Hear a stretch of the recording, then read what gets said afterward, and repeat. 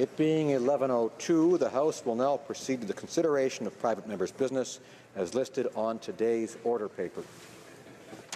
Private members' business, resuming consideration of the motion for second reading of Bill C-241, an act to amend the Excise Tax Act, School Authorities, in the name of Mr. Waugh. Debate.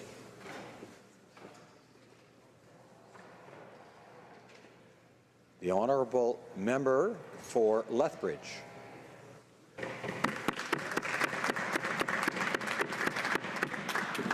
Thank you, Mr. Speaker. Mr. Speaker, I am pleased to support this bill, Bill C-241, to reduce the cost of GST to our local schools in Canada. The federal government already provides a 68% rebate for GST costs to schools. However, this bill would simply reduce the impact of the GST for the remaining 32%. Mr. Speaker, all the members of this House should be able to agree that the federal government shouldn't be making money off of the back of our education system in Canada.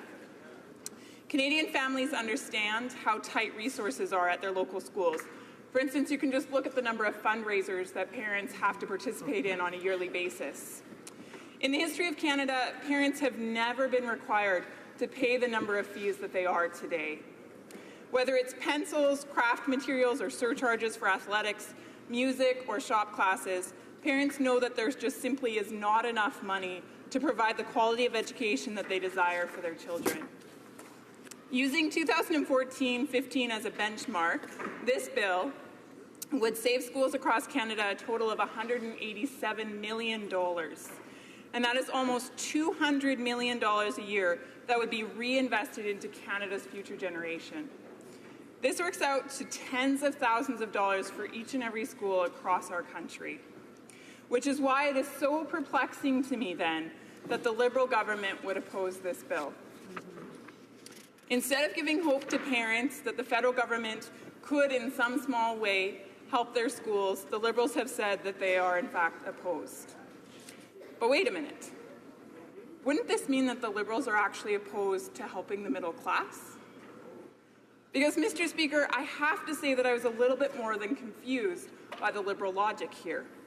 According to the Parliamentary Secretary, the Liberals will not be supporting this bill because it infringes, they say, on provincial jurisdiction, in that it would increase the amount of money available to public education in the provinces. Let me say that again. It would increase the money available to public education and thereby infringes on provincial jurisdiction. And imposing a carbon tax isn't. If the Liberals were sincere about this newfound principle, they would not be imposing a carbon tax.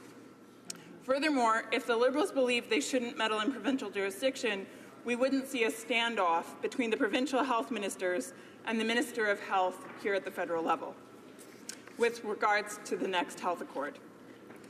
Clearly, the argument that this is under provincial jurisdiction at this point in time is one of convenience and not actually one of principle. So I would submit that since this bill only affects the GST rebate, which in fact is a federal tax, this bill safely stays within the jurisdiction of federal government. It is. The real reason the Liberals oppose this bill then is that they broke the bank and they can't afford this tax break to public schools, hence this tax break to the middle class. Now, it's hard to be a tax and spend government when you are elected on the heels of a Conservative government that reduced the tax base in Canada to its lowest rate in 50 years. I understand that, Mr. Speaker. What we have seen from the Liberals, however, is absolutely unchecked spending. A $10 billion a year promised deficit has ballooned to a $30 billion a year actual deficit. A tax cut for the middle class that was supposed to be revenue neutral turned out to cost the federal government $1 billion per year, which in turn will be passed on to the taxpayer. The economy, despite Budget 2016, continues to sputter with dismal growth performance and plunging investor confidence. Mr. Speaker, I'm generally a fairly optimistic person, but the Liberals are in fact digging Canada into debt at levels that we have not seen before. And it is the next generation that will be forced to repay it. The government is mortgaging the futures of our students that this bill is in fact attempting to help. The Liberal government says it would be imprudent to make piecemeal changes to the GST because of their tax review. But we all know, Mr. Speaker, that this review will not be looking to decrease taxes. The Liberals are so far into the red that it would appear that they have no choice but to look for hidden ways to raise taxes in order to pay for their out-of-control spending. We already see this with the increased payroll taxes that the Liberals have recently brought in. The expansion of the CPP will start taxing people at a higher rate in the very near future, but Canadians won't actually see the benefit of this for at least 40 years. The Liberals cancelled a legislated tax cut to small businesses, thus breaking their campaign promise, while also promising to bring in a crippling carbon tax that will make small businesses even less competitive against the American market and will result in many Canadians losing their jobs. The government also cancelled a whole host of tax cuts for Canadian families, largely the middle class. These included cutting the Children's Fitness Tax Credit, the Children's Arts Tax Credit, the Textbook Tax Credit, the Education Tax Credit, and income splitting for families. Mr. Speaker, that's a long list. What do they have against education? And so who will pay for this reckless economic approach? Well, Mr. Speaker, our students will pay for this economic approach. Our young people. Mr. Speaker, my generation will pay for this reckless spending approach. Canada's demographic pressures are well understood. As the baby boomers retire and the size of families shrink, the ratio of Canadians who are working versus those who are not working is approaching unsustainable levels. To put it simply, there are fewer people working compared to those collecting benefits than at any point in our history as a nation. And the trend is only getting worse. In 1990, there were 5 working Canadians per senior. In 2011, there were 4 working Canadians per senior.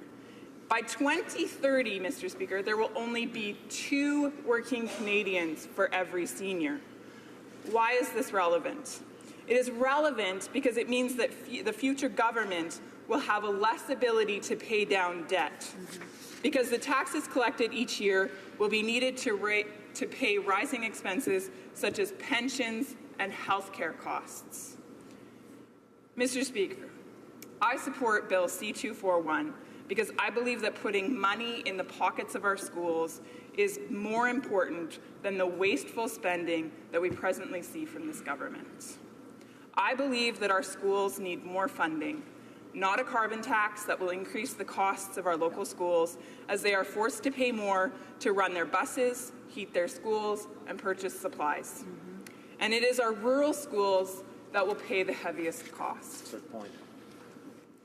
If you ask teachers and other frontline educators, students are losing the ability to learn experientially in our school programs, such as shop, band, fine arts programs, because they're being shelved. In place of these creative programs that develop the skills that young people need to succeed in the skilled trades, these children are directed to study online because the internet is cheaper. And so why do we have such a shortage of skilled trades in Canada? It's because we've put our money behind convincing kids to get behind a screen instead of living life in the real world. And who has the most to lose because of this? Mr. Speaker, it's the vulnerable students among us. It's those that come largely from financially insecure homes. These students are the least likely to be able to afford the secondary fees for supplies to participate in these classes, which at the end of the day is actually a national tragedy. Because often it is these students that have the most to benefit from acquiring a skilled trade.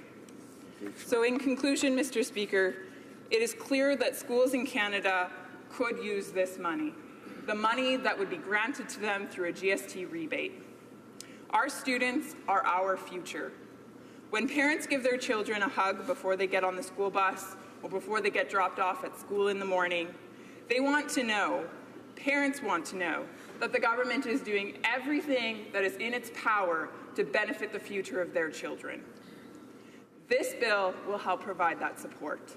This bill is about our future generation. This bill is about supporting Canada. And so, Mr. Speaker, I ask all members of Parliament on this side of the House and across the aisle, especially those with kids, I ask them to think about their children and to consider the future of this great country. I ask them to support this piece of legislation. Thank you, Mr. Speaker.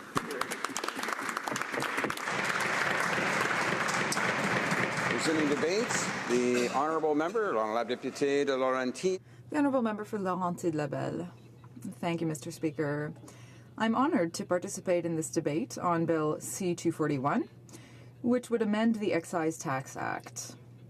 This bill proposes that school boards be reimbursed for the GST at a rate of 100% rather than 68%. We oppose this bill for several reasons, mainly because it would lead to federal government interference in provincial jurisdiction. If we use this tool to give funding to schools, that could be seen as direct funding to provincial institutions. So why these schools and not others? How would we decide who would benefit from these rule changes and who wouldn't? I'm not saying that we should never do this, but I think it is important to have a structured approach rather than a random one. Furthermore, this bill would be very costly. We estimate that it would cost $190 million in 2016 and up to $220 million in 2021. When the GST was brought in, measures were taken to ensure fairness across the public sector, including school boards. Arbitrarily changing GST rules without justification could have unforeseen consequences for other levels of government which have responsibilities when it comes to funding primary and secondary education. I would add that this bill does not support our government's fundamental objective, which is growing the economy and growing the middle class.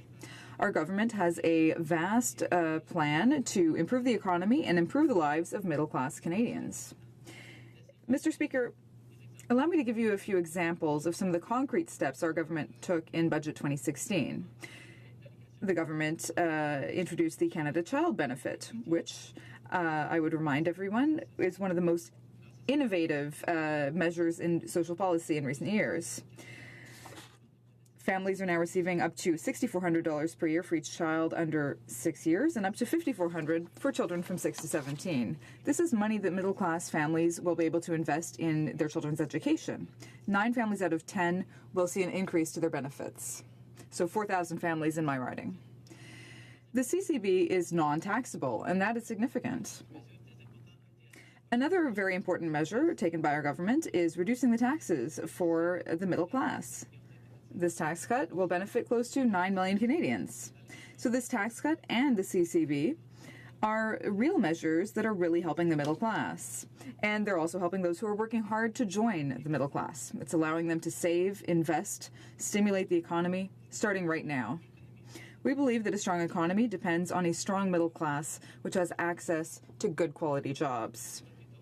The government has also taken other steps in Budget 2016 to help young Canadians in the middle class who are looking for good long-term jobs. I'm sure you'll agree with me that in order to get good jobs, these people need the necessary tools to prepare for jobs today and tomorrow. They need to have access to education and training. This is why the government modified the Canada Student Grants Program to increase the amount given to students and from low-income families or middle-income families. This increase applies to part-time students as well. We also expanded the Canada Student Grants Program so that more people would be eligible. We've seen concrete results. More than 350,000 students will receive more money for their studies. In addition to these grants, many more students now have access to student loans, but unfortunately they are afraid that they might not be able to reimburse them. So we've invested $131 million over 5 years for the repayment assistance plan to allow students to start paying back their loans only when they are making at least $25,000 per year. These measures are reducing the financial burden on young graduates, and they're giving them the peace of mind they need to become strong middle-class workers with good jobs. To help young Canadians find good jobs early in their careers, we need to give them job experience. So, how should we proceed? The government is going to create up to 35,000 additional jobs over the next 3 years, each of the next 3 years, as part of the Canada's Summer Jobs program. This investment will ensure that there are at least twice as many job opportunities created by the program. Budget 2016 is really made for the middle class and those who are working to join the middle class. It also includes measures for young people, as I've just said, and also measures for retirees. Our government has worked closely with the provinces to strengthen the Canada Pension Plan, the CPP, so that young generations will have the peace of mind to know that they will be able to retire in dignity. Our work with the provinces has led to an agreement that will provide for a more generous retirement plan for Canadians. CPP benefits will increase from 1/4 to 1/3 of workers' eligible earnings. The income ceiling will also be increased by 14%. This new system will be implemented progressively over 7 years, starting on January 1st, 2019. This will ensure that short-term impacts will be minimal and gradual. To conclude, Mr. Speaker, I would say that the government has a vast and significant plan for middle-class families. We're supporting middle-class families with tax cuts and the CCB. We have implemented many provisions to help Canadians have access to training and jobs, and we're ensuring that Canadians will be able to find good jobs and have money for their retirement. These are just a few of the measures, social policy measures that the government has implemented to help economic growth and to help the middle class. Bill C-241, although I'm sure it was created with good intentions, doesn't fit with our policy of growth for the middle class. Our goal is to build a Canada that will help the middle class face all the challenges of our century. Thank you, Mr. Speaker. Resuming debate, the honourable member for Saskatoon West. Thank you, Mr. Speaker. I rise today in support of Bill C-241, sponsored by my colleague from Saskatoon Grasswood. This bill will amend the Excise Tax Act to allow for 100% rebate on GST for school authorities. I would also like to take this opportunity, Mr. Speaker, to thank Alex Adamanenko, the former MP for British Columbia's Southern Interior, for his work on this bill's precursor, Bill C-259, in the 41st Parliament. I'm very pleased to see this bill come back in this Parliament, Mr. Speaker, and of course also proud to support a fellow member from the Saskatoon area. Mr. Speaker, this bill is about fairness. School authorities operate under provincial jurisdiction, and are funded by provincial governments. Why should one level of government be taxing another level of government? At present, school authorities receive 68% GST rebate, which means that they pay 32% of the GST on everything that they buy. In Saskatchewan alone, that works out to be approximately $8 million that could be spent in classrooms. Although education is a provincial responsibility, the federal government should not interfere with a province's ability to invest as much as possible into education. An extra $8 million would go a long way to improving and enhancing education services for kids in my province. Healthcare is another provincial responsibility, but it receives 100% GST rebate.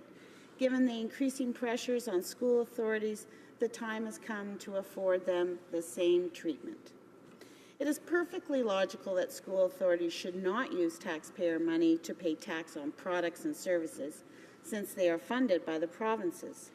And we in the NDP also believe that the federal government must maintain sufficient transfers to the provinces in order to better fund educational institutions. The cost of providing educational opportunities for children in Canada is an expensive undertaking, and the level of investment in education is a subject of much debate. Studies have looked at the level of investment required for education, and one of the tools used is called the dependency ratio. It is the percentage generated by dividing the population of children under 17 with the population of adults aged 18 to 64. In the last census, Saskatchewan had one of the highest dependency ratios at 49% and was well above the national average. Quebec has one of the lowest dependency ratios. Saskatchewan has the distinction of having one of the highest dependency ratios since 1989. Research conducted by Saskatchewan school boards indicates that the province has onerous needs, both for youth and for older residents, than do other provinces. And I quote, "As a result of the age distribution of the population, Saskatchewan is facing needs beyond those of other provinces.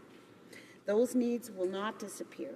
This province has a larger proportion of young people of school age and a larger portion of individuals over 65.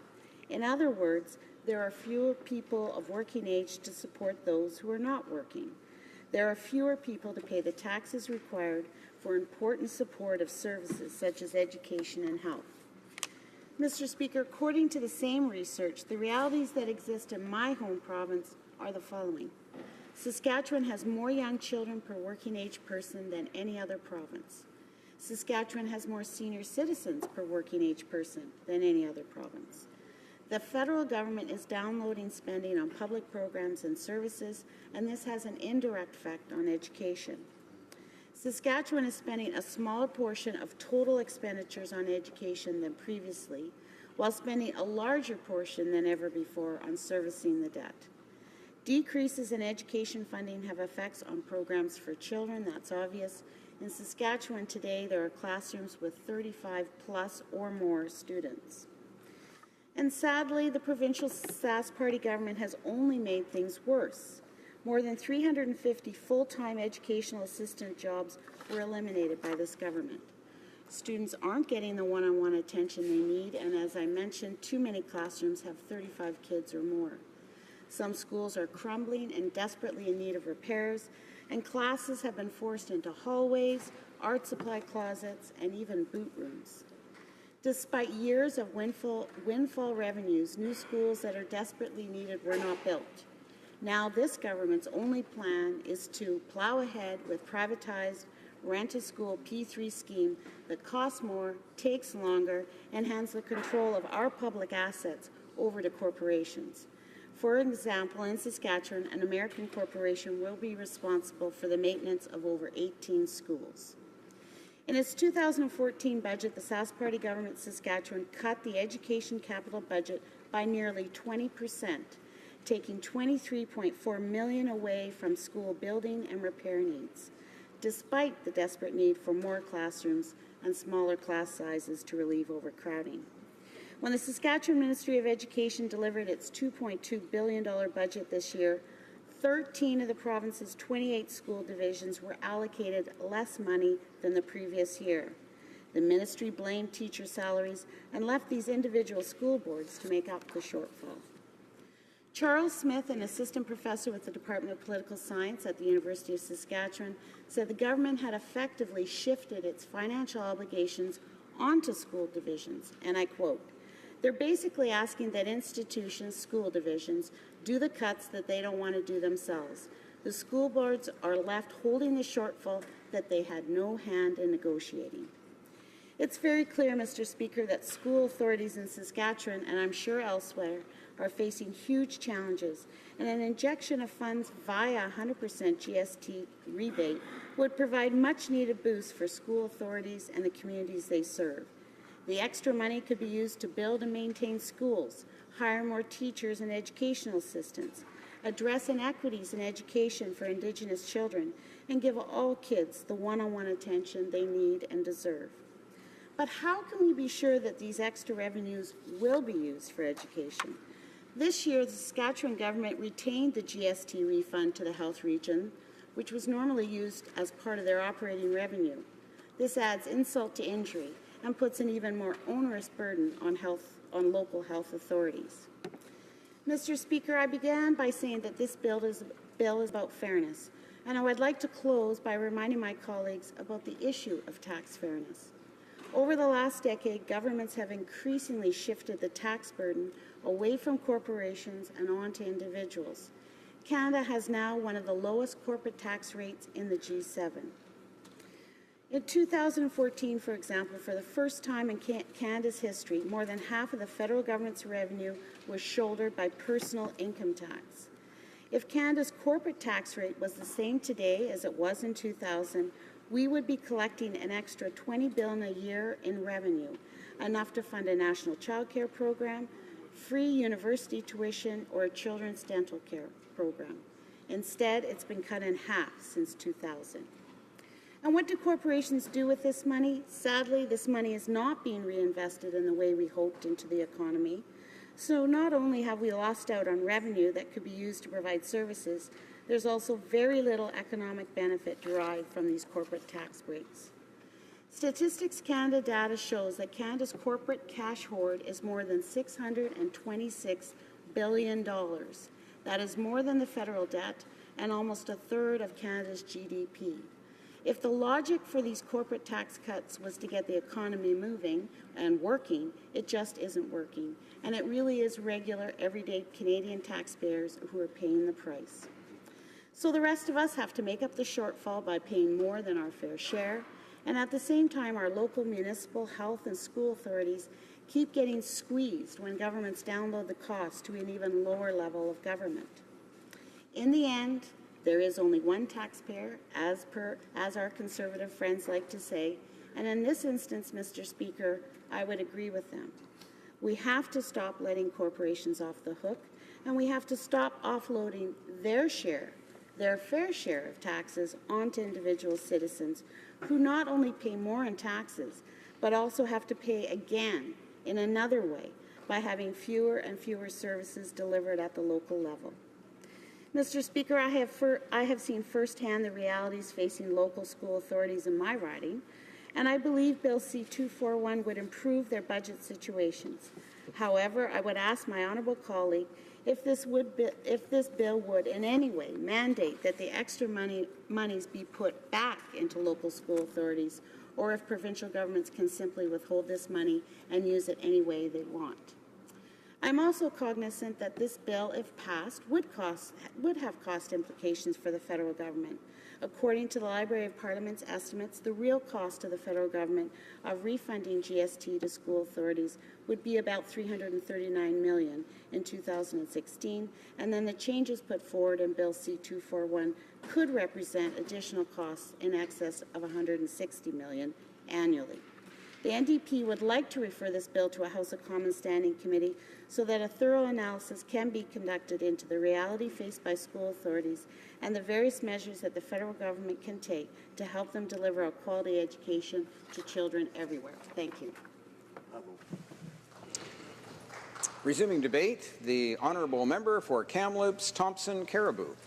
Thank you, Mr. Speaker. And first of all, I'd like to congratulate my colleague, the member for Saskatoon Grasslands, in terms of his first private member's bill and of course, a very excellent private member's bill. It's very fortunate when you're picked early in the lists of opportunities, and I think he actually has taken a great opportunity to really sort of show us how the GST treatment is really so unfair and so illogical in many, many ways. So, of course, what he's suggested is that we move from 68 to 100% in terms of the GST rebate. And really, in my province of British Columbia, where I represent, that would mean an additional $17 million that the schools could actually put towards school supplies. Right now, the Liberals are sort of against this bill. On the other hand, they recognize that there is an issue because they're bringing forward the school teacher's tax credit. So on one hand, they say there's no problem, but on the other hand, they feel that they have to bring forward a tax credit for school teachers. Well, Mr. Speaker, it makes a whole lot more sense to me that they would actually, if they want to support teachers, if they want to support the school system, what they would do is, instead of bringing a boutique tax credit, as they like to call them, for teachers, what they would do is do something that was sort of more imminently logical and sensible and allow the schools to have additional resources, which of course could support what has been identified as a problem. You know, I find it actually very strange for them to argue. Again, they're going to be voting against this bill, and I think it's perhaps very foolhardy. They should be at least taking the opportunity to send this piece of legislation to committee so that it could really be looked at and we could hear how important it would be to the school boards across this country. So one of the first things they'll sort of talk about is how it's interfering in provincial jurisdiction. Well, Mr. Speaker, currently it's 68%, so if they're giving a 68% rebate, moving it to 79, 83, 100%, that is the business of the federal government to determine for our different organizations and sectors what an appropriate rebate of the GST will be. And to be frank, Mr. Speaker, I think we've heard this from a number of different people who have stood up and said there is just one taxpayer. And so for the federal government to collect tax that the provincial government or the municipalities are just going to have to then put to the same person just doesn't really make a lot of sense. I was actually managing a health center. I was responsible for a small rural community health center when the original GST came in. And Mr. Speaker, it really did have a profound effect on the budget and the budgetary process that I was involved with. So don't think that the GST and the GST rebate is an insignificant issue. Certainly, the piece that many of us have not even talked about is the paperwork that's associated with going for the rebate. So you pay the GST, and then I don't know how many people we have working in the departments that are sort of crunching the numbers with Revenue Canada and then cutting the checks. We have a pretty, I think, expensive system that's also been established in terms of dealing with the GST and the GST rebates. But mostly, what we have is a system that does not make a lot of sense. So in 2004, it was a federal government, it was a Liberal federal government, who for municipalities said, we're going to go from 57 to 100%. So I would really like if one of the Liberals would stand up and sort of talk about the logic. Municipalities are at 100%. We have our healthcare organizations, I believe they're at 83%. We have our school system is at 68%, and I believe that there's a 1% difference in terms of what our universities and colleges get. So not only should we be supporting this private members bill, but I think if it went to committee, it would really be an opportunity to hear from witnesses more broadly about and the government might actually be able to use the information that they get at committee to have a rethink in terms of this whole policy, what their policy means around the rebate. So what we have here is a private members bill. It's an eminently logical, sensible private members bill. We have one Canadian taxpayer, and we have a government who is, from all the debate that I'm hearing today, is going to be voting against it for no coherent reason. And I think that's important to note. There's no coherency in their arguments, at least not to send this to second reading. So, Mr. Speaker, our schools are under pressure.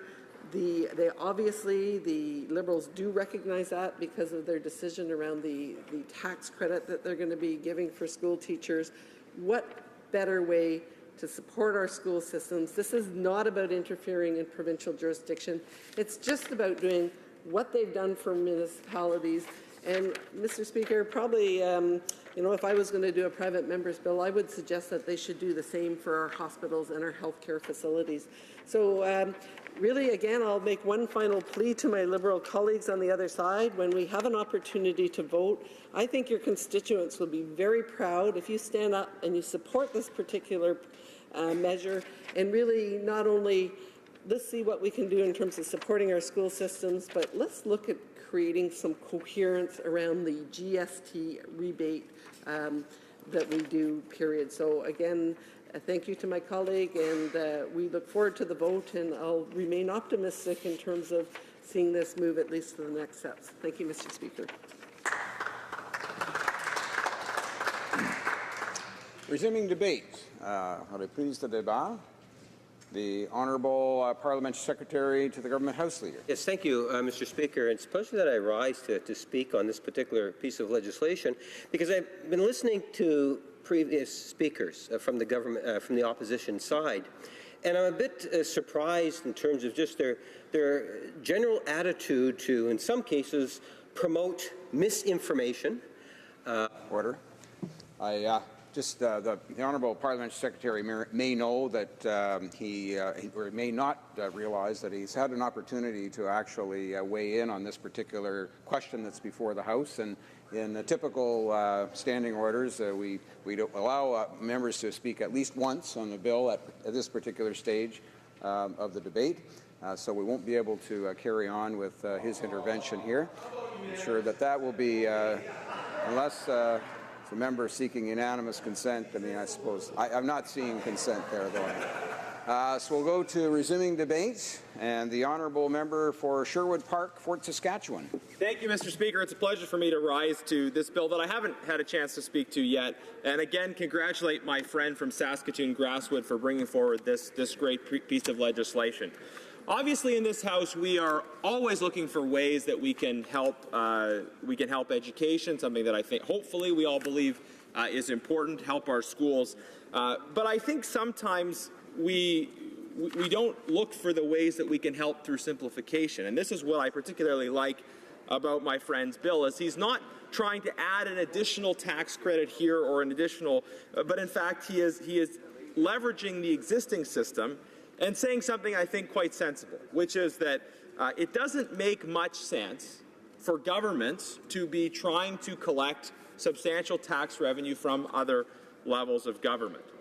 The bill before us today, what it does is it expands the GST rebate that goes back to school authorities. So right now that's at 68%. It moves it to 100%, given, of course, Mr. Speaker, that schools do pay 100% of, they are paying 100% GST.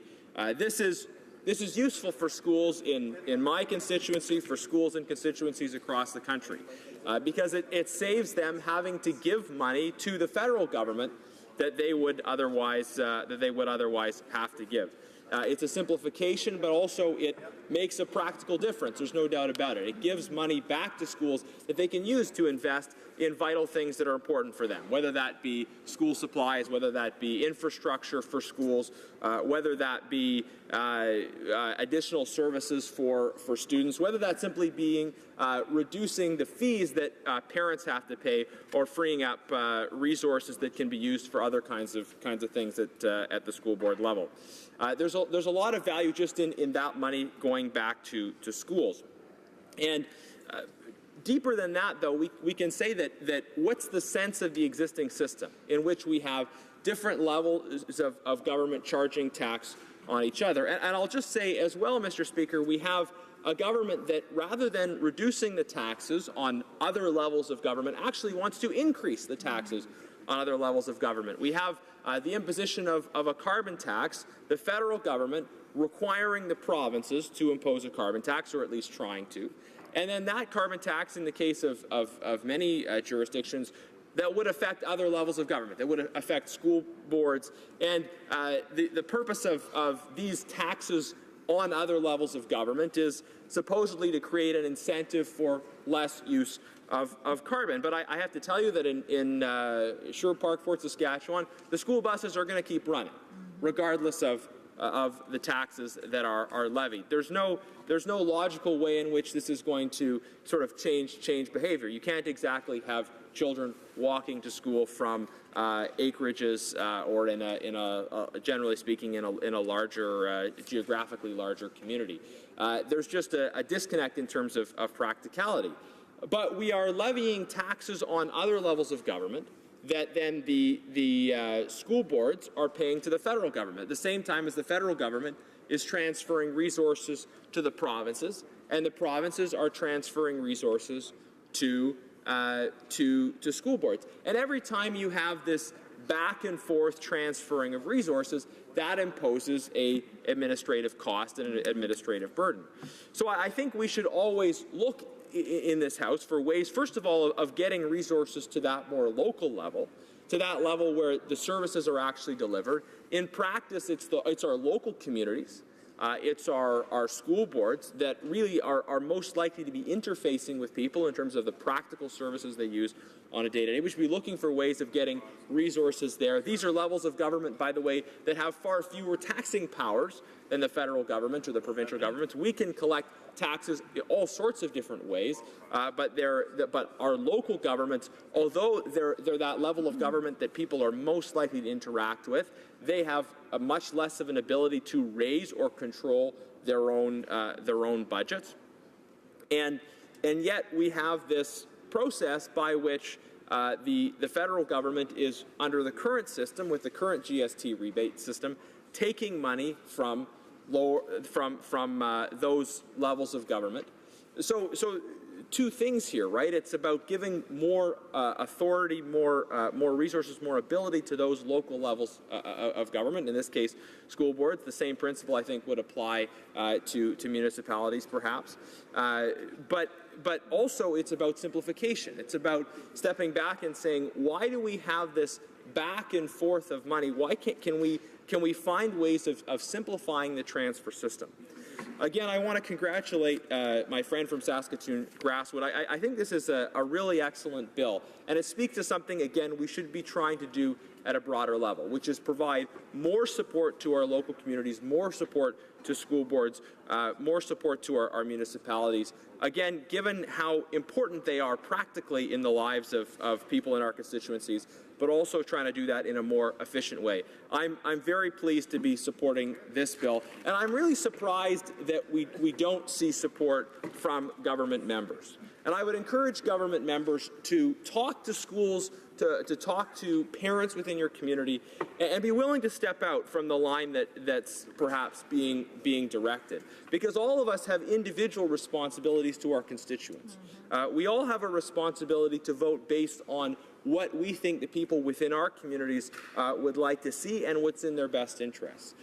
That's our primary responsibility, not to some recommendation that we might get. And these are private members' bills. So I hope, despite the direction we maybe see some in the government wanting the party to go, that government members take a look at what's actually in the bill, at the value that it will have to people in their community, and that they be willing to step out beyond that line and say, you know what, this is a good piece of legislation.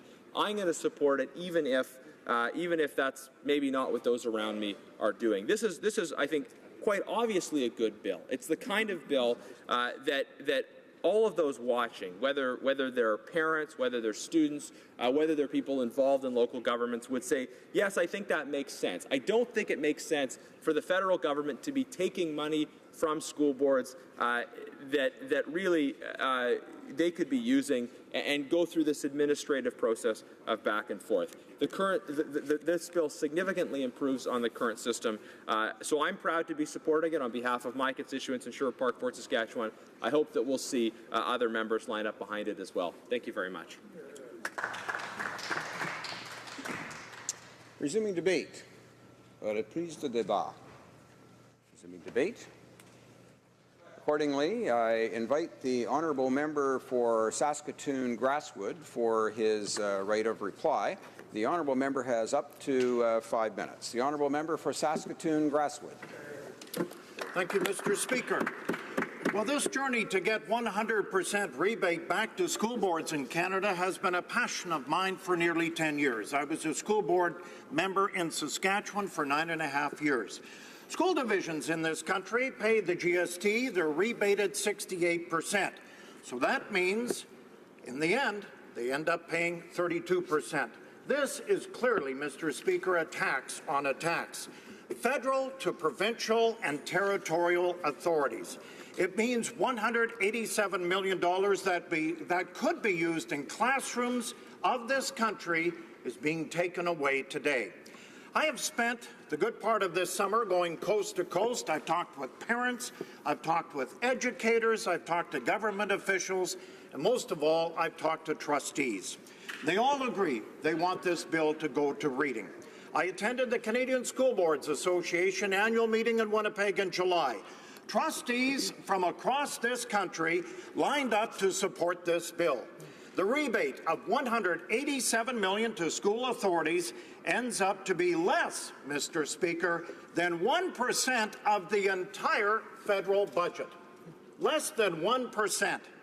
From the Canadian School Boards Association and their outgoing president, Janet Ford, it is illogical that school boards and publicly funded, taxpayer-funded institutions should be paying the goods and services tax. And then we have from the Canadian Teachers Federation, which, by the way, represents over 200,000 teachers in this country, that CTF agrees that public services administered by school authorities that are publicly funded should not be taxed. That was signed by their president, Heather Smith. From Don Morgan, who is the education minister in Saskatchewan, the introduction of this bill, he said, is timely, as reciprocal taxation agreement signed between the federal government and the province of Saskatchewan recently expired in December. This reciprocal fund included all government ministries. However, it did not include the private service organizations such as the school divisions. This would be really an opportune time to revisit this agreement. According to Don, he's pleased to provide his support as Education Minister in the province of Saskatchewan to support our bill, C-241. And across this great land, we have had dozens of letters supporting my private member's bill, letters from the Western Quebec School Board.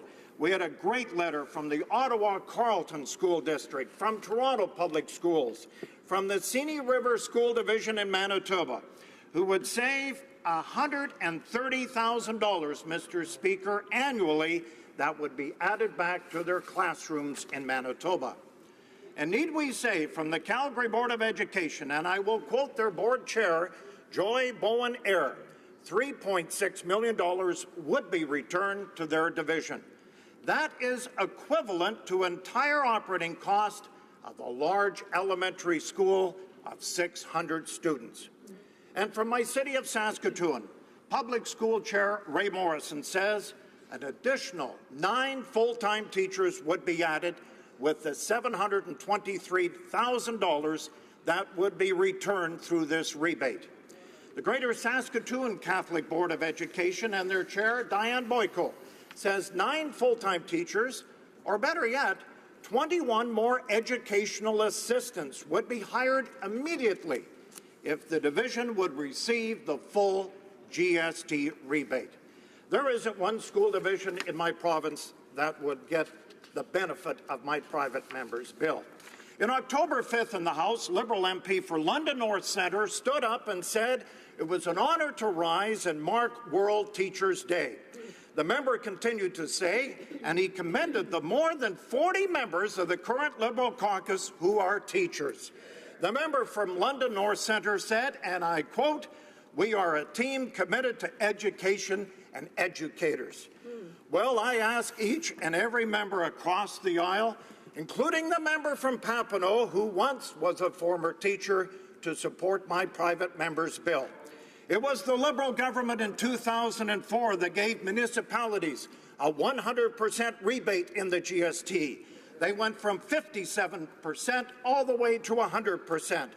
I ask this government to support Bill C-241 and do the right thing and refund the GST to school authorities like you did to municipalities across this country 12 years ago. Thank you, Mr. Speaker.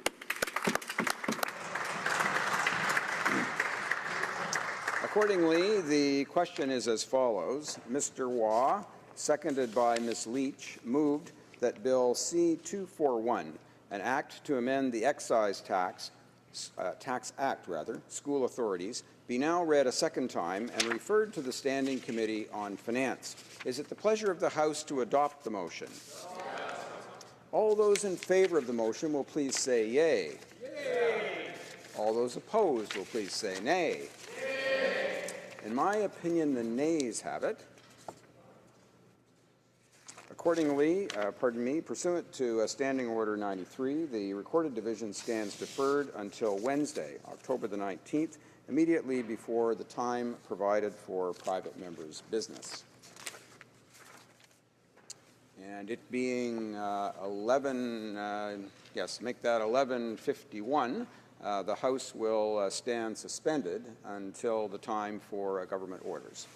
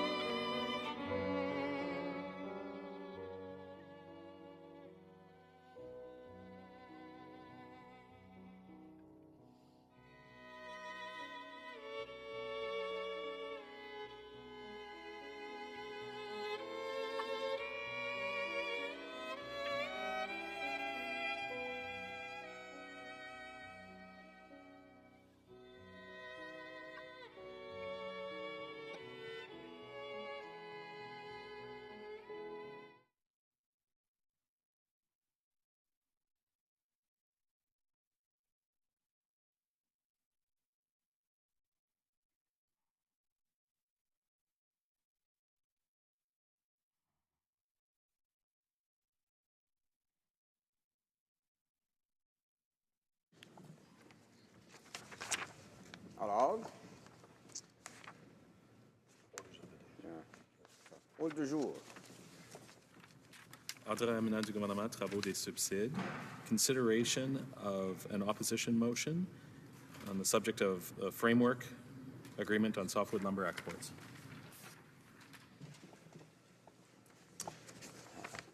Monsieur Ritz, appuyé par Madame MacLeod, Kamloops Thompson Caribou, propose que moves that given that the Prime Minister and the Minister of International Trade had promised to the 430,000 workers of the forestry sector to conclude a framework agreement on softwood lumber exports with the administration for mid-June 2016, that the government has neither respected this deadline nor succeeded in negotiating a definitive agreement before the expiration of the previous commercial agreement on October 12th, 2016. many high-quality, well-paying jobs in the forestry sector are now at risk due to the government's lack of action. The House call upon the government to stop delaying and take all necessary steps to prevent a trade war that will threaten the livelihood of Canadian workers and communities. Debate, the Honourable Member for Battleford's Lloydminster. Well, thank you, Mr. Speaker. It's a great honour to stand today and move this motion forward. I'll be splitting my time with my colleague from Kamloops Thompson Caribou. Of course, it's very near and dear to her heart and her riding. There are over 650 communities that rely on mills to maintain their viability, and around 400,000 people that work in those mills and the ancillary jobs that are supported by them. So it's very important that we get this right. There have been 4 separate trade wars, and you mentioned that in reading the motion, Mr. Speaker, since 1982. And the longest period of calm we've had throughout this was the last decade that the former Conservative government, that I was happy to be a minister of, and my good friends, the ministers of trade at that time, were able to negotiate 10 years of truce, 10 years of relative stability and predictability in the softwood lumber sector. And in that time, we saw our softwood lumber sector grow because of that. We also saw the American sector maintain a stronger portion of their own domestic supply because of the stability of that sector, even though there was more Canadian product going in. We had it's a complex agreement, Mr. Speaker, to say the least, and I don't want to undersell it. And it's made worse now by the obfuscation of the government of the day, the Liberals, in that they didn't recognize this as an issue as far back as the mandate letters to the minister herself, in their throne speech, in their budgets, and so on, as to how important this industry is. It's a multi-billion-dollar industry across Canada that feeds into the GDP of this great country. It's part of the diversity that we have. And as I said, 650 communities are on edge now because of this impending 5th trade war. The problem is, once these start, they run on 5-year cycles. And the Americans will use these 5 years for litigation and all sorts of actions that will stop the flow of our product going south. Now, there are 4 or 5 major industry groups that are both American and Canadian in content. They're very much integrated. And those aren't the ones we're concerned about, Mr. Speaker. They're very important, but it's the small and medium-sized enterprises that are going to get squeezed out if we don't get this deal right. And as I understand it from the hearings that we had at the Trade Committee that I'm happy to sit on, and from leaks that have happened through the American side, we're not getting anything out of the Canadian side. The provinces are kept in the dark as to where the federal government is at. Industry in Canada writ large is in the dark as to where the government of Canada is at. The problem being that no one really knows what's being said or what's being done. Now, we're all led to believe that there's a brand new way of doing things with the Americans. Everybody was all aglow about the family reunion that the Prime Minister held in Washington. We were all on edge when the President came and spoke to us here in this House. But at no juncture was softwood lumber ever made an issue of, even though it was coming to a conclusion last week, Mr. Speaker. So now we're into that position where we're not negotiating from a level of strength. We're negotiating, trying to play catch-up with the Americans who hold all the cards at this point. But having said that, Mr. Speaker, there are things that the Minister and the Prime Minister could and should be doing. One of them, of course, is getting a hold of their buddy in Washington, the president, who's still the president, in what's called the lame duck session. If he wants to make this a legacy, he certainly could, but it's going to take a heavy push from this side of the border to make that happen. It's certainly a lot more important for us than it is for them at this point.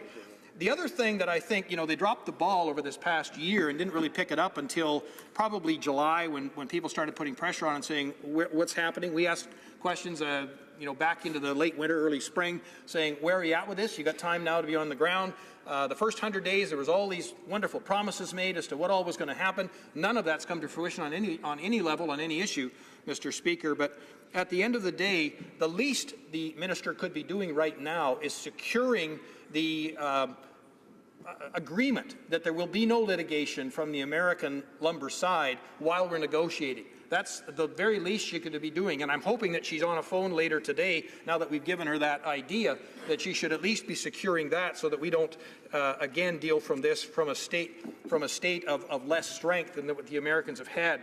As I said, this has been a problem for decades and will continue to be, simply because of differences in the way we do things. And what the Americans are calling out on, and it's always this one issue, and in layman's terms it's called stumpage. This is what the province of record charges for the timber that's withdrawn, and it varies from province to province. Now, the province of Quebec have made some significant changes in the way they do that in coming to grips with what the Americans are going to want to demand. There's also 30 mills right along the border in Quebec that use material from Maine that comes up into those mills, is manufactured into softwood lumber framing materials, and goes back into the U.S. So they've always had an exemption, and there are 2 of those in Ontario as well. We've also had an exemption for Atlantic Canada because most of that is privately held lands, and it doesn't really fit within the description of the trade war fight. But again, there's no ability, or this government has not shown an ability to get that exemption for Atlantic Canada, Newfoundland, and Labrador. So there's a lot of irons in the fire here, none of them warm at this point, Mr. Speaker, other than the end that we're trying to hang on to that the Americans are handing us. And at the end of the day, there's a lot of work to be done. And I just don't see that happening. I know the work that we went through on country of origin labeling to get our beef and pork equal access into the U.S. It actually took a WTO challenge. We've been there before on softwood lumber as well, and I'll give governments of the day credit for that work. But when you're negotiating at the WTO or NAFTA or in the American courts or however we decide to move forward, our industry is taking a hit. And those 650 mill towns, 400,000 workers are not going to have a happy Christmas and an early 2017. So it's up to this government to actually get to Washington, make sure. I know they had Ambassador Froman up here. A lot of work done with Ambassador Froman over the TPP. He's a tough negotiator, no doubt about it. But at the end of the day, they need our product. They can't supply their own domestic market, so they need Canadian product to do that. And, what we've heard through some of our American connections that we developed, some of the consumer groups that we developed working with us on country of origin labeling, they're telling us that the first foray of this Liberal government was to move from the 34% access we have now, which we've never used. We've hit a peak of 28 to 30. The first foray was to say, well, let's start at 26%. So they're taking 33% right off the table to begin with. That's a terrible negotiating ploy, Mr. Speaker. And if this is what it takes to say you're cozying up to the American president, then that's too high a cost. We've got to step back and start to realize that we need to negotiate a lot tougher than that, not just bend over and let the Americans run rampant on us on softwood lumber. So it's going to take some pretty severe work to get this turned around. So as I said, the biggest thing that the minister is going to have to do right away is make sure to take that litigation right off the table. That gives the Americans a hammer, not just a lever, it gives them a hammer. But if there's no litigation in the works, then we can sit down and negotiate properly and get this done, much the same as other issues have been resolved.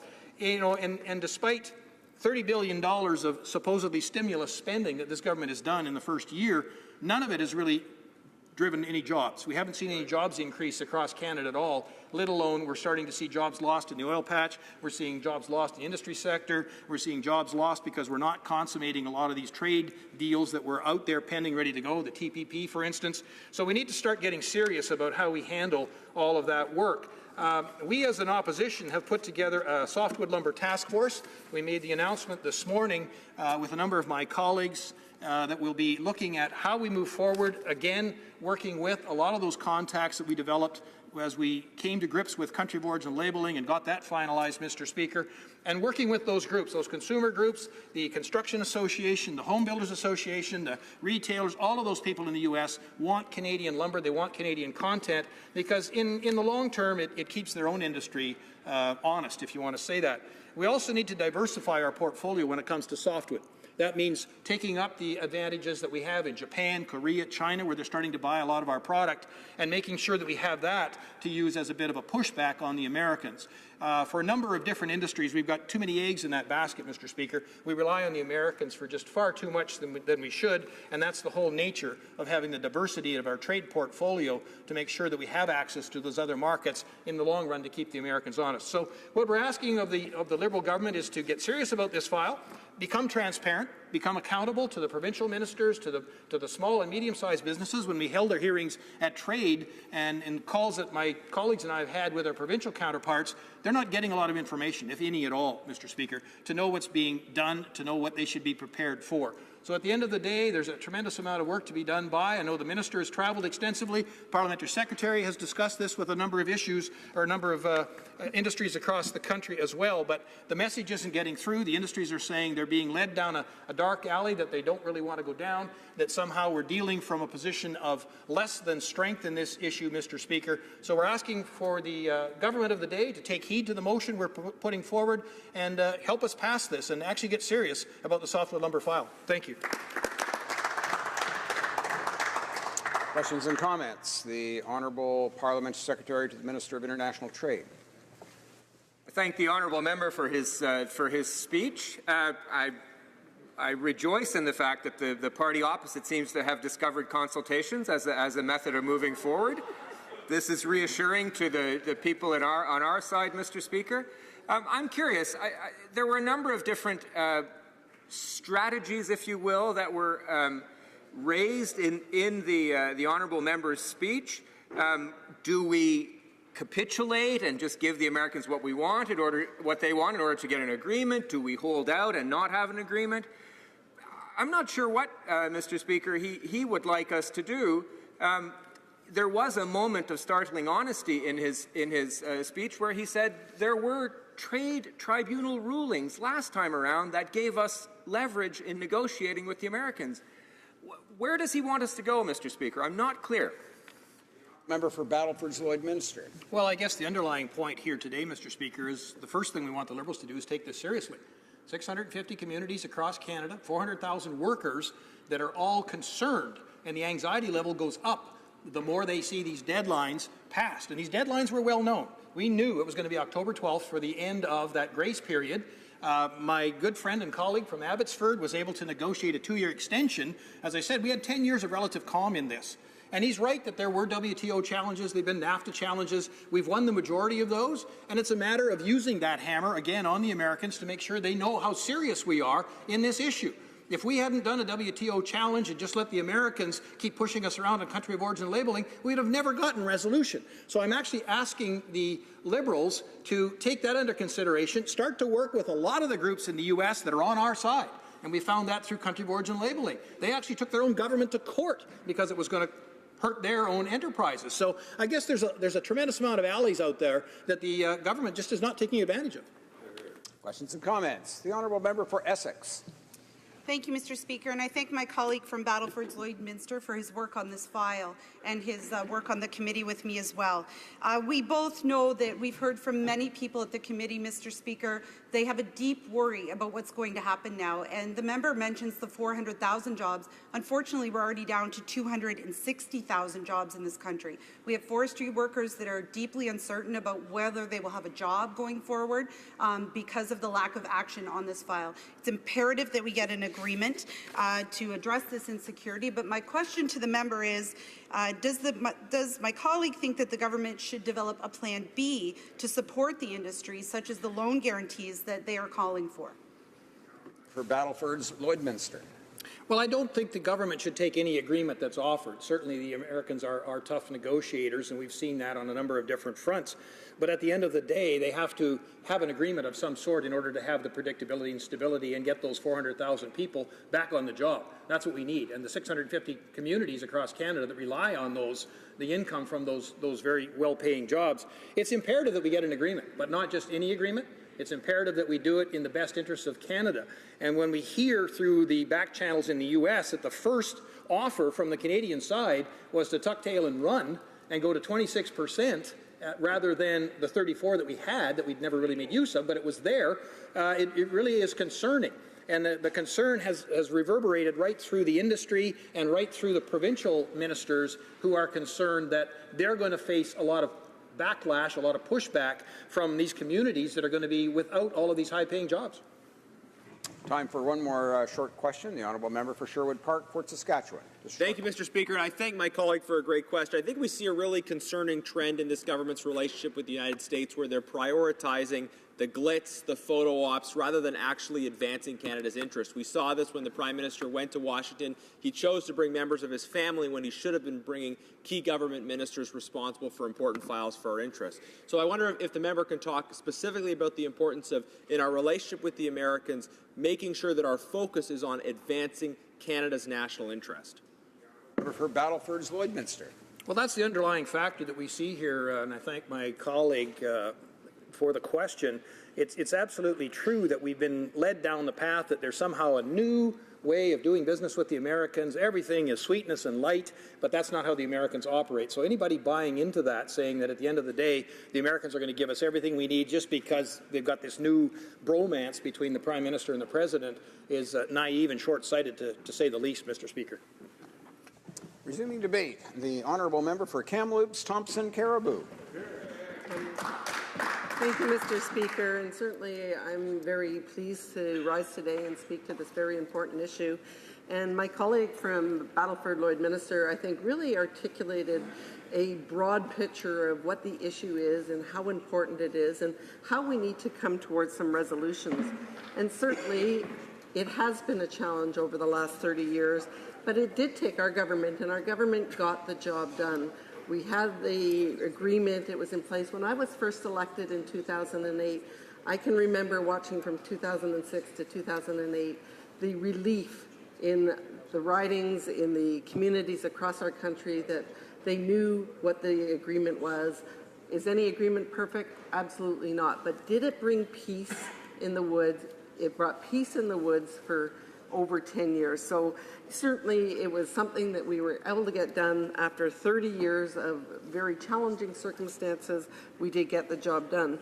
You know, I think many people in this House here represent urban areas and perhaps are not as familiar with the forestry industry as some of us that live in other communities. So I think I want to just talk a little bit about that forestry industry and how important it is, because, I mean, obviously if you're world and has been in Toronto and you've represented a downtown riding, perhaps you might hear about the softwood lumber agreement and be a little bit puzzled in terms of why does this agreement even matter. You know, the Forest Products Association of Canada has put out a very amazing map, and in this map it shows communities across the country. So I welcome people to go to their website, look up the map, and it shows communities. There's little green dots for communities that are completely dependent on the forestry industry for their viability. And if you look at British Columbia, you look at parts of Quebec and Ontario, you'll see a province that is absolutely full of those green dots, where you have communities, your rural communities, who are completely dependent in terms of the forestry industry. You know, certainly in British Columbia right now, forest products are 34% of our exports, and of course we represent 72% of Canada's softwood lumber industry. So clearly in British Columbia it is an absolutely critical agreement that we get.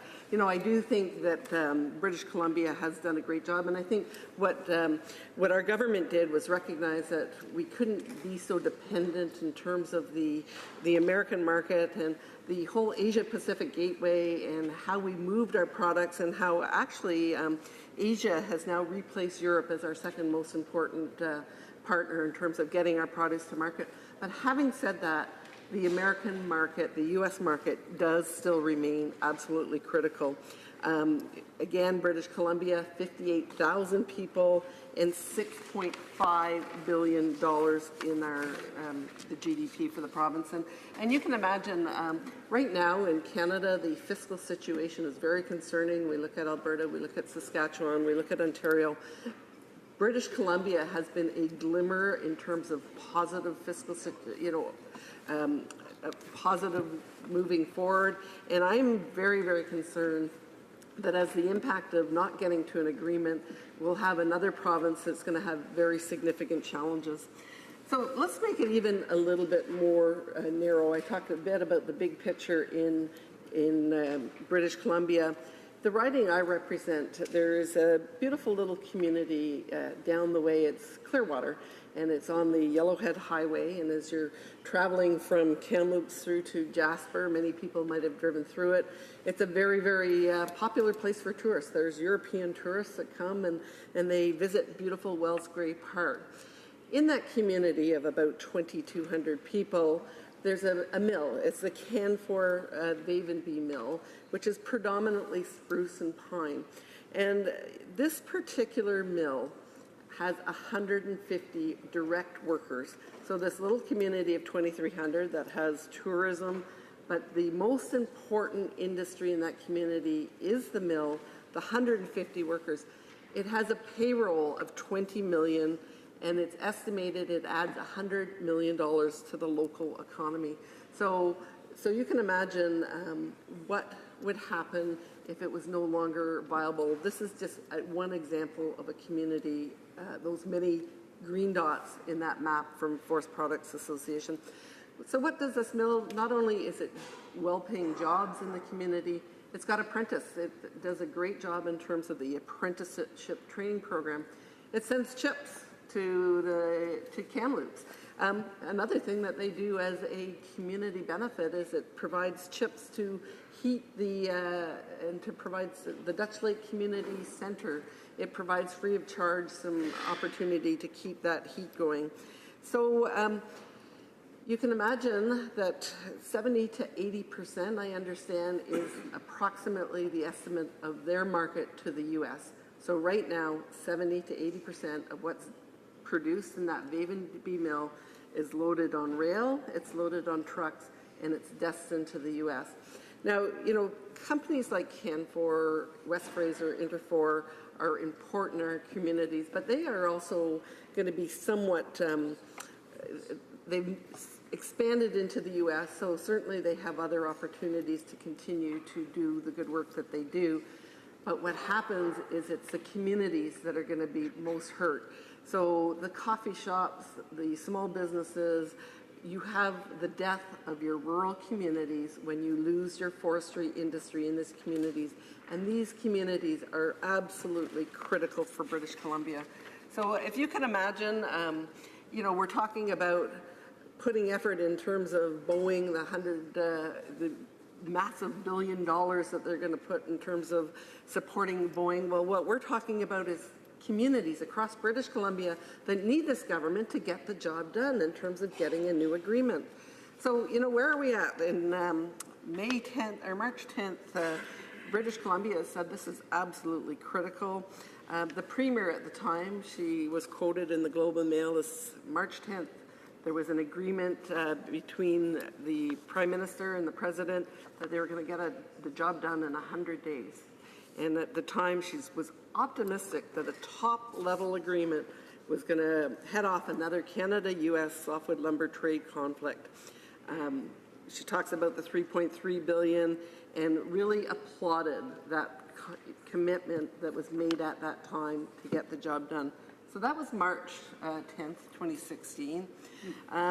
Now, here we are. It's in May 16th, 2016, and again, we'll talk about the Premier of British Columbia, and this is in the Vancouver Sun.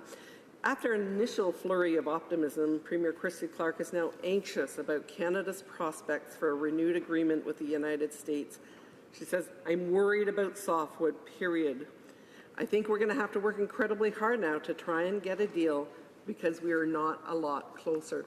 So, you know, you can see that the Premier of the provinces is very concerned.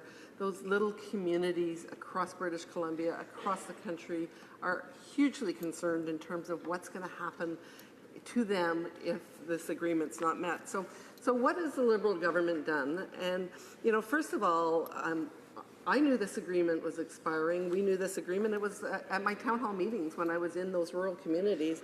They said, what are you going to do about the softwood lumber agreement when we were going through the election?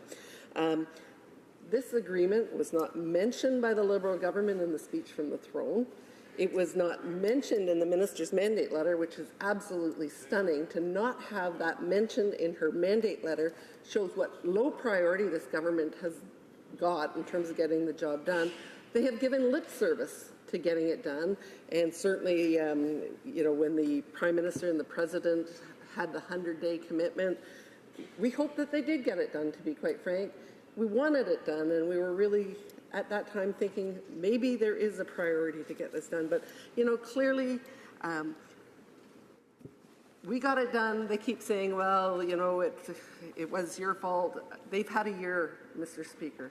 They have had a year, and I don't see us as being any closer.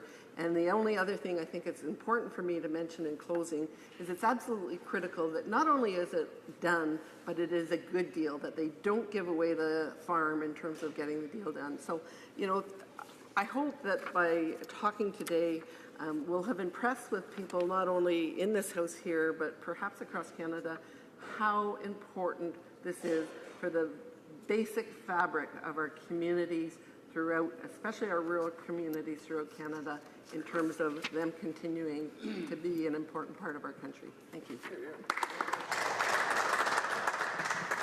Questions and comments? The Honourable Member for Scarborough Agincourt. Thank you, Mr. Speaker, and I want to thank my honourable colleague from Kamloops Thompson Caribou for her intervention in this particular debate.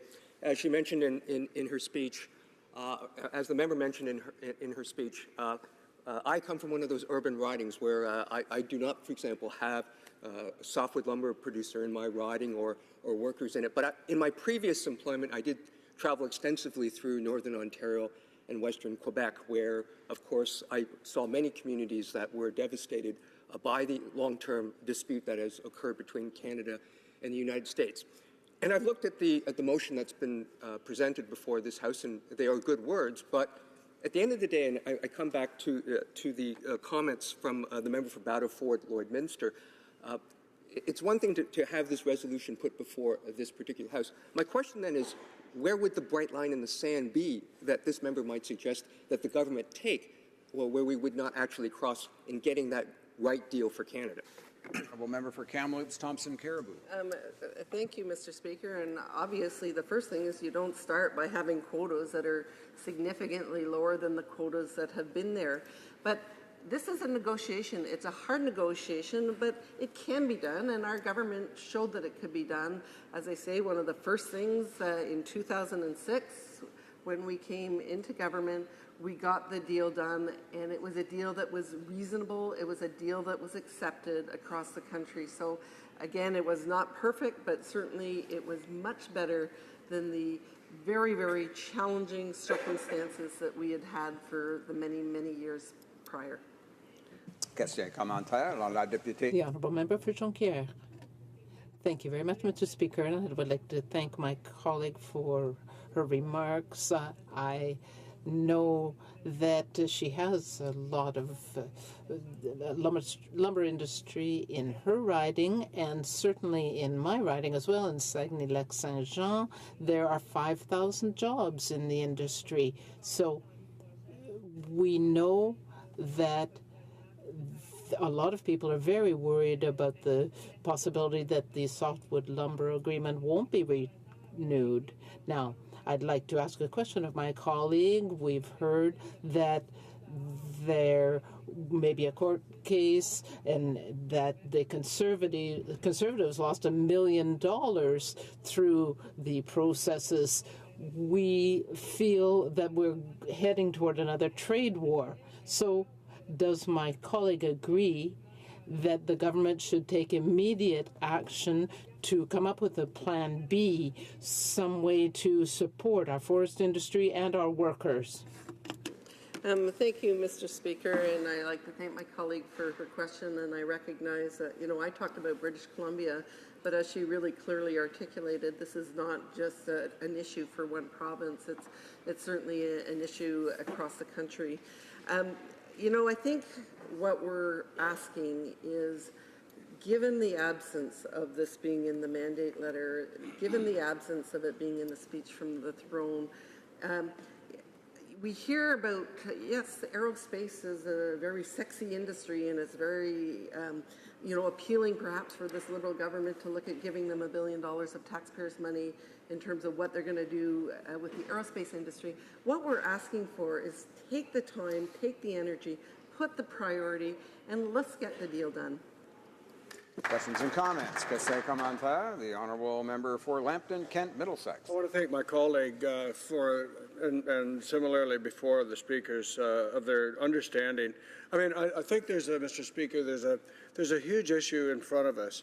Not only, as a colleague had mentioned, it's not in the throne speech, wasn't in the minister's mandate, but what was out there is that, yes, we're going to get it done in 100 days. And so, similarly to the $10 billion deficit, which is now 300 times that, $30 billion, and similar to the neutral, take a little off the top of the rich and give to the bottom, which now is about $2 billion short per year. How can we trust them that they're actually working on it to get this done because of the lack of credibility that they have? Honourable member for Kamloops, Thompson Caribou. Thank you, Mr. Speaker. And again, this government seems to like to spend the taxpayers' money that they take in and overspend with the now $30 billion deficit.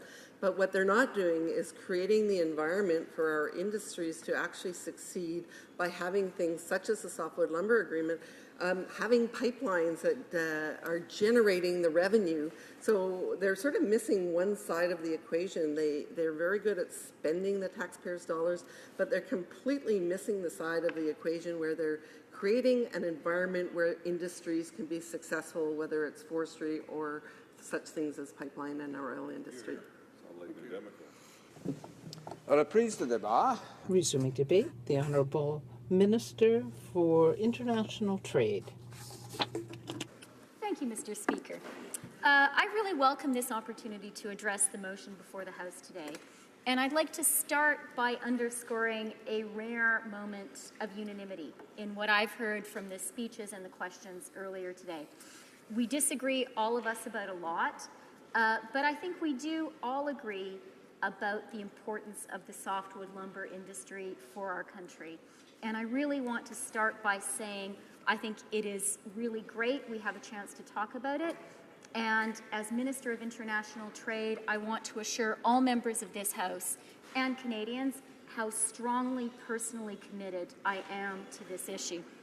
I'd also like to respond directly to a comment that the member for Kamloops Thompson Caribou made in her remarks. And she talked about members, for example, from downtown Toronto ridings and issues that they may or may not be familiar with. Now, I am very proud of the number of downtown MPs we have on this side of the House. And as we've already heard from my colleague from Scarborough-Agincourt, very many of them have a deep familiarity with issues ranging across our country's geography and economy. But I want to say, and I'm sorry, and I want to say to the members opposite and to all Canadians who are listening that I personally am very proud to represent the amazing downtown Toronto riding of University Rosedale. I am equally proud of my own background, having been born and raised in Peace River in northern Alberta, and I am personally extremely familiar with and very emotionally connected to the rural economy of this country. And one of the things I take greatest pride in as Minister of Trade is fighting for our rural economy. I want Canadians to know that. Let me talk a little bit about the softwood lumber industry and how important it is for our country. Communities across the country, of course, particularly in rural areas, depend heavily on this sector, which employs nearly 200,000 Canadians. In 2015, 69% of Canada's softwood lumber exports were destined for the U.S., which continues to be our largest export market, despite really excellent work by the industry to expand our markets, particularly in Asia, but also in Europe, and CETA, which I'm working very hard on, could expand those markets further. Softwood lumber production is a driver of economic growth in Canada. It contributed more than $20 billion to our GDP last year, and maintaining access to the U.S. market is essential. But I really would like to note, Mr. Speaker, that it was under the previous Conservative government that the old softwood lumber agreement expired on October 12, 2015, when the previous government was still in office. And I'd like to take this opportunity to share with this House the details of a briefing I had nearly a year ago when we first formed government. I was really astonished, Mr. Speaker, to learn in one of my first briefings by trade officials that the Conservatives did absolutely nothing to try and negotiate a new deal with the United States, even with the expiry date fast approaching. No outreach, no meetings, no telephone calls, no action to try to protect the thousands of Canadians who work in this essential industry. The deadline was looming, and the Conservatives sat on their hands. Our government, Mr. Speaker, by contrast, understands how important this industry is to Canada. And unlike the previous government, we have been engaged, starting with the Prime Minister, from day one on this issue. The Prime Minister raised the issue of softwood lumber in our very first bilateral meeting with President Obama in Manila last year. It was a key issue in our state visit to Washington in March. It was a key issue when President Obama came to Canada in June. We have been working on this issue at the highest level. My negotiators were in Washington last week working on the softwood lumber issue. I spoke with Ambassador Mike Froman at length on Friday, and I will meet with him again in person in Europe later this week. We are very engaged.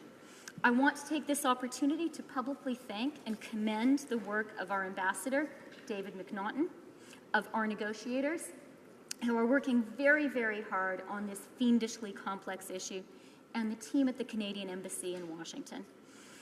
I have been meeting myself with my U.S. counterpart, Mike Froman, repeatedly around the world, whether in Shanghai or just a couple of weeks ago in Toronto. En 35 ans, le Canada et les États-Unis. Canada and the United States have a great deal of interest in this issue. We need to have a new agreement, and this requires a great deal of work. And when I became minister, I wanted to make sure that we did things differently because the Conservatives did not work well with the Americans on this issue. So we had lost our opportunities through the actions of the Conservative government. And this is why immediately after I started my duties as minister, I started intensive consultations on the softwood lumber industry with the provincial governments,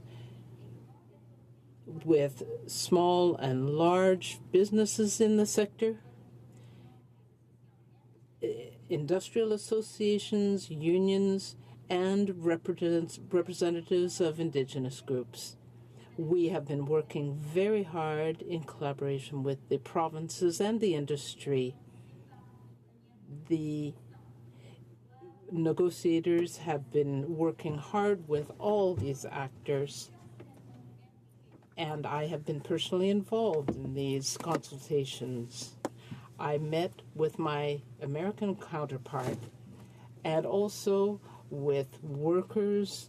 I went to the Saguenay region where I had productive consultations. Mr. Speaker, softwood lumber was a key part of our second round of meetings in Washington. I met with my American counterpart, with the ambassador, and we looked at all the options. We have been working hard over the past few months to make sure that we remove all obstacles in these negotiations.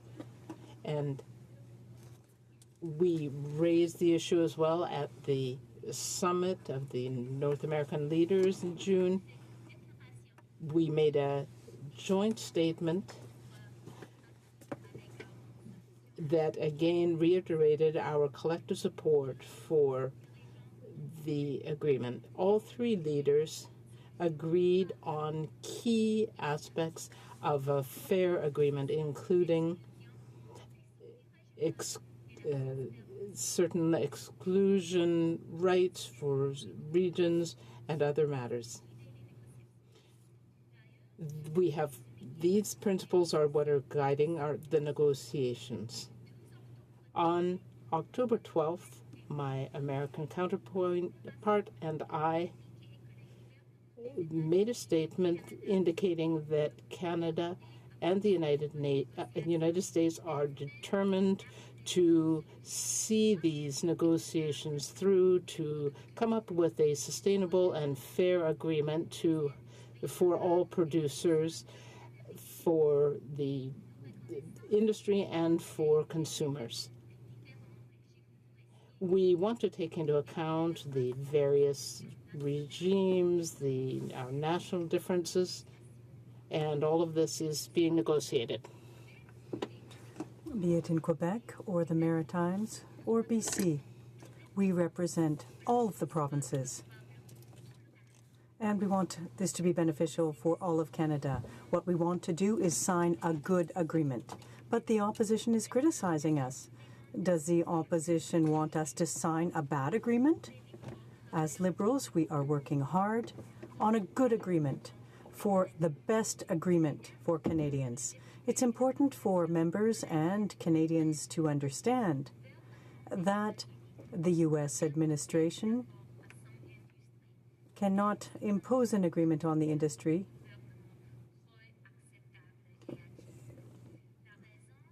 We must have an agreement, and the American industry must suspend its legal right to impose tariffs on Canadian exports.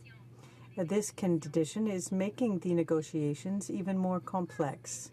Another aspect that's making these negotiations more complex is the protectionist rhetoric coming out of the United States. It is an election campaign is underway. Their comments are having influence over the population, and protectionism is being felt here. Our Prime Minister has shown great leadership at the G20 to defend free trade. Matters is the most protectionist climate in the United States since the Great Depression. This is a serious moment and a serious trend. We're seeing it very much at play in the U.S. election, but also in Europe. We've seen it in the lead up to the Brexit vote, and there's a consequential election soon in Austria where these themes are very significant. Mr. Speaker, what we're seeing around the world, both south of the border but also in Europe, is a gathering protectionist wave, and it's mixed up with a lot of other things. It's mixed up sometimes with anti-immigrant sentiment. It's mixed up sometimes with xenophobia. This is a powerful backlash against globalization, and it's looking for a target. This broader political environment certainly complicates any trade negotiation, including this one. Having said that, we are working very hard to secure export markets for Canadian producers, and we are succeeding. In fact, we started our mandate by working hard and successfully repealing protectionist coal legislation in the United States, something notwithstanding the comments, and I was rather surprised to hear him raise this issue, the member for Battleford Lloyd-Minster made. They didn't get the puck in the net on coal. Our government did, and I was very, very proud to secure that access for our ranchers. We then secured access for Canadian beef in Mexico and in China. another real victory for our producers. And then finally, we had last month's absolutely breakthrough agreement on securing access for canola exports to China through 2020. This is terrific news for Canadian farmers, including my dad, who hopes the snow melts off his swaths of canola and that he can finish harvesting this fall. So Canada is pushing back hard against anti-trade sentiment, and we are securing some real tangible wins for our producers. But we are all very aware in this House of the real challenges. Despite these challenges, our government is doing everything possible to find a solution on softwood lumber that works for industry and safeguards the interests of all Canadians, whether they're in Atlantic Canada or Quebec, Ontario, the Prairies, or BC. The negotiating teams speak on the phone almost every day. To date, my officials have had formal meetings with U.S. officials on 16 occasions, most recently last week in Washington. My officials have had more than 65 meetings with Canadian stakeholders, including provinces and industry. In order to further understand the views of both industries on both sides of the border and to move negotiations forward, Ambassador Froman and I hosted a roundtable with U.S. industry in Washington, D.C. last month. And then, on October 5th, we hosted a roundtable with Canadian industry in Toronto. Our Canadian meeting included small and large producers from across the country, including a First Nations-owned business. These meetings shed valuable light on the concerns of both sides, as well as the areas where we share similar views, including our joint desire to grow the market for softwood lumber products within North America and abroad. On November 12th, Ambassador Froman and I released a joint statement where we agreed to continue negotiations and that we will work to meet the mandate agreed to by President Obama and our Prime Minister when they met in Ottawa in June. In this mandate, our two leaders agreed to the 9 key features for a durable, equitable deal, and those features include provisions for exclusions and regional exits, to name just a few. While my officials continue to engage diligently in negotiations, and I am very personally directly involved in that work, we are at the same time preparing for litigation. Should we have to fight, we're going to be ready to do so. Our softwood lumber producers and workers have never been found in the wrong. International bodies have always sided with our industry in the past. Canadian officials have been working closely with provinces, territories, and industry since I became minister to prepare for possible U.S. trade action against our softwood lumber products. We're also preparing for the possibility of subsequent litigation at the WTO and under NAFTA. This work has included hiring economic experts, gathering evidence, monitoring U.S. trade law, and preparing our briefs. While I personally and our government are ready to fight in the courts, negotiating an agreement that is good for Canada is the best way to secure stability and predictability for our industry, and we will continue our unflagging efforts on this front. Mr. Speaker, one of our government's top priorities is the economic well-being of the hundreds of communities and the hundreds of thousands of families across Canada that depend on the forestry sector and on softwood lumber exports to the United States. That's why we are working so hard to find a solution to the softwood lumber issue. Let's be clear about what the opposition is asking us to do here today. They're asking us to agree to a deal right now. To do that would mean agreeing to the inadequate deal that the U.S. industry is putting forward today. We won't do that. I won't do that. We'll keep fighting for the best deal for Canada and for Canadians. We want a good deal for Canadians, not just any deal. We're hoping for the best, working for the best, but we're preparing for the worst. We're prepared to fight for and defend our industry and our workers in the courts if that's what it takes. Mr. Speaker, I'd like to close by assuring you, assuring this House, and above all, assuring Canadians that the Government of Canada is prepared for any situation, that we are working vigorously and tirelessly to defend the interests of Canadian workers and Canadian producers. Thank you, Mr. Speaker. Hear, hear. Questions and comments. The honourable member for Selkirk, Interlake, Eastman. Thank you, Mr. Speaker, and I want to thank the minister for her comments.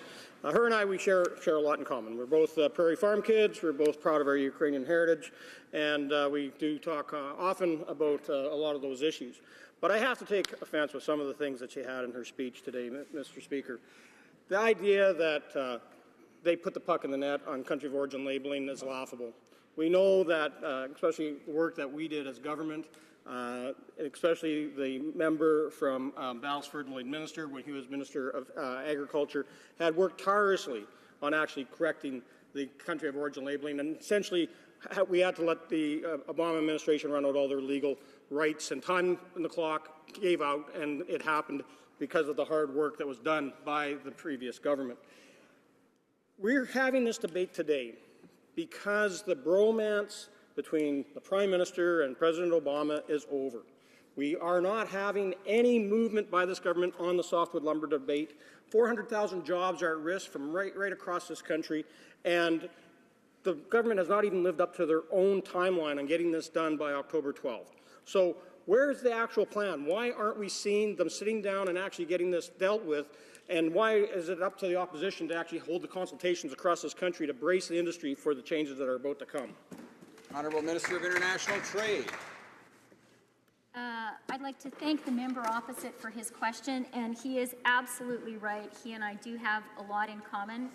We have a rural prairie background in common, and we enjoy talking about Ukraine, and I look forward to doing that sometime in the future. I can also assure the honourable member, and this is the comment with which I began my remarks, we get it. We get the importance of the softwood lumber issue, and I know that my colleagues on the other side of the aisle, I know you get it too, or I know they get it too. Sorry, Mr. Speaker.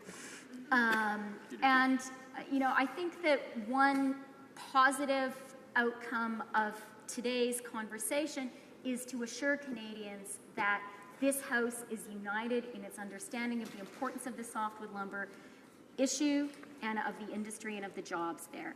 And I want to assure the member opposite that our government is working incredibly hard on this issue. I am very personally engaged in it. I have been from day one.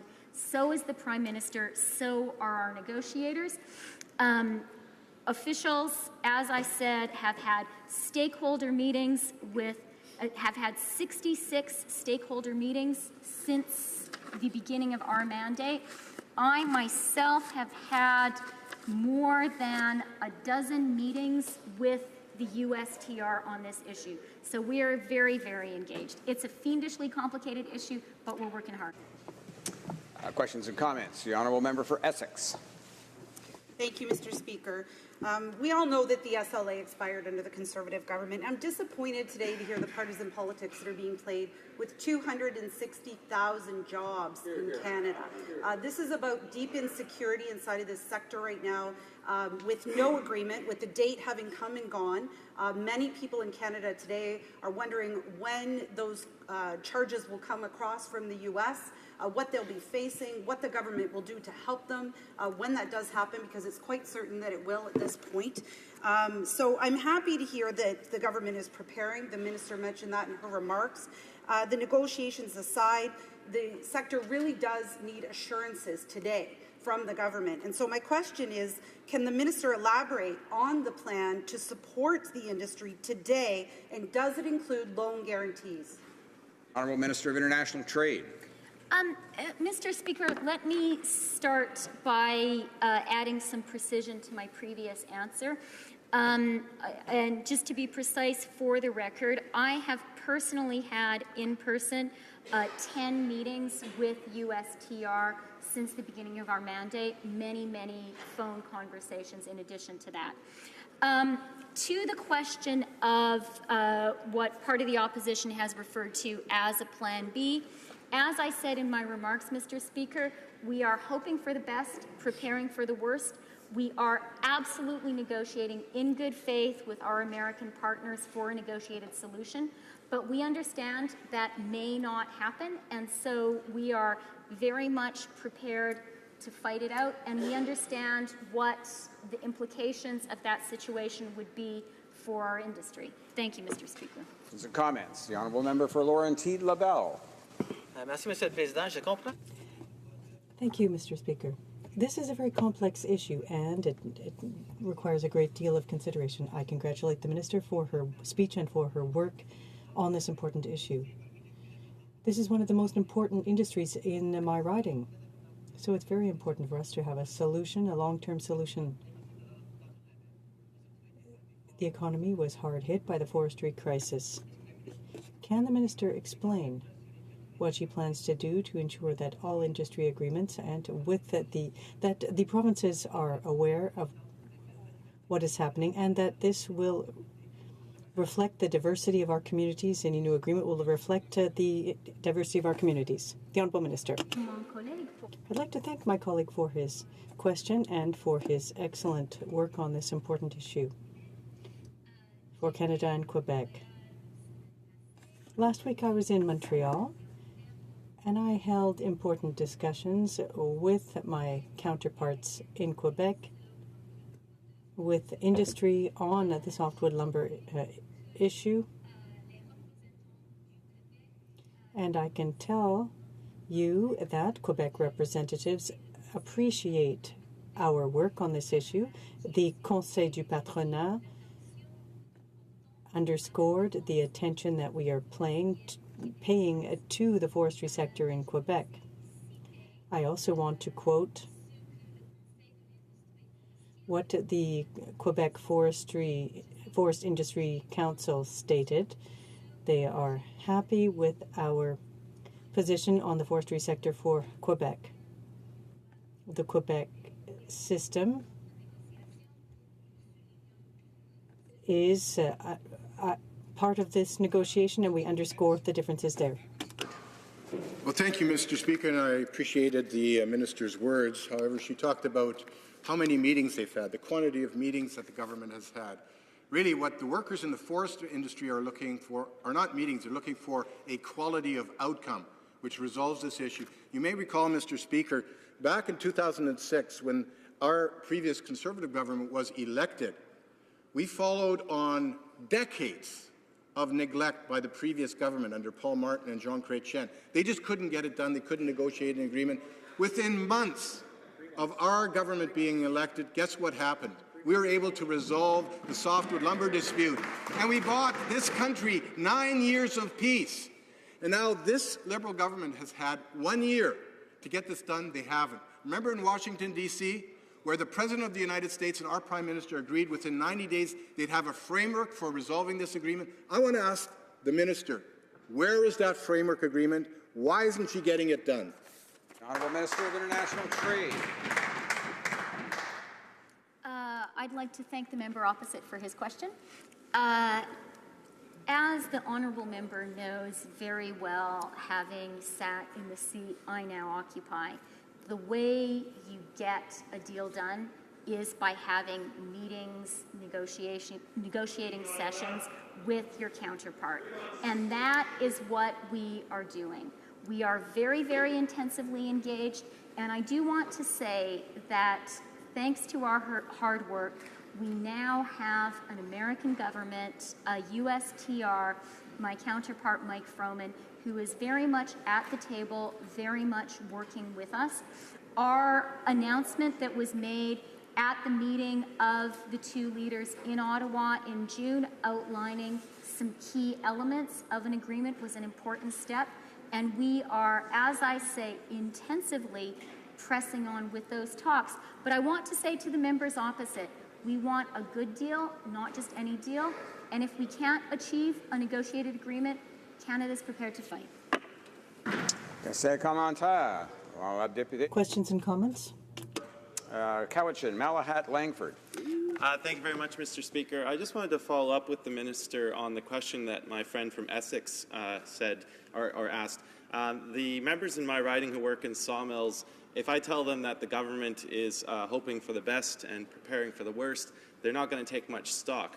I would like the minister, with respect, to give this House some specific details on what the Plan B is. Thank you. Minister. I would like to thank the member opposite for his question, and I would like to hope that the member for Essex is my friend too. She is a very good critic, a very good trade critic. Look, as I said, we are pursuing, as is our responsibility to the people of Canada, a two-track approach right now. We are negotiating in good faith and very intensively right now with our American counterparts and working very, very closely with our provinces and our industry as those negotiations intensify. And I know that the U.S. industry and the U.S. and U.S. negotiators follow proceedings in the House carefully on this issue. I want to assure them we are negotiating in good faith, and we believe a great deal for Canada and for the U.S., for our highly integrated industry and markets, is achievable. That is what I am working for. Having said that, we understand that the way to get a great deal is to be prepared for the possibility that there is no deal at all. Sorry, that's why we're working hard on a Plan B as well. Resuming debate, the honourable member for Essex. Thank you, Mr. Speaker, and I'll be splitting my time with the member for South Okanagan, West Kootenay. Before I begin my remarks, I'd like to offer my sincere condolences to the friends and family of Jim Prentice. He was a respected parliamentarian, and my heart goes out to all of my colleagues who are mourning his tragic passing today.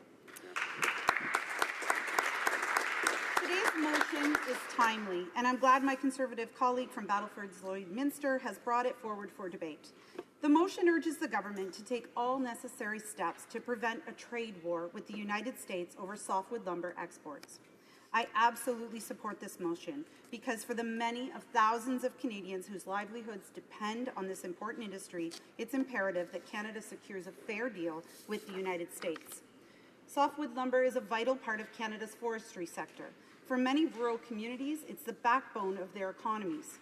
According to Canada's Labour Force Survey, in 2015, the forest industry accounted for 260,000 direct and indirect jobs, compared to just over 400,000 jobs in 2003.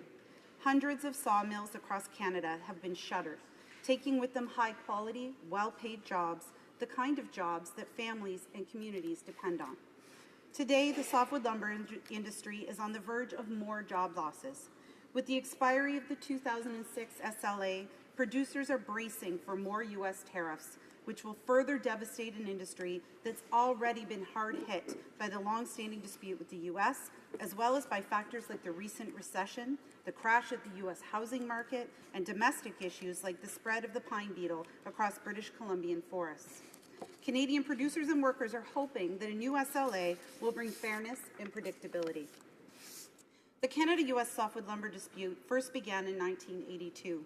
For nearly 35 years, the American industry has argued that Canadian producers benefit from subsidization, a claim that has been defeated time and time again. Over the years, there have been several managed trade agreements, and upon their expiration, more duties slapped on Canadian exports to the U.S. and more costly litigation. Canada has spent in the ballpark of $100 million on legal fees to defend our position. After the previous agreement expired in 2001, the U.S. levied $5.4 billion in duties on Canadian imports, money that should have stayed in Canadians' pockets. It was the beginning of a decade of massive job loss in the Canadian industry. Soon after the Conservatives were elected in early 2006, they quickly negotiated a new agreement with little to no consultations with Canadian stakeholders. The result was a very controversial agreement that many argued represented a sellout of Canadian interests.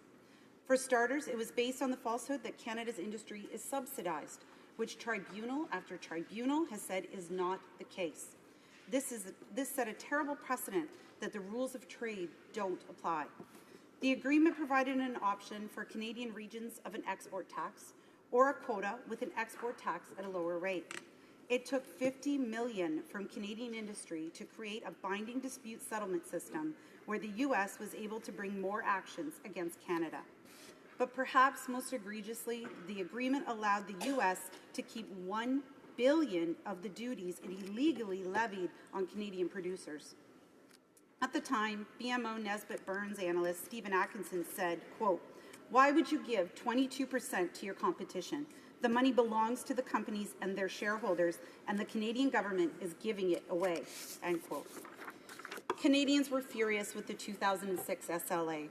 When the Conservatives brought it to Parliament in the form of Bill C-24, the NDP argued vehemently against the agreement. When we look back at this agreement, it's fair to say the Conservatives caved to American interests. Today, it's imperative that Liberals do not do the same. As we know, the 2006 agreement was renewed in 2012 and expired last October. The Liberals love to blame the Conservatives for failing to initiate negotiations on a new agreement. It would seem the Conservatives made zero effort to work on the issue before the election. However, the current government must shoulder the responsibility for its role in failing to get a new deal done in time. For months, the government has hinted at breakthroughs that have never materialized. In March, the Prime Minister boasted, "I'm confident that we are on track towards resolving this irritant in the coming weeks and months." And that's from the CBC in March. The fact of the matter is that the Liberals broke their own commitment and failed to get a deal done before time ran out. Beyond softwood specifically, the government doesn't seem to have a plan for the forestry sector. The federal budget contained no vision for supporting this important industry, which provides jobs right across Canada. It also failed to renew funding for the Forest Innovation Program, which expired earlier this year. The International Trade Committee undertook a brief study of softwood lumber earlier this spring, given that the expiry of the standstill clause was fast approaching. Over the course of 2 meetings, we heard from witnesses from British Columbia, Quebec, and Atlantic Canada. We heard a lot of frustrations about how Canada has gotten to the place we are now. The 2006 SLA was a bad deal, and the Conservatives did a poor job of negotiating it. While many concede that another managed trade deal is better than more costly litigation, there's something inherently unfair about the fact that despite continued findings that Canada is not in the wrong, we continue to negotiate agreements that are clearly in the interests of U.S. industry. Many witnesses expressed a desire to see Canada and the U.S. reach a negotiated settlement, one that will work for all of our regions. But I also heard very clearly that people don't want to see another bad deal.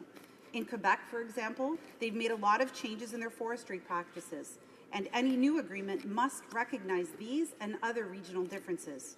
A one-size-fits-all solution simply won't do. One important voice we did not get to hear from at committee was Labour.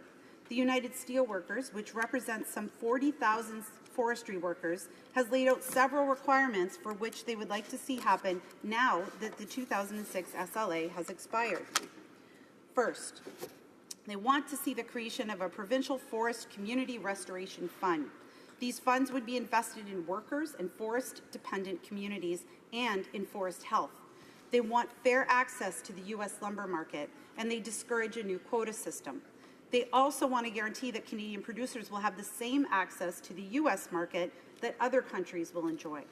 I appreciate the steelworkers' perspective because they represent the workers' point of view.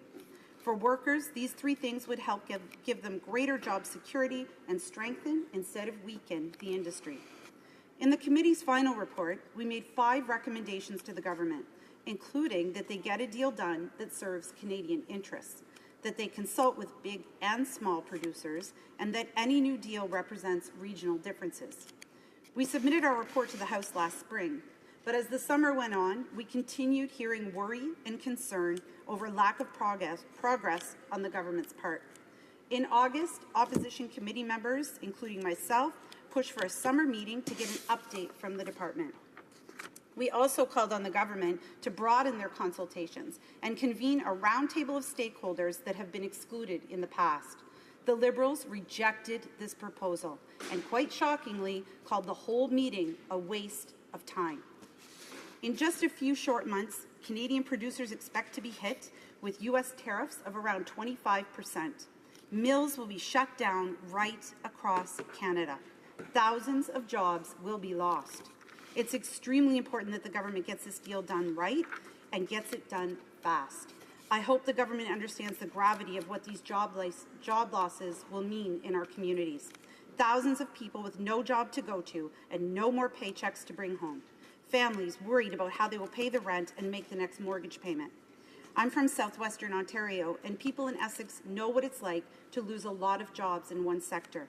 It's tough, and people are resilient, but it's very difficult for families and communities to work through these types of events. I urge the government to act in the interests of those whose jobs are on the line.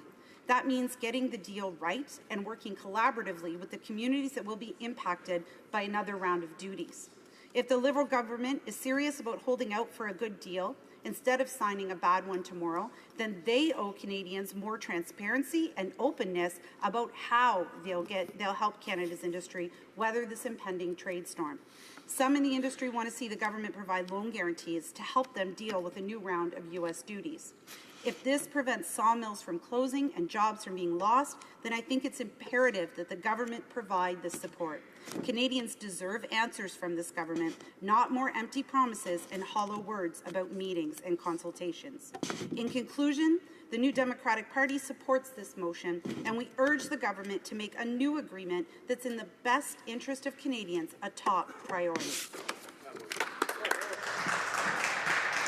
Questions and comments. The honourable member for Laurentide-Labelle. Thank you, Mr. Speaker, and I thank the member for Essex. I largely agree with her speech on this very important topic in a riding like mine, where forestry is the major industry after tourism and public services. But I'm a bit of a HoC on this issue. I have a question for my colleague. If the Americans don't move in the direction we'd like them to move, does she agree with me that we should fight this out to the end rather than settling early? And even if it takes a long time, should we have the war? Thank you, Mr. Speaker. Member for Essex.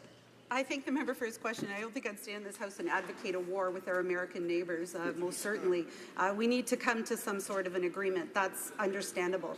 But that's cold comfort to people who today in Canada are uncertain about their jobs, who are uncertain about the impact on their communities. And so we need to know, we need that transparency that's been promised time and time again from this government. What is the plan right now while they continue to negotiate? We absolutely would like to see a deal be reached, but in the meantime, we need some supports in place for those communities and those that will be affected. Questions and comments. The honourable member for Sherwood Park, Fort Saskatchewan. Thank you, Mr. Speaker. I thank my colleague from Essex for her speech, and I'm pleased to hear that the NDP are going to be supporting this motion. Now, one of my colleagues reflected earlier on the fact that we didn't see a mention of the softwood lumber issue at all in the minister's mandate letter. We didn't hear discussion of it in the throne speech. In fact, we barely heard discussion at all of our vital primary industries in this country. So I wonder if my colleague can just reflect on the absence of emphasis, at least in terms of the stated priorities of this government, on softwood lumber, on our primary industries in general, what that says, and maybe what that suggests about the obligation we have to continually hold the government accountable on this and make sure they're actually doing what's so important for this industry. Honourable member for Essex. I think my colleague and I agree that we absolutely, whether it's part of the government's mandate or not, all of us as parliamentarians have a mandate to represent people in every sector who would be affected by trade. And certainly we knew that this was looming, that the softwood agreement had expired. We were in this period of time, this grace period, if you will, Mr. Speaker, and we all have a responsibility to ensure that the softwood lumber sector, all of the workers, right down to the small producers, the Indigenous producers, are protected. And so it's very concerning to me that that was not included in the government's mandate letter. It absolutely should be a key focus. We heard today that the minister is working on the agreement ongoing, but what we would like today are some answers on how they can cope with the impending tariffs that they're going to be facing, in all honesty, as soon as this week, that will be slapped on Canadian producers. Questions and comments. The honourable member for Jonquière. Merci, Monsieur le Président. Thank you, Mr. Speaker. I thank my colleague for her very constructive speech. I think we agree that we need a negotiated agreement, but a good agreement. We want to send a strong message. And I'd also like to get my colleague's opinion on the following. If the government could show leadership and have a plan B, for example, a loan guarantee program, what kind of an impact would that have on the negotiations? And particularly if this does end up before the courts. The honourable member for Essex. my honourable colleague, and I thank her for her work on this file, certainly representing well the constituents that she's here to represent. I would say that the Plan B absolutely has to include a loan guarantee program. And if that were in place right now, that may take some pressure off of the negotiations and the time that we're up against where we have no agreement. It at least would provide some stability for those that are in the sector, knowing that they wouldn't be looking to come up with the fees that they would need, the legal fees, to battle this out in court when time after time it's been proven that we are not at fault here in Canada. So I believe that any type of Plan B from the government needs to include loan guarantees to provide some security to those in the sector. Questions and comments. The honourable member for Prince Albert. Thank you, Mr. Speaker. And I'd like to acknowledge my colleagues' hard work on committee. You know, this summer we actually tried to call an emergency committee meeting on softwood lumber. And in fact, during that meeting, one of the Liberal members from Quebec called the meeting a waste of time and money. I wonder if my colleague could comment on that comment and what she thinks as far as the committee could have done this summer that would have maybe brought some focus onto this topic. Honourable member for Essex. I thank my colleague on the committee and his great work on this file as well. I was quite shocked by the member from Quebec's comments when we met in an emergency meeting here in Ottawa over this very important issue. We all knew that this was looming, that this agreement was coming to an end, and there was a lot of uncertainty across the sector, both by workers and the mills. And so to hear that coming from someone who's sitting on the International Trade Committee was deeply concerning to me. It is never a waste of time to stand here in this House or to sit on the committee in representation of Canadians. And in fact, that's what we've been sent here to do. And so, yes, I believe that in the summer a good motion was brought forward that I did support from my colleagues in seeking to have a roundtable, in seeking to put some pressure and to have some collaboration at that critical point. And so I thank the member for his work on the committee, and I support the motion that they're bringing forward today. Resuming debate, the honourable member for South Okanagan, West Kootenay. Well, thank you, Mr. Speaker. And I'm glad to have the opportunity to speak here this afternoon in favour of this motion because I'm concerned about the future of Canada's forest industry. I come from British Columbia, which, as most people know, has some of the most magnificent forest resources anywhere in the world, from the rainforests of cedar and hemlock on the coast to the vast pine and fir and spruce forests of the interior. British Columbia produces more than half the softwood lumber in Canada. And the forest industry has been a critically important part of the British Columbia economy for over a century. Today it contributes $12 billion every year to the BC economy. It provides $2.5 billion in direct government revenue in British Columbia. It creates 145,000 jobs in British Columbia alone. That's 1 in every 16 jobs in British Columbia. And that figure was touted to be closer to 1 in every 2 jobs when I was younger, but the industry has been hit hard over the past few decades. The Softwood Lumber Agreement of 2006 came after over 20 years of disputes between the two countries. At the heart of those disputes was the claim by the United States that the Canadian forest industry was subsidized by the way companies paid for the harvesting of wood from public lands. That claim has repeatedly been repudiated by both international and American tribunals. I think we won something like 14 legal decisions in a row between 1982 and 2005. But despite the victories, the actions of the U.S. industry brought uncertainty to the lumber export market and cost our industries billions of dollars. The Softwood Lumber Agreement did bring back certainty to lumber export access and costs, but the Canadian industry paid a very high price for that certainty, and many mills didn't survive those added costs and quotas, especially after years of wearying trade battles with the United States. In my riding, the Weyerhaeuser Mill in Okanagan Falls closed in 2007, putting over 200 people out of work. The Pope and Talbot Mill in Midway closed in 2007 as well, but fortunately has been reopened by the Vaughan brothers, who have invested in new equipment to create a highly efficient mill that uses the smaller logs that are easier to find in today's wood supply. The Atco Lumber Company in Fruitvale closed its lumber operation around the same time to concentrate on veneer products for plywood, which are not subject to softwood lumber quotas and tariffs. The surviving mills in my riding strive to be as efficient as possible, trying to get the right logs to the right mill. Doesn't always work. The system is far from perfect, but for the moment, the mills are doing well. And as elsewhere in Canada, waste wood in all the local mills is usually chipped and sent to the local pulp mill. In my case, it's the Celgar mill in Castlegar, to add a bit of to the bottom line for the mills. And the pulp mills also depend on the input of those chips. I heard testimony a couple of weeks ago at the Finance Committee pre-budget consultation in Alberta. I heard from a pulp mill representative there that said that pulp mills in Alberta would be hooped, in his words, if local sawmills closed because of inaction on the softwood lumber agreement. So as I tour my riding today, I see a forest industry that is innovative and efficient, each mill specializing in some niche that will allow it to survive and hopefully thrive.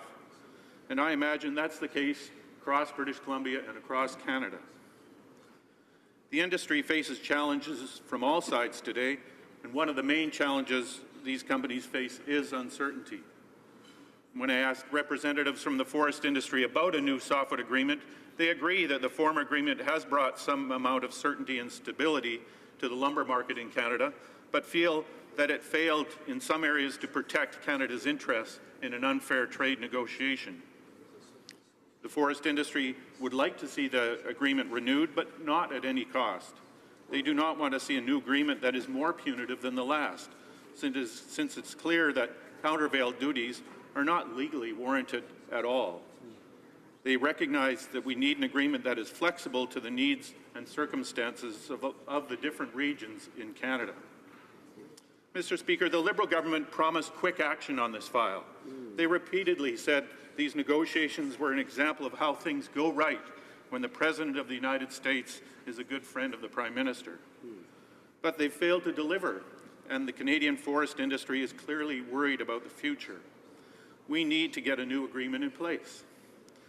But the government can and must do more for the forest industry than just get this softwood agreement.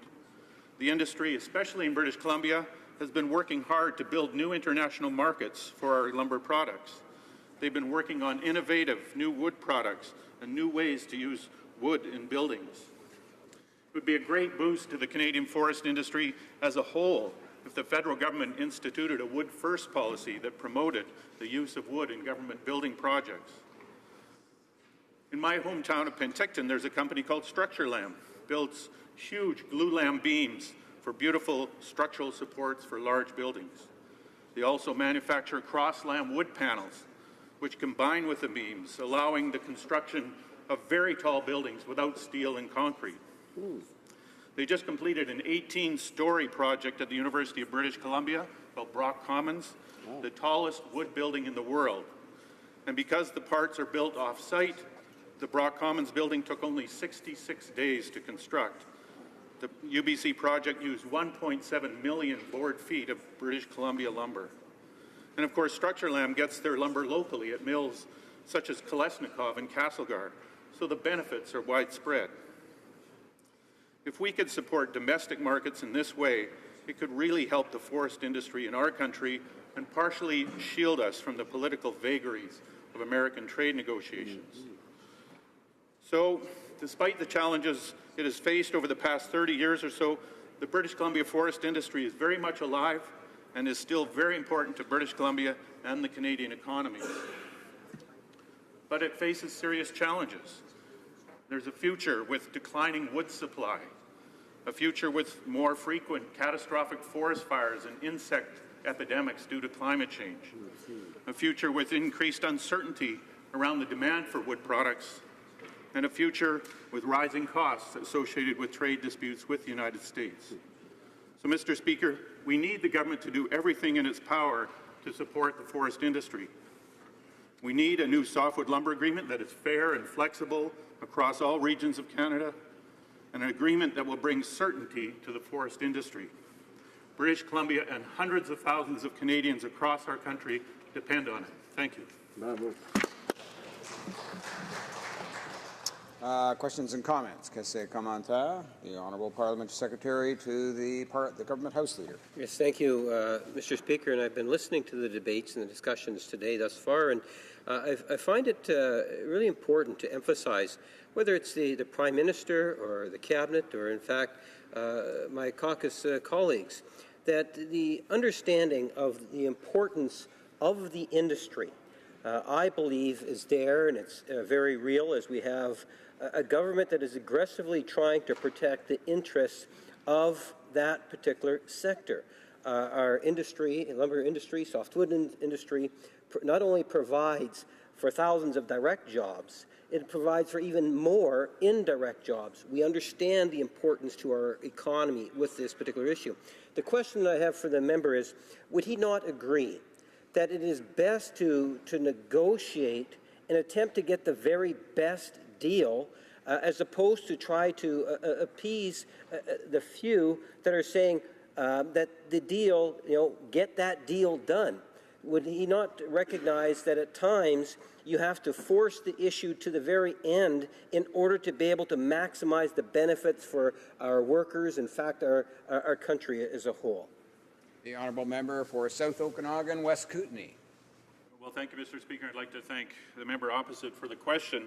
And yes, as I said in my speech, the forest industry doesn't want an agreement at any cost. We want a good agreement. We don't want an agreement that's more punitive than the one that we have.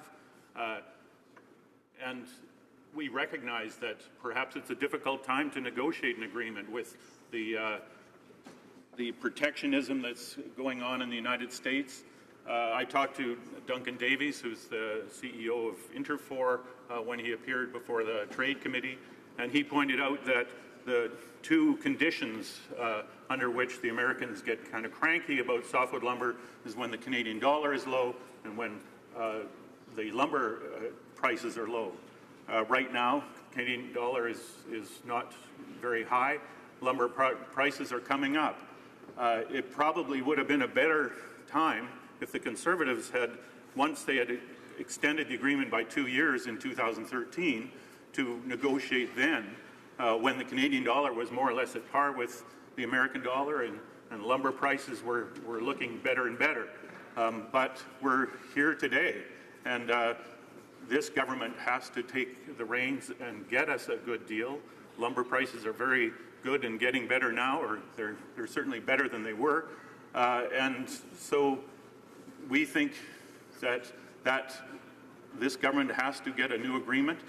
Like I said, we don't want an agreement at any cost, and we think that the government should provide the supports to the industry beyond this agreement that will keep it thriving, depending on the outcome of the negotiations.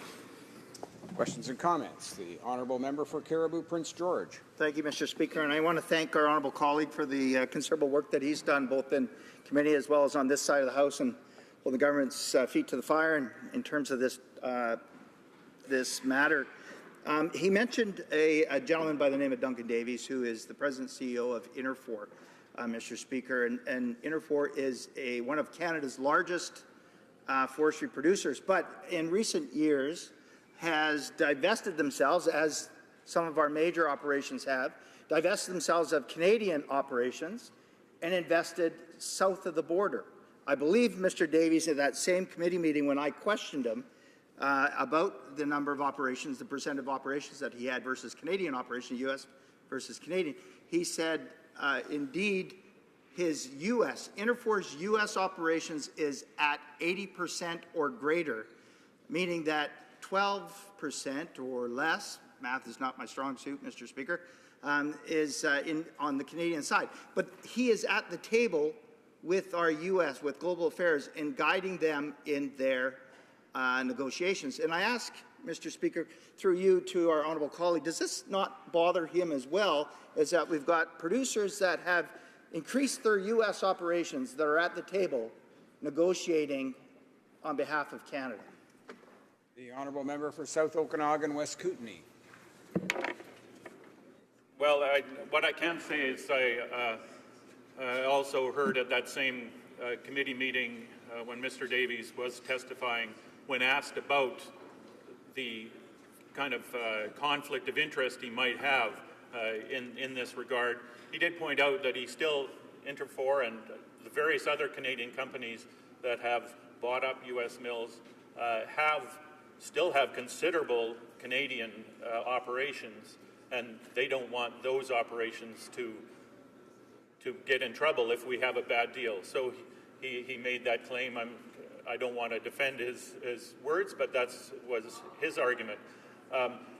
My point is that I think that whoever is at the table, they should be speaking for Canada, and I hope we can get a good deal very soon. Thank you.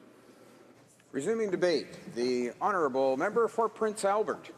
Well, thank you, Mr. Speaker, and I will be splitting my time with the member from Lac Saint Jean. You know, Mr. Speaker, this is a disturbing day that we've gotten to this point here today, that some 400,000 jobs, yes, 400,000 jobs, not 200,000 jobs that the minister claimed to be at stake here. There's 400,000 jobs in jeopardy across Canada going forward this winter. You know, that's some 650 communities that don't have a certain future, all because the Liberal government decided not to think seriously about getting an agreement done on softwood lumber. You know, if you looked at the minister's priorities and the mandate letter that she sent or given when she took on the role, softwood lumber was nowhere to be mentioned. In fact, softwood lumber, when we talked about it in committee and said we needed to have an emergency meeting on this to talk about that, to see where things are at, the member from Quebec of the committee called it a waste of time and a waste of money. So it shows the attitude of the Liberal government towards the forestry sector and all resource jobs in total. Their disdain for that sector is just obvious, and the fact that they didn't put priority on it is very disappointing. You know, the Prime Minister talks about his special relationship with President Obama. You know, that special relationship got him a dinner at the White House. It got him a whole pile of photo ops with the President. It brought the President supposedly here, where they embraced the bromance, just right in that chair, in that area, Mr. Speaker, here in June. Yet you would think, if that relationship was so special, that he actually would have been able to say, you know what, I need this deal done, Mr. President. You know, he could have actually done this in June, and then we'd have no insecurity in that sector going into the winter season. But he chose not to. I think he took his time and decided to have a photo op instead of actually sit down and talk seriously about getting this done and how important this was to Canadians. You know, I want to remind this House that the previous government not only got the negotiations done within the first 3 months of taking office in 2006, but renegotiated the agreement in 2013, and both with presidents and both with two different presidents, I should say. So they talk about how this was such a bad relationship with the U.S., when in fact the previous government was actually able to use that relationship and get things done for Canadian workers. So now we have this bromance, supposedly bromance, and it's nothing that can be cashed in on. Now, I know the Liberals like to deal with their friends. That's quite obvious in the history of the Liberal Party, if you go back to the Gomery Report and things like that. But they don't realize when you're dealing internationally that you deal in a business-to-business format, that you have to take these things serious, that when you sit down at that table, the friendship, as my colleague said in the press conference today, the friendship ends when negotiation starts. Yet they don't seem to get that. They don't seem to understand what's at stake and what's important. You know, there's some other things that the previous government managed to get done. The Beyond the Border action in 2011 to expedite legitimate trade and travel across the border. That's something that needs to keep more cooperation and keep moving forward. The Canada-United States Energy Dialogue in 2009 to strengthen the bilateral cooperation and development of clean energy technology. Expansion of the Nexus program to make it easier for pre-approved individuals to cross the border. The Gordie Howe Bridge. Mr. Speaker, there's many examples of the previous government having success dealing in Washington with both Democrats and Republicans. Yet this bromance produces nothing but photo ops. You know, Mr. Speaker, I go back to my riding and I talk about jobs, because this does impact my riding substantially. I look at the mill at Carrot River, for example. Here's a mill that they went and expanded. They've spent millions of dollars in redoing the line. They're putting some stability back in a small town where forestry is very important. And now I have to go back to those workers and say, you know what?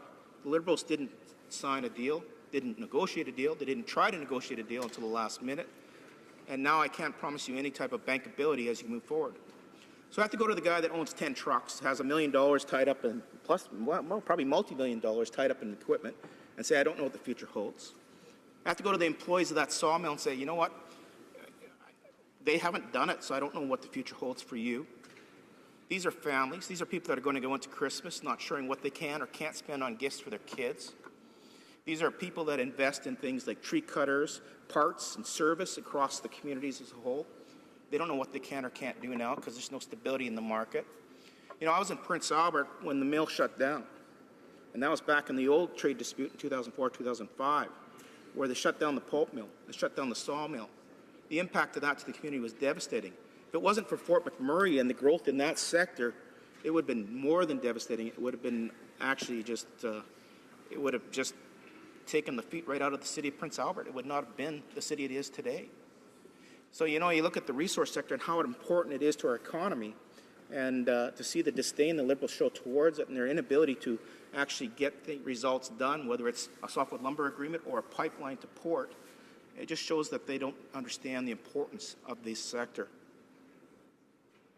You know, the Liberals use the election and the protectionist climate as an excuse. You know what? We negotiated the last extension agreement in 2012 during a presidential election. Protectionist measures are nothing new when dealing with the United States. You must deal with them as they come up. Remember dealing with Buy America in this House, how we had to deal with those issues as they came up, and we dealt with them.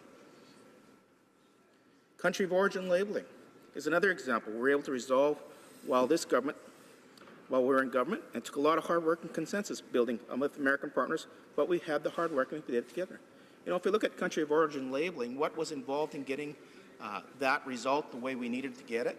It wasn't just litigation. It was actually working with like-minded professionals, industries, people who understood the importance of having Canadian beef come across that border, how important it was to consumers, and building alliances down in the U.S. with those types of groups to actually put the pressure, the political pressure on Congress to say, yeah, this needs to change. And we had it done.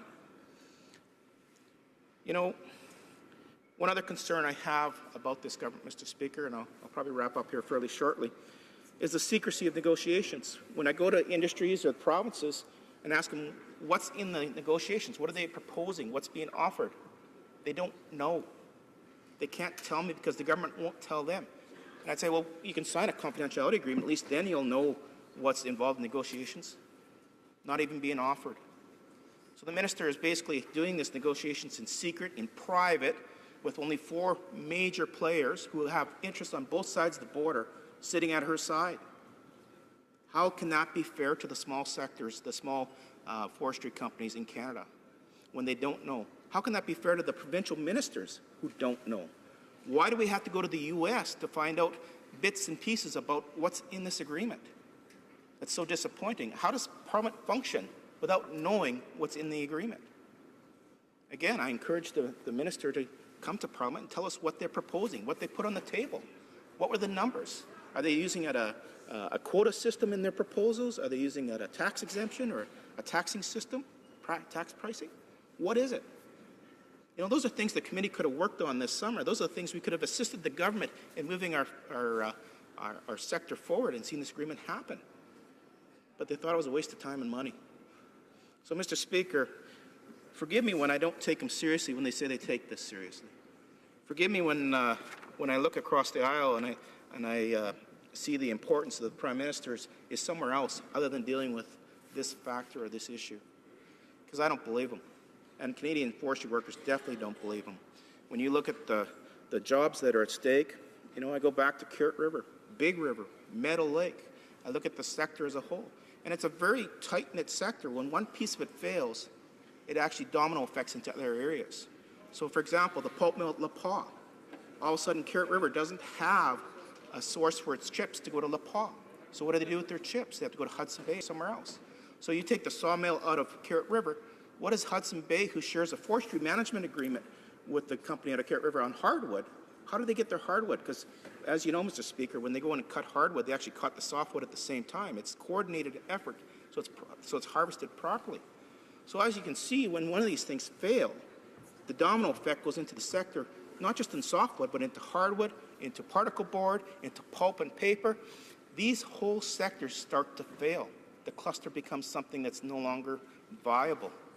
And Mr. Speaker, I won't go into a carbon tax. I won't even talk about what that would do to the sector, because of course, well, again, let's talk 11 cents a litre or 45 cents a litre, what that does on the price of diesel. And again, all this forestry product moves out of the bush by truck. And it has to compete with people around the world, including our American competitors in other markets. They don't have a carbon tax. They're not going to have a carbon tax. Yet we're expected to pay for that. And in fact, when you look at the forestry sector, what's so ironic, these trees sequester so much carbon. It's amazing, about 1 ton per meter, I understand. So when you look on a per acre basis, the amount of carbon that our forestry sector sequesters, again, when you cut that tree and replant another one, again, you're sequestering even more carbon. So again, in closing, Mr. Speaker, this is something this government needed to take seriously. They didn't. Results are such that we don't have an agreement in place. You know, they could do one thing, Mr. Speaker, even one thing they could do right now is a stay on legal activity. You can actually go and say, you know what, let's negotiate. While we're negotiating, let's make sure that there's no legal activity going on in the background so that there is no duties coming into play at this point in time. Again, these are some of the things that they could do at this point in time to bring some stability to the market for this year at least. The best thing they could do is get a good agreement, but in order to get an agreement, you have to be at the table, and you have to understand the impacts of your decisions. And I don't think they're at the table seriously, and I don't think they seriously understand the impacts. Thank you, Mr. Speaker. Questions and comments? Commentaire. The Honourable Member for Guelph. Thank you, Mr. Speaker, and thank you to the Honourable Member for his presentation today. I'm listening to the speech and thinking that the member might be simplifying the negotiation process where the Canadian government is working with the provinces, territories, First Nations, stakeholder groups, industry representatives, have had 50 such meetings since October 2015, had meetings last week with the American government working on this file. It seems like there's a suggestion being made that we're not meeting with the other stakeholders and that this is somehow a simpler process. Could the member elucidate on how simple this process is in his mind? Thank you, Mr. Speaker. Member for Prince Albert. Well, the process isn't simple. Governing isn't a simple thing. The reality is, I believe you're having meetings. Are you listening? Are you actually consulting? Or are you just talking? That's the concern I have. Are you actually informing your partners on the proposals you're putting forward in D.C.? You're not, because they don't know. They don't understand what you are proposing, because it's done in secret. It's done in quiet. It's done behind closed doors. The Big Four know, but nobody else does.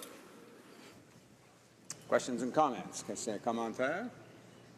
The Honourable Parliament Secretary to the Government House Leader. Yes, thank you, Mr. Speaker. I disagree with the member's comments, I must say, Mr. Speaker. You know, we've been in government now for less than a year, and this government has aggressively pursued this issue. And my question to the member is that, you know, the former Harper government would have been aware of the situation that was looming, yet they chose not to do anything about it. Mr. Speaker. And that's a very important point that's been lost. Ever since this government has taken office, this issue has been raised on a multitude of different levels, including stakeholders, as has been pointed out by my colleague. My question to the member is, if he really believes that those jobs, as we believe, are so valuable to our economy, and this is such an important industry to our economy, would he not agree that the best agreement that we can achieve is what it is that we should be striving for? Not to appease the Conservative caucus, but rather to look at what's in the best interests of the industry as a whole. And that means people should feel comfortable in knowing that we have a government that is aggressively pursuing this file, and we're not just going to settle for the sake of settling. We want an agreement that's going to make a positive difference for the industry as a whole. Would you not agree that that's what Canadians need? Honourable Member for Prince Albert. No, I laugh at the member's assumptions. He says we've only been in power for a year. We did it in the first 3 months, Mr. Speaker. First 3 months. Then we renegotiated back in 2012. Different president. In fact, the same president that sits there today, that supposedly they have this great bromance with. Cash it in. Get results for Canadian jobs. That's all we're asking. Questions and comments? Commentaire. The Honourable Member for Huron-Bruce. Thanks, Mr. Speaker. Pleasure to ask a question here to my colleague. Question I would have for him is he's been a member of Parliament for 8 years, like I have. Can he ever remember a Liberal asking a question about softwood lumber in the 8 years he's been a member of Parliament? Honourable Member for Prince Albert. Well, I do have a good memory, Mr. Speaker, and I have to acknowledge, no, they haven't. In fact, in the committee this summer, we tried to do an emergency meeting on softwood lumber. And you know what they said? You know what the member from Quebec said? This is a waste of time and money. A waste of time and money. How shameful. So you're telling me now they're taking it seriously?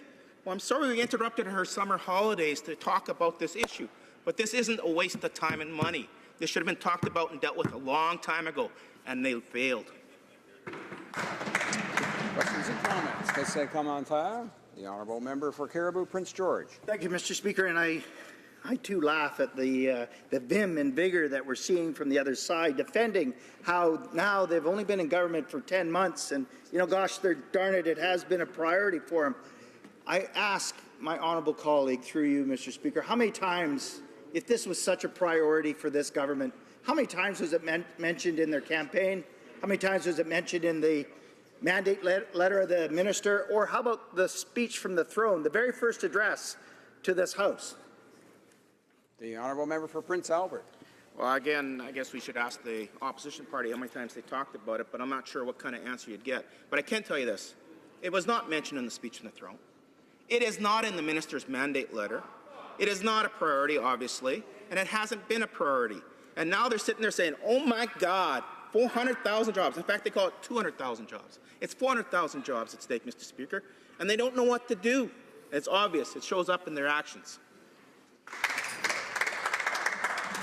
Reprise de débat. L'honorable député de Lac-Saint-Jean. The honourable member for Lac-Saint-Jean. Well, thank you very much, Mr. Speaker. It's my duty to rise to speak to this issue. Mr. Speaker, I arrived here in 2007, and I've always well represented the forestry sector for all regions of the country, northern BC, right through to the Atlantic, in order to protect jobs for people in their communities when oftentimes it's the only job that's available. And now we see the government that over the years, well, in fact, I've often heard it said that people are judged by their actions and not by what they say, but we need to look at the outcomes and the results. And, Mr. Speaker, we have seen a bill tabled which would abolish the title of the economic regions of Quebec and other areas. Now, none of those members there are going to stand up to defend the region because they're simply going to have their fingers slapped if they do so.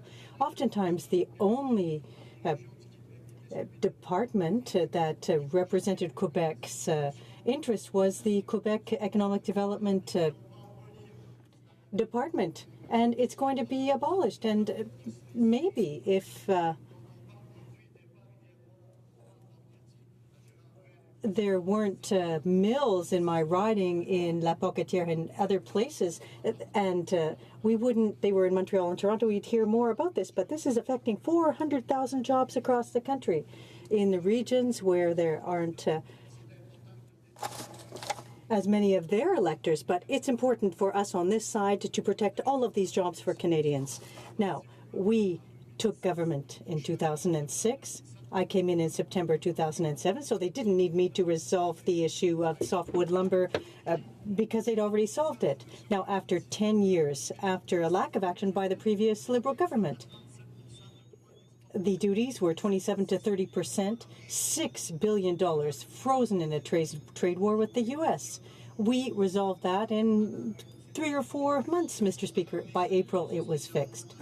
Now, they're talking about Canada giving up $1 billion for the U.S. Well, we brought back 5.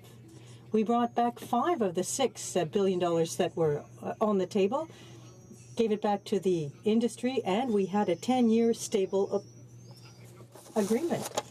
And the former minister had started working on these issues, started consulting our partners, holding discussions.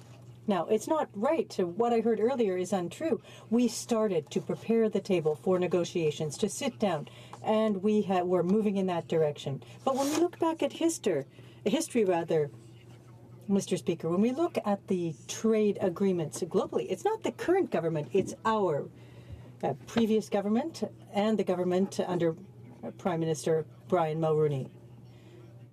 We opened doors. We worked hard. We put in place an agreement, a 10-year agreement. Now, we're talking about softwood lumber here, but people who know the forest know that the tree has to be cut down first. The branches need to be removed. It needs to be loaded on a truck. It needs to be brought down to the sawmills.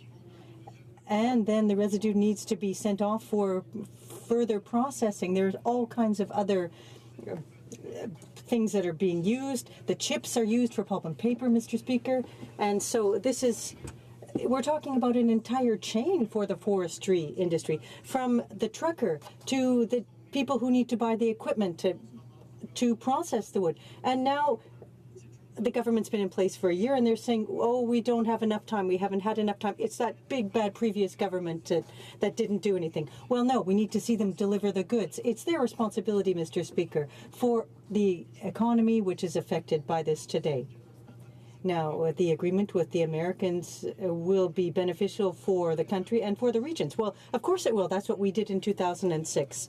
So we want to have a good agreement to help the entire country. What's at stake at this point is this. Now, when we agreed in 2006, the provinces could select quota-free amounts. It was between 10, 15, and 20%, like BC did at the time, and it depended on the board foot cost. That's the way they calculated it. And so the price would vary, and the export duties would change. It was 5, 10, or 15%. Now, Mr. Speaker, they're talking about 25%. I hope there'll be a new agreement, but we're talking about millions of dollars that will be on the table for exports, and that will be money that will be paid in exports and not to help create jobs and support jobs. Now, in the news, we saw talk about negotiations. We read about that. I hope that that's what's happening. But the province in Canada that's exporting the most wood to the U.S. is BC, followed by Quebec. But where it's even more important, and it's because there are 40 members, Liberal members of Parliament, on government benches, Quebec exports about 48% of wood.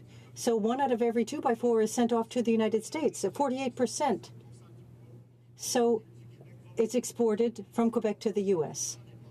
So that shows the importance of the agreement and why the forestry sector and industry in Quebec is very nervous. We understand the situation. So today we need to see courage. We need that courage to be displayed on the opposite side. We need to have the regional characteristics respected as well. Quebec has made some changes to reflect a situation that's in place in some U.S. states, but we need an agreement that will help the East, Quebec, Ontario, and the West. We need a negotiated agreement with our U.S. partner. Now, yes, the negotiations have heated up. It's all fine to talk about that, but we need jobs, results, and salaries for people. They talk about about creating jobs, but there are 400,000 jobs that need protecting before we talk about creating more. They depend, those good quality jobs in this sector need defending, and it's the government's responsibility to sign an agreement so that those people have job security. Thank you, Mr. Speaker. Questions and comments? The Honourable Member for Laurentides-Lebel.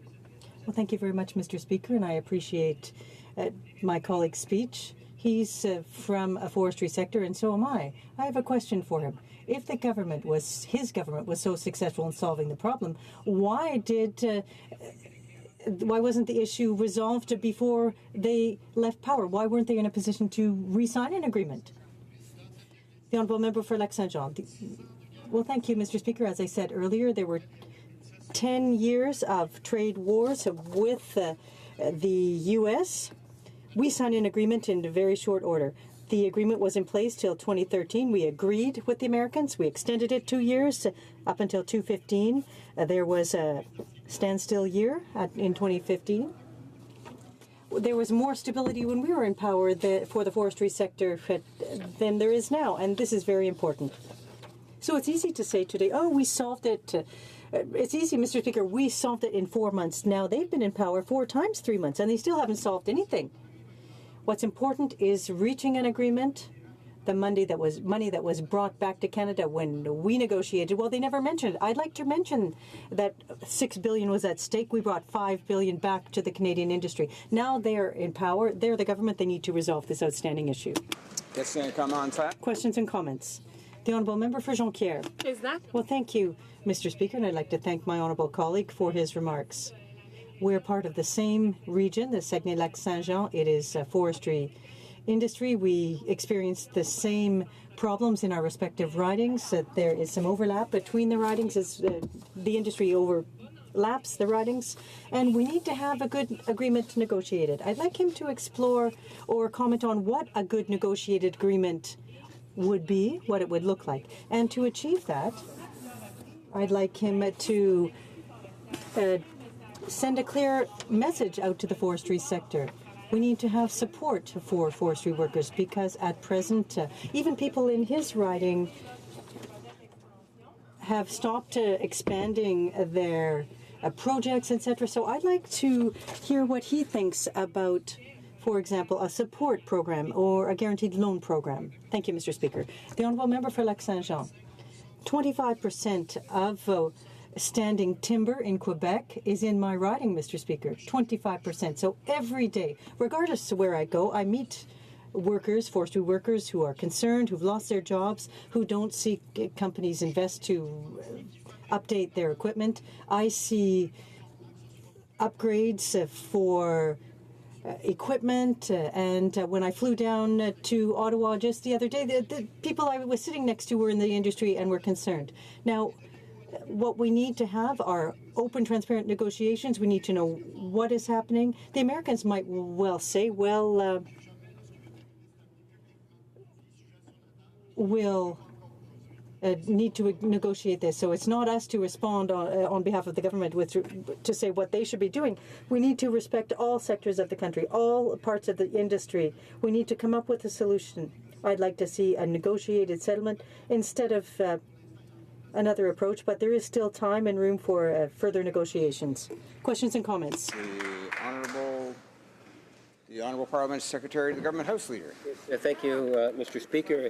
And, you know, the member talks about from a Quebec perspective in good part, and I concur with the member that there are, whether they're residents in Quebec, and we know how important this industry is to Quebec, but it's also to other provinces, in particular British Columbia, my home province of Manitoba, and others. They're all at the table in different ways, in different formats, as different stakeholders are trying to ensure that the government does in fact do what's necessary, and that is to try to achieve the best agreement possible that's going to better serve this industry in the years ahead. We all acknowledge that.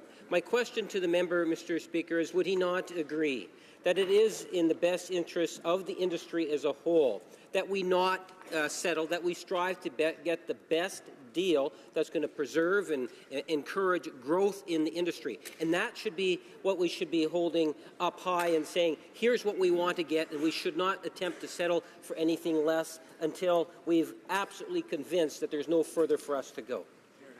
The Honourable Member for Lac-Saint-Jean. My friend from BC, another friend from Saskatchewan. We are talking of all the country today when we have our speech. For sure, I talk about Quebec because I'm coming from there. We need to have a deal, Mr. Speaker. We had a good deal in the past. We can't accept less, but we need a deal. And we already had one. Continue to work on this and build on that and have a result, please. Questions and comments? Qu'est-ce que commentaire? The Honourable Member, I see the Honourable Parliament Secretary to the Government House Leader. Yes. Pardon me. L'Honourable Député de Louis Saint-Laurent. The Honourable Member for Louis Saint-Laurent. Well, thank you very much, Mr. Speaker.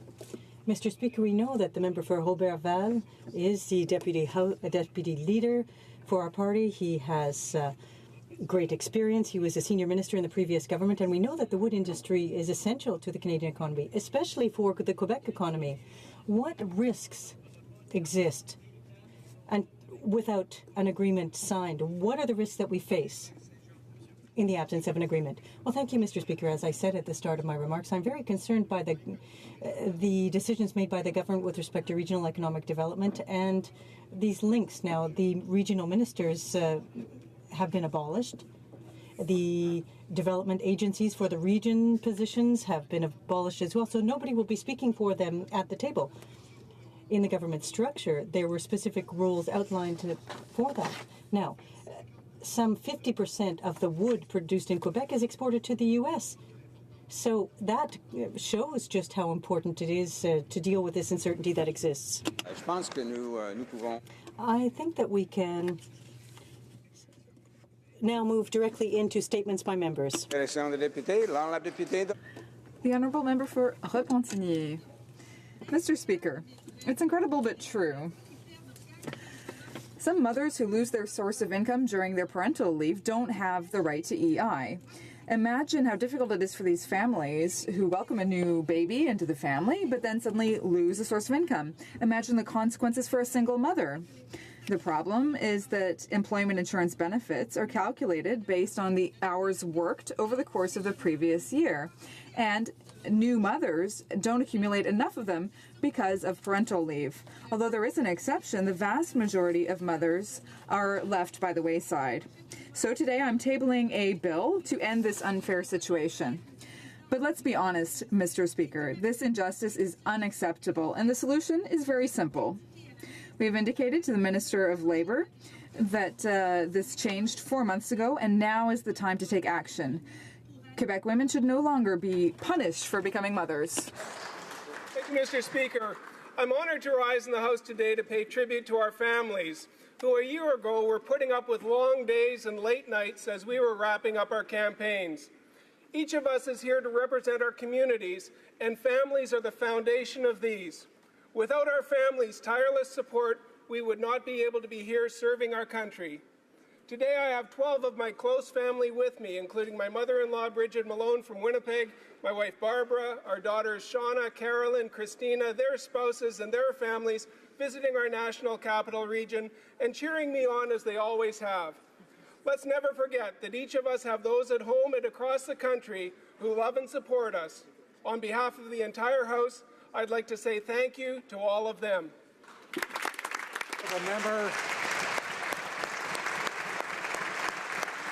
Member for Yorkton Melville.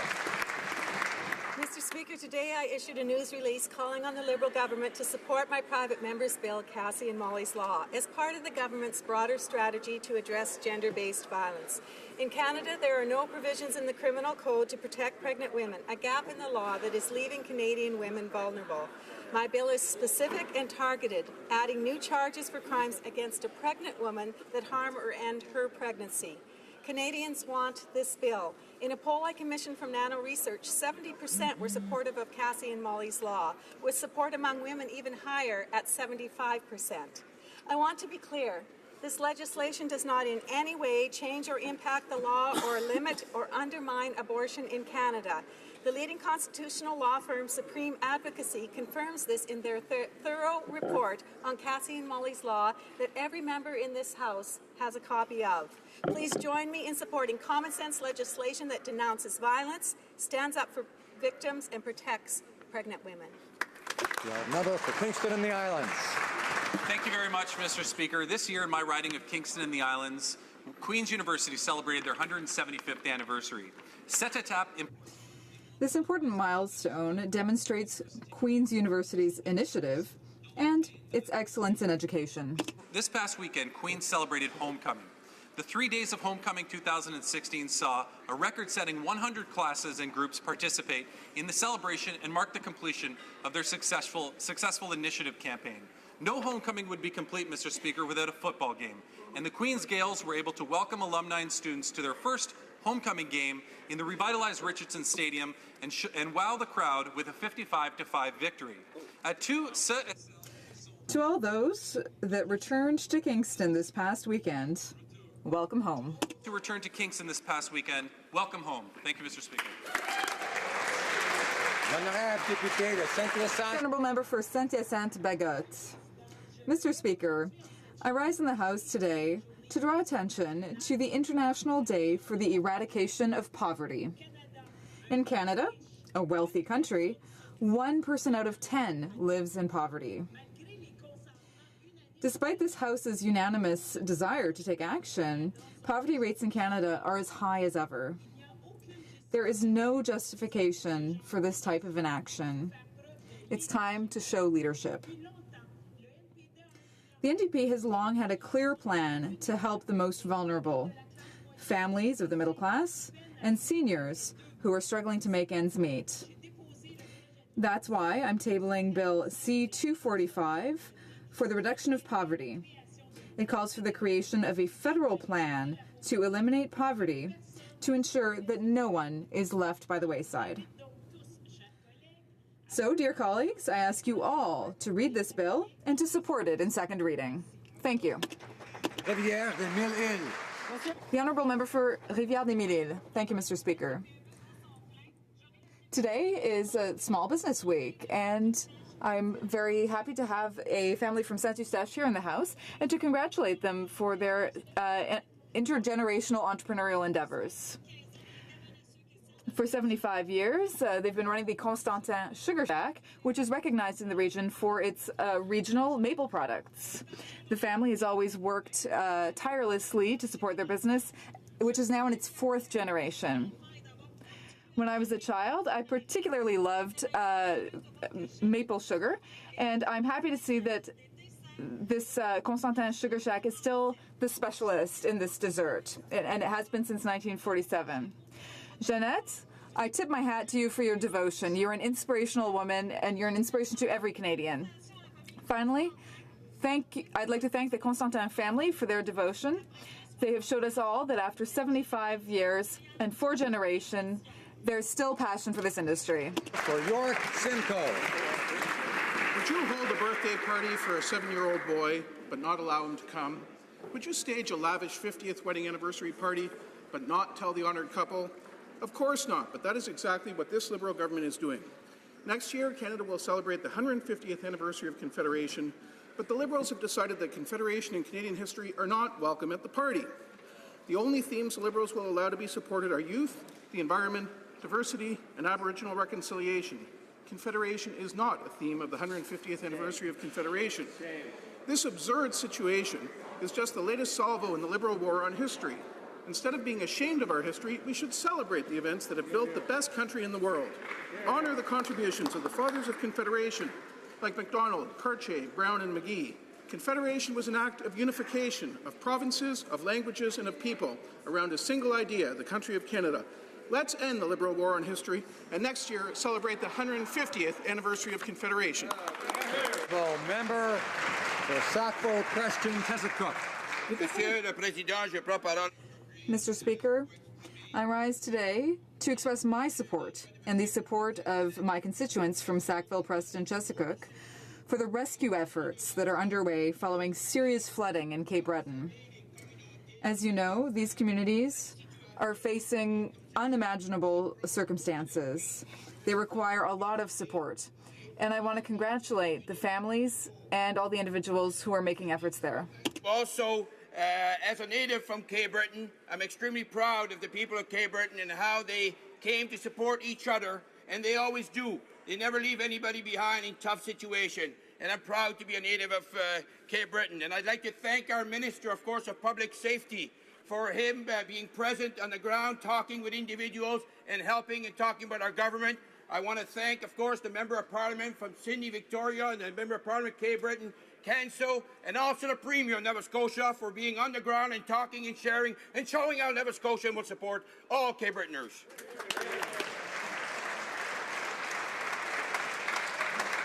The Honourable Member for Long Range Mountains. Thank you, Mr. Speaker. Last weekend, communities in my riding and across the East Coast faced severe storms as Hurricane Matthew left its mark. We saw roads and bridges washed out due to the heavy rainfalls along the Port-au-Port Peninsula and the highway to Burgeo. And I know in many other communities across Newfoundland, like Gander, St. Albans, and Lewisport, families are feeling the effects. But we've also seen how Newfoundlanders and Labradorians look out for each other, Mr. Speaker. We check on our neighbours and take in those in need. We've seen folks fill up boats to deliver supplies to communities who've been totally cut off due to the storm. Mr. Speaker, I want to thank everyone who has lent a helping hand to their neighbours and all the crews who've been working tirelessly to ensure the roads can be reopened and food and supplies make it to every community.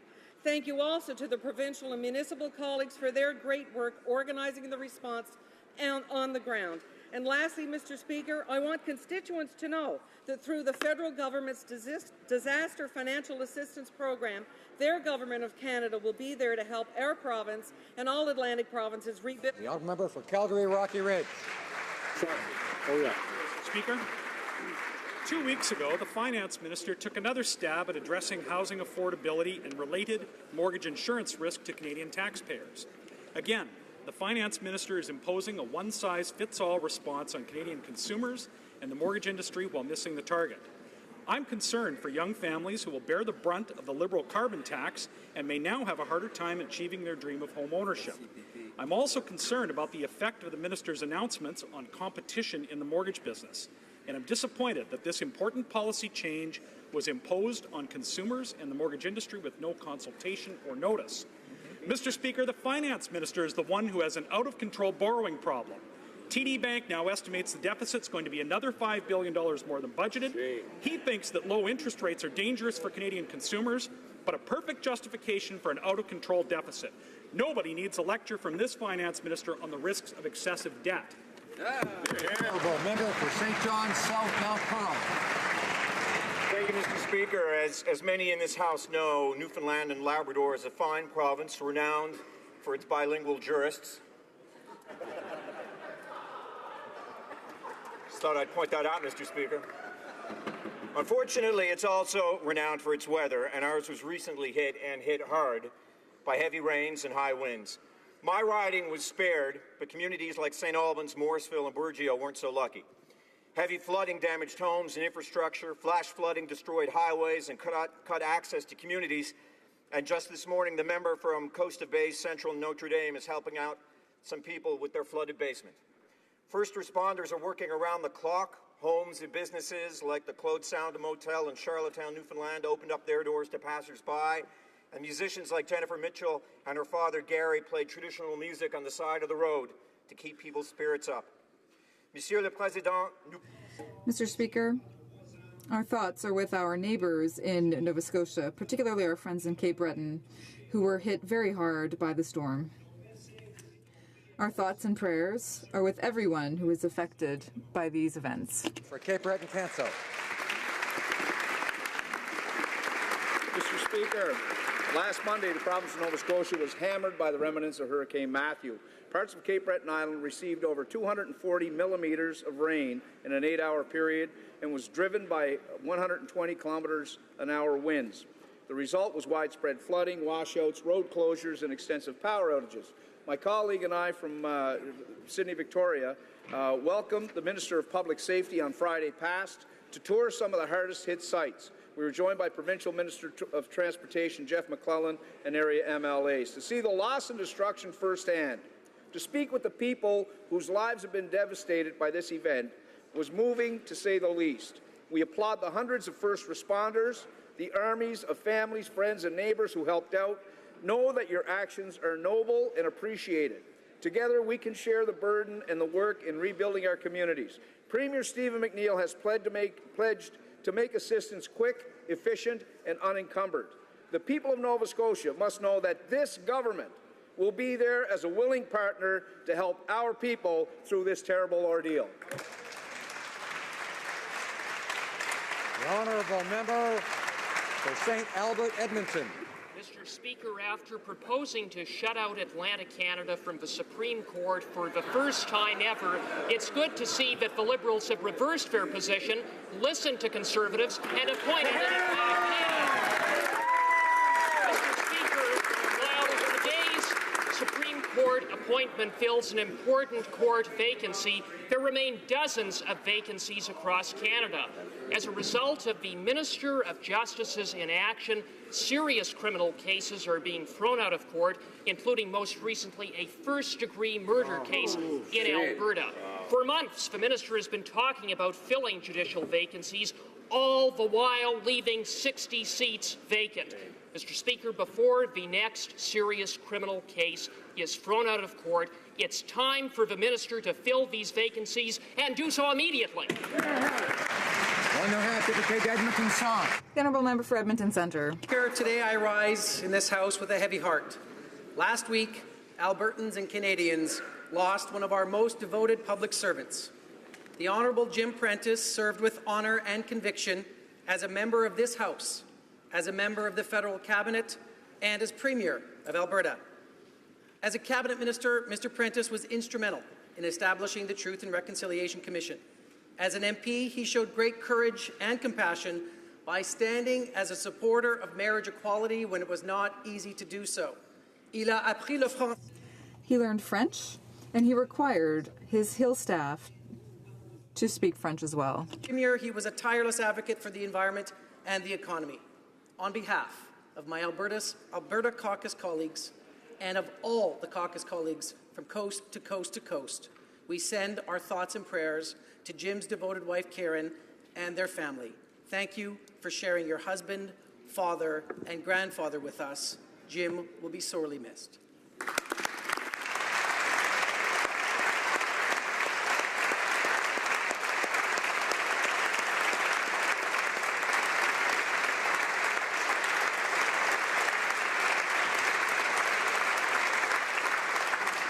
The honourable member for Windsor West.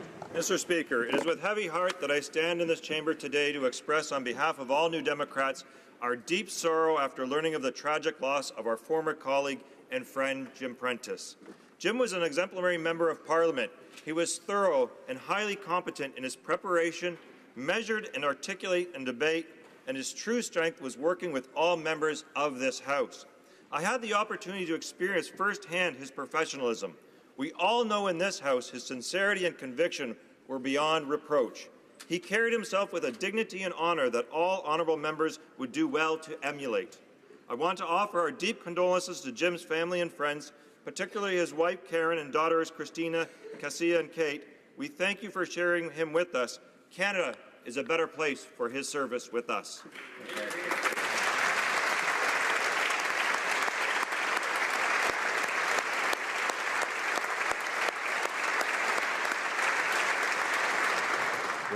The Honourable Leader of the Official Opposition. Thank you, Mr. Speaker. I rise today to recognize the tragic passing of a man who was a friend to our entire caucus and a close member of our Conservative family for a very long time, Jim Prentice. I know all of us here have Jim's family in their thoughts. To his wife Karen and his children and grandchildren, our hearts go out to them in the wake of their terrible loss. Jim served his constituents in Calgary Centre North for over 6 years with devotion. His genuine blue-collar upbringing clearly served him well as the minister responsible for Aboriginal affairs, for industry, and for environment. He was a true gentleman politician, kind, and possessing a love of public policy and public service. That was true, Mr. Speaker, whether he was in opposition or on the government benches in this House, or, of course, working for the people of Alberta as the province's 16th Premier. So his loss is Alberta's loss, but it's also Canada's loss. We hope his loved ones find strength in each other, even in their grief, and that Jim's memory will be a blessing to them in time. Thank you.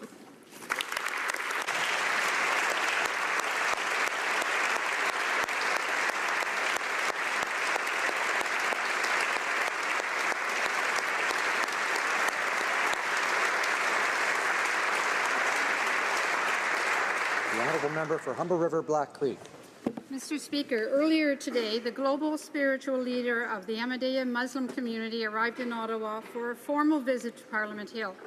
During his time with us, he will meet with cabinet ministers, senators, members of Parliament, and the Prime Minister in an effort to further underscore his peaceful message of love for all and hatred for none. This work is part of an ongoing effort undertaken by His Holiness to showcase the peaceful nature and beauty of the faith at a time when we are celebrating Islamic History Month and while calling upon global powers to advance an agenda of peace, religious freedoms, and the advancement of human rights in Canada and around the world. I applaud His Holiness and members of the Global Ahmadiyya Faith for their work, and I extend a hand of friendship on behalf of my constituents and the people of Canada. Thank you very much, Mr. Speaker.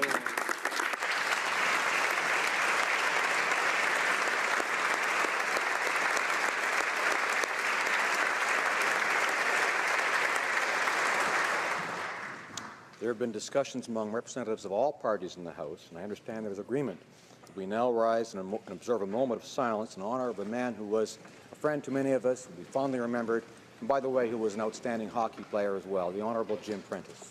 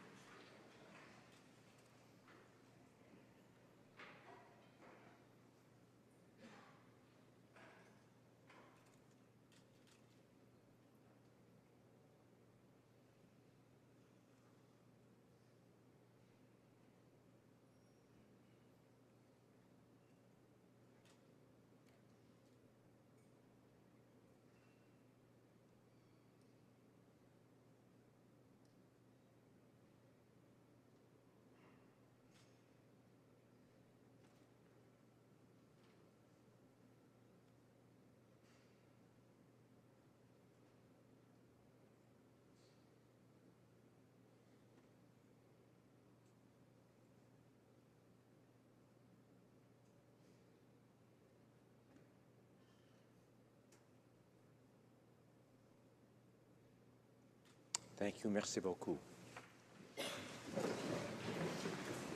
Questions orales, oral questions. The Honourable Leader of the Opposition.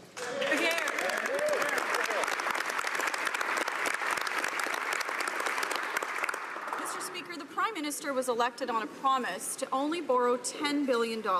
He broke that promise and instead borrowed 3 times more, $30 billion. Now we learn the Prime Minister is borrowing $46.5 billion. First it was 10, then it was 30, now it's almost 50 billion. When the Prime Minister misses his financial targets that many times in 1 year, how can Canadians trust him with their money? The Honourable Prime Minister. Mr. Speaker, Canadians expect us to make the investments necessary to create growth in this economy. But I'd very much like to take this initial moment to add my respects for our former colleague and dear friend Jim Prentice. Every side of this House feels his loss today, and we will all miss his intelligence, honesty, thoughtfulness, and the kindness he brought to his work. Jim was a man of deep convictions who dedicated his life to public service, to the people of Alberta, and to all Canadians. I cherish the time I spent working with Jim and will always remember his kind, thoughtful manner. Our hearts go out to Karen and his family, and while we know the void can never be filled, we hope that they are comforted by all the amazing stories and memories so many have shared over the past few days about Jim. Leader of the Opposition.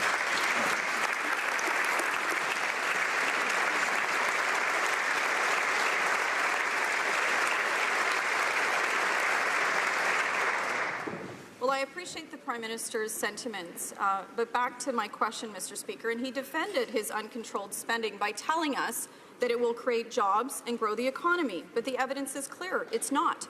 The economy is not growing, and regular families across the country are losing income and they're losing jobs. It's a failed approach. It's not working. Borrowing more and more money is actually not creating jobs. So will the Prime Minister stop his reckless spending and start focusing on jobs? The Right Honourable Prime Minister. I find it humorous, Mr. Speaker, that the members opposite are talking about a failed approach, because for 10 years, their approach of lowering taxes on the wealthiest Canadians gave us the worst growth rate since R.B. Bennett in the depths of the Great Depression. One of the very first things we did was lower taxes on the middle class and raise them on the wealthiest 1%, and the Conservatives voted against that. Leader of l'Opposition.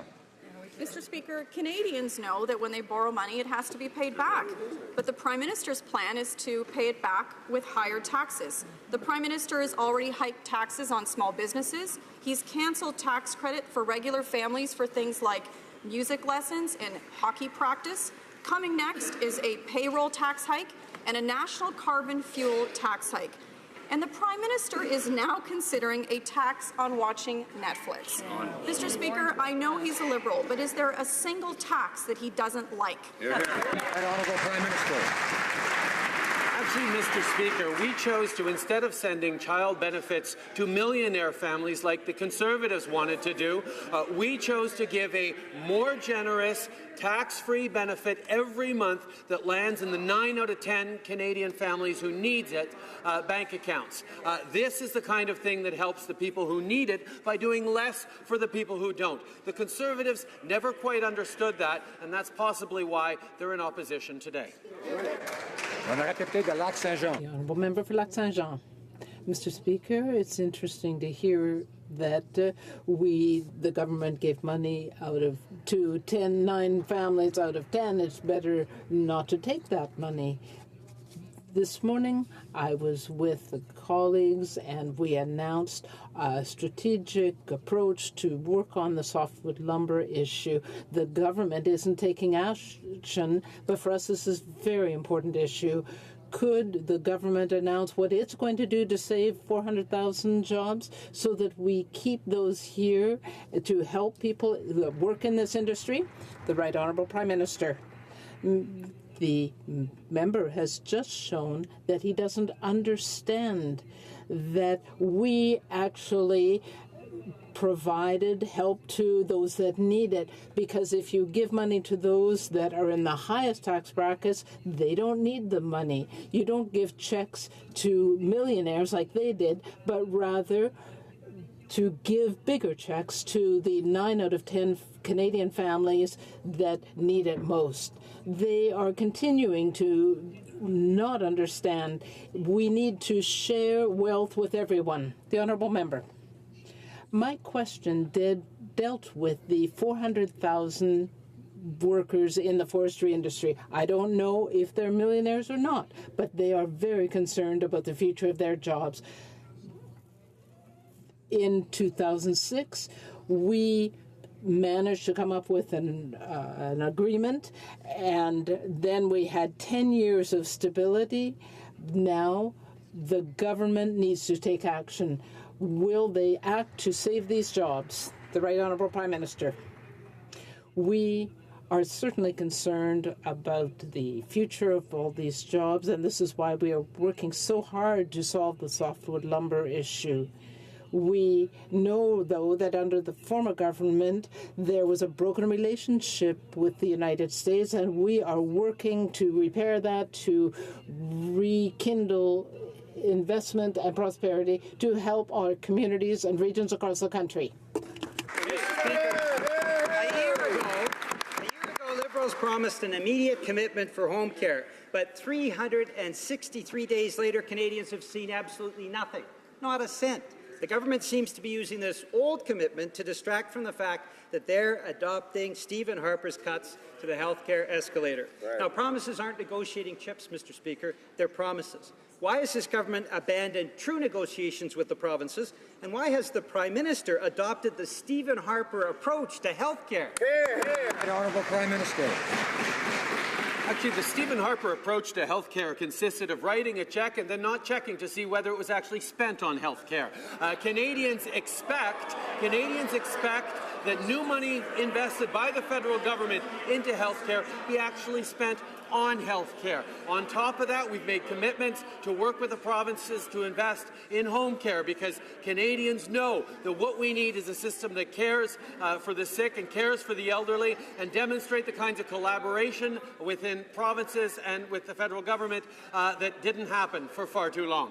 Member for New Westminster, Burnaby, order. So how do we take care of the sick and elderly when Liberals are cutting $5 billion a year from the health care escalator by 2020, just like Stephen Harper? Same old, Mr. Speaker. Now, the Prime Minister won't even sit down with the premiers. He's adopting Stephen Harper's rather insulting approach to the provinces. So much for real change. The premiers have made a good faith proposal to give time to get Canadians out of this immediate health care crisis. We need a simple answer. Will the Prime Minister delay the Harper cuts for a year? Yes or no?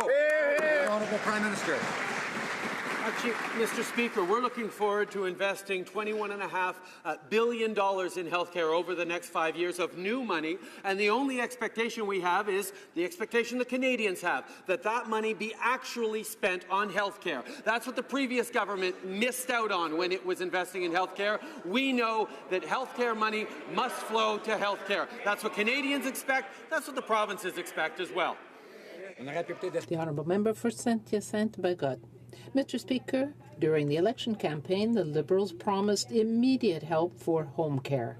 But 1 year after being elected, they haven't put a penny in the budget for that commitment. They may be wanting to use that promise to try to make the provinces forget that the government is taking the same approach and cutting health transfers like Stephen Harper did. They're off to a bad start. Can the Prime Minister stop using that approach and commit to negotiating with the provinces?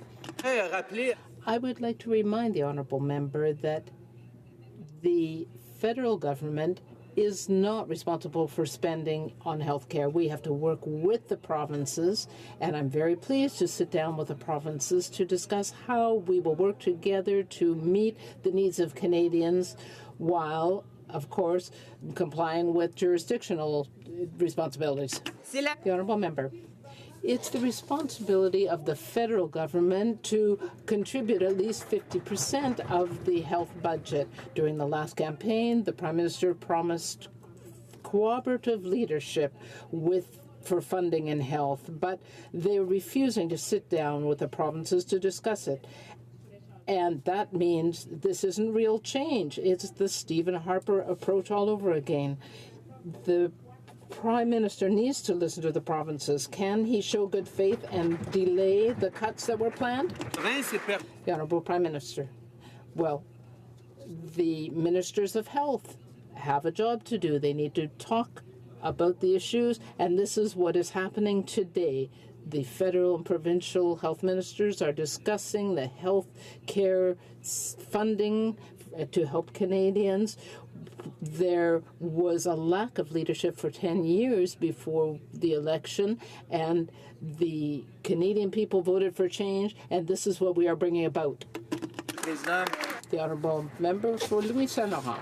Thank you, Mr. Speaker. Mr. Speaker, let's talk about the economy. Let's talk about public finance. The government came into office saying there would be a modest deficit. And now we are hearing that it is even higher than the $30 billion that the government had admitted to. The TD Bank has said that it would be at least $34 billion. And it's going to be our children and grandchildren who will have to pay for this mismanagement. Can the Prime Minister stand and tell us how much the deficit will actually be? Thank you. The Honourable Minister of Finance. Mr. Speaker, I would like to thank the Honourable Member for Louis Saint Laurent. He will be joining the Finance Committee. He will understand that the changes that we have made are to help the middle class in Canada. We have made investments to help Canadian families, and we will be also making necessary changes to the Canada Pension Plan. Last week, we took more action. We are helping the Canadian economy, and we are on the right path. The Honourable Member. I would like to thank my colleague for his answer, but I would have preferred the Prime Minister to answer my question as I had asked. But the Prime Minister has said the budget will balance itself. Well, with that kind of economic theory, the results are predictable. A deficit of $34 billion. The government had said 30. Now we're hearing from the TD Bank $34 billion. Will the $100 billion deficit man tell us why he's being so irresponsible? The Right Honourable Parliamentary Secretary. I would like to respond by saying that the Prime Minister already answered these questions, but The colleague will be on the Finance Committee, and he will come to understand what we've already done to help the middle class in Canada. We will continue to help families. We have an investment plan that will be of historic proportions, and we will make sure that we take more action. Countries around the world are saying that Canada is on the right path. We will continue to jumpstart Canadian growth. Hardworking Canadians. The federally imposed carbon tax is just another example. Families, farmers, energy workers, charities, and small businesses in Alberta have already been devastated by unprecedented job losses. Imposing a cash-grabbing tax on everything will only make things more difficult for all Canadians, but especially hard-hit Albertans at the very worst time. Albertans want to know, why are the Liberals destroying Alberta's economy by kicking us while we're down?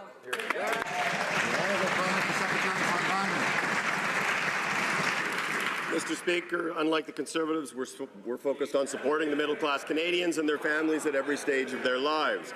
Not only did the Conservatives vote against the Paris Agreement on climate change, but when it comes to middle-class Canadians, they opposed our government reducing taxes on 9 million Canadians. Our Canada Child Benefit that helps 9 out of 10 Canadian families and will lift 300,000 Canadian children out of poverty.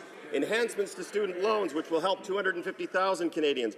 Our government is focused on both protecting our environment and growing our economy while helping the middle class and those working hard to join it.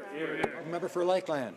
Mr. Speaker, tens of thousands of Albertans are out of work. People are losing their homes. Food banks and charities are bracing for the damage of a made-in-Ottawa carbon tax. Last week, one family feedlot told me it will add $500,000 in annual costs, risking their livelihoods. The Elk Island Public School Board says a carbon tax will add $400,000 in fuel costs every year.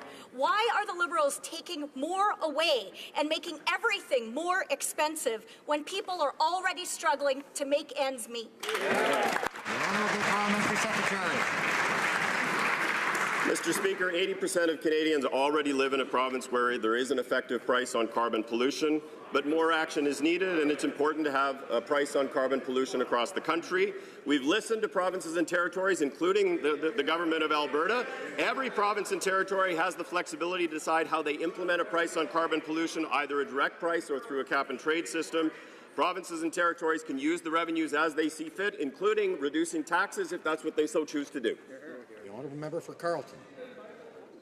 The Prime Minister's new carbon tax will raise the price of things like food, heat and gasoline by $4,000 for the average middle-class family. The Prime Minister says, don't worry, all the money will go to provincial politicians like Kathleen Wynne. For her part, she plans to spend every nickel of it. So the tax is not revenue neutral. If this is really about climate change and not a money grab, why hasn't the Prime Minister mandated provincial politicians to give back every single cent through lower income taxes? Honourable Parliamentary Secretary. Mr. Speaker, I think it might be worthwhile mentioning that it was the Conservatives in their 2008 platform and Speak from the Throne who committed to implement a price on carbon pollution through a cap-and-trade system. Their Turning the Corner plan committed the Conservative government to, and I'm quoting here, Mr. Speaker, force industry to reduce its greenhouse gas emissions, set up a carbon emissions trading market, and establish a market price on carbon. Mr. Speaker, what are the Conservatives saying today that are different from what they actually told us in 2008? The honourable member for Carleton. Mr. Speaker, the Prime Minister has broken his promise to the middle class. A worker earning $45,000 a year got exactly zero from the Liberal government's middle-class tax changes. Yet, that same worker will now pay an extra $1,000 in carbon taxes, federally mandated carbon taxes that will go to Kathleen Wynne so that she can fund her so-called green energy insiders. What happened to social justice, Mr. Speaker? Why are the Liberals taxing the working poor to give to the undeserved rich? Great question. Honourable Parliamentary Secretary. Mr. Speaker, Canadians are clear, and they were clear in the election. They want us to protect the environment and simultaneously grow the economy. This government has been working hard to grow the economy, focusing on areas such as clean tech, which will be the future of the Canadian economy in the next 30 to 40 years. And we have developed a strong and robust climate plan that will allow us to ensure that we meet our targets under the Paris Agreement. The honourable member for Longueuil Saint-Hubert.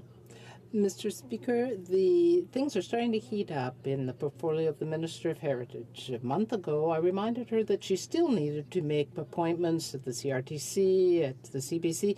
The CBC told us on the weekend that files are piling up, that hearings are getting behind schedule, and creators are concerned. Now, things are going badly in the department, but our system is in crisis. So what is the explanation for these delays? Thank you, Mr. Speaker. I would like to thank my colleague for his important question. We are determined to create a new appointment system that will be open and transparent. And this is being done across the government. So I would invite my colleague to check out the website. We will be making a number of appointments, and they will be good appointments. Mr. Speaker, when the government doesn't fulfill its responsibility to fill vital appointments, it has tangible and direct effect on Canadians. Earlier this month, a first-degree murder charge was thrown out in Edmonton due to unreasonable delays. The national judicial vacancy rate has more than tripled since this government took office. Judicial vacancies cause the entire justice system to slow down. So when will the Liberal government take the appointments process seriously and fill these vacancies? Honourable Minister of Justice. Thank you, Mr. Speaker. I appreciate the question, and certainly am very mindful of the realities across this country with respect to judicial vacancies. Our government is committed to a fair, relevant, and accessible justice system, and I am further committed to working with the provinces and the territories in a collaborative way to ensure that the many factors that lead to judicial delays are addressed, including the appointment of judges. And I very much look forward to announcing in the near future the appointments of more judges to our superior courts. Honourable member for Prince Albert. Mr. Speaker, the Prime Minister loves to brag about his great relationship with President Obama, but relationships are more than gala dinners and photo ops at the White House. It's about getting things done for Canadians. Prime Minister Harper was able to negotiate agreements on softwood lumber not once, but twice with 2 different presidents. If the Liberals' relationship with Washington is so great, why won't the Prime Minister pick up the phone, call the President, and get a deal done? Honourable Minister of International Trade. The previous agreement expired under the previous government's watch. We will continue negotiations as we work to meet the mandate agreed by President Barack Obama and our Prime Minister in June. We'll continue to work closely with lumber producers, workers, the provinces and territories. Any agreement must reflect the realities of our softwood lumber sector, including differences in communities across Canada. We're seeking a good deal for Canada, not just any deal. Member for Caribou, Prince George. Mr. Speaker, I read somewhere recently that the Minister of Trade speaks 5 languages. Apparently, trade isn't one of them. Mr. Speaker, from forest to mill, almost 400,000 high-quality, well-paying forestry jobs are now at risk because of this minister's inaction on the softwood lumber file.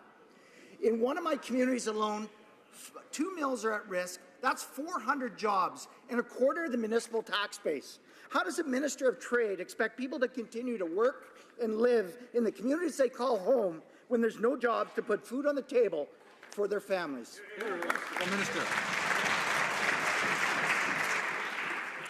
Mr. Speaker, I'd like to remind the House again the softwood lumber agreement expired under the previous government's watch. But I also want to say that our government has delivered for Canadians on trade time after time. In December, we eliminated discriminatory coal legislation in the U.S. Then we secured expanded access to Mexico and China for beef, and I am... Order. We all want to hear the answer to the question. The Honourable Minister of International Trade has a few seconds left, just a few, unless she's done. Got a deal done for canola. Thank you, Mr. Speaker. Member for Battleford, Lloydminster. Mr. Speaker, we know well that the softwood lumber file has never been a priority for this Liberal government. It wasn't in their budget, wasn't in their throne speech, and it's not in that minister's mandate letter. We've never had a government whose deadlines have gone disregarded, I guess I would say, even the 100-day self-imposed one last spring. They've removed the stability and predictability vital to our forest industry jobs in the communities those people live in. Will the minister at least get on the phone and secure a standstill of American litigation while negotiations are still ongoing? The Honourable Minister. Mr. Speaker, the previous government did nothing to secure a softwood lumber agreement, and the agreement expired under their watch. I was shocked to learn that they did not begin even to negotiate. And you know what? The member from Lac Saint-Jean himself confirmed that this morning in a press conference. He said, and I quote, Conservatives had started discussions, not negotiations. Well, Mr. Speaker, we're not just chatting with the Americans. We are negotiating intensively. We're looking for a good deal, not just any deal. Member for Battleford's Lloydminster. Well, Mr. Speaker, Pulp Fiction was a cult film that became the title of Liberal softwood policy. They continue to blame everyone but themselves for their failure in getting a new softwood lumber deal across the finish line. Now almost 400,000 workers and whole communities in the forestry sector are hostage to an impending Liberal trade war with the U.S.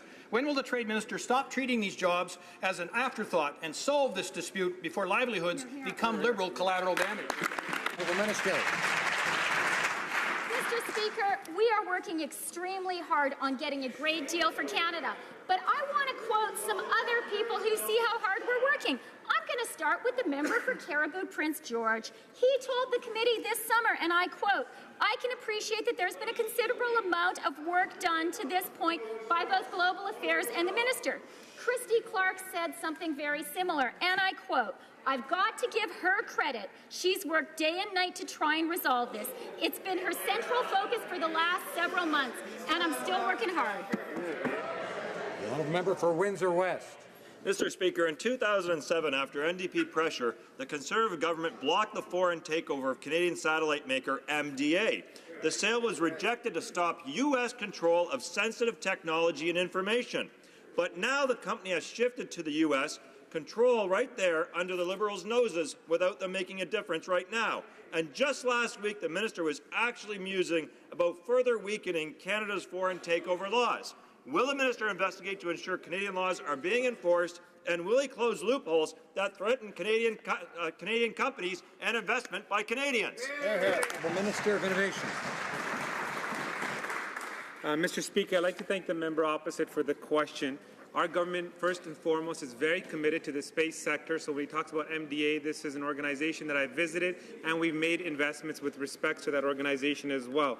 Just with respects to MDA and its corporate structure as well, as the member opposite knows, corporate reorganizations are not subject to the net benefit provisions under the Investment Canada Act. And investment is subject to net benefit review only when a non-Canadian acquires control of a Canadian business in a manner that is set out in the Act. So, Mr. Speaker, we're monitoring the situation very closely, and I can tell the member opposite that we take foreign investments very seriously. The honourable member for Port Moody, Coquitlam. Mr. Speaker, last Thursday, an American tugboat and tanker barge ran aground on BC's north coast. The accident caused 200,000 litres of diesel to spill into a sensitive area. If this was a fully loaded supertanker, it would have caused massive devastation to our fisheries, First Nation communities, and our marine environment. When will the Liberals make good on their promise to protect our coasts and implement a permanent ban on crude oil tankers off BC's north coast? Well, Minister of Transport.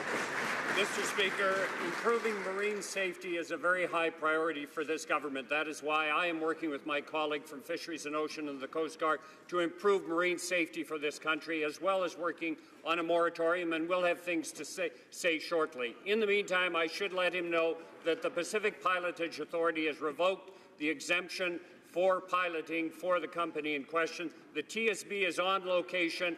I have appointed a ministerial observer, and we will, at Transport Canada, be conducting a compliance inspection.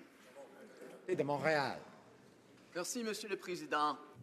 Thank you, Mr. Speaker. To join the Prime Minister, the Minister of Canadian Heritage, the Leader of the Opposition, the Leader of the NDP, and many of our colleagues at the site dedication ceremony for the National Holocaust Monument in Ottawa.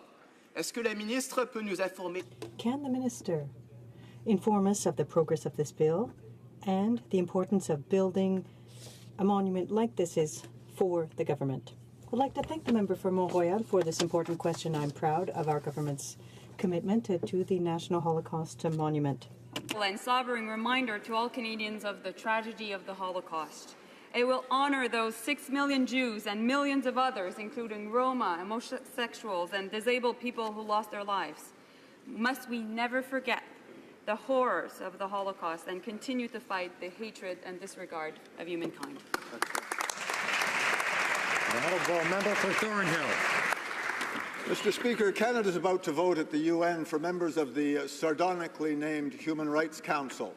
4 notorious human rights abusers are among the candidates, again, China, Russia, Saudi Arabia, and Cuba. Mr. Speaker, the vote is secret, but we know favours are traded in the UN process, and we recognise the Liberals' indecent appetite for Security Council votes.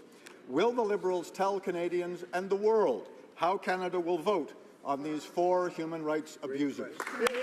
Parliamentary Secretary to the Minister of International Foreign Affairs. Thank you, Mr. Speaker.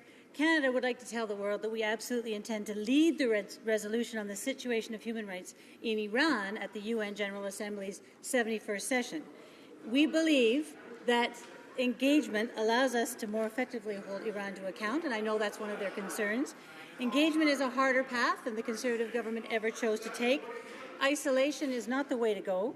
We believe that we are advancing Canadian interests and the interests of our allies by engaging with them more. Thank you.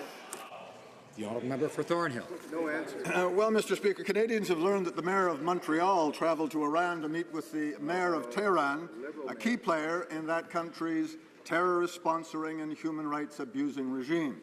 Denny Coderre signed a cooperation agreement with Mohammad Kalibaf, a senior figure in Iran's Revolutionary Guard, which directs the brutal theocracy's horrific domestic and foreign agenda.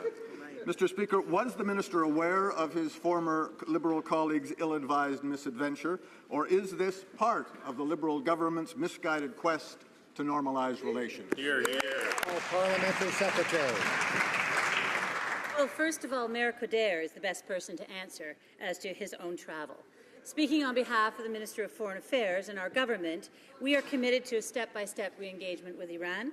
We believe that an absence of diplomatic representation hurts our interests. A presence advances our interests, particularly with regard to consular matters.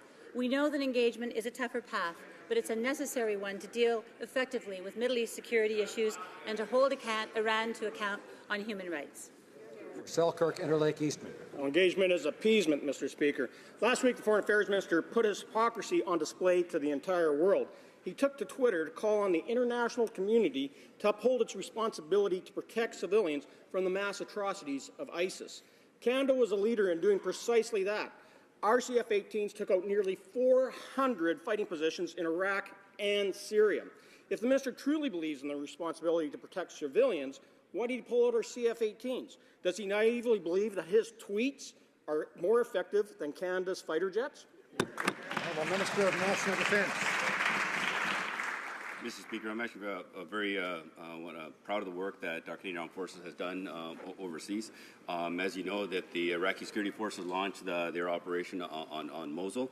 As the Prime Minister announced back in February, Canada continues support for the coalition partners, where we've expanded our training, advise and assist mission. We've expanded our intelligence, put our role to hospital, and these are just amongst a few. And this is why we've actually taken so many cities to help the Iraqi security forces to take these steps. And if we hadn't done this, the coalition would not have been as effective. Thank you, Mr. Speaker.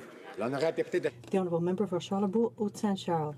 Mr. Speaker, last Saturday, the Minister of Foreign Affairs used Twitter to call on the UN and the international community to protect Syrians from atrocities.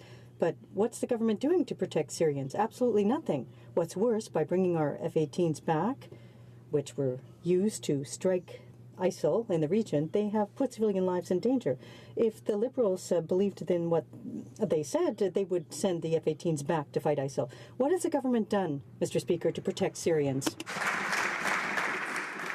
Mr. Speaker, the protection of civilians is extremely important for our government, especially the operation that we're conducting in Iraq. By actually increasing the right type of intelligence, doubling intelligence for the coalition, tripling the intelligence, we've been able to make the Iraqi securities far more effective on the ground, and that's where the protection of civilians actually happened. Thank you, Mr. Speaker.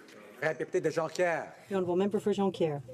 Mr. Speaker, The Liberals still have failed to sign a new softwood lumber agreement, and the deadline is passed. Last summer, the government implied that an agreement was on the verge of being concluded. In reality, soon, our entire industry will suffer because of additional U.S. tariffs. The minister has refused to give any guarantees to workers who want to know what the government's going to do to protect their jobs. Can the minister tell us today if, yes or no, her government has a plan B to support the industry before a trade war breaks out? The Honourable Minister.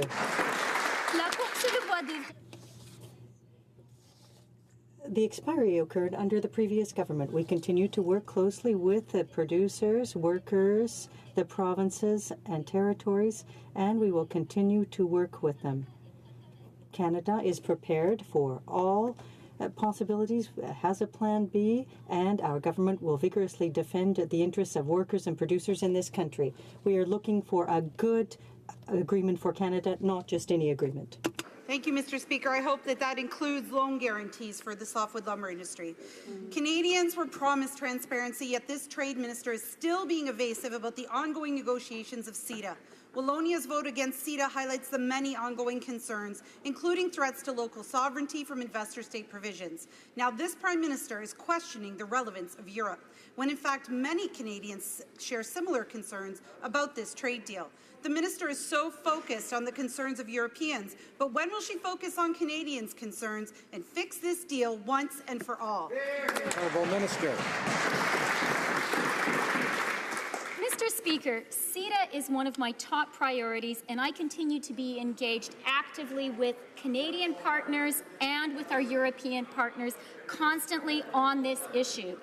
I want to say to the honourable member opposite, I am surprised to hear from the NDP, a party that likes to talk about how it cares about the interests of Quebec, questions of this deal, about this deal, which is so essential for all of Canada, but particularly for Quebec in terms of bringing us closer to Francophone Europe.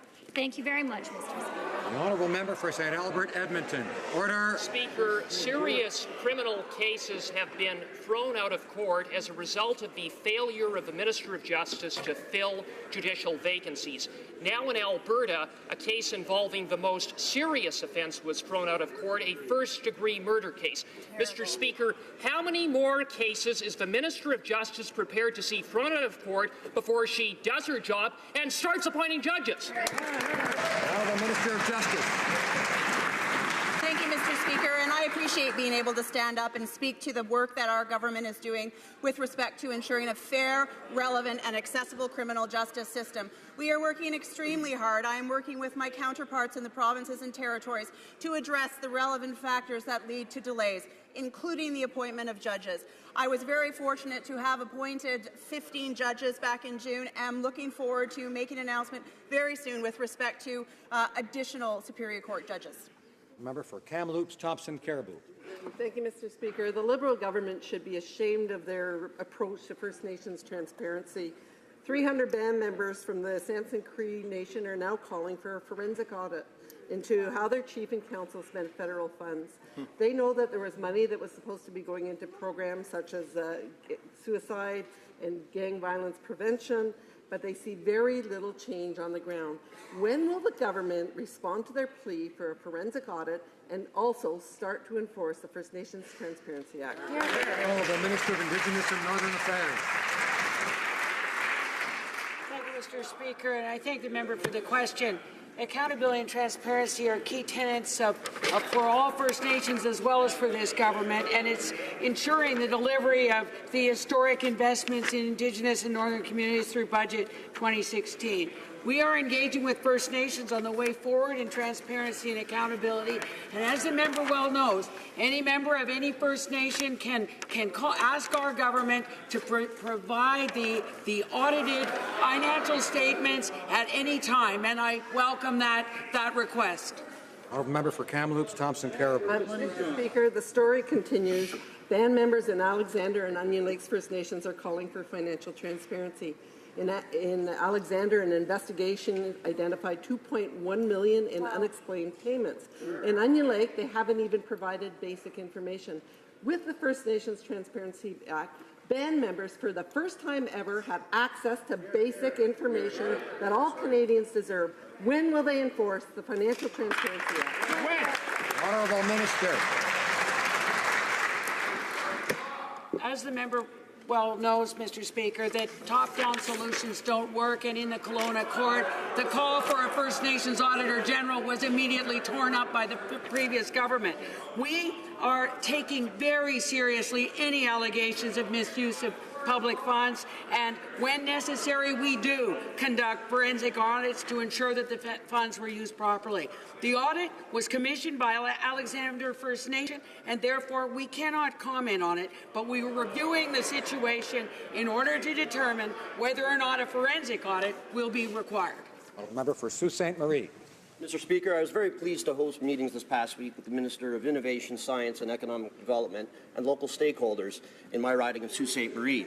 I am equally proud of our government as it makes historic investments in post-secondary education. My question for the Minister is, Northern Ontario is a large landmass and has communities of all shapes and sizes scattered throughout. We face a unique challenge in promoting economic development. Can the Minister responsible for promoting regional economic development share with us his plans for Northern Ontario? The Minister. From Sault Ste. Marie for his question, and it really is an honour and privilege to work with him and other colleagues from Northern Ontario. Our government is doing its part, Mr. Speaker, and we're promoting economic development. Just last week, we invested $9 million to Confederation College, $5 million to Sioux College, $5.1 million to the Shingwauk Education Trust, $2.7 million to Oshkosh Education Institute, $2.5 million to Algoma University, $1.6 million for women entrepreneurship, Mr. Speaker, and there's many more investments yet to come. Thank you very much. Honourable member for Beauport, Côte-de-Beaupré, Île d'Orléans, Charlevoix. Mr. Speaker, recently at the Official Languages Committee, we learned recently that the French test for accepting immigrants was much more costly than the English test. And that situation is truly unacceptable. What's more, the committee had asked the Department of Immigration to send us the test, and there was no response. Can the minister ensure that the French test will not cost more than the English test? Ministre de l'Immigration. The Honourable Minister. Thank you, Mr. Speaker, and I'd like to thank the member for her question.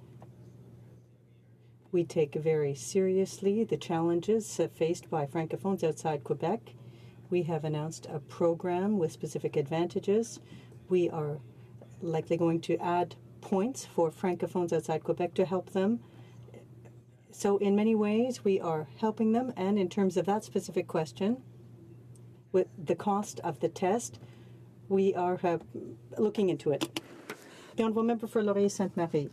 Mr. Speaker, while the Prime Minister was being photographed in Montreal saying that Canada wanted to be a leader when it came to fighting HIV/AIDS, his government was quietly cutting support to organizations working on fighting HIV/SIDA. And for the sector, the consequences are devastating, and they're directly affecting highly vulnerable people, namely in Aboriginal communities and in the LGBT community. Will the minister do the right thing and restore funding to these organizations? The Secretary for Health. The Parliamentary Secretary. Mr. Speaker, HIV and Hep C are serious but preventable diseases. The funding that the Public Health Agency of Canada provides to community-based organizations across the country to combat HIV and Hep C is staying steady at $26.4 million. There are a number of new organizations that have been invited to submit full proposals. This is in part of an open, objective, evidence-based and transparent process, and decisions were made by the Committee of the Technical Experts. Thank you, Mr. Speaker. Honourable Member for Toronto-Danforth. Mr. Speaker, last September, Canada looked at our Paralympic performance in Rio. They are among the best in the world. But when they go back home, they face difficulties with respect to access across the country. Persons with disabilities share with the House some of her vision and what she hopes to achieve with Canada's accessibility legislation. The Honourable Minister. I'd like to thank my honourable colleague for her question. Our government is committed to ensuring better access for Canadians in our communities, in their workplaces, from sea to sea to sea. Proactively address barriers to inclusion and shift the conversation on disabilities in this country. This is my vision, but we want to hear from Canadians, and I encourage everyone in this House and every Canadian to participate in the consultations that are ongoing through February 2017. We're going to make a difference with this law, Mr. Speaker. Thank you. The Honourable Member for Foothills. Thank you, Mr. Speaker. They may not want to admit it, but the job situation in Alberta is critical. Here is the real impact of the Liberal tax policy on some of the Alberta communities. High River minor hockey registration, down 20%. A Calgary dance studio, down 100 kids. And Redwater Food Bank usage is up 60%. Wow. You took away the child's fitness tax credit, and you took away the universal child care benefit, and you're replacing it with a job-killing carbon tax that is only going to make a dire situation much worse. Mr. Speaker, when is this government going to realize that the tax policy decisions that they are making and these schemes are only going to make lives much worse for Canadian families? Mr. Secretary for Environment. Mr. Speaker, as I said before, unlike the Conservatives, we're focused on supporting middle-class Canadians and families who are working hard to join the middle class. You know, not only did the Conservatives vote against the Paris Agreement and the Vancouver Declaration, but they've also voted against almost everything that we've actually done to improve the lives of Canadians across the country. They voted against reducing taxes for 9 out of 10 million Canadians. They voted against a child benefit that helps 9 out of 10 Canadian families and lifts 300,000 Canadian children out of poverty. Our government is focused on protecting the environment and growing the economy in a responsible way. The Honourable Member for Repentigny. Mr. Speaker, mothers who lose their jobs following their parental leave aren't entitled to employment insurance. The Minister has known this a long time and is not taking any action. And the government simply hiding behind another round of consultations. But the solution is simple, and everyone knows that. It's just a matter of political will. Will the minister change the regulation without delay, as we proposed, so that Quebec women stop being punished for simply being mothers? Honourable Parliamentary Secretary. Thank you, Mr. Speaker. Through Budget 2016, the government announced changes to improve employment insurance so that more Canadians could get the help they need when they need it. Our government is committed to improving EI, and this includes making compassionate care benefits more flexible and more inclusive for those who provide care for seriously ill family members and providing more flexibility in parental benefits and leaves. As the honourable member knows, we are involved in consultations with provinces, territories and other stakeholders in the coming weeks in order to modernize employment insurance. I want to thank the honourable member for the question. The Honourable Member for Rivière-du-Nord. Well, thank you, Mr. Speaker. Mr. Speaker, the French Prime Minister, Manuel Valls, said that full face coverings is a problem with the democratic values. It denigrates women. Now, our Prime Minister, who is a Democrat, must understand this. If he's in favor of equality amongst men and women, what is the Prime Minister waiting for to impose a situation which requires women to uncover their faces at a citizenship ceremony? And a government that understands that gender equality is good for all Canadians. When women have the right to live in communities, thrive in their academic or their employment situations, and are supported by communities that understand that we value diversity, that is when our entire country will succeed. Hear, hear. Mr. Speaker, we have a Prime Minister that is a feminist. We have a government that supports gender equality. I'm very proud of a country that understands this is good for all of us. Honourable Member for Montcalm. Mr. Speaker, for Manuel Valls, as for the Muslim Canadian Congress, the so-called religious signs like full-face covering veils are more often religious symbols or political demands and not religious symbols. The Bloc Québécois believes that the best way to protect religions is for the state not to have one. Moreover, the equality between men and women is a foundation of our democracy. Will the Prime Minister listen to reason and make it mandatory to uncover one's face in order to vote. Mr. Speaker, the values that define Canada include respect and openness towards our full diversity. Our country's diversity is a source of strength, and we as politicians need to focus on bringing people together instead of promoting division. We're working to create conditions where all Canadians have the best chances to live safe, healthy, and productive lives. We will respect the diversity of Canadian communities, and we will visit with people in ways that are appropriate for their communities, whether they're military communities, religious communities, or Indigenous communities. Thank you, Mr. Speaker. I would like to draw to the presence of honourable members the presence in the gallery of His Holiness Mirza Masroor Ahmad, head of the worldwide Ahmadiyya Muslim community.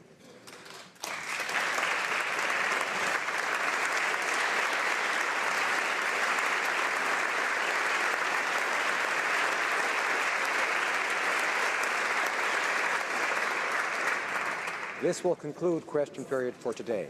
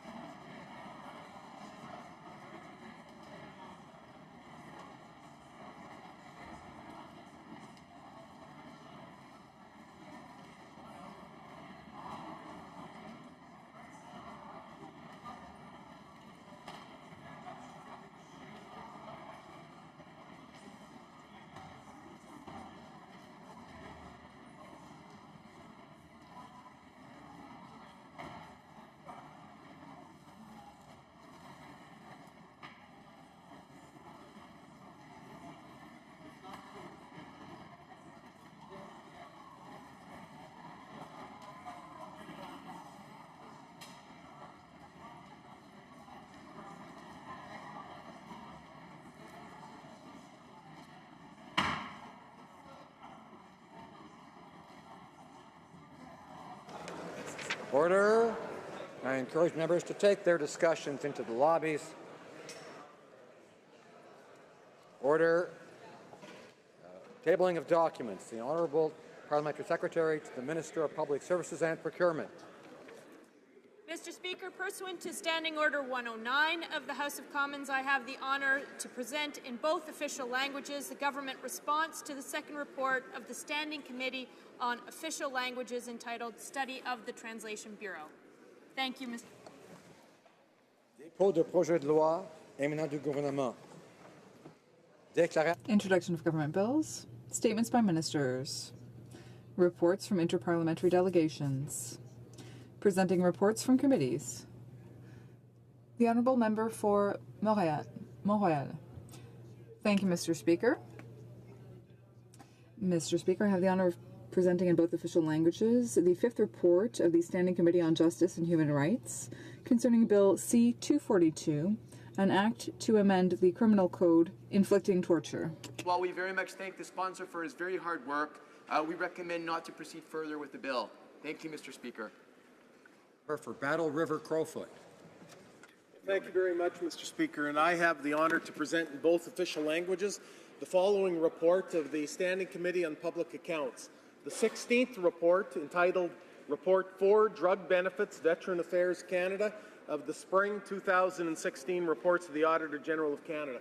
And Mr. Speaker, I'd like to take this time to thank the House of Commons and the Library of Parliament personnel. As you know, serving on committees, the clerk, the research analysts, interpreters, translators, and other technical and support personnel who are invaluable in helping us organize and expedite our work on this report. Pursuant to Standing Order 109, the committee requests that the government table a comprehensive response to this report. Thank you, Mr. Speaker. Member for Yukon. Conformément au mandat que lui confère. Pursuant to its mandate, I have the honor of presenting in both official languages the 13th report of the Standing Committee on Procedure and House Affairs concerning the list of committee members.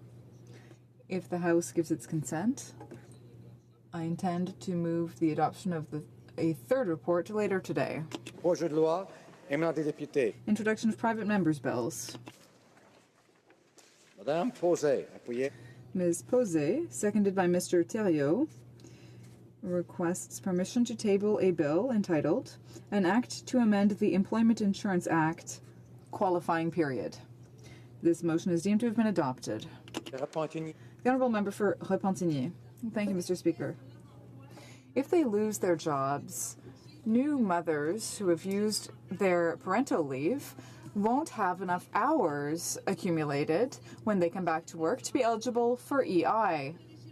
And because the Quebec system is more generous and because it works well, Quebec mothers are more often excluded from EI benefits. It is scandalous that women can lose their jobs and then be left destitute simply because they've had a baby.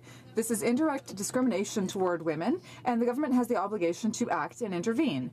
This is why the Bloc Québécois today is tabling a bill that would end this unfair situation. Madame Posey, appuyée par... Madame Posey, seconded by Mr. Thériault, moves that this bill be now read a first time and printed. This motion is deemed to have been adopted. Quand ce projet de loi sera-t-il? When will this bill be read a second time? At the next sitting of the House.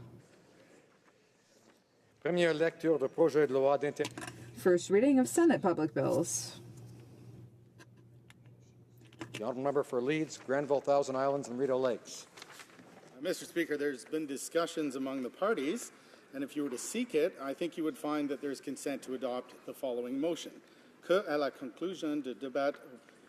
That at the conclusion of today's debate on the opposition motion standing in the name of the member for Battleford Lloydminster, every question necessary to dispose of the motion be deemed to have been voted, and that a recorded vote be deemed to have been requested and deferred until the 18th of October 2016 at the end of time allotted for oral questions. Does the honourable member have the unanimous consent of the House to move the motion? No, il n'a pas le consentement. No, we do not have unanimous consent. Motion, l'honorable député de Yukon. Motions. The honourable member for Yukon. Mr. Speaker, if the House gives its consent, I move that the 13th report of the Standing Committee on Procedure and House Affairs, presented in the House today, be adopted. Honorable député a-t-il le consent? Does the honourable member have the unanimous consent of the House to move the motion? N'a pas de consentement. No, it does not. He does not have unanimous consent. Presentation de pétition, presenting petition. Presenting petitions. The honourable member for Calgary Confederation. Present a petition regarding seniors. Today, 1 in 6 Canadians is a senior, and in 14 short years, that will be 1 in 4 Canadians. The petitioners are calling on this House to appoint a Minister of Seniors and to develop a national strategy for seniors. It is their hope that such a focus will allow for better treatment of seniors and a better focus on the issues that affect seniors. Thank you. The honourable member for Okanagan North Shuswap. Thank you, Mr. Speaker. I rise today to present a petition from members in my constituency of North Okanagan Shuswap in support of Molly and Cassie's Law, Private Members Bill C-225. Number of names on this petition seeking that, therefore, the petitioners call upon the House of Commons to pass legislation which would recognize the preborn children as separate victims when they are injured or killed during the commission of an offence against their mothers, allowing 2 charges to be laid against the offender instead of 1. Thank you, Mr. Speaker. The honourable member for Cowichan, Malahat, Langford. Thank you, Mr. Speaker. I rise today on behalf of the residents of Shawnigan Lake in my riding of Cowichan, Malahat, Langford, who are petitioning the federal government to protect Shawnigan Lake from a contaminated soil dump under the Fisheries Act. I know it's primarily a provincial issue, but I sure would like some help from the federal government. Thank you, Mr. Speaker. Member for Lambton, Kent, Middlesex. Mr. Speaker, I have, first of all, a petition, whereas the Islamic Republic of Iran, which is an Iran-sponsored terrorist group, murdered many Canadian citizens, kidnapped, tortured, murdered foreign diplomats, where Iran has been designated by Canada as a foreign state supporter of terrorism, where terror victims and their supporters across Canada seek a commitment from the Government of Canada that Iran will remain listed as a state supporter of terrorism. Therefore, the petitioners call on Canada to maintain the listing of the Islamic Republic of Iran as a state supporter of terrorism pursuant to Section 6.1 of the State Immunity Act as for as long as the Iran regime continues to support terrorism. And Mr. Speaker, it may not surprise you, but I've got somewhere around 1,000 signatures from regarding the Arva Flour Mill. As you know, it's 197 years old. We're in the process of trying to rectify that. They're asking that the flour mill be put into question following the Labour Code inspection, and that the workplace is important to all Canadians, but that they recognize the Arva Flour Mill as an important historical tourism destination. But the key part, Mr. Speaker, is that they exempt the Arva Flour Mill from the Canadian Labour Code. Thank you. Okanagan, West Kootenay. I have 2 petitions to present today. One is a petition that calls upon Parliament to offer an unequivocal, sincere and public apology to the British home children and their survivors and their descendants. These Canadians were taken as children from their homes in Great Britain over many decades and served often as indentured servants in Canada.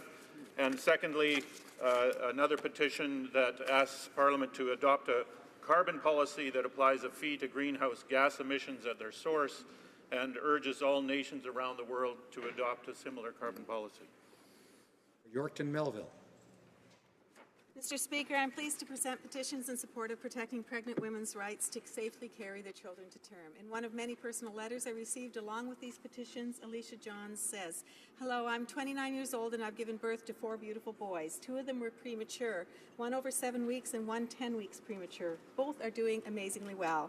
I'm now carrying my 5th son. I'm 28 weeks, 6 days pregnant and counting down every day because each day he stays in my womb is important. I know from personal experience that nature can have its own plans and things don't always turn out the way we expect. What happened to Cassie and Molly was not natural when the life of her and her daughter were brutally taken. When I make a choice to carry my... The honourable member should know that, when presenting petitions, order. The honourable member should know that when presenting petitions, one refers briefly to the content of the petition and then presents it rather than reading the entirety of it or letters from it related to it. The honourable member for Langley, Aldergrove.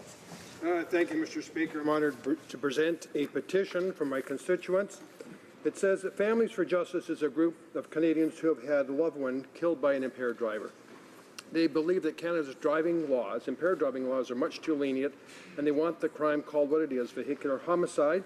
Mr. Speaker, they're calling for mandatory sentencing for vehicular homicide and for this Parliament to support C-226, the Impaired Driving Act, and C-247, Crescenda's Law. Presenting petition, présentation de pétition. Questions in the order paper. The Honourable Parliamentary Secretary to the Government House Leader. Yes, thank you, Mr. Speaker. If a revised response to question number Q297, originally tabled on September 19, 2016, could be made in order for return, this return would be tabled immediately. Agree. Oh, sorry. Is it the pleasure of the House that the aforementioned questions be made orders for a return, that they be tabled immediately? Agreed and so ordered. I understand that I missed the honourable member when he was standing with a petition. Is that correct? Honourable member for Winnipeg North. Then. Yes, thank you, Mr. Speaker. I did have a petition too, if I may. It's in regards to the Falun Gong, which is a traditional Chinese spiritual discipline which consists of meditation, exercise, and moral teachings based on the principles of truthfulness, compassion, and tolerance. And really what they're calling upon us to do, Mr. Speaker, is in a public way, we need to call for an end to the persecution of Falun Gong persecutions in China. Thank you, Mr. Speaker. And then, if I may, Mr. Speaker, then at this point in time, if I should at this point in time also... Is the member going back to questions in the white paper? Okay, question. Questions be allowed to stand at this time. Agreed. Agreed and so ordered. Orders of the day. Government orders, business of supply, resuming consideration of the opposition motion standing in the name of Mr. Ritz regarding framework agreement on softwood lumber exports. Debate, the Honourable Minister of Transport. Thank you, Mr. Speaker. And I am sharing my time with the member from Surrey, Newton. No.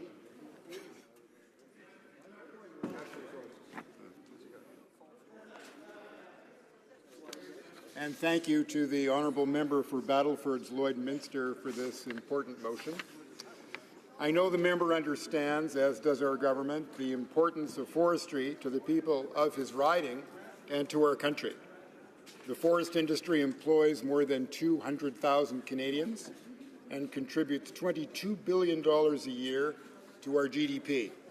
In fact, it provides more jobs per dollar than any other resource sector. We export $33 billion worth of forest products to 180 countries around the world, and we're constantly looking for ways to expand international opportunities. Government officials continue to meet regularly with their American counterparts, trying to reach a new agreement on softwood lumber. Our goal is to negotiate a durable and equitable solution, Mr. Speaker, one that will be fair to softwood producers, downstream industries, and consumers on both sides of the border. These are the good faith efforts of good friends. Both sides want to arrive at a new agreement because both sides understand the importance of forestry to the health of our economies and the protection of our environment. For some of us, the forest industry might conjure up images of tar paper shacks and logging camps, but that image is grossly outdated. Today, forestry is on the leading edge of technology and setting the pace on environmental performance. Its products are strengthening composite car parts, making vehicles lighter, reducing emissions, and replacing plastics made from non-renewable fossil fuels. Today's forestry worker is as likely to be wearing a white lab coat as a red plaid shirt. She might be a genomics researcher, Mr. Speaker, investigating ways to make trees more resistant to disease, or an economist, or working to optimize supply chains. To paraphrase that classic Oldsmobile commercial, this isn't your father's forest industry. In fact, the Canadian forestry industry has transformed itself into one of the most innovative parts of our economy. It wasn't that long ago that forestry seemed to be on the ropes. To many, it seemed like an outdated, even dying industry. But then something remarkable happened. Instead of wringing its hands, the industry rolled up its sleeves and began a transformation whose best chapters are still being written. Forestry leaders reached out to their critics, listened to them, and made changes to their operations. The industry invested in research, developed new products, and established new offshore markets, creating not just a new image, but a new vision of what forestry was and could be. Today, the forest industry is positioned to help address some of the biggest challenges facing our country: combating climate change, driving innovation, creating economic opportunities for Indigenous and rural communities, and advancing trade. Let me just touch on each of these, Mr. Speaker. First, climate change. It would be hard to overstate the importance of the forest sector to reducing greenhouse gas emissions. I would even go so far as to say that there can be no global solution to climate change without the forest sector. It's that important. Why?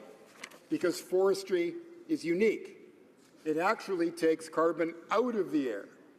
Most of us will remember enough of our high school science to know that trees suck up vast amounts of carbon from the atmosphere, storing it for decades.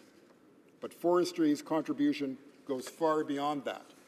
It's developing clean technologies, producing green energy, reducing its need for energy and water, and lowering both emissions and waste. While Canada's overall greenhouse gas emissions were rising between 1990 and 2012, pulp and paper mills were actually reducing their emissions by an impressive 66%. And it's just getting started. Lignin, a material found in trees, could become the crude oil of the future, with biofuels substituting for fossil fuels in the production of plastics, pharmaceuticals, and chemicals. Then there's wood as a building material. Pound for pound, engineered wood can be as strong as steel, making it safe and practical, not only in buildings, but also in infrastructure, such as bridges. A few weeks ago, Mr. Speaker, I had the pleasure of attending the opening of the tallest wood building in the world, a new student residence at the University of British Columbia. This magnificent building is not only an engineering and architectural showpiece, it is an environmental game changer, storing close to 1,600 metric tons of carbon dioxide and saving more than 1,000 metric tons in greenhouse gas emissions. Mr. Speaker, that's like taking 500 cars off the road for a year in a single building. Forestry also helps to fight climate change through its sustainable management practices. Third parties have certified these practices as among the world's best. Canada now boasts 40% of the world's certified forests, far more than any other jurisdiction in the world.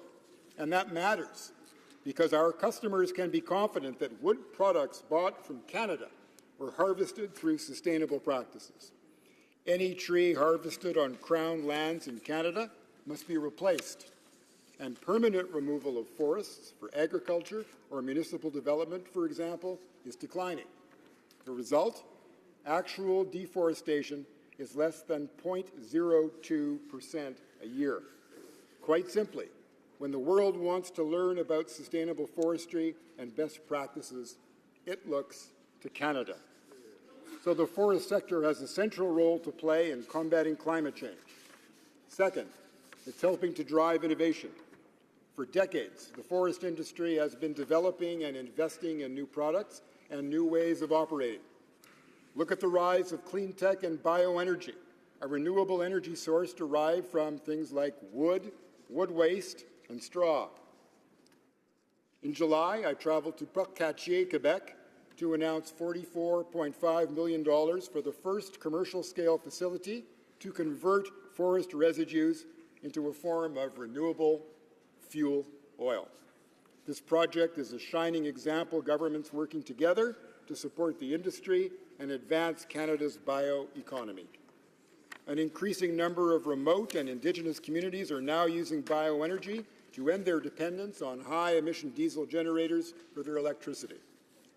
The government is working with industry and provinces to develop the forest products of the future through investments in R&D and innovation and by helping first-in-kind clean innovations reach commercialization. Third, forestry is a dynamic engine of growth, creating economic opportunity across our country, including in Indigenous and remote communities. And fourth, and related, forestry creates jobs at home by driving trade abroad. There's been a remarkable rise in the export of wood products to markets such as China, up more than 1,400% over the past 10 years. The U.S. market remains vitally important for Canadian producers of softwood lumber. but continuing to expand into other markets and other types of products is helping to diversify our trade and boost our prosperity. While its reach is global, the forest industry's impact remains local, the lifeblood of rural Canada and a major source of income for about 1 in 7 municipalities across the country. Our government believes in this industry, Mr. Speaker. We have a clear vision of it playing a central role in some of the most important issues of our times: combating climate change, driving innovation, and creating economic opportunities for rural and Indigenous communities. That's why we're standing by this industry. That's why we are continuing to work hard toward a new agreement on softwood lumber. Thank you, Mr. Speaker. Questions and comments? Question commentaire. The honourable member for Courtenay Alberni. Thank you, Mr. Speaker. I want to thank the Minister for talking about the very great importance of the forestry industry here in Canada. And certainly in my riding in the Alberni Valley, it is the #1 employer. I come from a long history, a family working in forestry. My great-grandfather, my grandmother's family, and my mother's family, all growing up in forestry.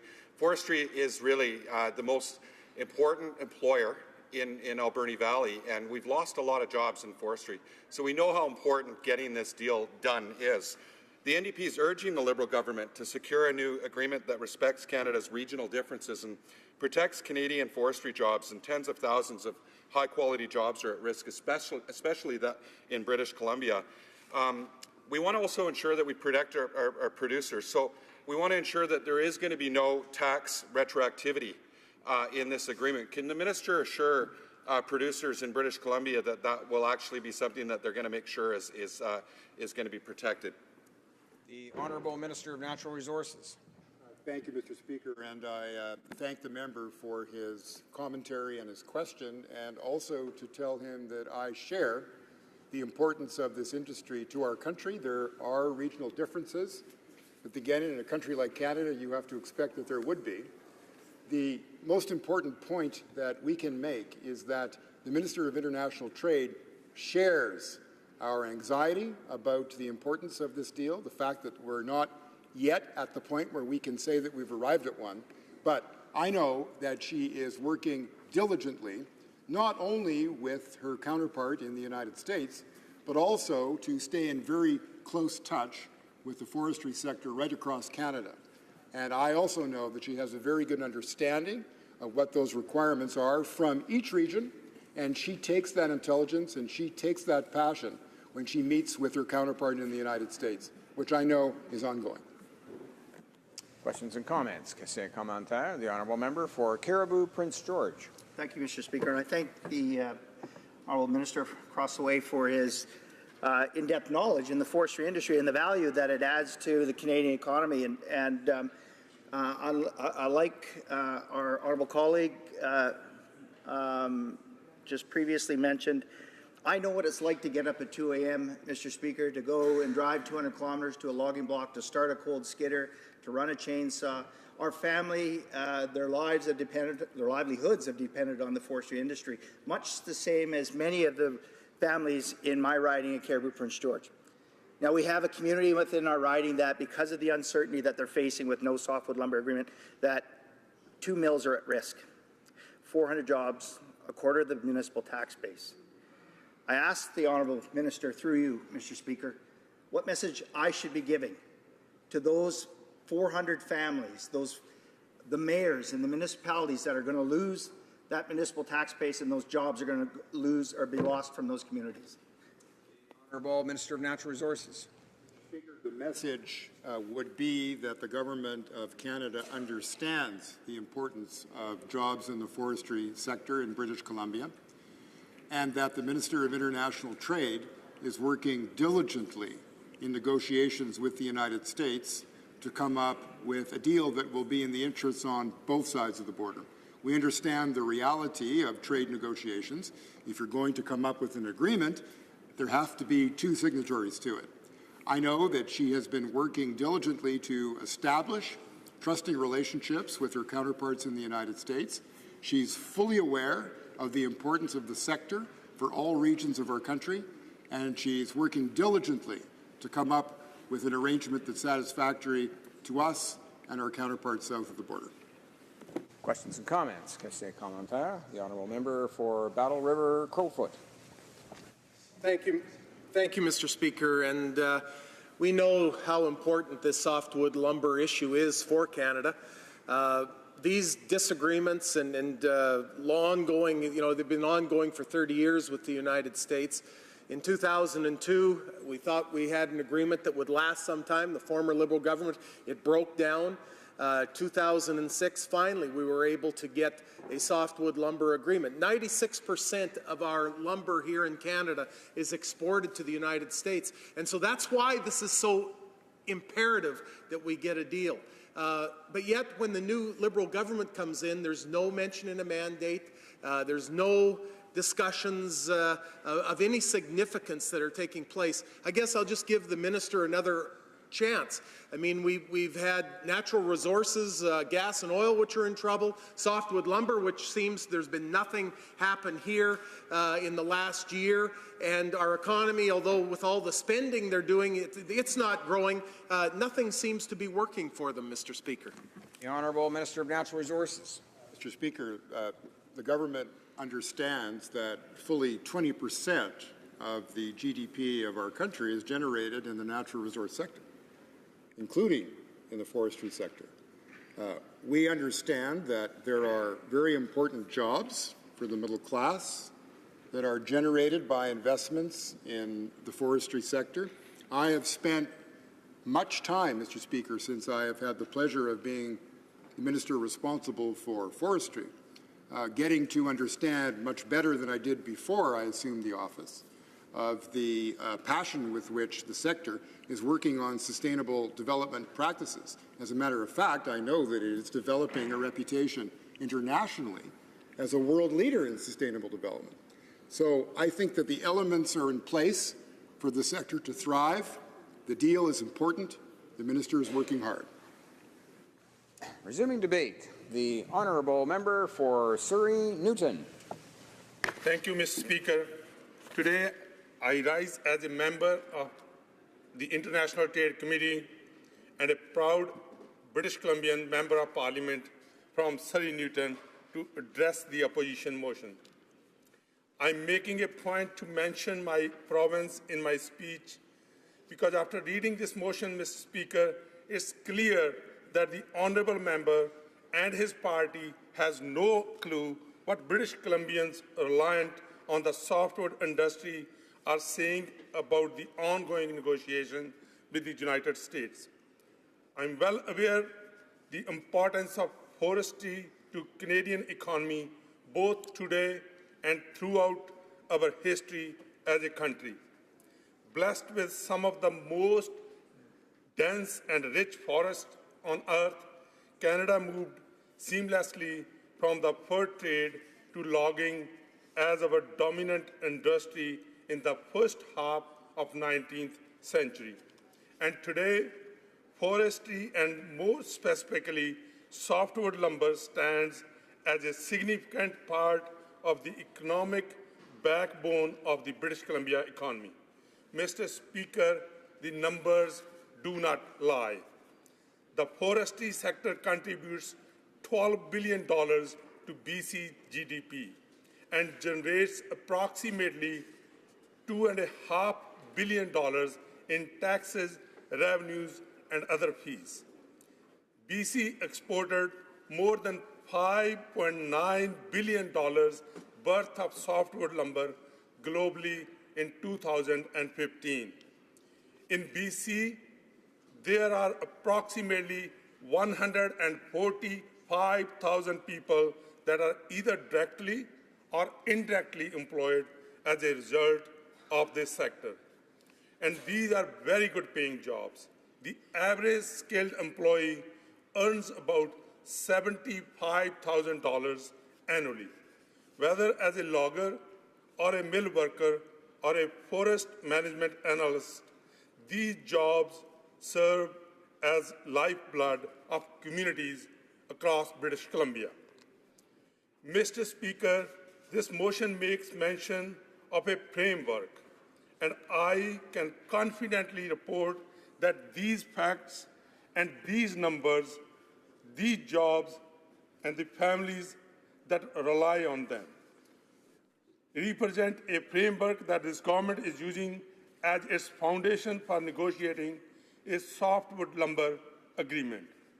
When I read this motion, it screams of an opposition party that is more concerned with scoring cheap political points than securing a deal that puts the best interests of British Columbians and in need of all Canadians first.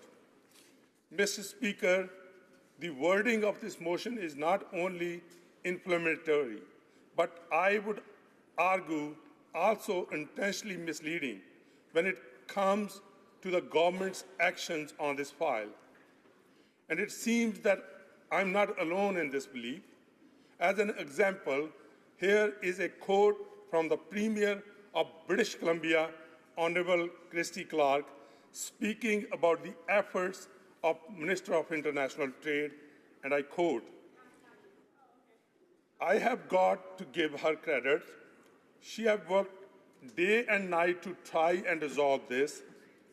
It has been her central focus for the last several months," unquote.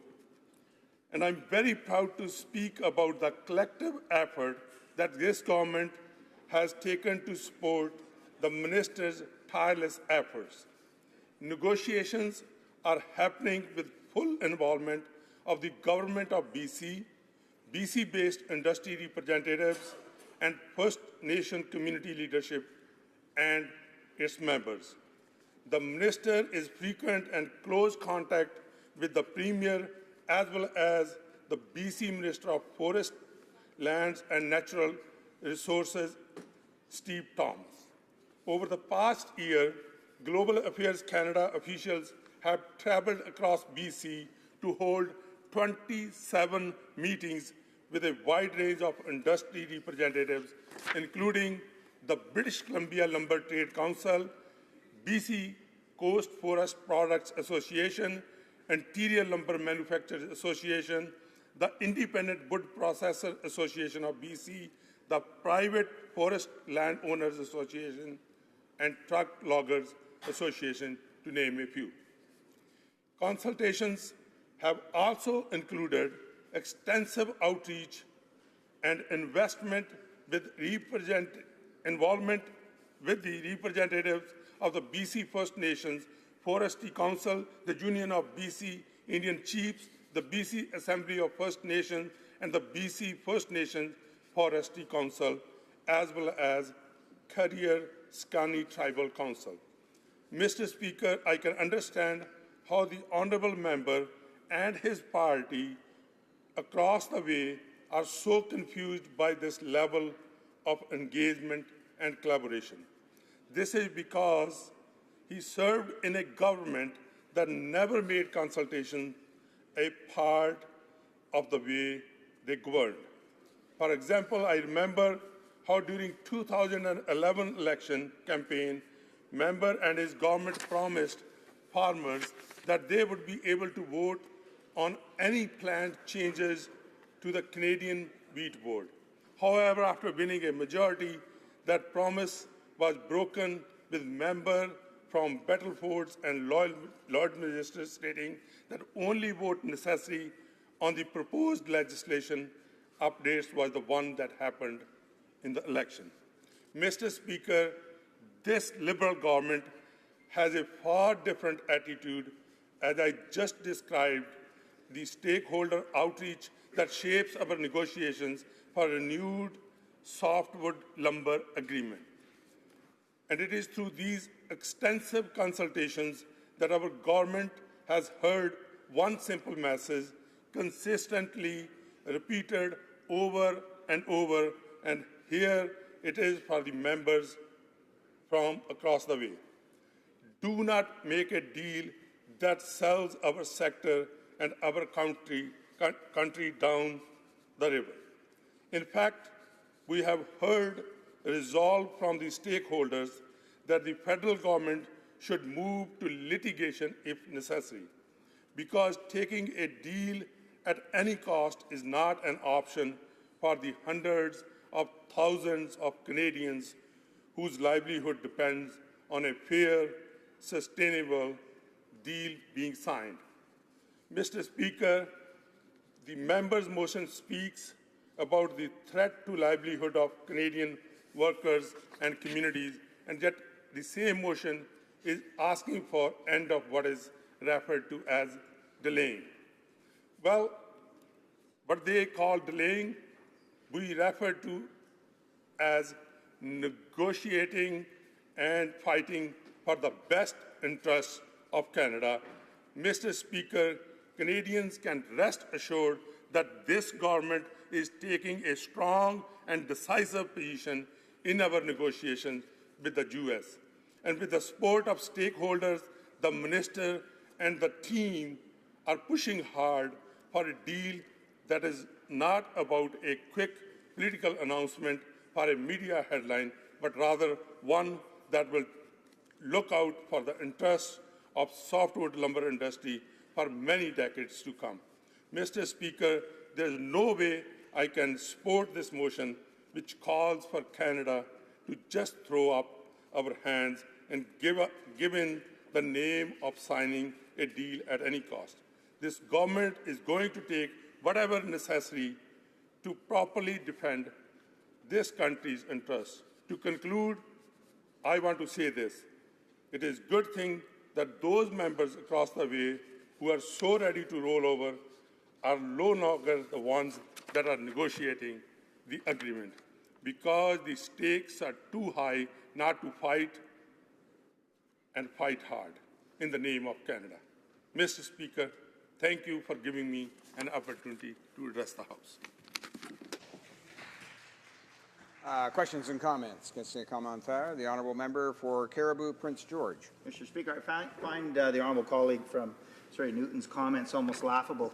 As a matter of fact, for the last 10 and a half months, 11 months, actually coming up to a year, this Wednesday, Mr. Speaker, we've been standing in this House and we've been fighting for the folks, the small communities from coast to coast to coast, the small communities such as the ones in my riding, that this very agreement and their jobs are dependent on this agreement. Mr. Speaker, for him to say, for the honourable colleague to say that we'd rather just roll over and accept something, it's wrong. And it is misleading, Mr. Speaker. We've been challenging this government to fight for Canadian jobs and fight for industry and making sure that everyone is at the table, all provinces and all of the industry, to make sure that the next agreement is a fair and balanced agreement. So, Mr. Speaker, through you to the honourable colleague, does he not understand that this means thousands of jobs in BC alone and that we have been fighting for them? The honourable member for Surrey Newton. Thank you, Mr. Speaker. I would like to thank the member from Caribou, Prince George, and I would like to remind the member to you, Mr. Speaker, that the opposition needs to stop politically posturing.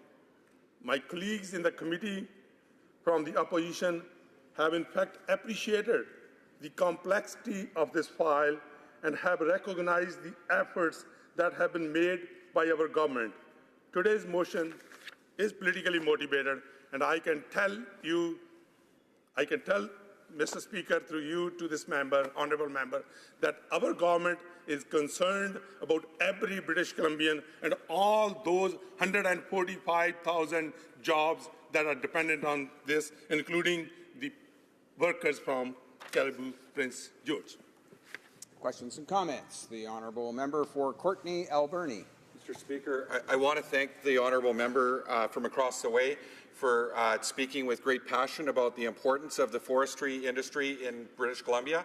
As a fellow British Columbian, we both know how important forestry is to British Columbians, and we also both understand that this agreement, by not being signed, is creating enormous pressure on producers, on the employers, on the employees and their families in forest communities like mine in Port Alberni, in the Alberni Valley, in Vancouver Island.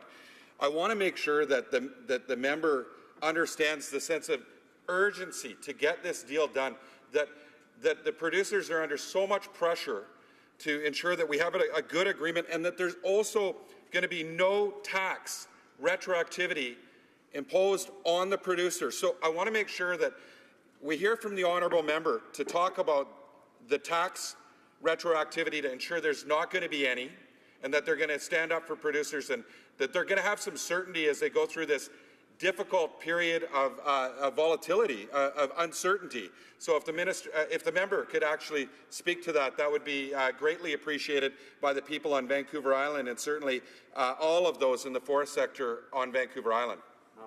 The honourable member for Surrey Newton. Thank you, Mr. Speaker. I would like to thank my honourable colleague from British Columbia, from Courtney Alberni, and his concern about the jobs in his particular region and across British Columbia, and particularly the free trade. When we are negotiating this free trade with the U.S., Mr. Speaker, more than 50% of the softwood lumber trade is with the U.S. And we, as I mentioned earlier, we want to have a deal that is good for British Columbians, that's good for Canada, and it's not just a deal. And I can assure you, Mr. Speaker, that our Prime Minister and our Minister of International Trade and Parliamentary Secretary to her and their team is fully committed to face any challenges in future that might arise out of this. Thank you. Resuming debate, the honourable member for Caribou, Prince George. Thank you, Mr. Speaker, and I'll be splitting my time with our honourable colleague from Yellowhead. Mr. Speaker, I'm standing today, we're talking about the longest trade dispute between our major trade partner, the U.S. Well, some would say it's been decades. This trade dispute, this trade war, if you will, has been decades. I think perhaps it could be argued that the softwood lumber dispute could perhaps be longer, maybe even a century. It's gone on. It's been one of the longest and most costly trade disputes that our country and our major trading partner, the U.S., have had for decades, for perhaps a century. The actual term used when we're talking about softwood lumber and the trade dispute is war, trade war. We talk about that. When an agreement is in place, the term truce is what we use. We've had a truce and we've come to some form of agreement. To date, we've had 4 softwood lumber wars. 4, Mr. Speaker.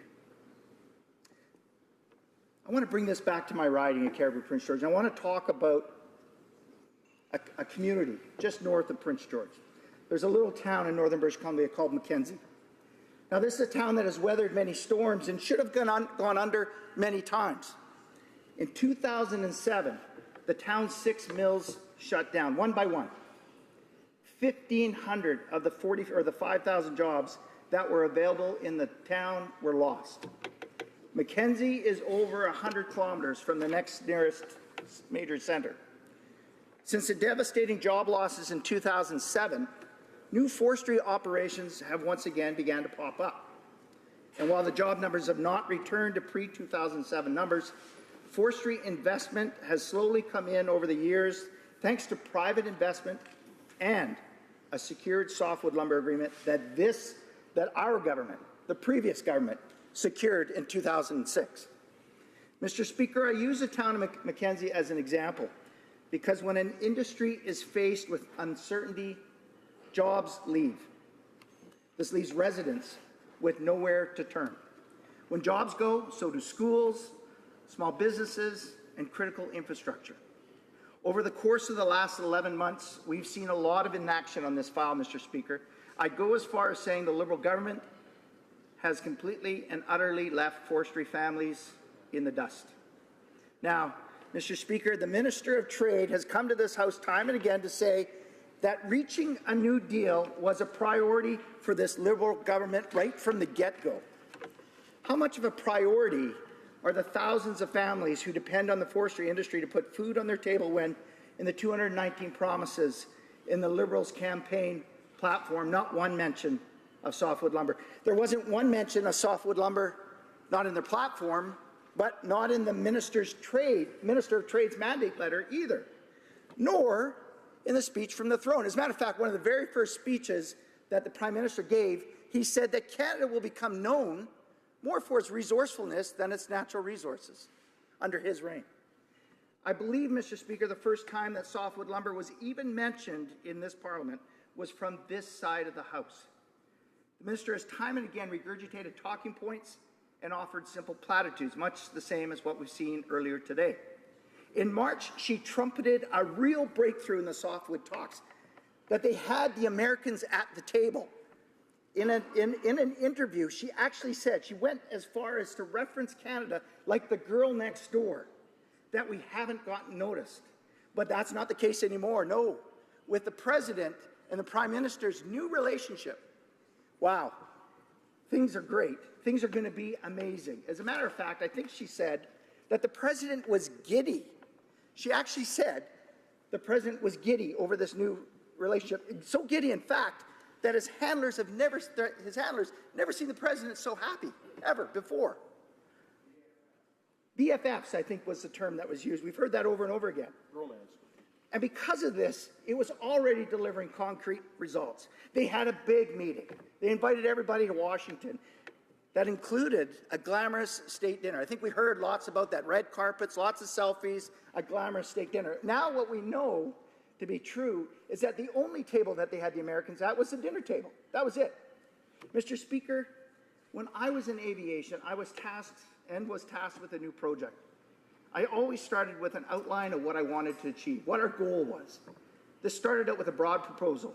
And as I gained insight and feedback from those around me, which included naysayers and sometimes competition, my proposal became more targeted. I knew specifically what my negotiating position was, and I brought that to the bargaining table. Because you can only successfully argue for an outcome when you know what the goal is you're trying to achieve. You can't negotiate for a new car or a home unless you know what you want. The color or type of car, 2 doors or 4, hatchback or sedan. Is it going to be a 2-story walk-up, or do we want a bungalow?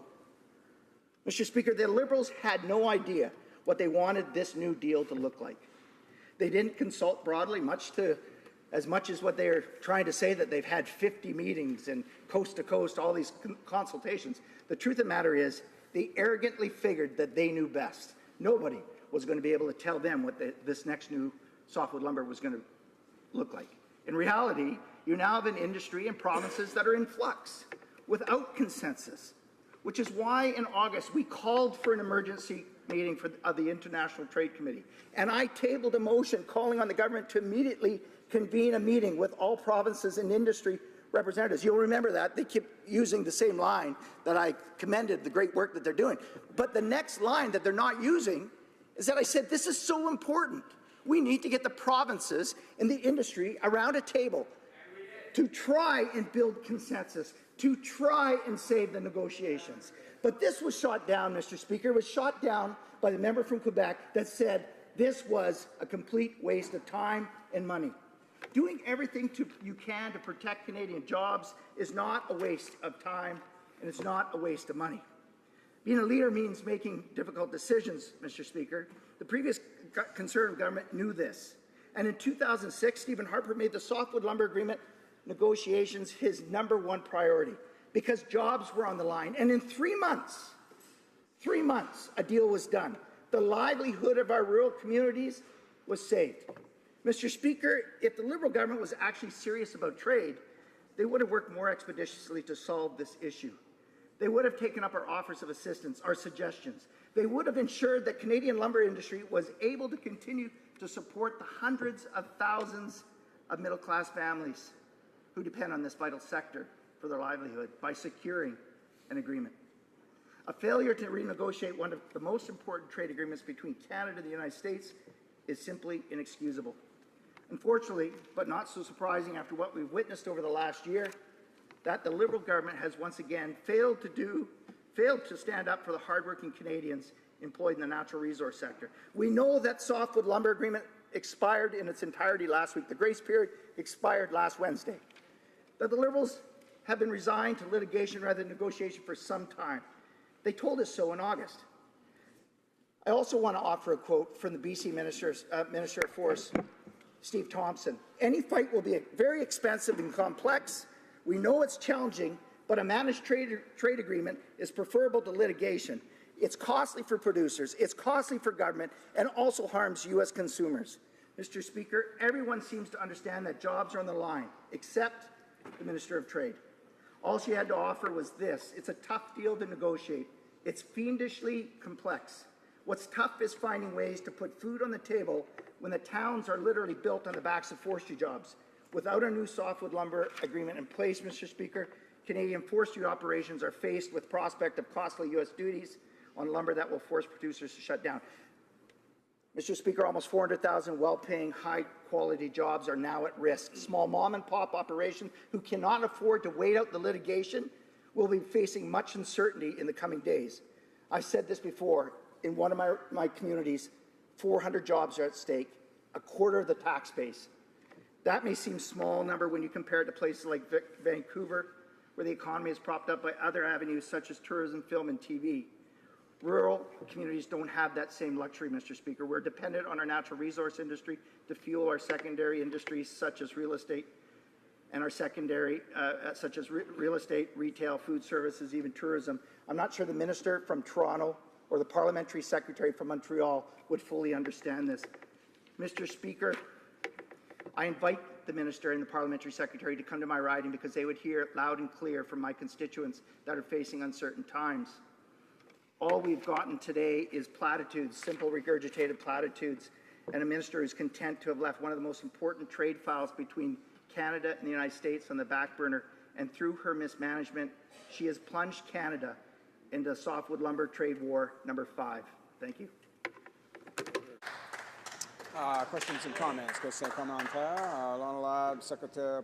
The Honourable Parliamentary Secretary to the Minister of International Trade.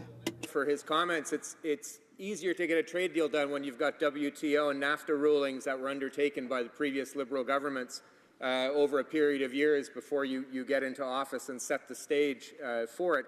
What I want to ask the honourable member is which statements are true? At one point, he was accusing us in question period, Mr. Speaker, of flying the white flag. Well, we clearly didn't do that. At another point, he was congratulating the minister this summer on her hard work, rightfully so, because of all her hard work. Mr. Speaker, I'm just curious to know what the honourable member would have done differently under the circumstances. The honourable member for Caribou Prince George. Well, Mr. Speaker, they like to use quotes and misrepresent quotes from various places and where have you.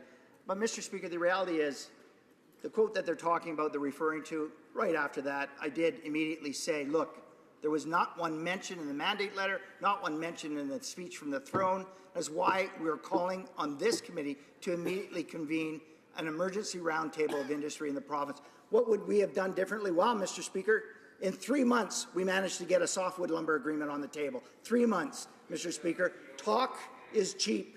Actions speak louder. Question commentaire. Honourable député. Questions and comments? The Honourable Member for Longueuil Saint-Hubert. Thank you, Mr. Speaker, and I thank my colleague for his speech. It's clear to us, anyway, that the government at the time, the Conservative government, was really asleep at the switch. Now we're in a bit of a buffer zone, but we still have this problem.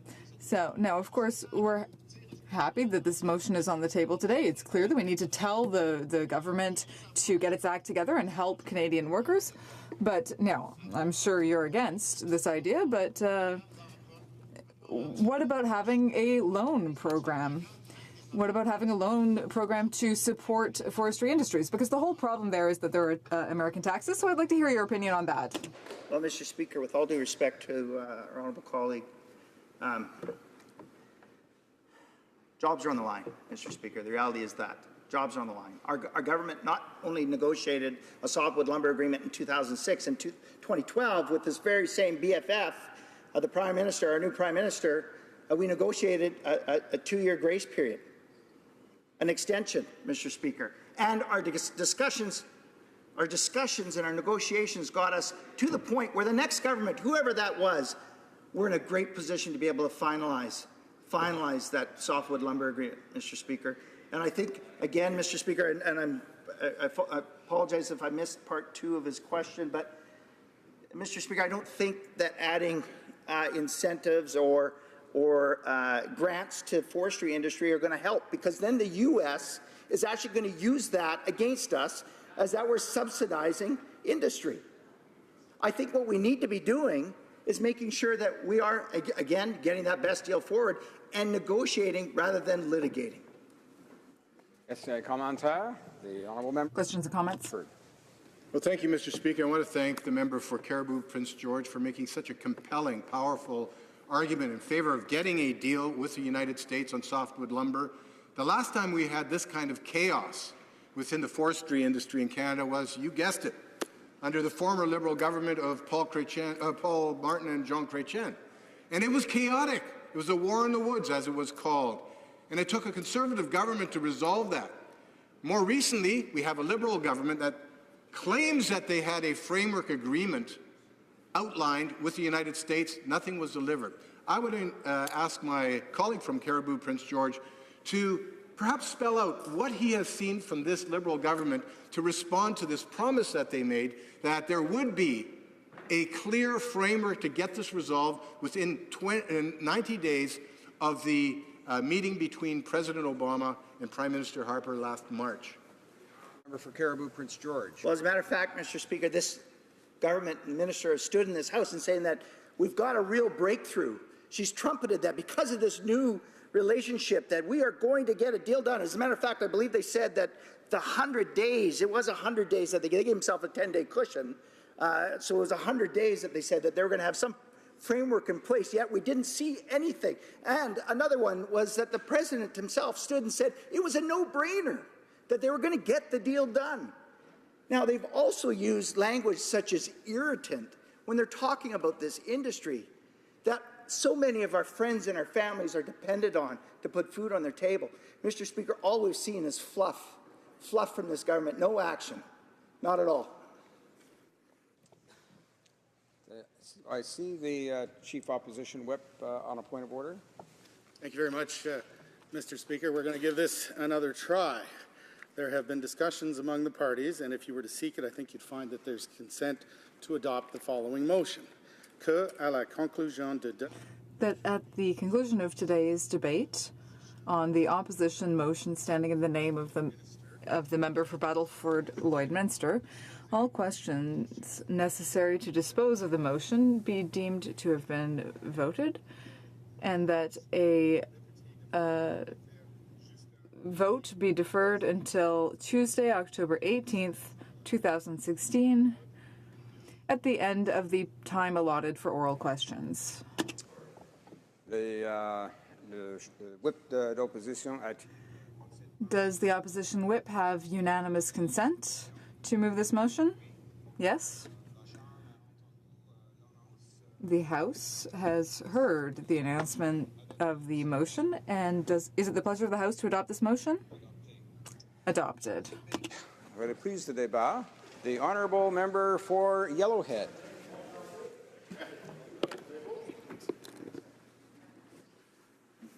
Thank you, Mr. Speaker.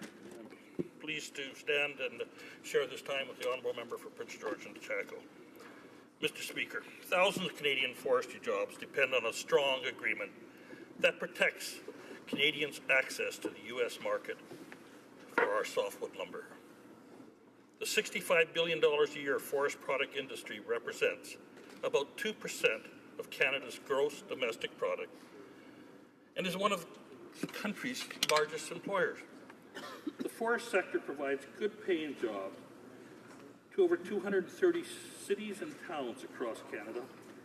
The industry employs 230,000 Canadians, mostly in communities that need them the most, in northern and rural Canada. Now that the one-year standstill period has expired, hefty U.S. duties could be slapped on Canadian exports to the United States by early 2017. This failure to agree probably means a costly and frustrating new season ahead for Canadian timber companies, which can expect to pay hundreds of millions of dollars to the U.S. government in order to keep shipping their products south of the Canadian-U.S. border, Mr. Speaker. Forest Product Association of Canada members include the largest manufacturers of forest products in Canada, present in communities across the country such as Miller Western Forest Products, West Fraser, Weyerhaeuser, which are all located in my riding of Yellowhead, Mr. Speaker. This forest industry provides local jobs for thousands within my riding. In fact, local mayors have been clear. Failure to reach a fair and balanced softwood agreement would have huge negative impacts on the Yellowhead region. In Alberta, the forest industry employs over 19,000 people, the majority of which are in my riding. My constituents and the forest industry deserves to know what their future will be. Mayor Glenn McLean of Drayton Valley stated, in order for Drayton Valley's forest product industry to remain strong, we require a fair and balanced agreement on softwood lumber. Hundreds of local jobs depend on a sound trading relationship with the U.S. Mayor Rob Mackin of Hinton stated, forestry is vital to our region, provides jobs for hundreds in Hinton alone. Because this is a priority issue, finding a successful resolution on the softwood lumber agreement is crucial to the sustainability of the industry and our communities. And Mayor Greg Pashney of Edson, where I live, forestry has been and remains a vital part of our regional economy. It has kept a significant portion of our community employed with high-quality jobs. Failure to reach an appropriate softwood lumber agreement would have a huge negative impact on our community.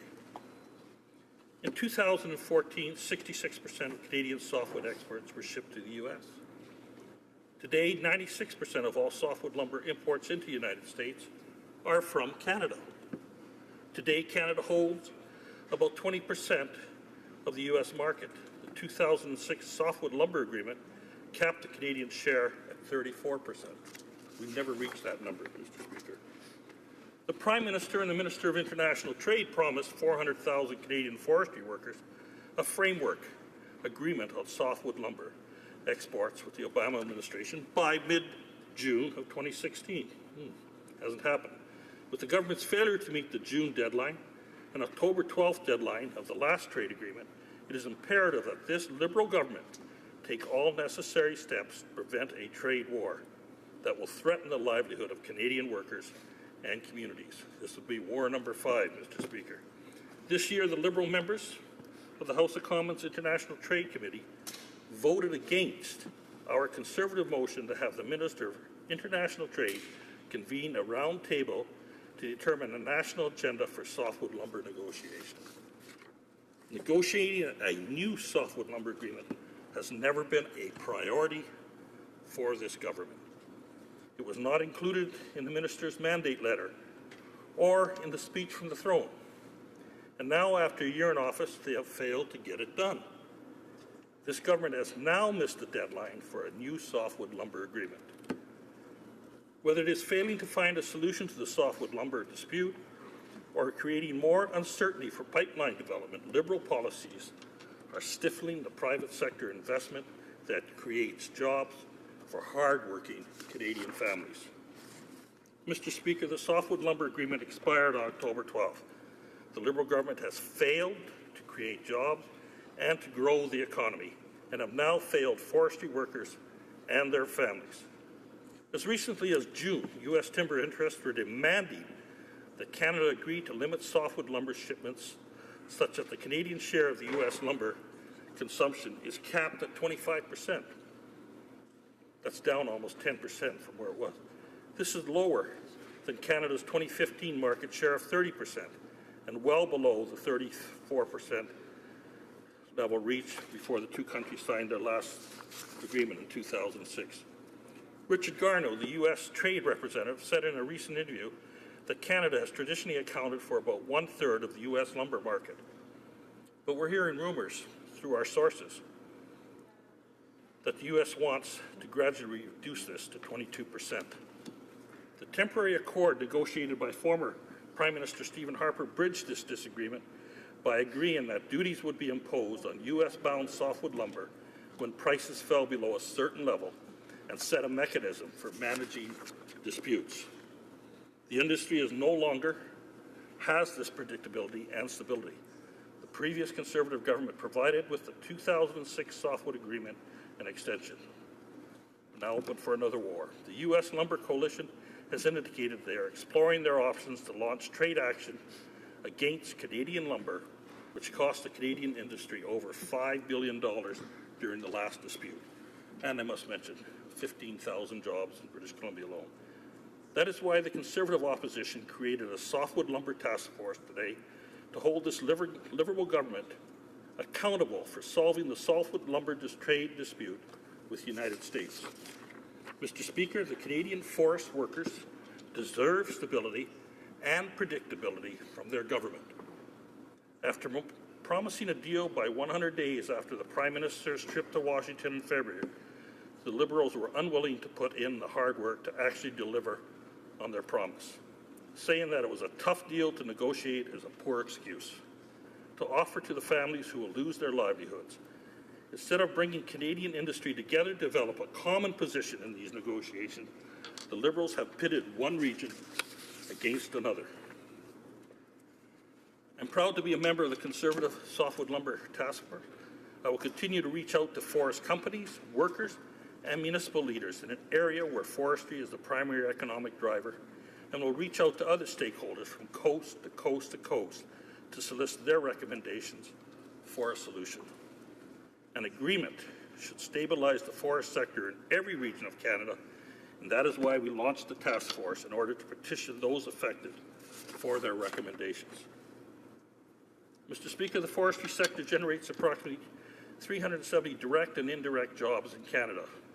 Usually round that off to 400,000, probably closer. It was our Conservative government that negotiated an extension of the deal in 2012 to ensure market stability through to October 2016. Thank you, Mr. Speaker. Mr. Speaker, Alberta is hurting. We now have some of the highest job rates in the country. The downturn in Alberta's energy sector has spilled into other parts of the economy. An unemployment rate is above 8% for the first time since the early 1990s. Canadian softwood lumber executives met recently with American trade ambassador as they brace for the prospects of U.S. tariffs that they think could result in mill closures and layoffs. Mr. Speaker, it is imperative that all stakeholders come together for the good of industry, the economy, and for all hardworking Canadians affected by the forest industry. And just speaking on a personal note, in my riding alone, 8 of my communities will be directly affected by this trade deal that is not signed and signed as soon as possible. Thank you, Mr. Speaker. Question et commentaire. Alors, la députée. The Honourable Member for Avignon-Lametti-Matapédia.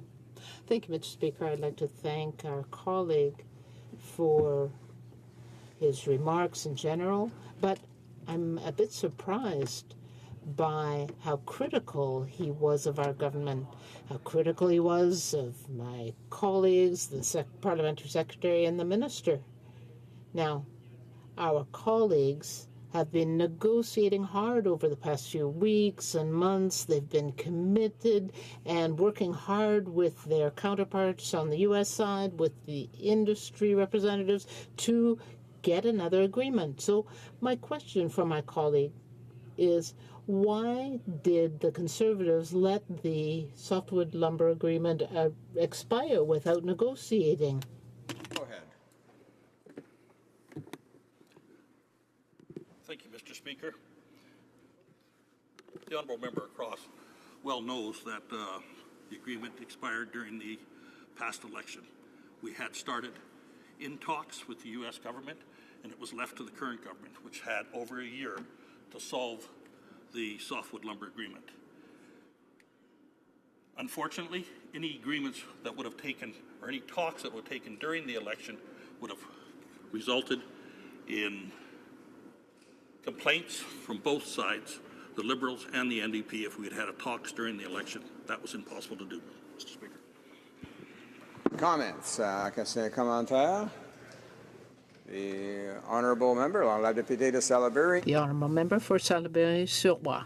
Thank you, Mr. Speaker. I find that the opposition motion today is a very important one. As we remember, the agreement reports were negotiated in 2006 and 2012 by the Conservatives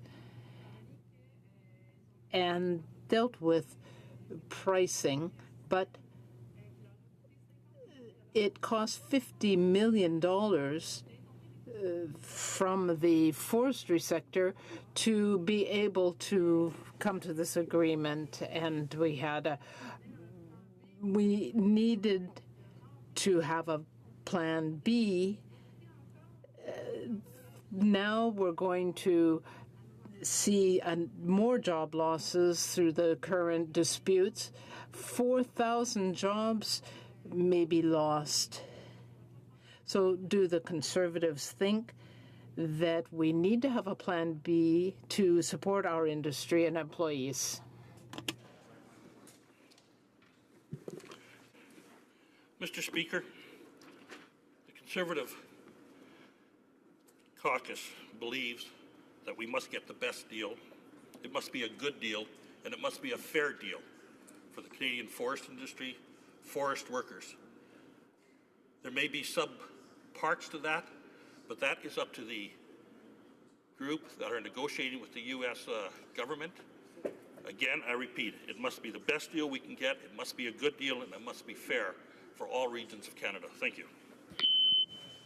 Questions and comments? The honourable member for Bow River. Mr. Speaker, thank you to the colleague from Yellowhead. You mentioned a little bit about communities, but you talked in broader terms. Could you possibly give us some details of what this would mean in the communities in your riding? Honourable member for Yellowhead. Thank you to the honourable member from Bow Valley. Yes, as I mentioned earlier, Mr. Speaker, 8 communities will be directly affected by this agreement if it's not signed as quickly as possibly can, and again, done in the best way we can, make sure it's good and make sure it's fair. 8 communities, from small hamlets to larger communities such as Hinton and Edson, Drayton Valley, but so many small independent contractors located across the Yellowhead, located across British Columbia, Quebec, all parts of Canada. It's the small family-run operations that are also going to be directly affected. So we must make sure that we get this agreement signed and signed in the best way we can. Thank you. Before we go to resuming debate, it's my duty pursuant to Standing Order 38 to inform the House that the questions to be raised tonight at the time of adjournment are as follows. The honourable member for Richmond Arthabaska in respect to democratic reform, the honourable member for London Fanshawe regarding Veterans Affairs, and the honourable member for Desnathay-Missinipi Churchill River in respect to disaster assistance. Resuming debate, the honourable member for Yukon rising on a point of order. Sure, Mr. Speaker. The Conservatives would like to change some of their members on committees. So, Mr. Speaker, if the House gives its consent, I move that the 13th report of the Standing Committee on Procedure and House Affairs presented to this House earlier today be concurred in. Does the honourable member for Yukon have the unanimous consent of the House to propose this motion? Yes? The House has heard the terms of the House has heard the terms of the motion. Is it the pleasure of the House to adopt the motion? Yes? Yes? Agreed and so ordered. Carried. Resuming debate, the Honourable Parliamentary Secretary to the Minister of International Trade. Thank you, Mr. Speaker. I'm pleased to have this opportunity to set the record straight on the softwood lumber file. As the honourable member for Battleford's Lloydminster rightly notes, softwood lumber is the main source of livelihood for hundreds of thousands of Canadians in communities across this country. That's why concluding a new softwood lumber agreement is so critical to the continued prosperity of Canada's softwood lumber industry. But the Government of Canada is looking for a good deal, not an agreement at any cost. Mr. Speaker, there can be no denying that softwood lumber has been the subject of long-standing disputes between Canada and the United States, disputes that have been grounded in differences in forest management practices. Over the past 35 years, Canadian producers have faced 4 rounds of U.S. Department of Commerce investigations and related trade remedy action. These have been followed on 3 occasions by the conclusion of managed trade agreements. In other words, since the early 1980s, Canada has experienced very few months when either litigation or managed trade have not been applied to its softwood lumber exports to the United States. With this in mind, we are working intensively to avoid a fifth dispute cycle, and this we have since our election. The long history of trade in softwood lumber products between Canada and the United States reveals just how highly integrated and intertwined our industries truly are. It also highlights the enormous costs to economies and communities on both sides of the borders if we don't get a deal right. The forestry sector is an important driver of economic growth in Canada, contributed over $20 billion to Canada's GDP in 2015, the majority from softwood lumber production. But despite considerable success in developing new markets for Canadian softwood lumber, Mr. Speaker, the reality is that our industry remains highly dependent on trade with the United States.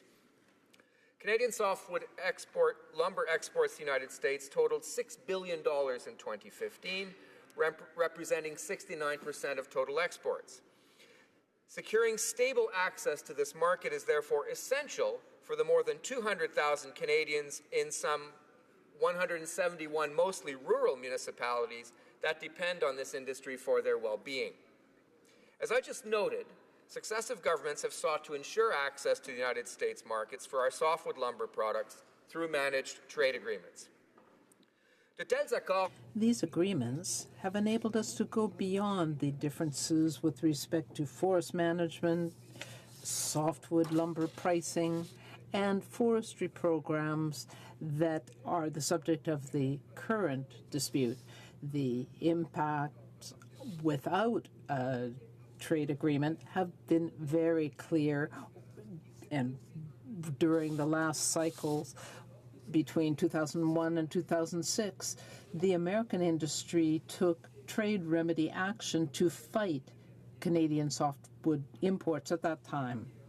At that time, that is between 2001 and 2006, it was the largest trade dispute in the world. My honourable colleague is no doubt aware that when the dispute ended, the Canadian logging forestry industry had paid over $5.5 billion in duties. The average softwood export duties toward the United States were over 27%, and the impact was obvious and devastating and immediate. 56 mills closed in Canada during that period, with a loss of over 7,100 jobs. Mr. Speaker, sometimes it is said that Canada would have done better to resolve the dispute through the courts. We understand those who feel that Canada is not at fault and should stand up and fight. Canada certainly has had some wins in court before the international tribunals. But let's be clear. Court action is expensive, it takes a long time, and it is difficult. In the last dispute cycle, the legal costs were an additional financial burden on Canadian businesses that were already hit hard by the imposition of these punitive duties. The provisions in the 2006 Softwood Lumber Agreement were far from ideal, but at least they enabled us to balance the interests of producers on both sides of the border. The agreement enabled Canadian exporters to have predictable and stable access to the U.S. market for a number of years.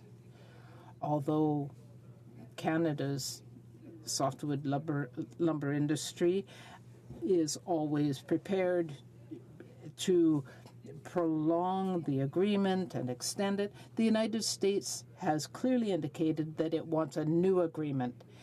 It feels that there have been major changes since 2006 and that these have to be reflected. It is true that the market has changed over the past decade. We've had the mountain pine beetle infestation that devastated the Western Canadian forests. We've had the 2008 recession, which devastated the real estate industry in the U.S., Canada's producers have opened new markets in Asia. And of course, we've had cross-border investment in the forestry industry to a high degree. So any new agreement has to take into account these new realities.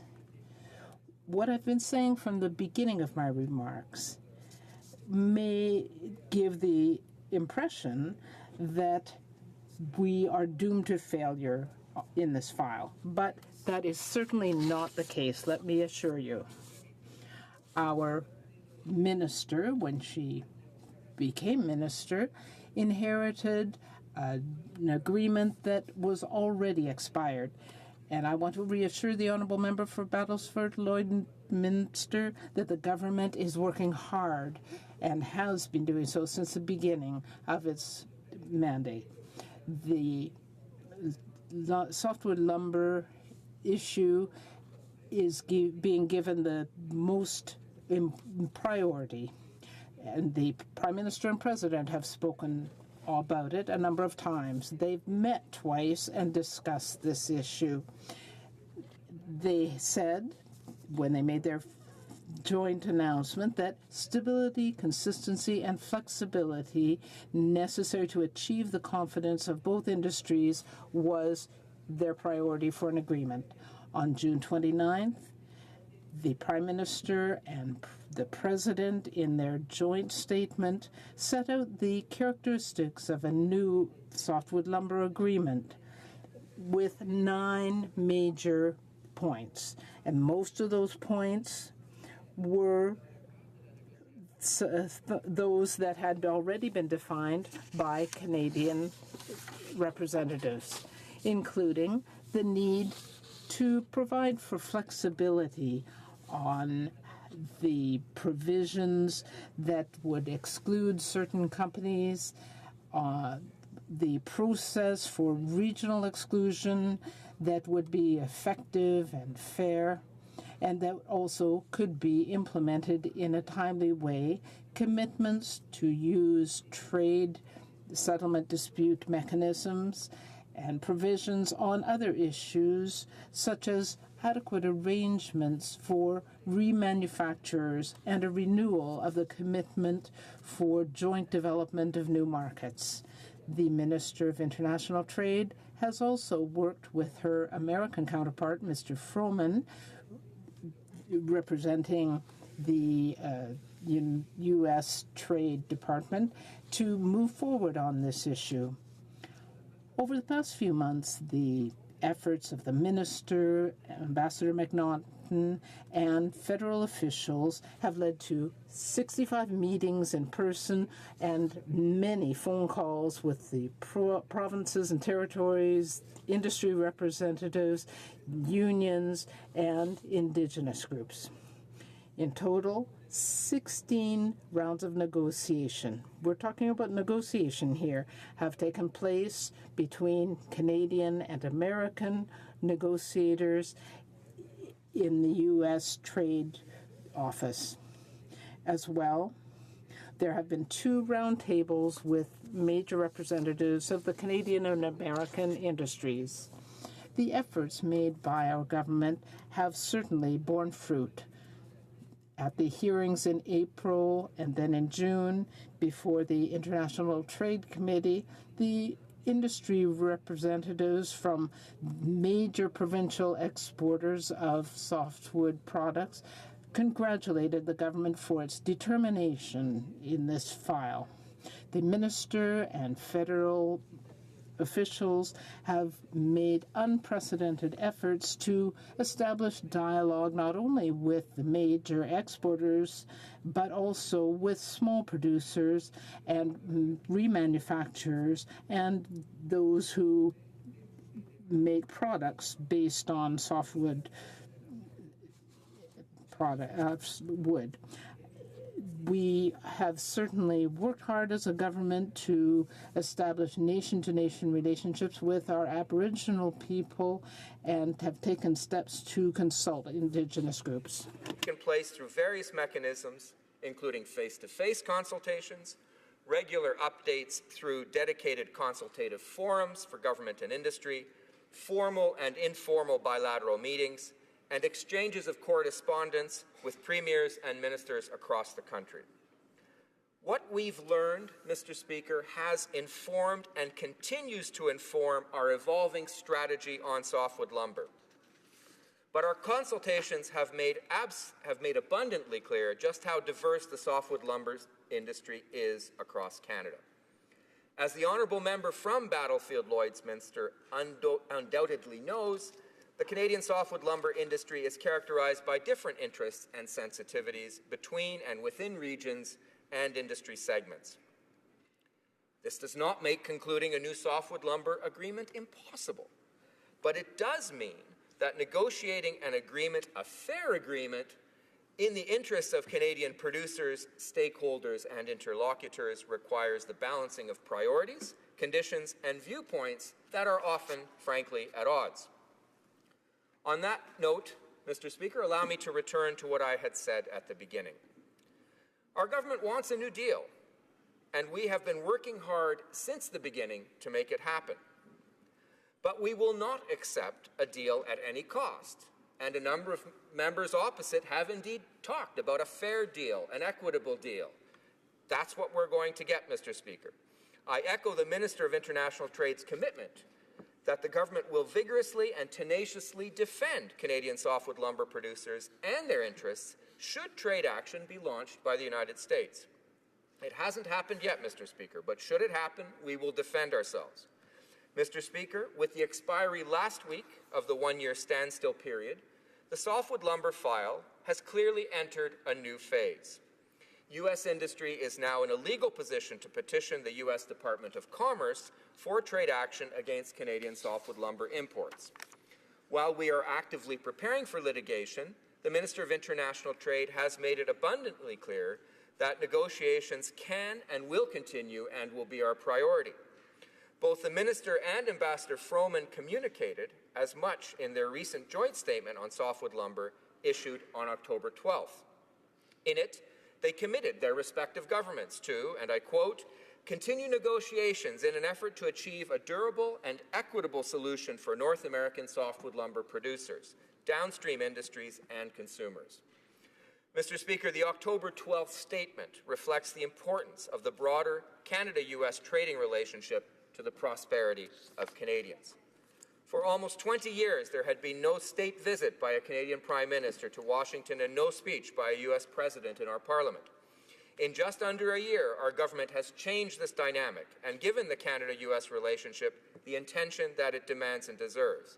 And that is more than I can say, Mr. Speaker, about the previous government. And I think that helps us moving forward on the softwood lumber file. I therefore urge all honourable members of this House to support the government in its continued efforts to secure a new, fair, and equitable softwood lumber agreement with the United States. Thank you, Mr. Speaker.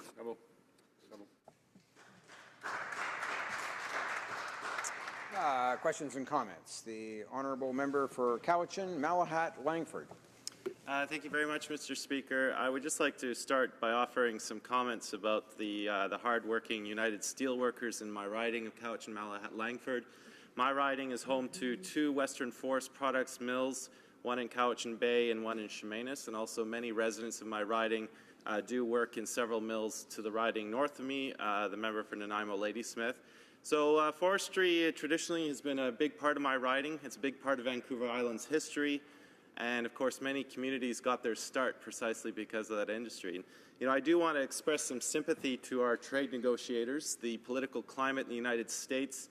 We are in the middle of an election cycle, and I know protectionism is very high. That being said, the government has now been in power for a year, and surely the Department of International Trade could have foreseen what the political climate was going to be like. We've had a year now, so my question to the Parliamentary Secretary is, with the year that the Department has had, what has been the detailed version of Plan B that the government has come up with pending a worst-case scenario? That's what companies, that's what workers in my riding want to hear, is what are the plans for a worst-case scenario? Companies want that certainty. Thank you. Honourable Parliament Secretary to the Minister of International Trade. Well, I thank the honourable member for his question. I certainly share his concern for his constituents. I grew up in a small town in Ontario that had a lot of steel workers as well, in this case working for Inco. And I also understand that there are forestry interests across the country, including paper interests in my own riding. And so even in urban ridings, Mr. Speaker, we are in some way very strongly linked to the forestry industry. And in any event, we govern for everybody, and we have to take everyone's concerns into primary account. The Plan B, Mr. Speaker, is, as the Minister said earlier, a double-tracked process where we are prepared to defend our interests in front of trade tribunals. It's not the best case scenario, but that's what we had to do, the Liberal governments under Paul Martin and Jean Chrétien, in order to get rulings from the WTO and NAFTA last time around.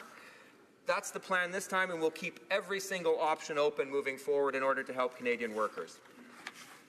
Questions and comments? The honourable member for Battle River, Crowfoot. Thank you very much, Mr. Speaker. And I listened quite intently to the parliamentary secretary's speech. I must say I was disappointed with it.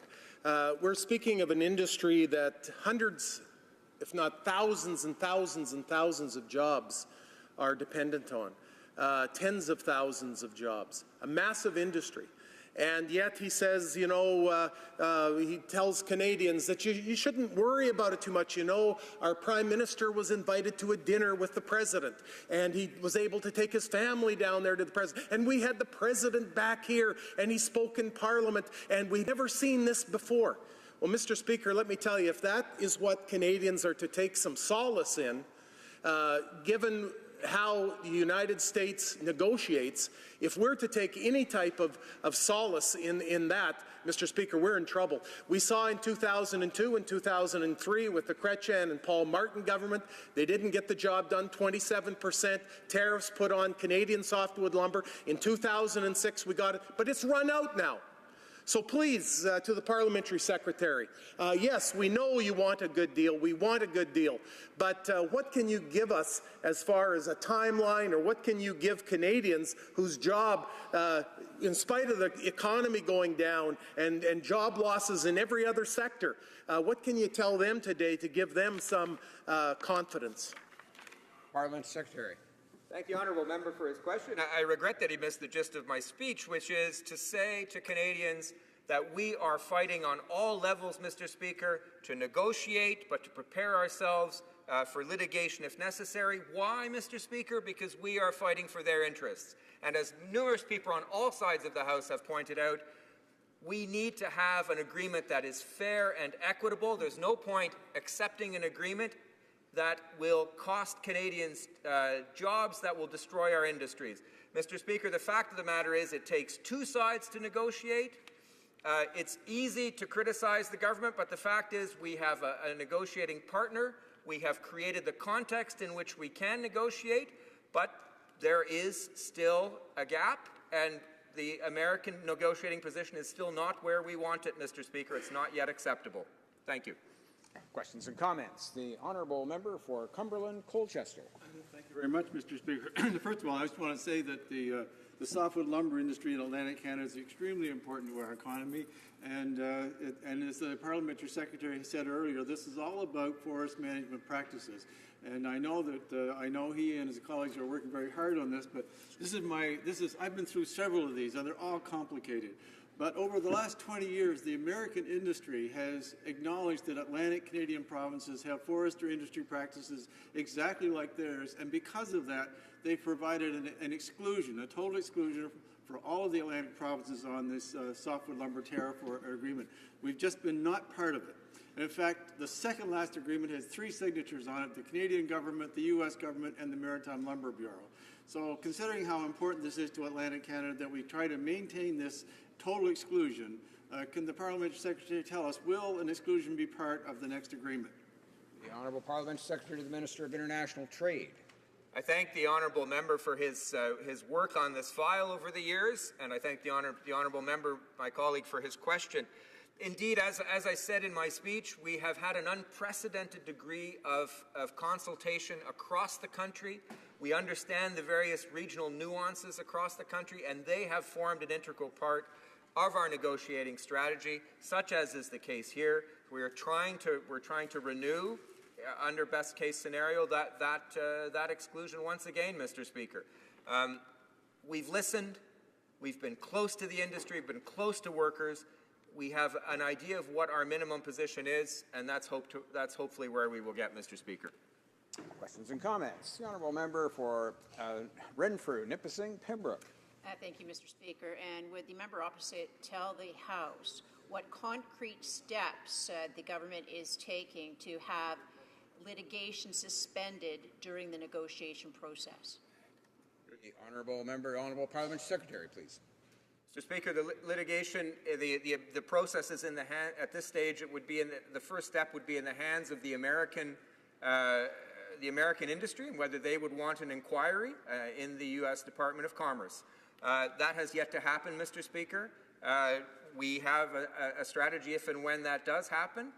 We would react, but at this stage, it has yet to happen, and we will look at all other options in order to help Canadian forestry workers and the Canadian industry along the way. Question et commentaire. Honourable député de Longueuil.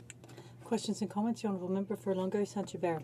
Well, thank you, Mr. Speaker. I'd like to ask my colleague opposite something. People in Longueuil and Saint-Hubert are watching this, looking what's happening in the news. They're getting worried and panicking, and what they're wondering is how, in a society structured like ours, we can end up in this situation. The government's been in power for a year, and when you took power, you knew that the softwood lumber agreement had expired. It was the buffer year for negotiating. So how is it that there are so few results after a year? And how is it that over the course of the past year nothing has been done? Was work done? And I'm offering you an opportunity to comment. Had the Conservatives started? Well, I'd like to thank the honourable member for his question. No, as admitted by the honourable member for Lac-Saint-Jean this morning, they had discussions amongst themselves, but they never contacted our American friends before October 12th of the previous year. So our government took over, Mr. Speaker. We had several rounds of negotiations, 16 over the course of a year. That's quite something for the teams. Several meetings between the minister and her counterpart, 2 meetings between the president and the prime minister, as well as several phone conversations across North America. So we picked up vigorously on this issue. We picked it up. The process is difficult. It is a challenging one, but we're working very hard on it. And we're going to continue to work very hard on it in order to protect the interests of our fellow citizens. Debate. The honourable member for Renfrew, Nipissing, Pembroke. Thank you, Mr. Speaker. And I'll be sharing my time with the member from Dauphin, Swan River, Neepawa. Mr. Speaker, as the Member of Parliament for Renfrew, Nipissing, Pembroke, I'm pleased to represent the thousands of Canadians, both in my riding of Eastern Ontario and in Northern Ontario, who make a living in the working forest. Of the many issues I've championed for Canadians as a Member of Parliament for Renfrew, Nipissing, Pembroke, defending Canada's forestry industry was one of my first responsibilities when I was elected 6 elections ago. As a member of my party's Softwood Lumber Task Force, I'm not pleased that I'm still talking about some of the same issues regarding softwood lumber after 16 years. It was our Conservative government that negotiated an agreement by the end of April 2006, within 3 months of coming into office, to solve the last softwood lumber dispute.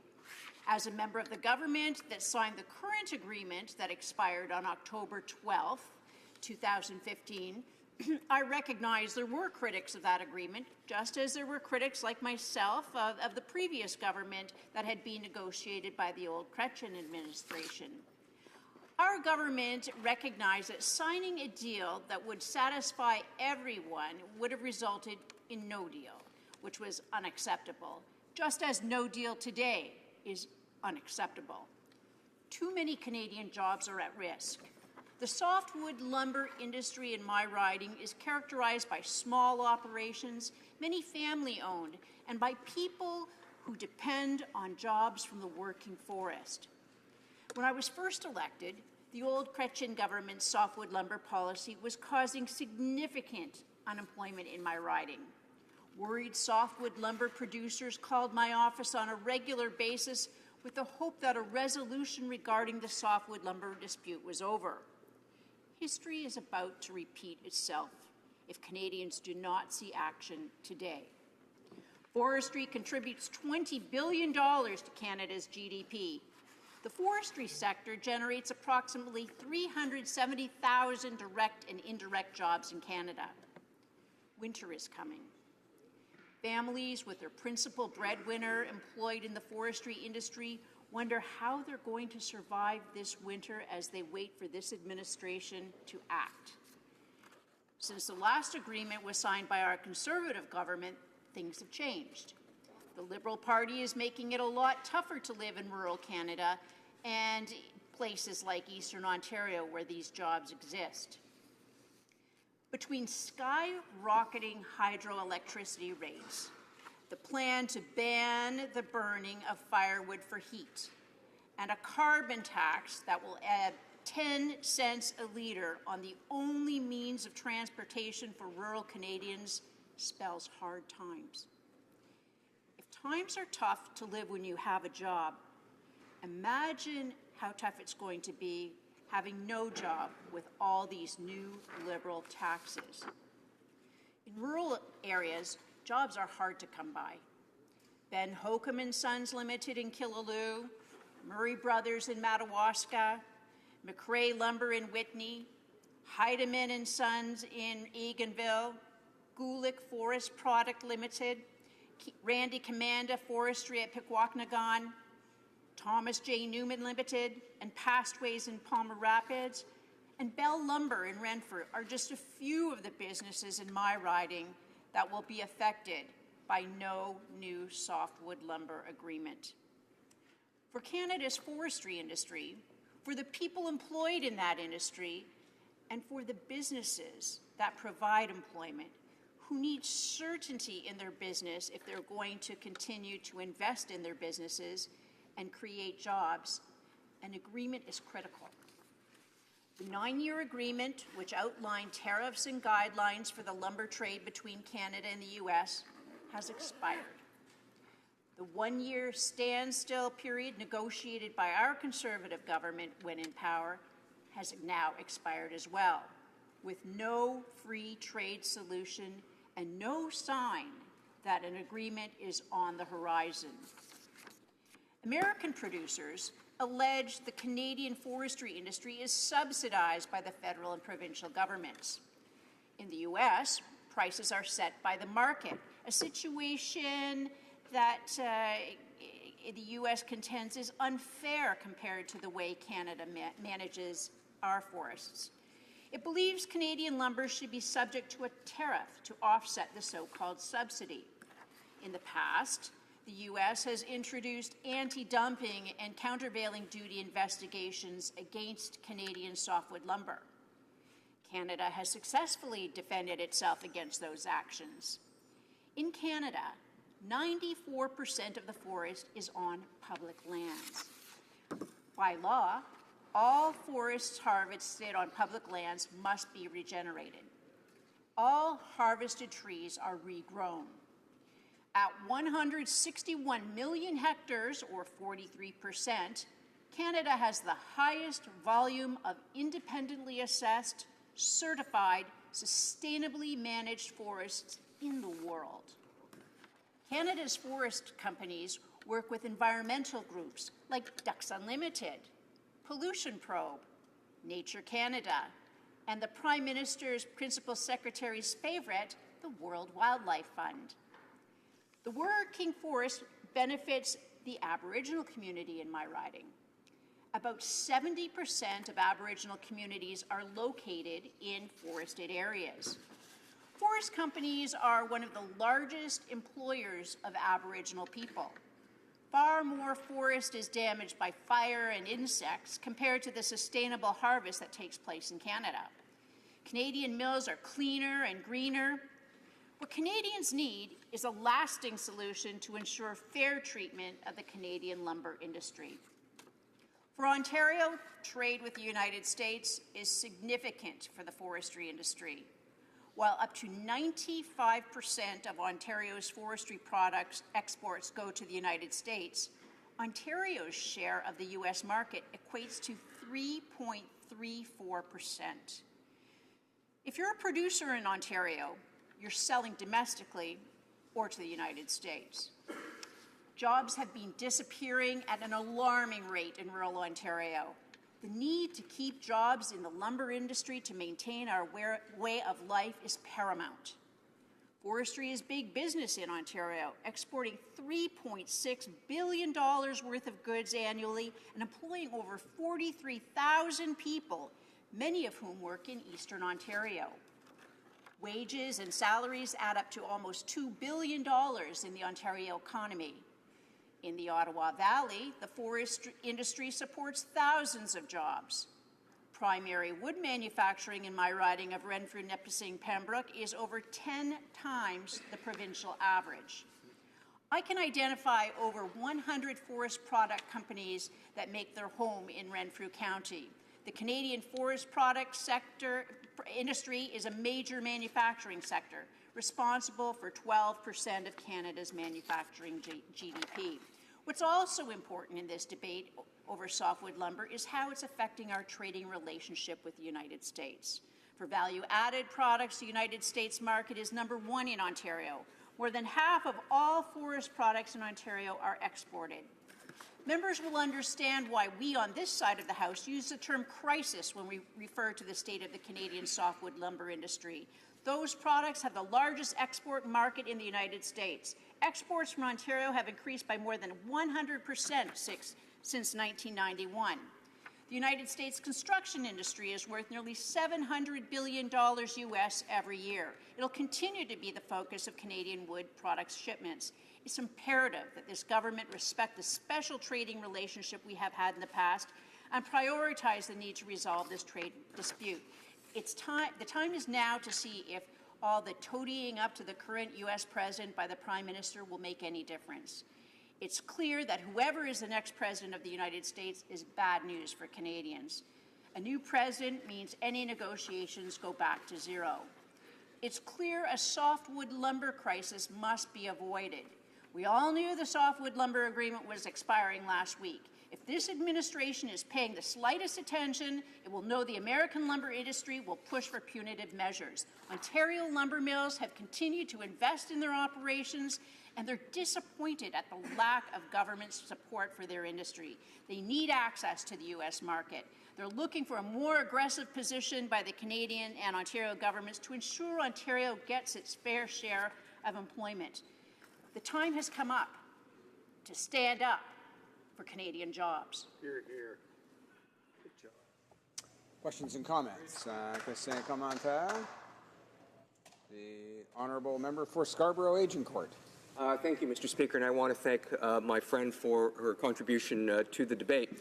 I've listened with some interest, particularly from the official opposition over the day with respect to this particular motion. And I want to go back to a simple question that I want to pose to the honourable member. It's easy to criticize with respect to the current progress with respect to negotiations on a softwood lumber agreement. But does my friend have an actual set of concrete suggestions that she could table to this side of the House and to the Minister and to the Parliamentary Secretary in terms of what would be an acceptable framework for such an agreement? Member for Renfrew, Nipissing, Pembroke. Thank you, Mr. Speaker. Months ago, I began meeting with my forestry products people as well as the mill owners. And for Eastern Ontario in particular, there are a number of provisions that they would like to be made, specifically exclusions. When the original softwood lumber agreement was negotiated, there were a number of different species that were included that never should have been. They're specialty woods, not building wood. For example, eastern cedar, that should not be included. It's a specialty wood. Red and white pine and hemlock. Those are just a few of the important features that we would like to see built into the agreement that is being negotiated now. Questions and comments? Conseil commentaire. The honourable member for Prince Albert. Well, thank you, Mr. Speaker, and I'm glad we've had this day to talk about softwood lumber and put a focus on it. I wonder if the member could give me some highlights from her riding, just how important it is for, I guess, not only her riding, but Ontario, and what it means to families and people that are in her riding by not having an agreement in place and if they lose access to the U.S. market. For Renfrew, Nipissing, Pembroke. Thank you, Mr. Speaker. At one time, the forestry industry in my riding was the largest employer.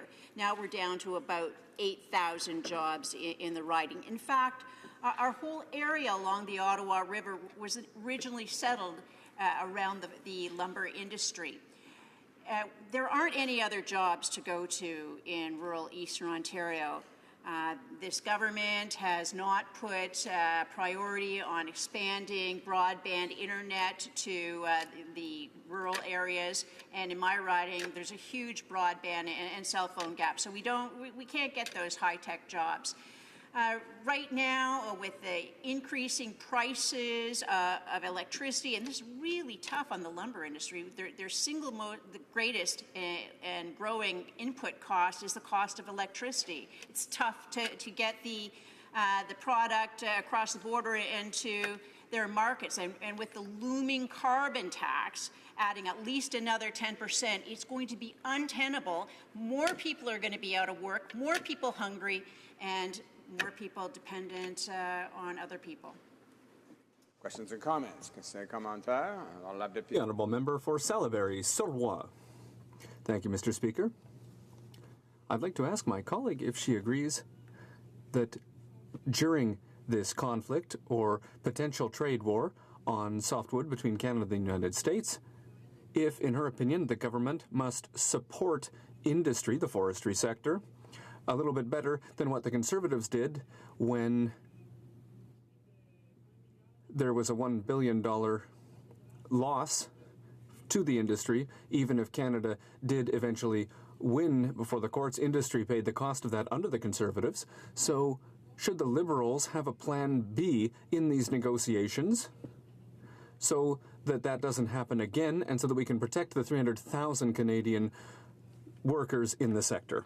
Honourable member for Renfrew, Nipissing, Pembroke. First and foremost, while the negotiations are going on, there must be a suspension of litigation. We haven't heard yet today whether or not any effort has been made to stop litigation while we're negotiating an agreement. We have time for one more short question. The honourable member for Selkirk, Interlake, Eastman.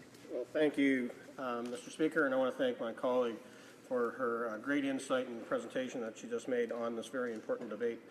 Now, I just would like to ask her, through you, Mr. Speaker, whether or not she feels that there's any chance that you think the Liberals will, that she will think that the Liberals will get this job done, knowing how the Liberals folded and buckled when it was on the Keystone Pipeline, that despite the bromance between Obama and our Prime Minister, they completely walked away from that deal. Do you feel, or does the member feel, that this is going to happen on the softwood lumber agreement as well?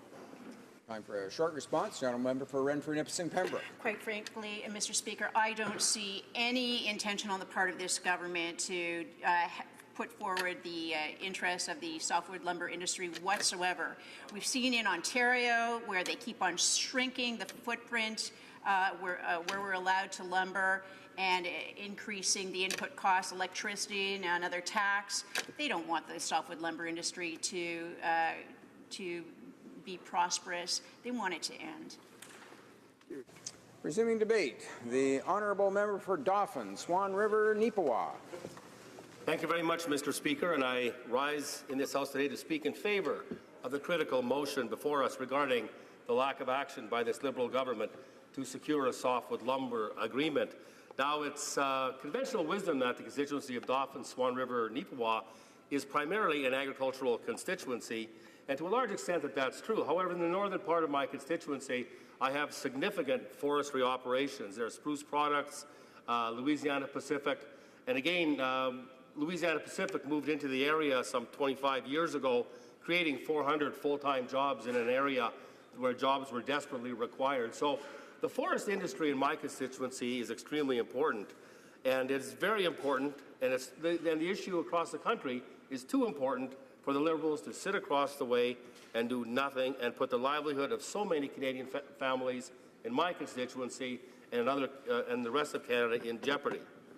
And the situation was possibly best summed up in a recent news article by Mr. Kevin Mason, Managing Director of Era Forest Products Research, a Vancouver-based financial research company. He said, quote, "It's going to be ugly. There's going to be mill closures. It's going to be messy." Mr. Speaker, as many of us will remember, during the last dispute, over 15,000 jobs were lost in British Columbia alone, and the Canadian forest industry had to pay $4.5 billion in duties. With an economy facing sluggish growth to begin with, and the tax increases being posed by the Liberals, the lumber industry and the forestry industry in general need certainty and stability more than ever. And as has been said by previous speakers, this very important sector generates approximately 370,000 direct and indirect jobs in Canada, often based in rural and remote areas where good, high-paying jobs are often very hard to find. And a mill that employs 250 people in a small town can be the centerpiece of a local community's economy, and a closure can be devastating. As we know, Mr. Speaker, the previous softwood lumber agreement expired on October 12, 2016, and the Liberal government has failed to negotiate a new one. In fact, they waited a year. It's astonishing, really, Mr. Speaker, meaning that U.S. lumber producers can and likely will file legal action immediately. This also means that the Canadian export market could be looking at 30% tariff increases very soon. This is a heavy hit to the bottom line of our lumber export companies and will undoubtedly lead to the suspension of production, job layoffs, and even mills shutting down completely. All because this Liberal government is unable or unwilling to make the economy of rural communities a priority. I'll be going back to that later on in my speech, Mr. Speaker. Mr. Speaker, an agreement needs to be put in place that will stabilize the forestry sector in every region of Canada. But due to Liberal government inaction, the official opposition has launched a task force in order to petition those affected for their recommendations. We must bring Canadian industry together to develop a common position in these negotiations instead of pitting one region against another. This task force will consult with forestry stakeholders, especially communities whose major employer is tied to the forest industry. Mr. Speaker, many Liberals may not understand how important a mill is to a rural or remote community, as well as the spillover effect it has across an entire region or a country. Recently, the Manitoba forestry industry was thrown into crisis when the Talco mill at the Paw was threatened with closure, and it came very close. There are very encouraging signs from the Conservative government in Manitoba, led by Premier Brian Pallister, that there's possibly a deal on the horizon that will save that particular mill. What people don't realize is that the forest industry is not just about a plant in a town. The ripple effects of the forest industry go right across an entire region. The paper industry, and Talco was a paper mill, the paper industry and the lumber industry are actually intertwined. And one might think the pending closure of a paper mill would not affect a lumber mill. But what happens in the forest sector is that a lumber mill mills a tree, takes the lumber from the inside of the tree, and the slabs on the outside are the finest fibers of a tree, and those are chipped and then sent to a paper mill. So the closure of a lumber mill or the closure of a paper mill can affect each other very significantly. And the potential loss of the Talco mill has the potential to kill 1,500 jobs, even though that particular forestry jobs, even though that particular mill supports 300 direct jobs. I had the honor, Mr. Speaker, of working for the Pine Falls Paper Company back in the mid-90s, and it's a wonderful success story, and it's also a story of failure. What happened in the early 90s, newsprint prices went down dramatically, And that particular mill at Pine Falls was an Abitibi Price mill. And many members here, especially those from Quebec, would know the company, Abitibi Price. They were a newsprint producing mill. And the mill was threatened with closure in the early 1990s. And the workers came together with a conservative government of the day under Premier Gary Filmon. And the workers themselves bought the mill. They took a pay cut. They entered into profit-sharing agreements. And right about that time, I left the employ of the provincial government, and I joined the Pine Falls Paper Company as the environmental director. So I've had first-hand experience in the forest industry. And I got to live in a forestry town. And there's a lot of talk about now, a lot of talk in the speeches about dollars and cents and trade law and lawyers and so on.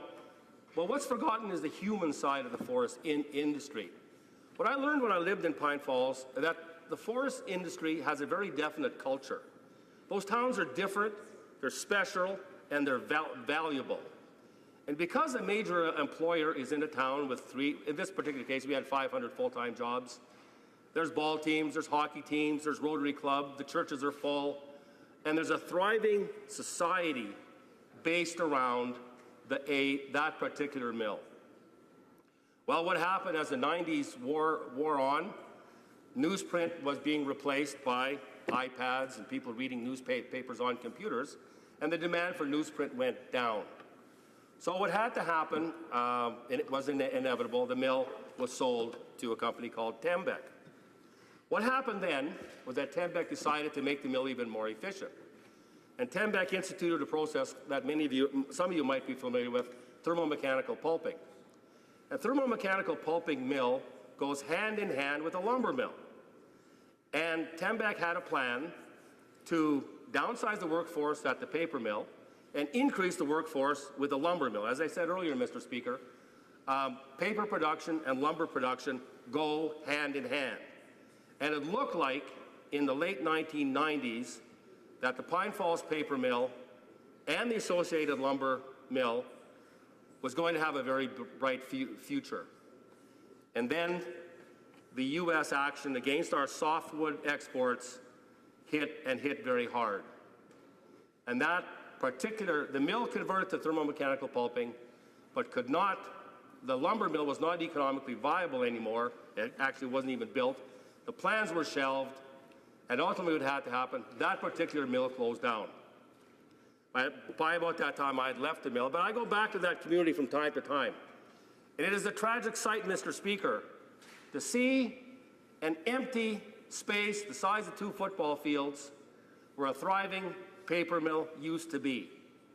And the town is still a beautiful place, but there's a certain melancholiness about the place that there's a desolation. There's not the activity that there used to be. This is the cost, the human cost, of the loss of a major rural industry. And I would ask the Liberal members opposite, and I'm not really that interested in playing politics with this. I'm a politician as partisan as everybody else. But I would urge them to think about the people and the culture of these communities and how important they are to our country. We all think Canada was founded by the fur trade, and to a large extent it was. But the lumber industry, the forest industry, was equally important in creating this great country of ours. So, Mr. Speaker, in conclusion, I would also note that, as the previous speaker said, our forests are managed well. They're done in an environmentally sound way. I manage the wastewater treatment plant at a paper mill. We know what we're doing in the forest industry in Canada. We need to get the softwood lumber agreement in place, surely for the jobs, the dollars and cents, but as important for the people and the cultures of Canada's forest communities. Thank you, Mr. Speaker.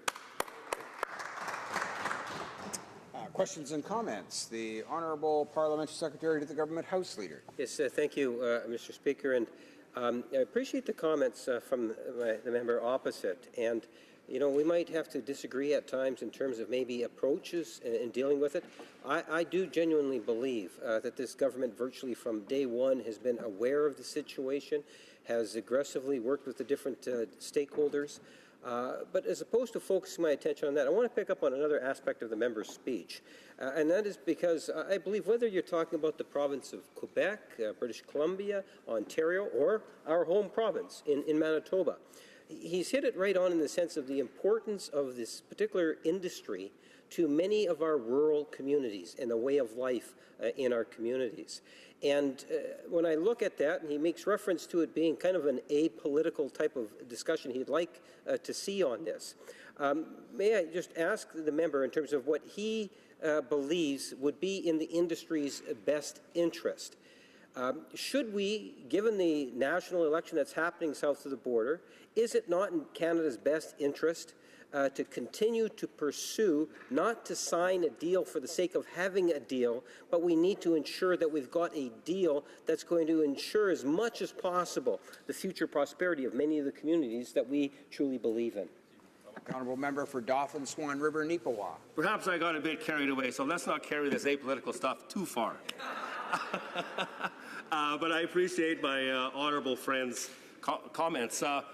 One thing that I think has not been done is to focus on the consumers of Canadian softwoods in the U.S.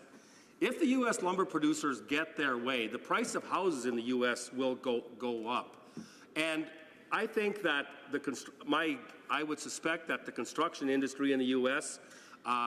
Wants Canadian lumber to continue flowing across the border. And so again, looking at the customers and the benefits that the U.S. gets from the lumber that they buy from us, I think that would be a very good first step. And again, I appreciate the member's comments. We all care about these forestry communities. They're beautiful places to be. They're wonderful places to live. And I should make the point again, as someone who's spent an entire career in environmental conservation, the conservation activities of Canada's forest companies, like was mentioned earlier, are second to none in the world. We have a world-class industry. Question commentaire. La députée de... The honourable member for Longueuil-Saint-Hubert. Thank you, Mr. Speaker. I'd like to thank my colleague for his speech, and I would also like to ask him, well, we're coming to the end of the day, and some might believe that everything's been said, but I find that this isn't necessarily a very elevated debate when we talk about the importance. When I hear them say that they don't want to have an agreement just for the sake of having an agreement, well, it seems to me that that's obvious that we need to have a good agreement. That's clear. And so I'm happy to know that, well, the question I'd like to ask my colleague is it not right to say that under the Conservative government, there were a number of times when we went before the courts and we won, but did we not lose $1 billion in our industry? Swan River, Neepawa. I appreciate my colleague's question, and in terms of the style of the agreement that ultimately comes out of this, I'm made aware of one of the political rules. The perfect is the enemy of the good, and I think I'd be happy with a good agreement. I hope that the government is not insisting on perfection here. Trade and trade negotiations are all about give and take, and unfortunately, I guess, Canada, with our geographic location, our proximity to the U.S., we are in many cases at the mercy of the U.S. I think that we should stick to litigating, or not litigate, we should ensure that world trade rules are abided by, and unfortunately the U.S. has a habit of floating those trade rules, and that's very unfortunate. But again, I would urge the Liberal government to work very hard. We haven't seen much in the last year. Again, I was proud of our government's track record on this particular file. But again, the importance of forestry to many rural communities in my constituency and across the country needs to be recognized by this government. Reprise du débat. Resuming debate, the honourable member for Avignon, Lamitis, Matane, Matapédia. Thank you, Mr. Speaker. I'll be sharing my time with the member for New Brunswick Southwest. The negotiations for a new lumber deal with the U.S., satisfying all of Canada's priorities, are one of our Prime Minister's top goals. It's important for various parts of the country, including Quebec. The Government of Canada is completely aware of the important role this industry plays. And that's why the Minister of Trade and her parliamentary secretary, are working with the Quebec industry and the Government of Quebec ever since they took over this file last November. Relations between Canada and the U.S. are essential for a prosperous country, including Quebec. Canada is a trading nation and will remain so, and that's why we are putting the emphasis on negotiating a deal. We particularly want to restore our relations with Canada and between Canada and the U.S. That relationship has deteriorated over the past decade. It's important to improve the contents and the tone of our relations with the U.S. and try to find a solution for softwood lumber. The U.S. remains by far our greatest export market for softwood lumber, both for Canada and for Quebec.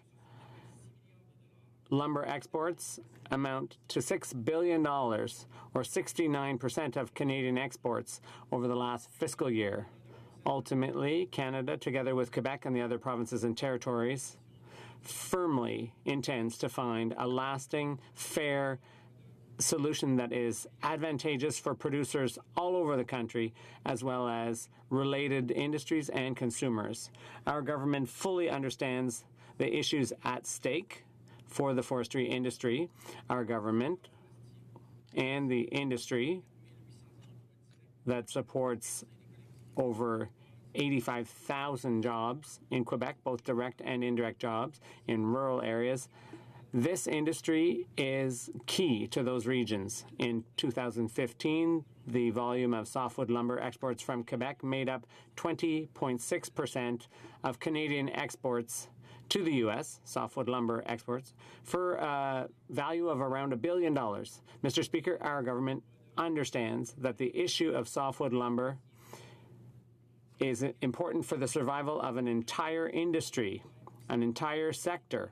Forestry contributes greatly to the Quebec economy. Sawmills are an essential part of production, as are pulp and paper and other forestry products such as plywood, particle board, and wood pellets.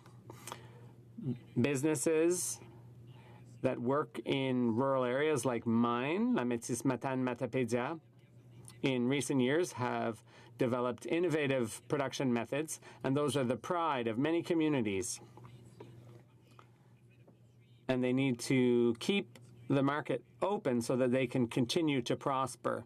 The next chapter of this story will have consequences for the entire forestry industry, both in Quebec and elsewhere in Canada. That is why the Government of Canada is trying so hard to reach a new softwood lumber deal, which will give forestry workers and communities in Quebec and all across the country a stable, sure situation. Mr. Speaker, the Minister of International Trade and representatives from Global Affairs have conducted in-depth consultations with stakeholders in the Quebec forestry industry and with the Government of Quebec. The Minister has mobilized her provincial counterparts on a number of occasions, most recently on October 4th, when she held a meeting with the Minister of Science, Economics and Innovation in Quebec and the Minister of Forestry, Flora and Fauna and Parks. The Quebec ministers clearly set out Quebec's position, so the federal government knows full well what the province needs. The Minister of International Trade also met with representatives of the Quebec softwood industry, and she worked with representatives of all forestry businesses operating in Quebec. In addition, on June 6th, she met with members of the Forestry Council of Quebec. They represent the Quebec industry in general, in order to discuss the priorities of the provincial industry when it comes to a future softwood lumber deal. In addition, there have been regular phone calls, meetings, and discussions with negotiators from Global Affairs Canada and representatives of the Government of Quebec, as well as with Quebec stakeholders. There have also been meetings with Quebec Border Mills, the Federation of Quebec Forestry Producers, and a number of other stakeholders. Mr. Speaker, our government is aware that some members of the Quebec industry are advocating a different approach than the one we are taking with our negotiation strategy. Some would have us take the U.S. to court, the NAFTA Free Trade Court, and we understand why someone might wish to take that avenue. But based on experience, we know that a court victory requires significant effort and time. It takes years. And during those years, Canadian companies would have to pay duties, tariff duties. And that's why our minister is working so hard to reach a deal that will satisfy industry representatives all across Canada.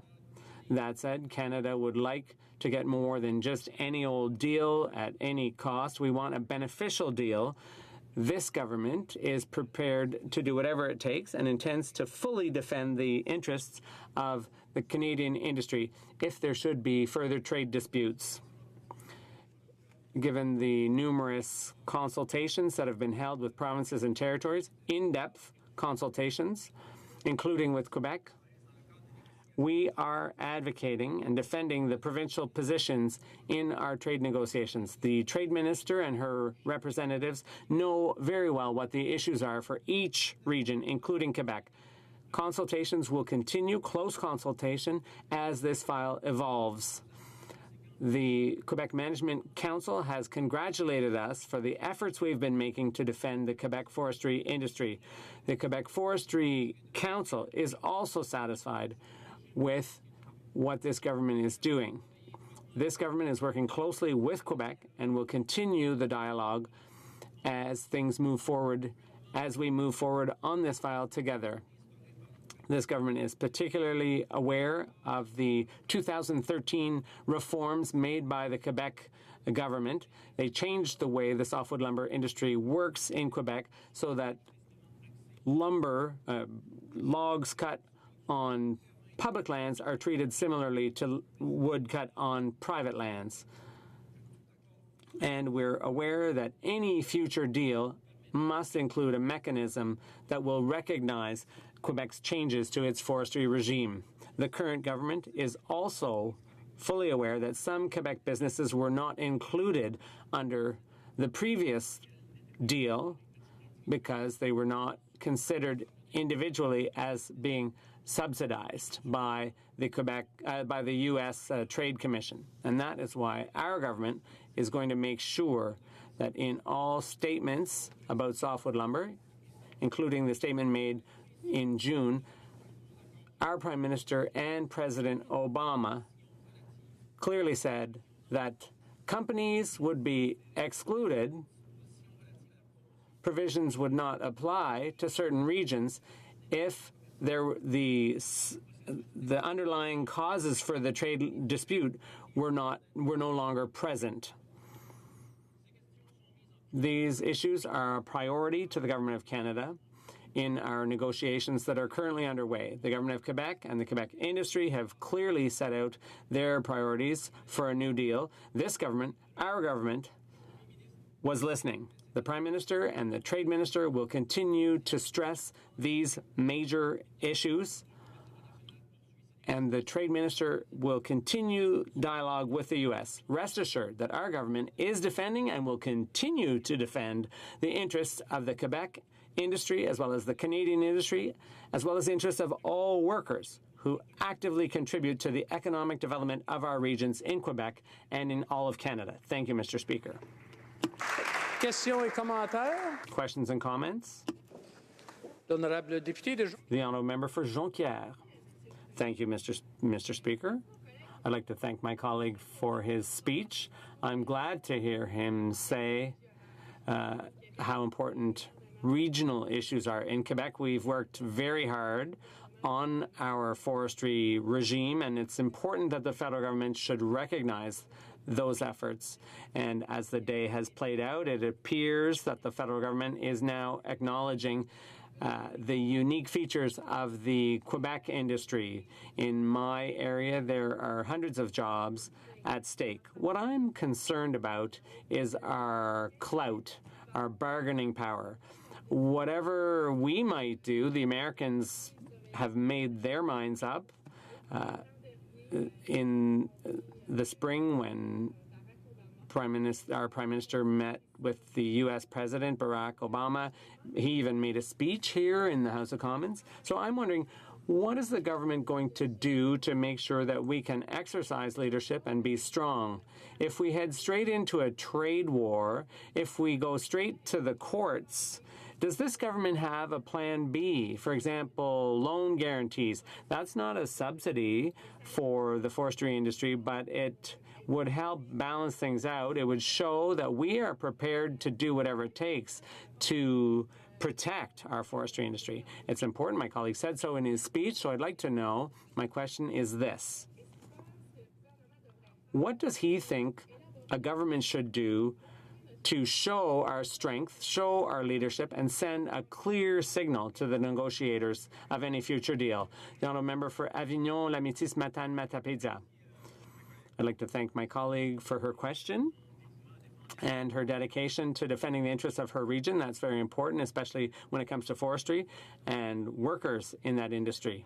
It's important to us and our government, the Parliamentary Secretary for International Trade and the Minister of International Trade have shown unprecedented leadership. They've worked day after day to ensure that we can continue the dialogue, negotiate, find common ground, find a solution that will be beneficial not just for Quebec and for Canada as a whole, but for all workers in this industry. So this government has been conducting negotiations. We've been bargaining with a view to reaching a goal. That's our objective, and we are continuing along those lines. Thank you. Questions and comments? The honourable member for Winnipeg North. Mr. Speaker, and I'm wondering if my colleague can just highlight the importance of the issue in terms of when it comes to government working with the different stakeholders. We know that through the Prime Minister and the Ministerial or Cabinet, we have seen a fairly aggressive agenda in terms of trying to make sure as much as possible that we're protecting the interests of this industry in all regions of our country, which meant that we had to go into the different stakeholder meetings and to work with the different individuals that are in play to try to achieve the best agreement possible. And if he would like just to provide some comment on in regards to just how important it is that we work with the different stakeholders that are before us on this very important issue. The honourable member for Avignon, Lamitis, Matane, Matapédia. Thank you for the question. I appreciate it. As I said in my speech, this is one of our government's priorities, one of our Prime Minister's priorities, and one of our International Trade Minister's priorities, as well as her Parliamentary Secretary.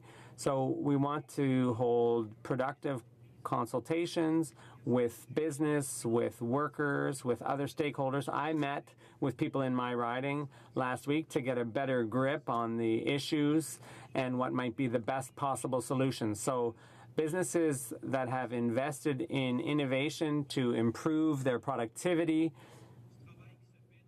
they're doing a lot of work around that, and we're going to try to support that. But what matters here is to keep up the negotiations and reach a deal that will be beneficial to the forestry industry in Quebec and in Canada. Thank you. The honourable member for New Brunswick Southwest. Mr. Speaker, securing a new softwood lumber agreement with the United States that works for all of Canada is a priority for the Prime Minister and our government. The forestry sector is an essential part of the economic prosperity of the country, including the provinces of New Brunswick, Nova Scotia, Newfoundland and Labrador, and Prince Edward Island. The Government of Canada is fully aware of the vital role that the softwood lumber industry plays in Atlantic Canada. This is why the Minister of International Trade, the Parliamentary Secretary to the Minister of International Trade, and officials from Global Affairs Canada have been collaborating closely with the industry and the provincial governments of the Atlantic provinces. The Atlantic region, often referred to as the Maritimes in a softwood lumber context, has a long-standing and unique position in the ongoing trade dispute between Canada and the United States. This century-old irritant in the bilateral trade relationship is rooted in differences in forest management practices in each country. In the United States, most timber is harvested from private lands with the cost of timber determined by the market. In Canada, the majority of forests are publicly owned, which would be 92%, and provinces employ a range of administrative mechanisms to determine the market-based rates and that are charged to industry for harvesting from Crown lands. However, the U.S. lumber industry has argued that the price charged by provinces is a subsidy to Canadian lumber producers. We reject such assertions out of hand, Mr. Speaker. Canadian lumber is market-priced, period. But the Maritimes are exceptional in the fact that a significant percentage of timber in this region comes from private lands. Furthermore, the price for Crown timber in the Maritimes has been and continues to be based on the large pool of private transactions. Over the past 35 years of the softwood lumber dispute, the United States government and the U.S. industry have consistently acknowledged that the lumber sourced from the Atlantic region was not subsidized. Exports of softwood lumber products from the Maritimes have never been found to be subsidized in any previous U.S. countervailing duty investigations into softwood lumber from Canada and have been excluded from every previous agreement. With the dates as far back as 1987-1988, amendment to the Softwood Lumber MOU, which was further enshrined in the 1996 Maritime Lumber Agreement, also known as the Maritime Accord.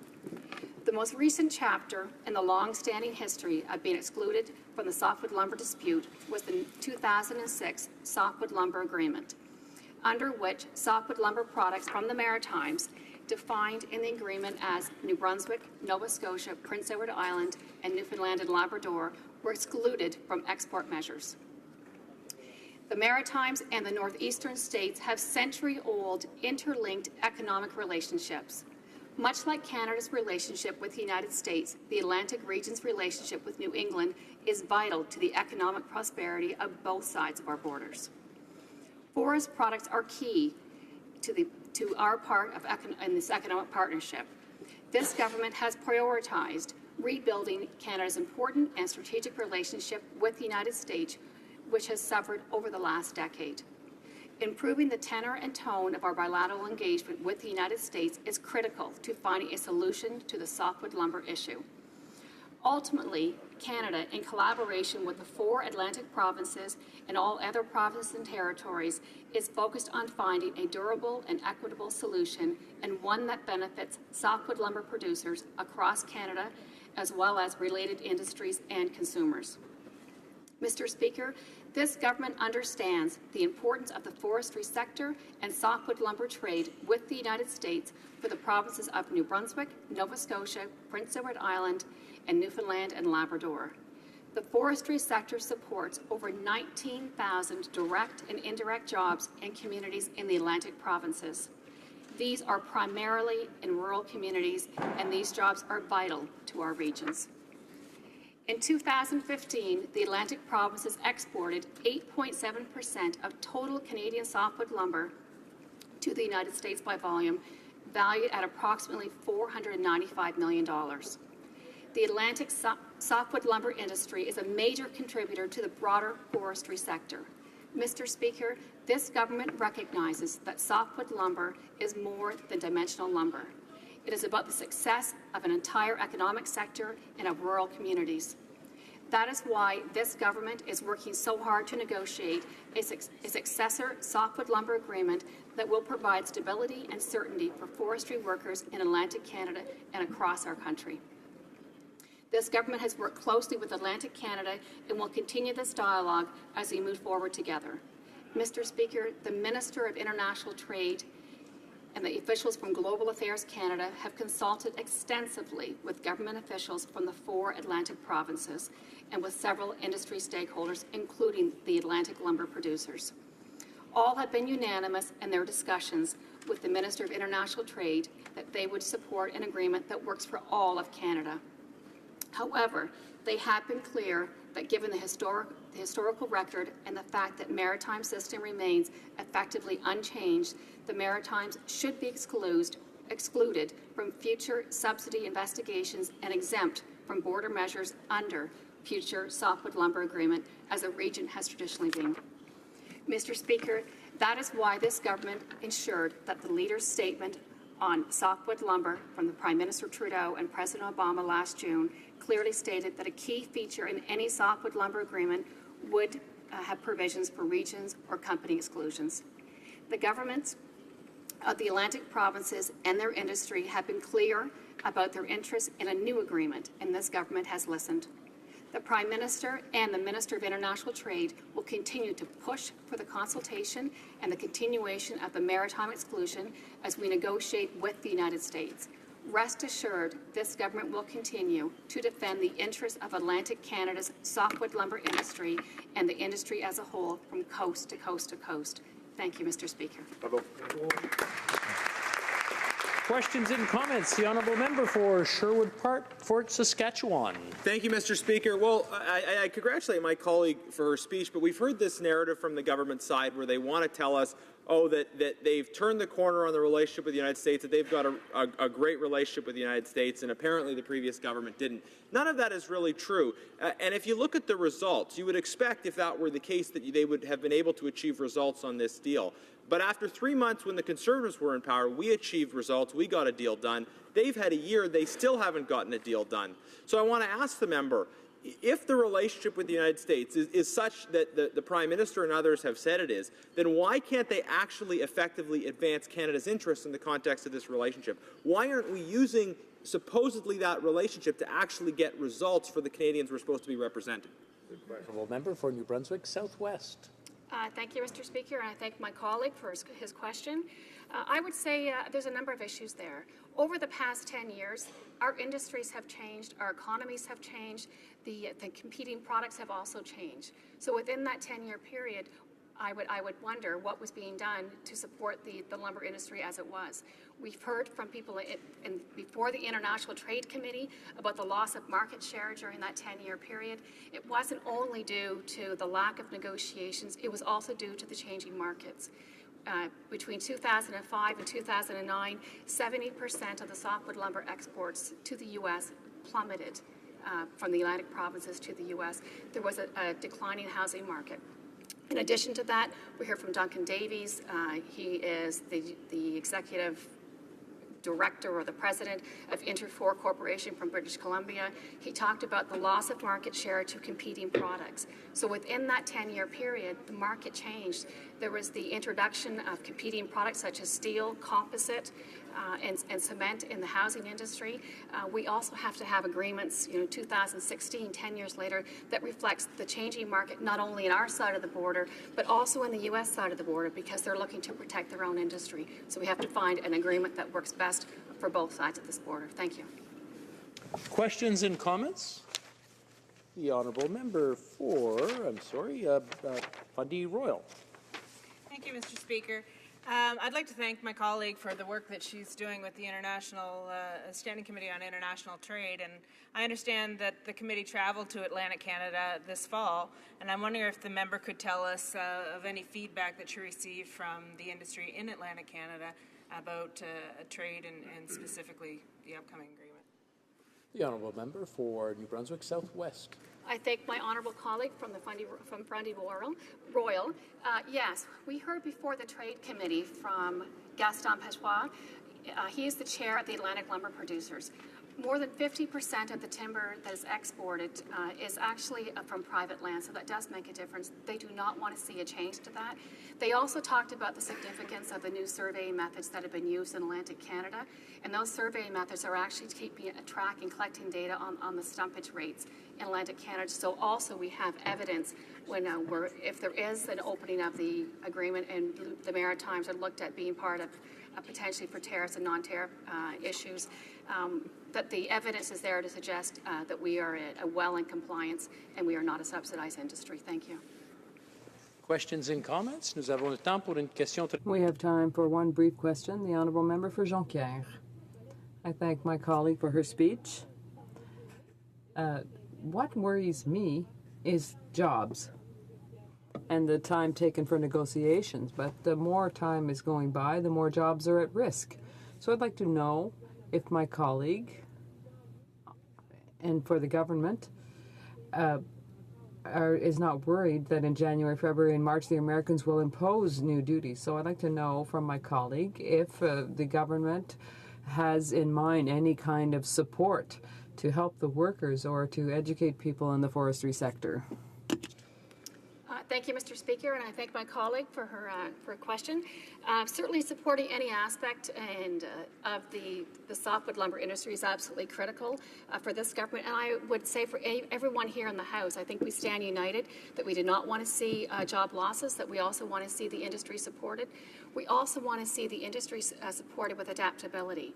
We've heard from a number of people before the International Trade Committee of the importance of adaptability, of entering new markets, not being so as dependent in one market, looking at how we need to diversify and become innovative. We had to do that largely in Atlantic Canada because of our traditionally heavily dependence on with trade with the U.S.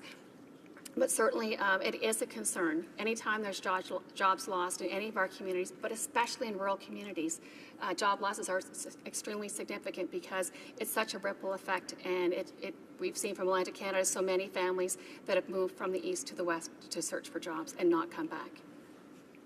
Resuming debate, the honourable member for Prince George, Peace River, Northern Rockies. Thank you, Mr. Speaker. I just wanted to say that I'll be sharing my time with the member from Sherwood Park, Port Saskatchewan.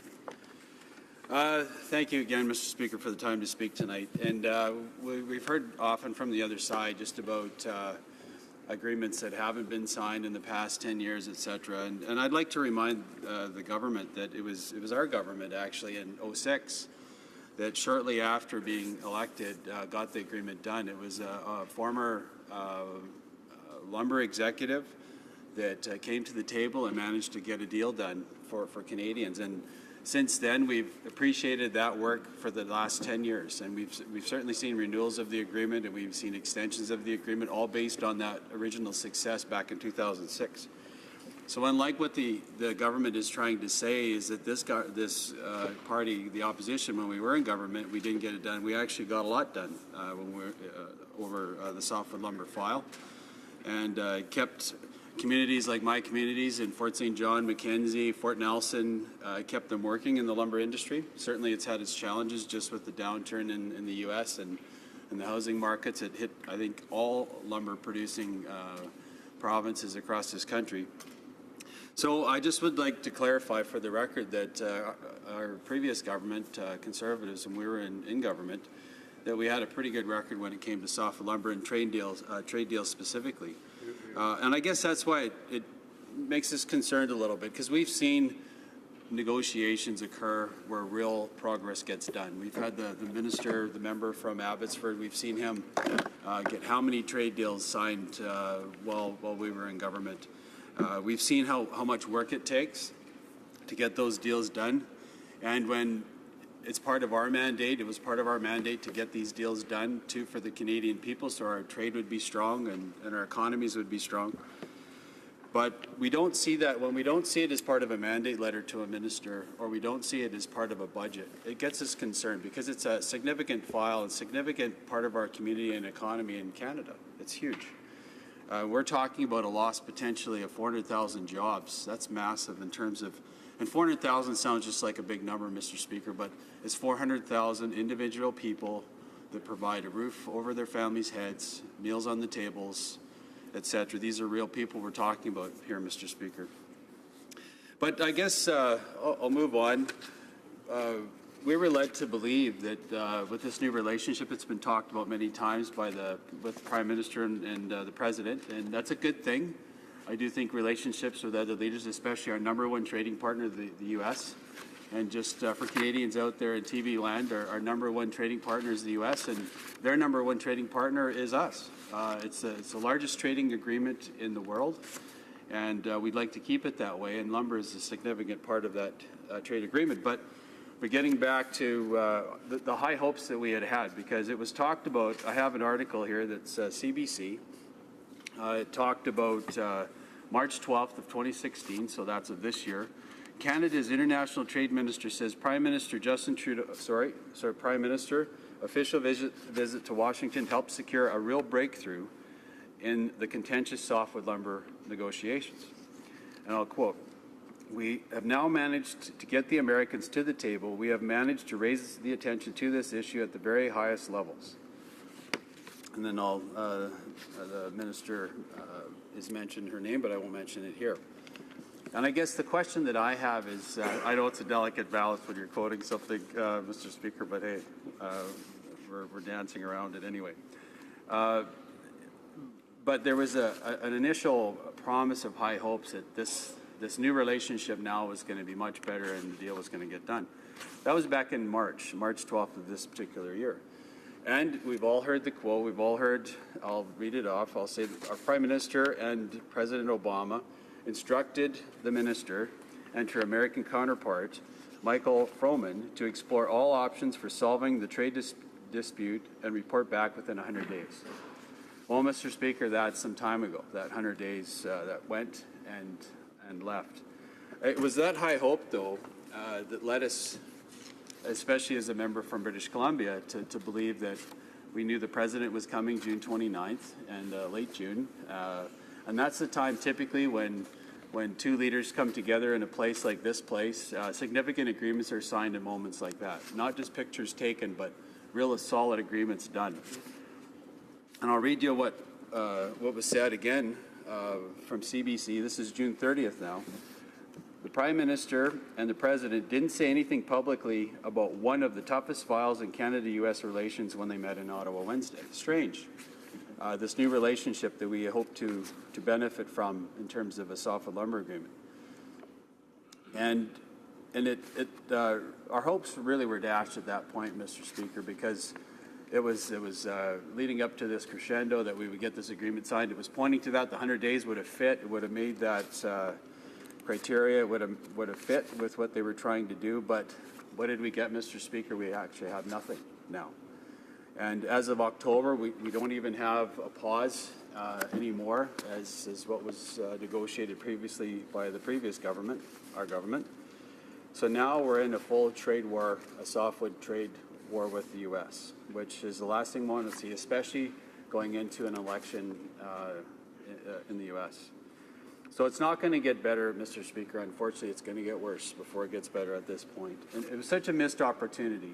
Everything could have been done June 30th or June 29th and signed when the President was here. The Prime Minister could all been done to much fanfare from us in BC and across the country.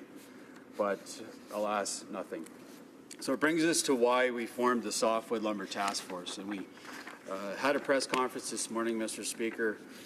Ministers, not ministers, but critics in the portfolios here were at the event. And part of that mandate is it's not clear that the government is taking this seriously and negotiating behind the scenes. It just isn't clear. We don't know.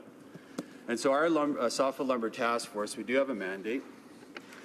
The mandate is the task force will hold the Liberal government accountable for solving the softwood lumber trade dispute between the United States in order to preserve market access for Canadian forestry products and protect thousands of jobs across Canada. And further, it's going to involve two components. It's going to involve stakeholder outreach and policy advocacy.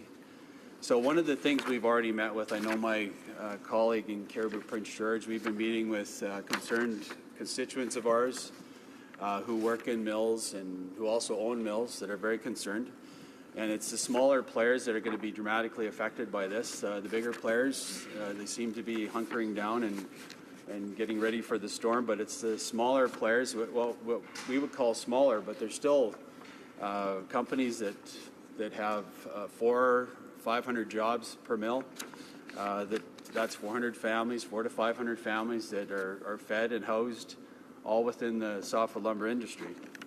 And we've heard, and they're deeply concerned where this is going to take us. Again, the second part of that is the policy advocacy. And what we're looking for is to form our own negotiations, I guess, or concerns, a set of concerns to put to the government. And make sure that the government is doing what they should be and negotiating properly. I think it was real telling in just some of the comments that we've said on our side about when we critique and we stand up and we critique the government. that it was interesting to see a former resource project that I had been asking the other side in repeated questions, that it actually makes a difference. And we saw the difference by the minister responding that they were going to answer one of our concerns with one of their announcemements, and they mentioned some of the things I had talked about. So we know that the task force has the ability to influence the government in their negotiations, and that's the purpose of it. The purpose is to positively critique the government so we get a good agreement at the end of the day, because we do know that it affects Canadians across this country. Again, I speak for my constituents in Prince George, Peace River, Northern Rockies, but it really affects colleagues of mine in Ontario, in Manitoba, Saskatchewan, Quebec, Ontario, Atlantic Canada. It's really right across the board. So again, Mr. Speaker, it's all with the intent of getting a good agreement, and our task force will challenge the minister to do exactly that and get us a good agreement. Thank you, Mr. Speaker. Questions and comments? The honourable member for Selkirk Interlake Eastman. Well, thank you, Mr. Speaker. And I want to thank my friend from Peace River, Rupert, Rocky Mountains. Okay, Northern Rockies. Prince. Yeah. So I thank him for his intervention and for talking about the task force that our party has announced that they're going to do across this country to ensure that workers, industry, all the tertiary businesses that are tied to the forestry industry are having their say in how these negotiations go forward.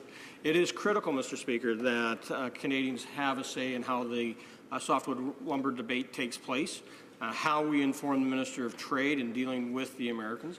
And I have to say, Mr. Speaker, that I continue to be somewhat apprehensive on whether or not the Liberal government will get this job done. We saw how they walked away from the Keystone Pipeline and didn't engage in any way, shape, or form in making it happen. And I'm just ask my colleague to talk about some of the more in the concerns that he's had on the record that the that the current government has had in Canada-U.S. relations, especially when it comes to trade. Honourable member for Prince George, Peace River, Northern Rockies. Thank you, Mr. Speaker. I'd like to thank my colleague for that question too.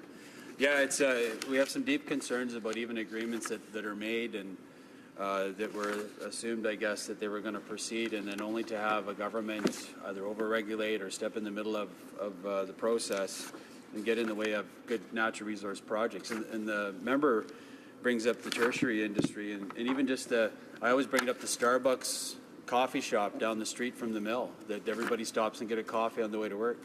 Those people won't have jobs as a result. It's really everybody that's affected by the loss of jobs in the forest industry, especially in the forest capital of BC, which is Prince George in my riding.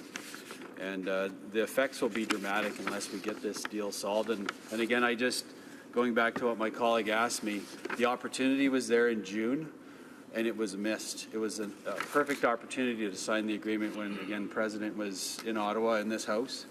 Would have been the perfect time to do it. And now, with the lead up to election, we know rhetoric just gets more heated during this time. It's not looking good for us to get the agreement anytime soon. Thank you, Mr. Speaker. Questions and comments? L'honorable député de Jean. The honourable member for Jonquière. Thank you, Mr. Speaker, and I thank my colleague for his speech. I just want to remind him that the Conservative government, when they were in power, caused us the industry to lose $1 billion, rather. So they want to sign an agreement, but at what price? On the backs of the workers? I hope not. Now, we spoke, and my colleague mentioned in his speech that he set up a working group, that he went to meet with workers and members of the forestry industry. The forestry sector, since the beginning of June, has seen that the government will fail in these negotiations. And what's the industry asking for now? That the government work on a Plan B. The Plan B, for example, could be a guaranteed loan program. So what does my colleague think of a guaranteed loan program, and will they be listening to the forestry industry? Because that is currently what the industry is asking for. Thank you. Peace River, Northern Rockies. Yes, I know it's a long name. Thank you, Mr. Speaker. Yeah, I guess I just would respect the member for asking the question about a loan type program for the softwood lumber industry, and I guess that to me is a one of the many issues that could be talked about in terms of the deal, what it finally looks like. But I find it awfully rich from the NDP. Here we just talked about a Pacific Northwest LNG announcement that the member who actually is from that riding said that they were supportive of, and then the NDP comes out and opposes the entire project. When most of this person's, the members' workers that work there would be employed through the LNG industry, and yet the NDP wants to completely shut it down because of some ideological position. So, to me it's interesting that the NDP always talks like they're pro-resource development, but they don't live by it. And when it comes down to brass tacks, they are not resource development, a positive party that promotes resource development in Canada. It's just the simple truth of it. It's sad, but let's hope someday that will be the case, that the NDP will be a pro-resource development party. Maybe the light will come on. Resuming debate, the honourable member for Sherwood Park, Fort Saskatchewan. Thank you very much, Mr. Speaker. It's a pleasure for me to rise and continue the debate and to speak in favour of this opposition motion on the softwood lumber agreement. More generally, of course, on Canada-U.S. relations. And I want to congratulate my friend, the international trade critic, for bringing this motion forward. A former agriculture minister as well, someone who certainly knows these issues, the intricacy and complexity of them very well. I want to start my remarks off today by talking in more general terms, at least by setting the stage a little bit about Canada-U.S. relations, and then move specifically to this motion and softwood lumber within that. As all of us know, I think, Canada and the U.S. have a very important strategic, military, political, and economic relationship. On the economic side, the Canada-U.S. trade relationship is the largest trading relationship in the world, and I think almost certainly, in terms of economic volume, economic value, the largest trading relationship between nations in human history. Now, that trade relationship is facilitated by our shared values, our shared democratic values, and also, obviously, a shared desire for prosperity and for working together to achieve that end. But while, of course, there is a lot that's there in terms of our shared values, there are substantial differences in terms of the way our political systems work, and the way in which we have to engage each other should reflect an understanding and appreciation of those differences. Canada, as far as democracies go, has a relatively centralized system within each levels of government. We have a federal system where a lot of power is exercised by our provincial governments as well. But the process of international deal-making is one in which the federal government has the power to negotiate, to sign, and to ratify. Certainly needs to engage the provinces on certain details that may touch on their jurisdiction, but effectively our Constitution does give that power to the federal government, and we generally expect that in situations of majority government, it's really up to the Prime Minister. Unlike perhaps in the United States and other countries, if Canada signs a deal and the government says they're in favor of the deal, there is rarely doubt, at least in a majority parliament, that deal will be ratified.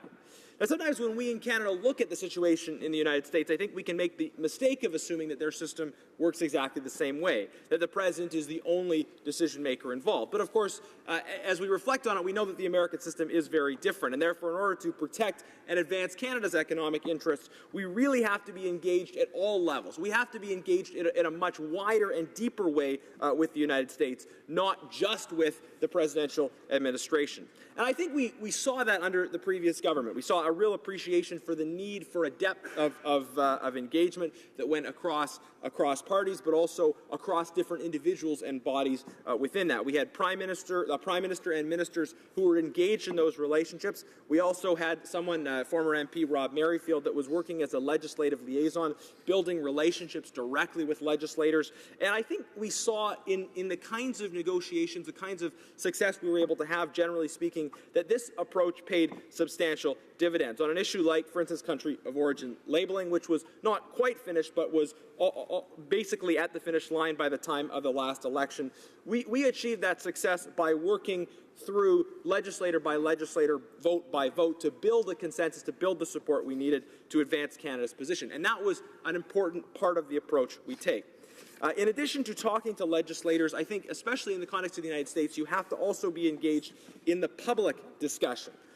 We need leaders in this country who are prepared to speak into the broader global discussion, the public discussion about the importance of trade, that are willing to make public arguments in favor of the open economy. We've heard the Prime Minister talk publicly at the United Nations and elsewhere about the success of Canadian pluralism, and I certainly applaud that. But I think just as we agree with the principle of social and cultural openness, the open economy has been foundational to our success, and we need to be willing to speak into the debate, the international debate around that. We can speak about the benefits of international trade. At times, obviously, we see in the United States that the basic understanding of the value of the open economy is something that's now up for debate. We see attacks on it by people on different parts of the political spectrum. On the one side, the Republican side of the party, historically in favor of free trade, we have a nominee there that is advocating tearing up most of the major trade deals in place. But on the other side, I think there's certainly some strong criticisms of trade that come out of the Democratic Party as well. So we see this emerging anti-trade discourse, and it's very important that we have leadership in Canada that's prepared to talk about the value of trade, the value that trade has produced for both countries. Now, we're speaking today about a specific trade issue, but that happens in a context in which American elites are questioning the broader value of trade. I think many of the elites would, at a deeper level, understand the arguments in favor of trade, but they're being pushed and pulled away from these kind of common sense positions by certain political forces. And if we believe in the value of trade, one of those core principles of political discourse is that you cannot win an argument if you're not prepared to make it. If we don't have a prime minister, and I think unfortunately right now we don't have a prime minister who's prepared to stand up and make the arguments for the open economy, whether it's being bold on the Trans-Pacific Partnership or whether it's actively prioritizing addressing the softwood lumber issue and talking about the larger benefits of trade in our relationship. I think it's a missed opportunity that we don't see that happening in the way and the degree to which we should. And let's remember that despite what we're hearing in the political discussion in the United States, all of the opinion data that I've seen suggests that many Americans at the ground level really understand and actually appreciate the value of the trading relationship, and that's something that we can tap into. I've quoted these numbers in the House before, but a recent Gallup poll found that only 33% of Americans view trade as a threat, down from a peak of 52% in 2008. So that's a historic low in terms of Americans actually seeing the trade deal as a threat. In general, Mr. Speaker, this government's approach to the Canada-U.S. Economic relationship has created some significant problems because the government has been unwilling to make those arguments for the open economy.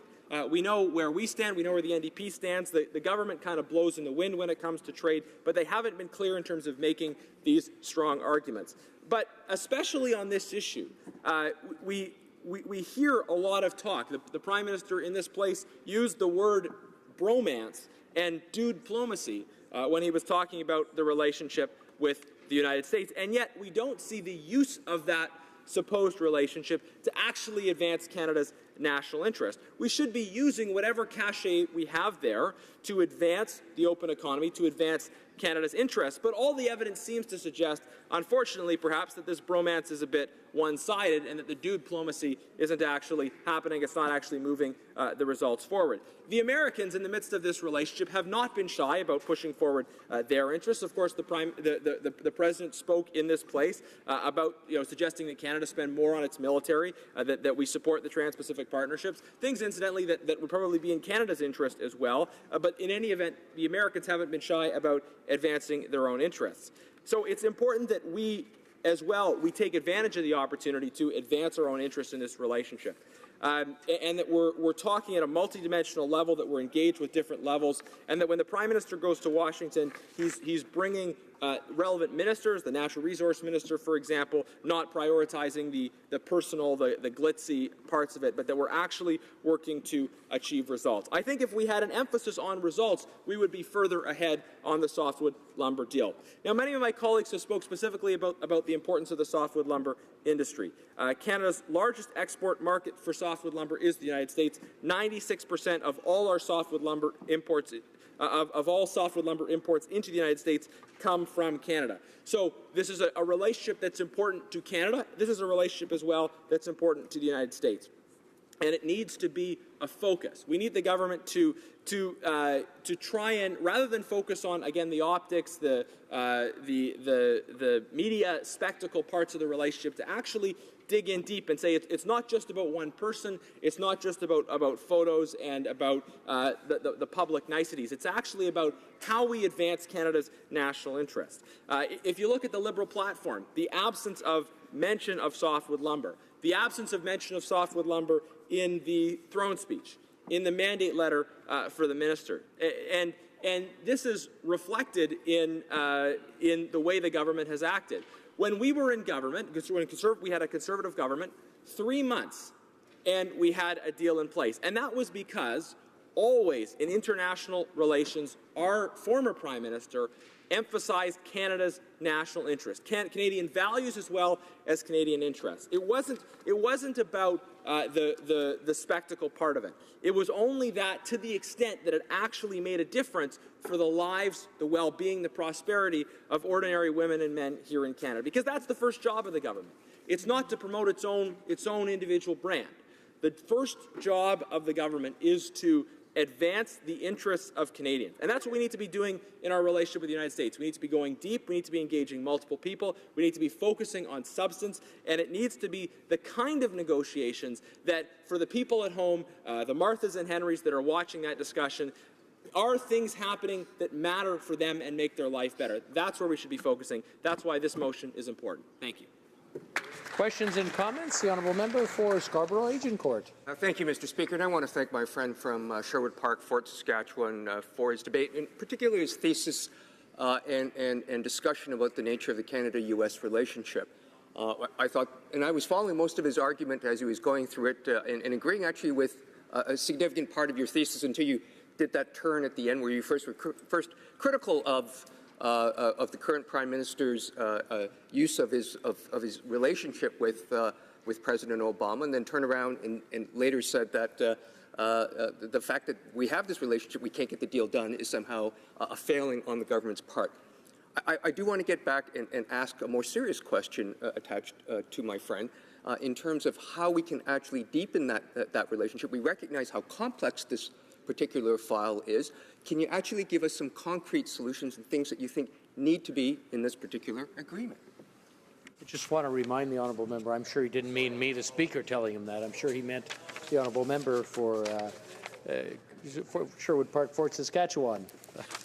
Thank you, Mr. Speaker, and I thank my colleague for the kind words. I do just want to clarify that I'm not at all critical of the idea of having a warm relationship. I think, obviously, warm relationships in terms of international diplomacy can have positive effects in terms of Canadian interests. I think the point is that should not be an end in and of itself, that the relationship between leaders should be a means for advancing Canada's national interest. And when we see much discussion about our relationships, and yet when we don't see results in terms of the interests of Canada, it makes us wonder either, is the relationship actually what it's made out to be, or if it is, why aren't we using that relationship in a way that reflects what should be the job of our leadership. Now, in terms of concrete ideas, I think my colleagues have proposed a number of different things, but part of the challenge we have is that the discussion is happening very much in secret. We have to sort of rely on the assurances from the minister, well, we're doing this, we're doing that, but we're not actually, I think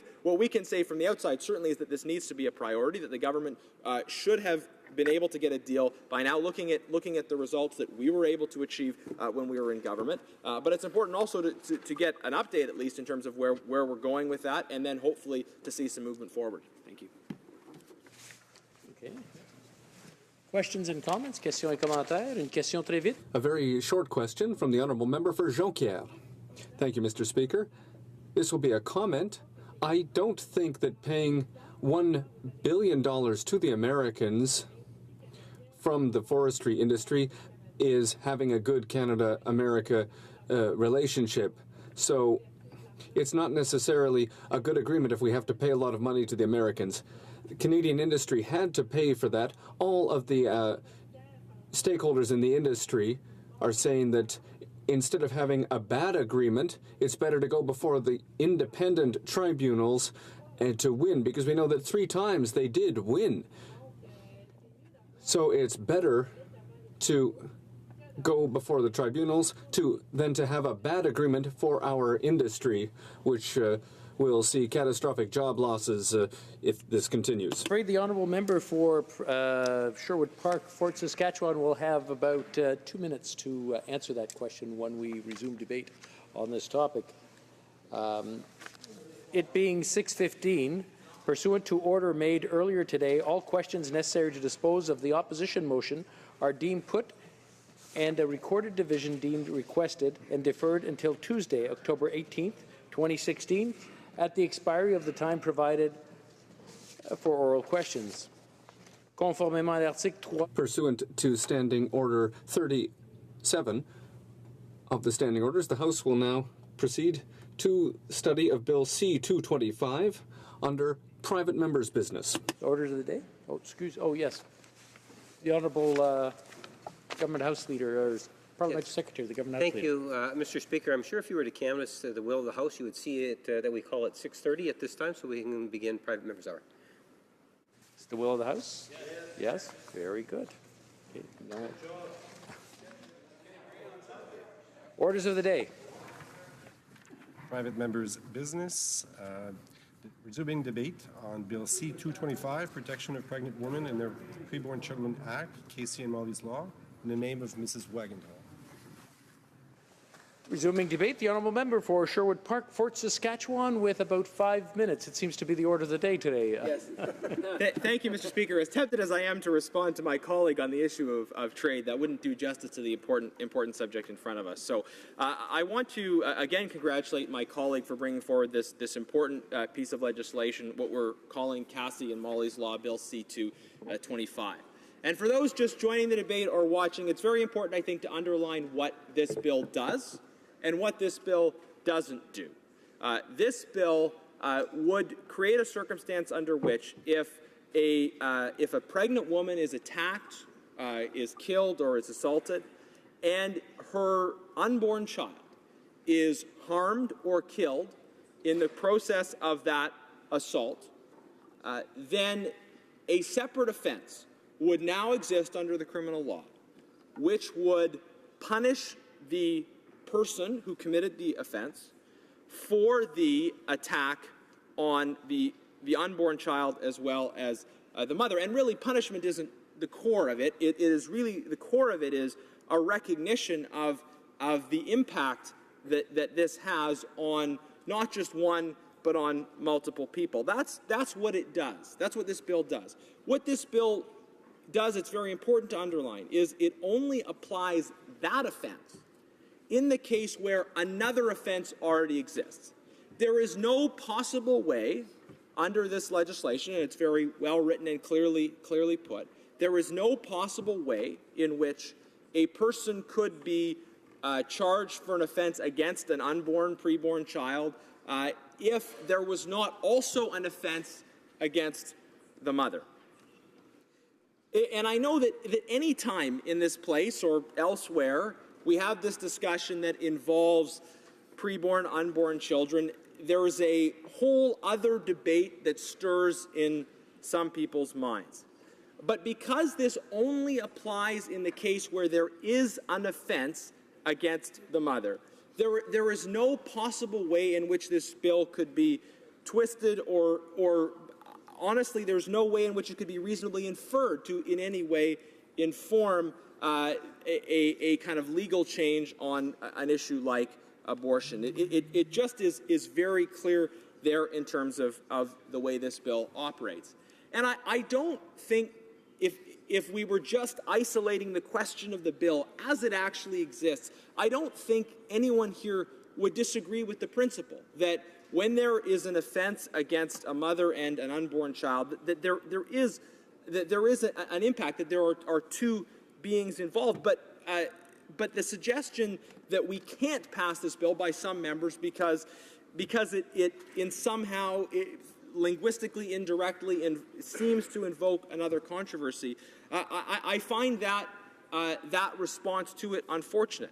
Because obviously we know that the question, for instance, of abortion is a challenging and divisive one. But can members who disagree on that question not come together on something that I think we should all agree on, which is combating violence against women, and which is the impact that that also has on another life. And I know some people object to the terminology. They don't like the term unborn child or preborn child. They'd rather use the word fetus or something else.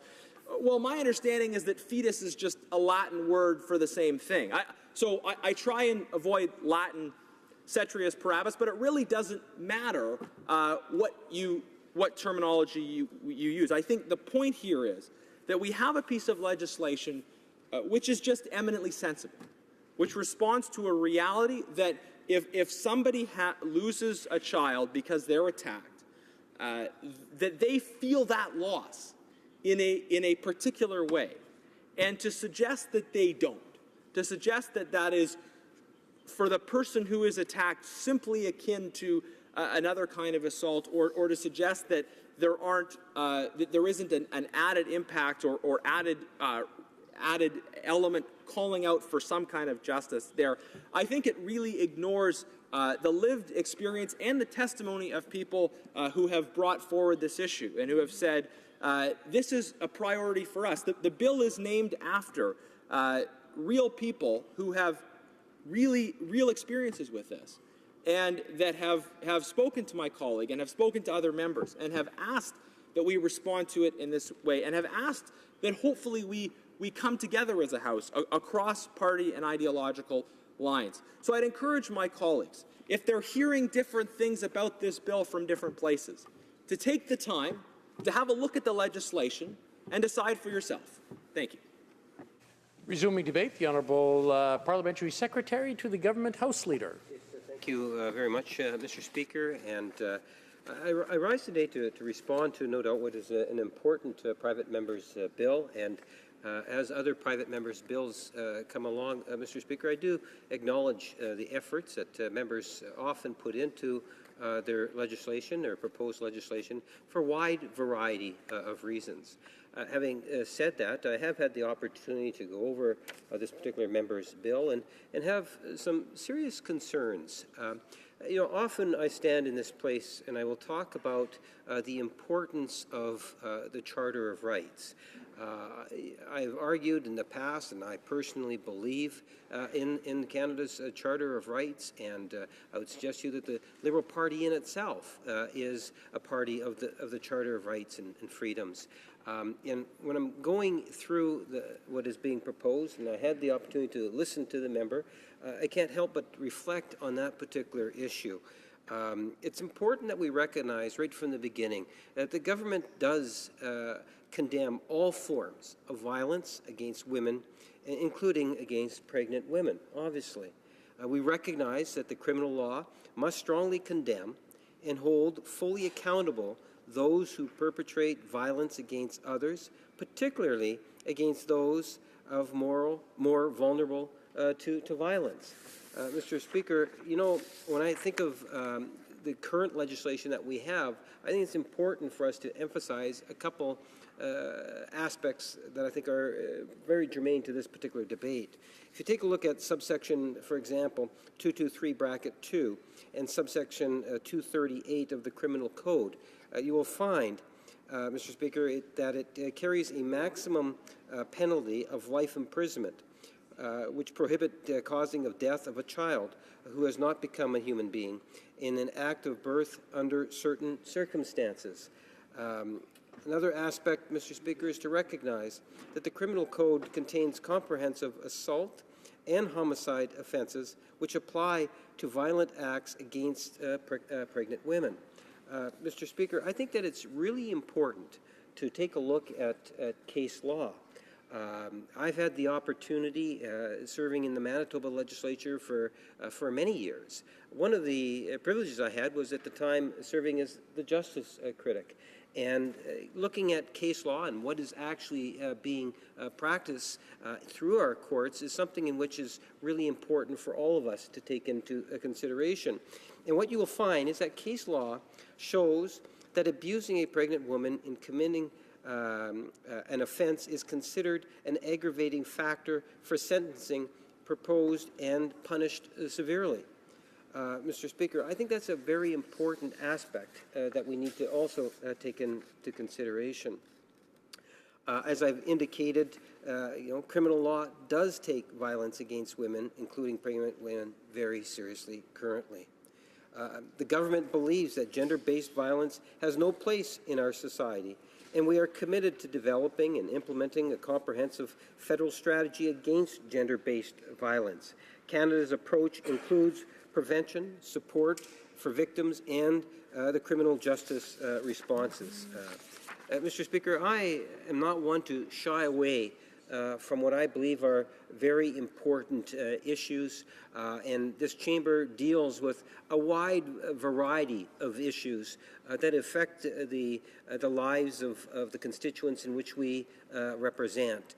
And, I represent a riding with Winnipeg North in which if I were to knock on doors, there's no doubt different issues that different people will bring up.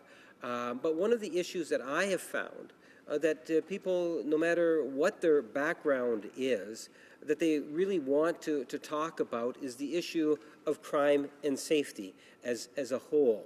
And it's an area of discussion that I genuinely appreciate and want to explore, constantly looking for ways in which we can improve the communities that we live.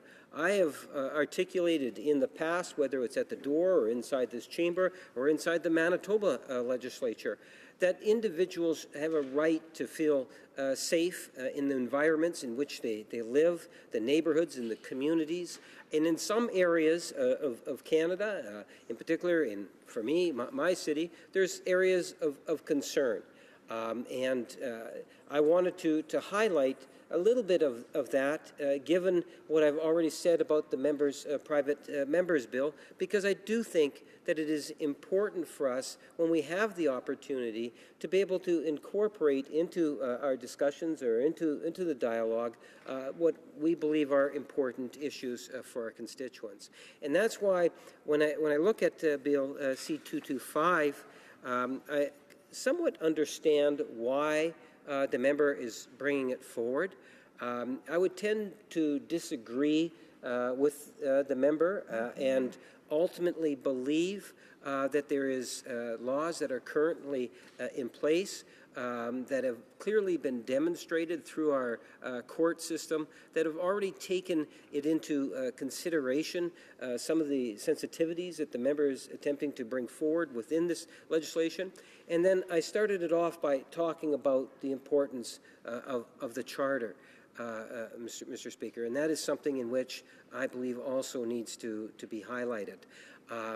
So in having this discussion at the doors with my constituents, I do believe that what I am reflecting in the House today is an honest reflection of what I believe my constituents would want me to be saying.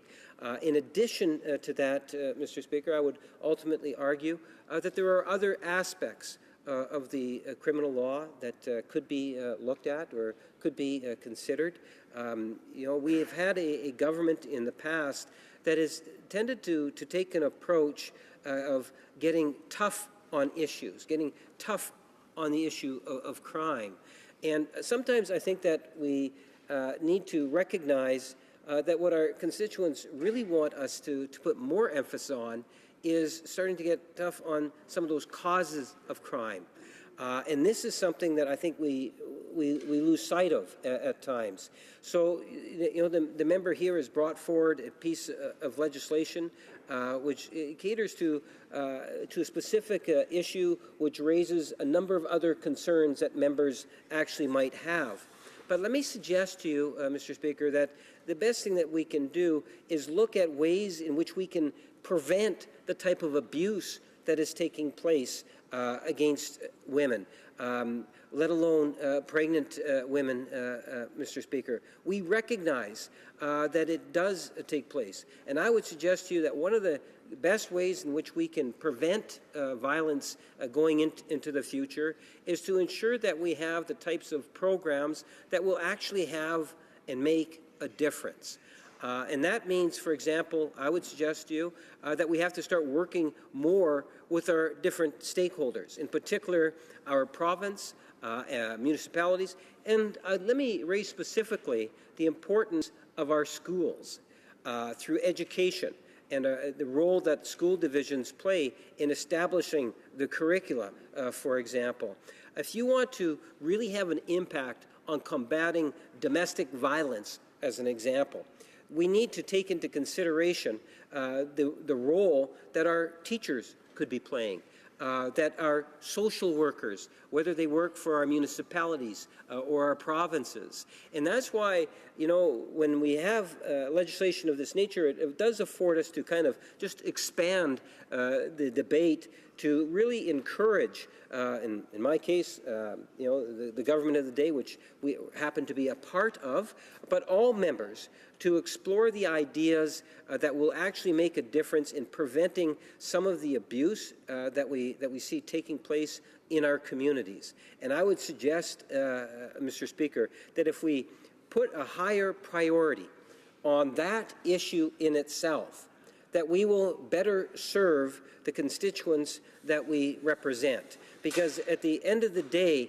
what this should all be about is making our communities a safer and better place to live. Now, don't misunderstand what I am saying, Mr. Speaker. I truly believe that there should be a consequence for a crime that is committed. I sat as a honorary probation officer, chair of a youth justice committee for many, many years, and appreciate the importance to a consequence to a crime. So specifically with respect to this particular bill that we're debating today, I would suggest to you, Mr. Speaker, that there have been aspects that have been overlooked. In particular, issues such as our current case law and how it has been taken into consideration. In particular, other aspects of our criminal code that does take it into consideration that hopefully will provide some assurances to the members sponsoring the bill. Thank you, Mr. Speaker, for sharing a few thoughts. Resuming debate, the honourable member for Lethbridge. Thank you, Mr. Speaker. Mr. Speaker, I stand before you today in order to shed light on a very important topic that is affecting individuals across Canada. The issue in which I speak of regards the Criminal Code of Canada and a crucial component that is in fact missing from this piece of legislation. In current law, if an offence against a pregnant woman is committed, one charge can be laid, which is for the offence against the woman, despite the fact that her preborn child may have also been injured or in fact killed in the altercation. The mother's loss of her child is not recognized in our current system. Cassie and Molly's law, the law that is before us today, is a direct response to pleas for justice. The pleas of moms and dads from across our country who have lost a preborn child due to acts of violence committed against the mother. And I stand here today in full support of this piece of legislation, and I recognize that there is a significant gap in the criminal code which fails to protect pregnant women and their preborn children. The private member's bill was introduced by my colleague, Kathy Wagenthal, in hopes of creating a reform. I apologize. May I continue? Thank you. In hopes of creating a reform that will better protect Canadian women and their families. This piece of legislation, if it were to be brought into effect, would establish a new offence for violent criminals who knowingly injure or cause death of a preborn child while committing a criminal offence against a pregnant woman. Our current law, which does not recognize harm caused to a preborn or even the death of a preborn, is absolutely unacceptable in the country of Canada. Criminals are let off without any consequence for their violent actions against mothers who have chosen to have their children. Their actions are destructive and intentional, yet without due consequence. At this time, the firmest penalty for assaulting a woman is 14 years. With Bill C-225, 2 charges could be laid. One charge for the criminal offence against the woman, the mother, and the other charge for causing the death of or injury to the child. The criminal would then face a maximum penalty of life in prison and a minimum penalty of 10 years under this new piece of legislation. Mr. Speaker, the Criminal Code of Canada is in fact missing a very critical component to protect pregnant women. Through this new law, a legal device would be put in place that improves the protection of women and recognizes that safety is of utmost importance. Ultimately, it would fill a gap in the criminal code that would be a response to those who are seeking justice for their loss. Mr. Speaker, this bill was put forward as a result of one man's very tragic and very sad story. This man is Jeff Durham. Nearly 2 years ago, he suffered the heartbreaking loss of his partner, Cassie, and their daughter, Molly. Cassie and Jeff were two individuals who chose to commit to being parents to Molly and who eagerly anticipated her arrival. On December 11, 2014, when Cassie was 7 months pregnant, a man broke into her apartment and committed the unimaginable. As a result, both lives were taken that night, leaving Jeff without his child. The man responsible was charged on several accounts, including first-degree murder, break and enter, indecent interference with a dead body, arson causing property damage, possession of incendiary material for arson, and arson with disregard for human life.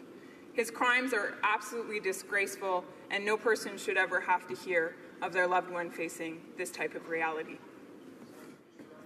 Through investigation, police have concluded that Cassie did not die from the fire, but actually from severe blood loss due to trauma. Police have also stated that the crime scene was one of the most disturbing ones that they have ever seen. Cassie was brutally murdered by a man who was well aware that she was pregnant and only weeks away from giving birth to her baby Molly. Jeff has expressed his thankfulness that the perpetrator was convicted of first-degree murder, but he also has voiced his difficulty in finding comfort as he feels the charges do not properly represent Cassie's rights as a woman. You see, Mr. Speaker, Cassie made the choice to carry Molly to term. She made the choice to become a mother, and Jeff made the choice to become a father. But, Mr. Speaker, that night, that choice was robbed from them. Canada is a nation that values human rights and equality, and I am proud to live in this country that holds to these principles. However, our government has failed to acknowledge that the criminal code is missing a crucial component to protect pregnant women, and ultimately has turned a blind eye to this issue. This piece of legislation is important to making our Canadian democracy stronger, and I am urging the government to stand by me and my colleagues, as well as Jeff and his family, and the millions of other Canadians who believe that this amendment is desperately needed. Mr. Speaker, this issue has gained overall support from both men and women from coast to coast to coast. According to a NANOS poll, it is suggested that 69% of Canadians are in fact in support of a law that would make it a separate crime to injure or cause death to a preborn while attacking a pregnant woman. A study into the deaths of pregnant women determined that a pregnant or recently pregnant woman is more likely to be a victim of homicide than a woman who is not. This is a very scary statistic for families across Canada, and Canadians are looking for ways to ensure that they are kept safe. This bill protects women when they are at their most vulnerable, and it protects a woman's choice to bring her child to term safely. Mr. Speaker, this bill is about protecting the most vulnerable among us and taking a stand against violence, particularly violence against women. By passing Cassie and Molly's law, Canada's government would demonstrate that this issue is not taken lightly in our nation. It would serve as a strong statement concerning the value that we place on women and their right to choose.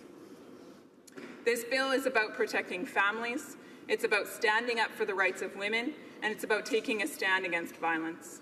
Now, Mr. Speaker, it was suggested earlier that the criminal law already takes violence against women very seriously.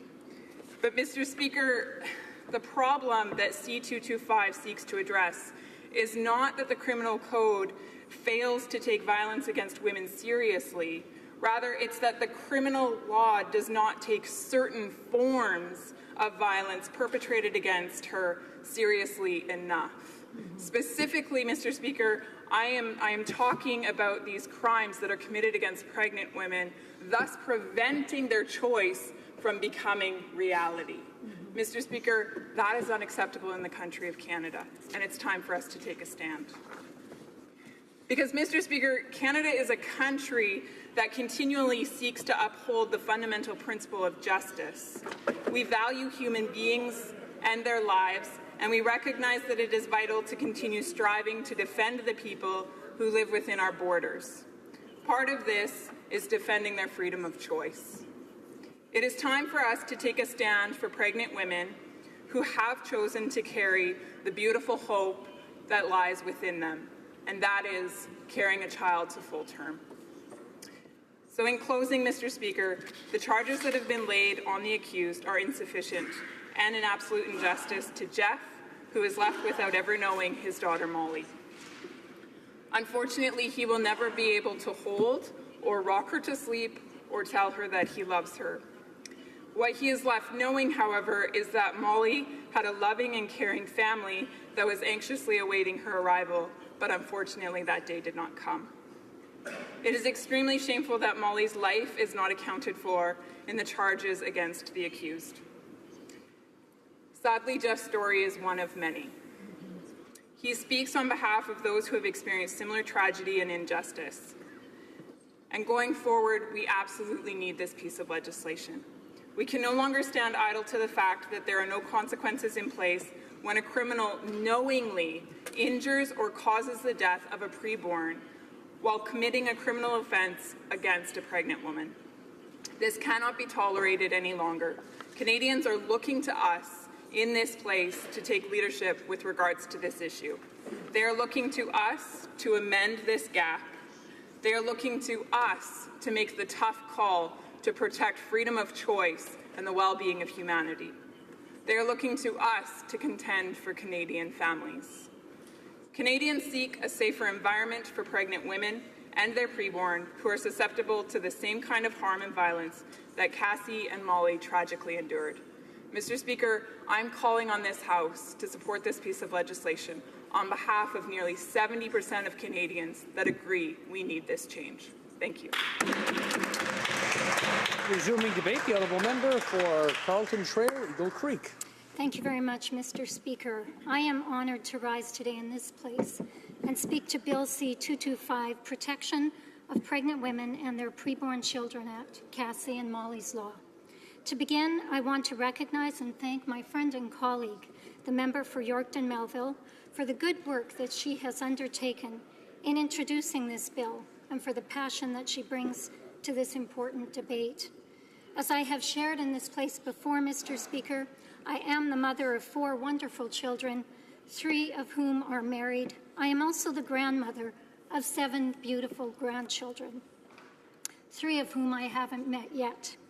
1 will be arriving next month, and the other 2 just after the new year in January and February. Our entire family is eagerly awaiting their arrival. Nurseries are being prepared, and books of the most popular names are being pored over. As grandparents, my husband and I can hardly wait to love on them, and yes, spoil them, and then return them to their parents. As my entire family prepares to welcome these 3 new members, the reality that this bill seeks to address is very near and dear to my heart. Let's talk about what this bill does. C-225 allows for 2 charges to be laid for causing the death or injury to a preborn child while attacking a pregnant woman. 1 charge is for the offense against the woman, like assault or murder, which currently exists in the criminal code. The other charge is for the new offense, created by this bill, for causing the death of or injury to the preborn child from the commission of the offense against the woman. The bill also gives added protection to pregnant women, even in cases where the preborn child is not harmed or killed, because it codifies pregnancy as an aggravating factor for sentencing purposes.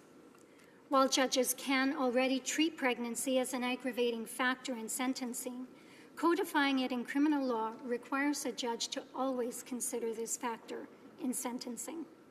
Codifying pregnancy in criminal law is another way to more clearly and strongly denounce violence against pregnant women. I cannot even begin to imagine the range of emotions that I would experience if one of my daughters or daughter-in-law or my unborn grandchildren were harmed or killed by someone.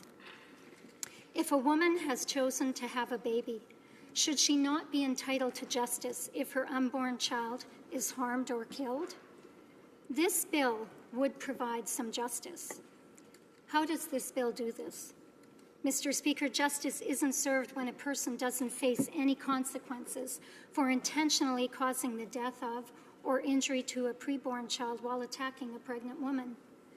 Bill C-225 is aimed at third parties who knowingly commit criminal offenses against pregnant women. The new offenses are not standalone offenses. They apply in a narrowly and precisely defined circumstance. Only when a third party is committing or attempting to commit an offense against a pregnant woman knowing she is pregnant. The stiff penalties of a minimum of 10 years and maximum of life imprisonment for intentionally harming or causing the death of the preborn child will act as a strong deterrent for committing violence against pregnant women, since the offender cannot get to the child without going through the woman. In other words, if the child is protected, the woman is protected. Mr. Speaker, for the remainder of my time, I would like to highlight what the bill cannot do, contrary to what some have suggested. This bill does not change the definition of human being or create false personhood. The criminal law can be used to protect entities other than what is covered under the Criminal Code's definition of human being. The bill cannot be used to criminalize doctors or anybody for performing abortions. And finally, the bill cannot be used to criminalize pregnant women for any acts, omission they may cause that may cause harm or death to her own fetus. I want to quote the sponsor of C-225, who was motivated to bring this bill forward after hearing Cassie and Molly Cake's story. And I quote, "The Criminal Code is missing a crucial component to protect Canadian women and their families. The increased penalties under Cassie and Molly's law create a legal mechanism that will enhance the safety of Canadian women and recognizes the safety of their family. This approach is specific and robust. It is a common-sense approach designed to fill a gap in the Criminal Code that renders women and their preborn children vulnerable." End quote. Mr. Speaker, I would encourage all members in this place to take the time to read the bill and then support it, as it is clear in its aim, which is to protect the preborn in a very narrowly and precisely defined circumstance when the woman has not chosen abortion and a third party causes death or injury to her unborn child against her will. To conclude, Mr. Speaker, choosing to have a child is one of the most important commitments one will ever make. As a grandmother, I would share in the grief of my daughters and their husbands should anything like this ever happen to them. And finally, Mr. Speaker, as a member of Parliament, I have always and will always stand up for the rights of victims in the face of horrific crimes, and this bill does that. Thank you. Resuming debate, the honourable member for Kitchener-Conestoga. Thank you, Mr. Speaker. Mr. Speaker, I rise in the House today to speak in support of Bill C-225, and I want to thank my colleague from York and Melville for tabling this bill, and I also want to thank previous speakers who have spoken so eloquently from their heart. Mr. Speaker, over 63,000 pregnant Canadian women are victims of spousal violence between 2004 and 2009. Since 2000, 24 pregnant women have been murdered. This bill is needed to fill a gap in the criminal code that is leaving pregnant women vulnerable. As the law currently stands, women and families who are violated by those who abuse pregnant women have no recourse in law. Only one set of charges can be laid, but two lives have directly felt the impact of the crime. This bill creates new offenses for injuring or causing the death of a preborn child while committing a criminal offense against a pregnant woman when the person knows she is pregnant. This would allow for 2 charges to be laid when someone attacks a pregnant woman and as a result kills or harms her preborn child.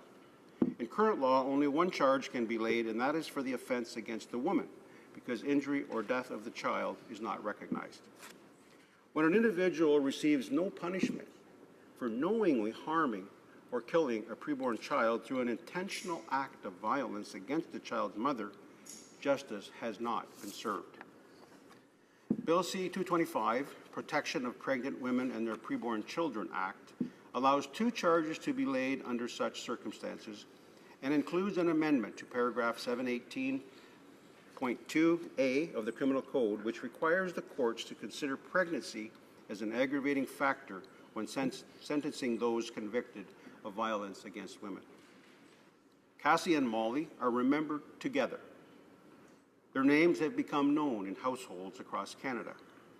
And while this acknowledgement and recognition of the heinous crime committed against both Cassie and Molly lends itself to a small measure of justice, justice has not been fully realized. Where 2 lives full of hope and promise were horrifically ended, only 1 murder charge stands. Mr. Speaker, Molly matters. There is no pro-life versus pro-choice debate. The choice has already been made. Molly's arrival was eagerly anticipated by her mother Cassie, her father Jeff, and countless other family members and friends. Mr. Speaker, over the past 10 years, as I've served as Member of Parliament, one of the services I and all members of Parliament offer to our constituents in this chamber is to present petitions on their behalf. Over the past months, and in fact years, petitioners from my riding and all across Canada have flooded my office and the offices of my colleagues, pleading to be heard, begging for action on this crucial issue. While, Mr. Speaker, I have heard them loud and clear, we need to fix this gap in legislation and right the wrong that Cassie and Jeff have to endure.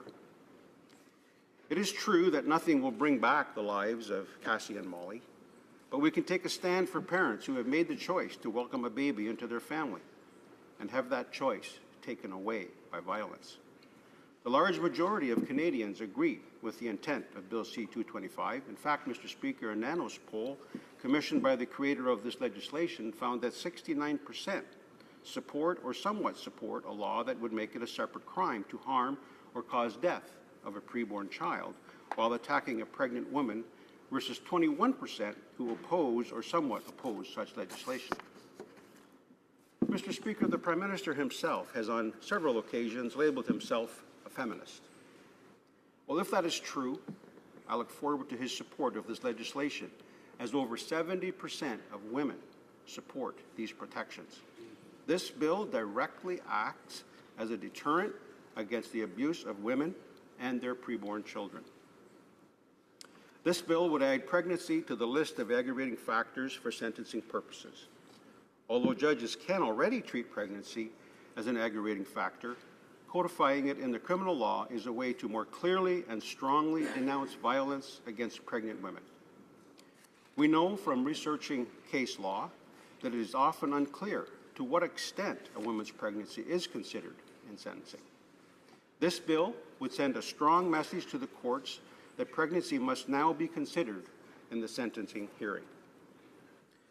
Mr. Speaker, pregnant women are 4 times more likely than other abused women to report having experienced a very serious violence, including being beaten, choked, threatened with a gun or knife, or sexually assaulted. This legislation, as I said, would act as a strong deterrent against committing violence to pregnant women because of the increased penalties it would carry for intentionally causing the death of a preborn child. Molly's story reminds me of an incident that occurred close to my riding in London, Ontario. Last year, in a Costco parking lot, a woman unintentionally drove into the entrance, directly hitting a family of 4. The family of 4 was torn apart by the immediate death of a 6-year-old and the death of a baby who was born a week after the incident. Complications arising directly from the accident caused the subsequent death of the baby. The results of this case may not have changed as a result of Cassie and Molly's law, However, the very real reaction from the victim's grandfather and other family members show the emotional heartache that they felt. Whether you have met or were waiting in eager expectation to meet the child. As I said, this case was an accident. How much more pain would this family be going through today if the perpetrator had carried out his offense intentionally? To conclude, Mr. Speaker, listening to the debate this evening and following it previously, it is clear that those who oppose this legislation want to make it about opening the abortion debate. This couldn't be more wrong. This is not about reopening the abortion debate. No part of this legislation could do that. This bill cannot be used to criminalize doctors or any physician for providing abortion. Neither does it change the definition of human being or give fetus personhood. This bill protects the preborn child in a very narrowly and precisely defined circumstance when the woman has not chosen to abort and a third party knowingly causes death or harm to the preborn child against the mother's will. As stated earlier, this bill closes a serious gap in the criminal code. When two lives full of hope and promise are intentionally and violently ended, it is simply common sense to expect that our laws would send this strong deterrent message, standing against the abuse of women and their preborn children. Mr. Speaker, tonight and previously we have heard in this chamber by our Liberal colleagues, quote, gender-based violence has no place in society, end quote. Mr. Speaker, if that really is true, if my Liberal colleagues really believe that, I ask them to stand up against gender-based violence and support Bill C-225. Thank you, Mr. Speaker. Resuming debate, the honourable member for Langley Aldergrove. Thank you, Mr. Speaker. It's an honour to be able to speak to Casey and Molly's Law 225. Mr. Speaker, Canadians want fairness. Canadians want justice. And I think this is a prime example and an opportunity to provide that justice in Canada.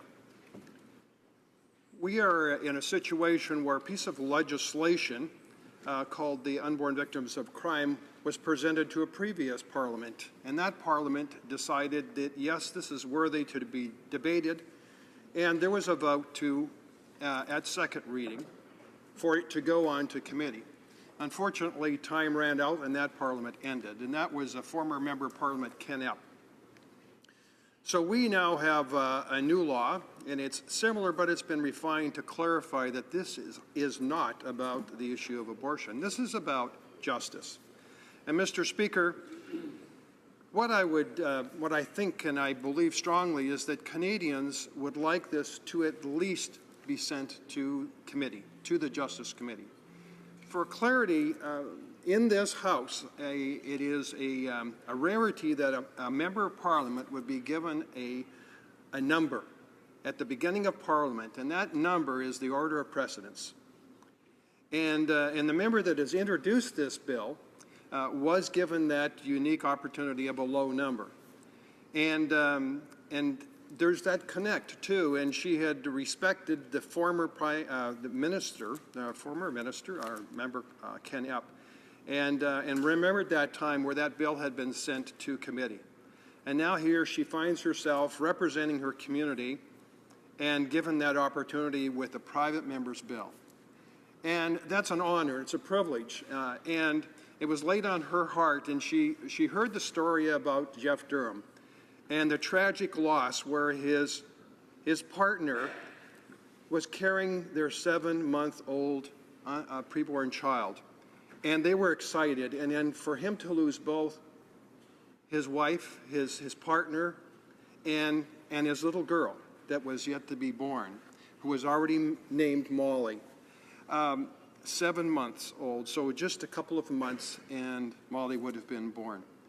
And Mr. Speaker, he wants justice. Canadians want justice, and I believe strongly, and I think majority in Parliament here would agree, that Jeff Durham deserves the opportunity to go to the Justice Committee and tell his story and why he believes we need changes in the Criminal Code of Canada. At this point, the criminal code does not recognize the loss of Molly. It recognizes the loss of Casey. And, Mr. Speaker, the government has said that they are opposed to all forms of gender violence, all. And this is their opportunity to vote to allow it to go to committee. And that's what the vote will be happening shortly on the second reading. And this is traditionally a private member's bill is a free vote. And I would hope that the Prime Minister would allow justice, would allow fairness, would allow transparency, and would allow victims of crime in Canada an opportunity to have a voice in this Parliament. And that will only happen if members of a majority government, a Liberal majority government, give the opportunity to Mr. Jeff Durham and others to come to committee and speak. If they vote against 225, it ends, it dies. And justice is not served, fairness is not served. And so, Mr. Speaker, I cannot dream what it would be like to experience the loss that Jeff Durham and family has experienced. But he, I believe, has the moral right to go and stand before committee, the Justice Committee, the Standing Committee. And that's what this structure, this Parliament has been set up exactly for examples like this. And to cut the process short, I think would be a travesty of justice.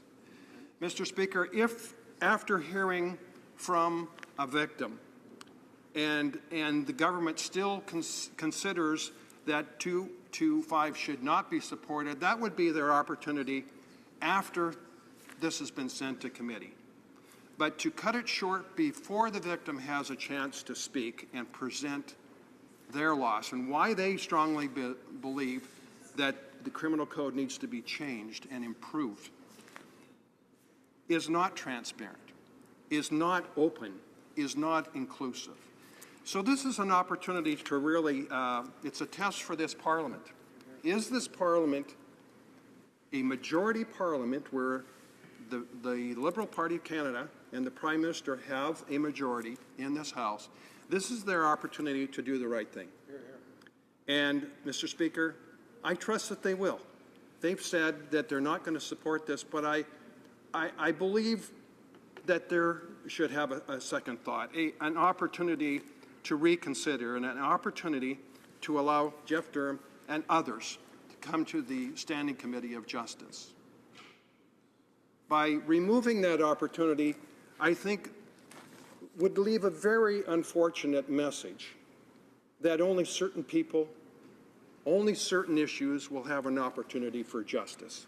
Only certain issues will the government listen and consider.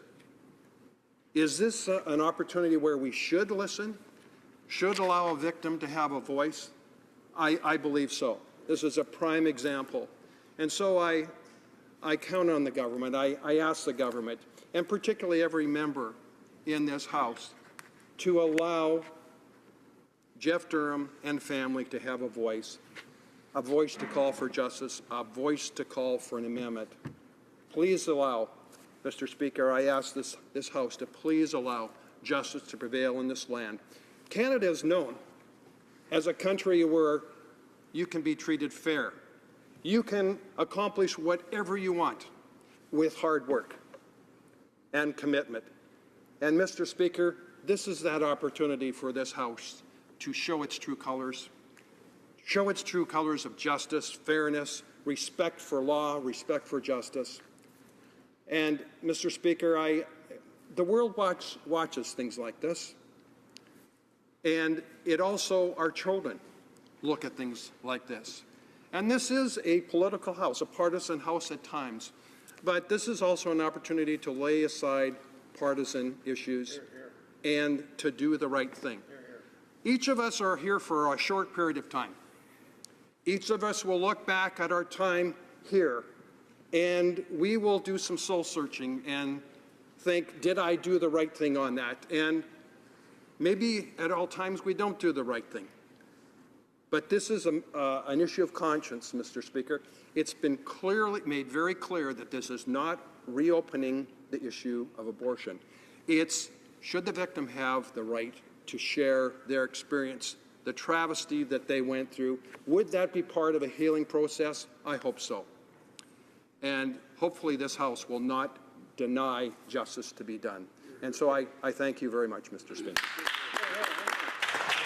Resuming debate, the honourable member for Yorkton Melville. Mr. Speaker, it's an honour to close the second hour of debate on my private member's bill, Cassie and Molly's Law. This bill is in response to the 2014 murder of Cassie Cake in Windsor, Ontario, when Cassie was weeks away from giving birth to their daughter, Molly. In Canada, there's no component in the criminal code to protect pregnant women from violence. This gap is leaving women vulnerable. Cassie and Molly's Law will address this specific issue to protect pregnant women and their future families. Since introducing this legislation in February, I have been inspired by the support of Canadians across this country for Cassie and Molly's Law. Through a flood of letters, phone calls, emails, meetings with everyday Canadians that know both Cassie and Molly deserve justice, as do all the women that have been victims of violence while pregnant. The Canadian Resource Centre for Victims of Crime endorsed Cassie and Molly's Law because it is justice for victims of serious crime. The Native Women's Association of Canada has endorsed Cassie and Molly's Law because this bill is one step closer to justice for at least 18 of the missing and murdered Aboriginal women and girls. Canadians want this legislation. In a nationwide poll by Nanos Research in which 97 respondents identified as pro-choice, nearly 70% of Canadians were supportive of this legislation. Support among women was even higher at 75%. Canadians understand what this bill does, and just as importantly, they understand what this bill does not do. This bill creates new offenses for injuring or causing the death of a pregnant woman's preborn child while committing or attempting to commit a criminal offense against the woman. These offenses are not standalone offenses. The new charges under Cassie and Molly's Law only apply when a person is committing or attempting to commit a criminal offense against a pregnant woman. In addition, charges could only be applied when the offender has the knowledge that the female victim is pregnant. The new offenses are called causing the death of a preborn child while committing an offense or injuring a preborn child while committing an offense. With this law, two charges can be laid in crimes involving attacks on pregnant women that result in the harm or death of their preborn children. One in relation to the criminal offense against the woman, and the second charge in relation to one of the new offenses, either causing the death of or the injury to the preborn child. Cassie and Molly's Law would also add pregnancy to the list of aggravating factors for sentencing purposes. Codifying it in criminal law is a way to more clearly and strongly denounce violence against pregnant women. While the government suggests that courts consistently recognize pregnancy as an aggravating factor, I want you to know from deeply researching case law that it is often unclear as to what extent a woman's pregnancy is considered in sentencing.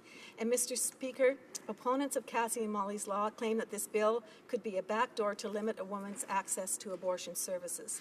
This is untrue and entirely misleading to Canadians. Simply put, Cassie and Molly's Law only adds new offenses for existing crimes against a pregnant woman that result in injury or termination of her pregnancy. Because this bill only affects existing crimes and abortion is not criminal, Cassie and Molly's Law has no impact on abortion services.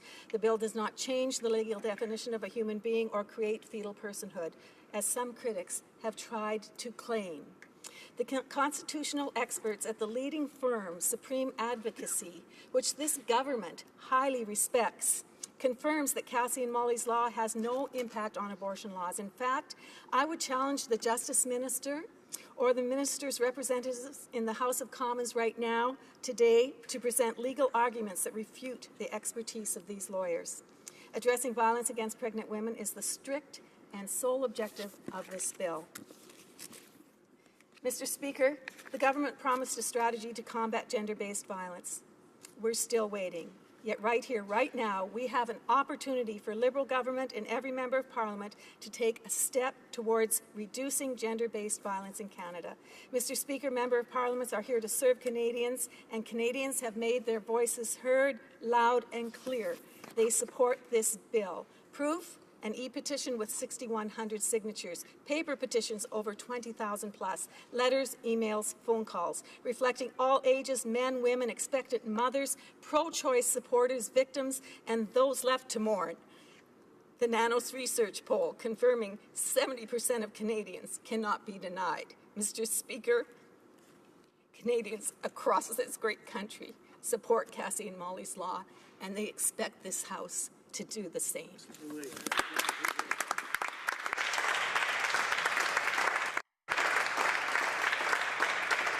The question is as follows. Seconded by Mr. Albrecht, moved that Bill C-225, an act to amend the criminal code injuring or causing the death of a person, child, while committing an offence, be now read a second time and referred to Standing Committee on Justice and Human Rights. Is it the pleasure of the House to adopt the motion? Yes. All those in favour, please say yea. Yea. All those opposed, please say nay. Nay. In my opinion, the nays have it.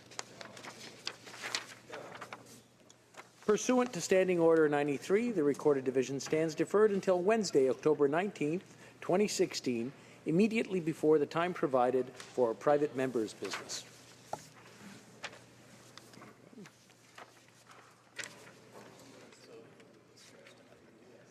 Okay, very good. In accordance with At this time, pursuant to Standing Order 38, a motion to adjourn the House is deemed to have been moved and seconded at this time. As such, the question is the following one, that this House do now adjourn. The Honourable Member for Richmond Arthabaska is not present in the House to raise a question during the adjournment debate. As such, it is removed from the list. Or London Fanshawe.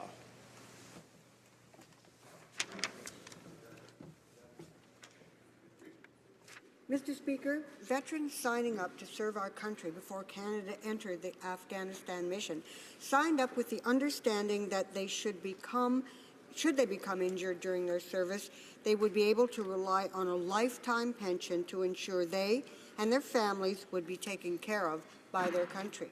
However, the Liberal government of the day changed the rules, and these men and women were sent into combat with no such protections.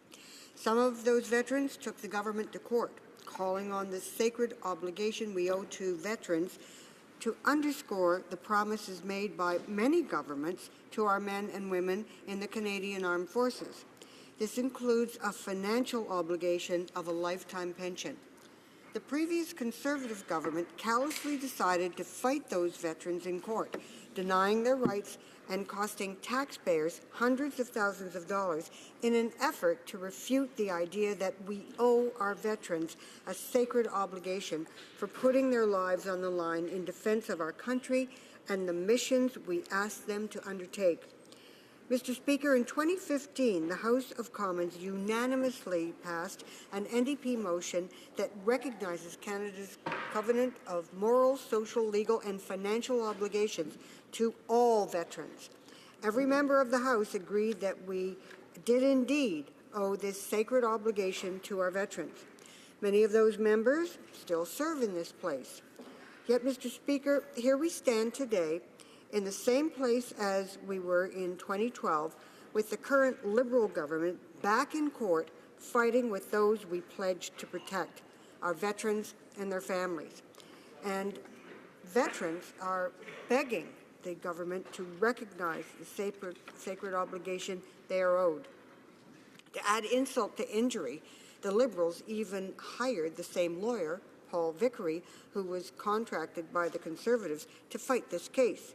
The same lawyer, the same situation, the same lawsuit that Liberals denounced in this House not so long ago. I'm wondering why, as the Liberals made their commitment to veterans very clear just a year ago, and I'm going to quote from their platform, "Veterans and their families have earned our respect and gratitude. It is time our government lived up to its sacred obligation to them. Our plan will give back to those who have given so much in service to all Canadians and will ensure that no veteran has to fight the government for the support and compensation they have earned. Mr. Speaker, my simple question is this. Why is this government, despite campaigning a year ago with the promise to respect veterans, spending hundreds of thousands of dollars fighting wounded veterans in court instead of spending that money to ensure that those veterans receive the benefits and services they require, the benefits and services to which they are entitled?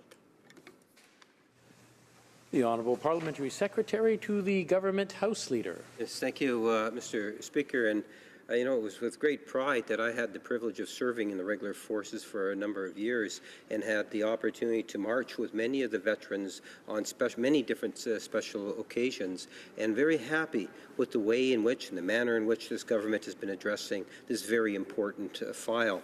Allow me, Mr. Speaker, to provide the member with a more formal response by stating that with any issue in this place and any issue of such importance to Canadians, it is important to represent all the facts accurately. I will point out that this lawsuit began years ago. Like her, I find it deeply regrettable, and I know the minister does as well. The veterans felt that they had to take the previous government to court to ensure their own well-being. And while we would rather the plaintiffs were not still pursuing this avenue, we acknowledge their right to do so. That said, our government is working to address the issues raised in this court case. It is precisely because of this situation that the Minister of Veterans Affairs was given the strong mandate to restore access to services for veterans and to ensure long-term financial security and independence of disabled veterans and their families. I'd like to point out that the mandate letter addresses most of the concerns laid out in this lawsuit, including the option for a lifelong pension, and we are committed to delivering on that mandate, getting it right in a timely manner, not getting it wrong quickly, Mr. Speaker. When it comes to veterans' financial security, this government is not backtracking. Budget 2016 delivered $5.6 billion in additional financial security for veterans. We invested $2.6 billion to increase the earnings and loss benefit. The ELB is temporary income replacement to support a veteran financially through physical rehabilitation, vocational retraining, and counseling. Under the previous government, a veteran received 75% of his or her pre-release salary. With Budget 2016, that benefit increased to 90%. These changes came into effect October 1, 2016.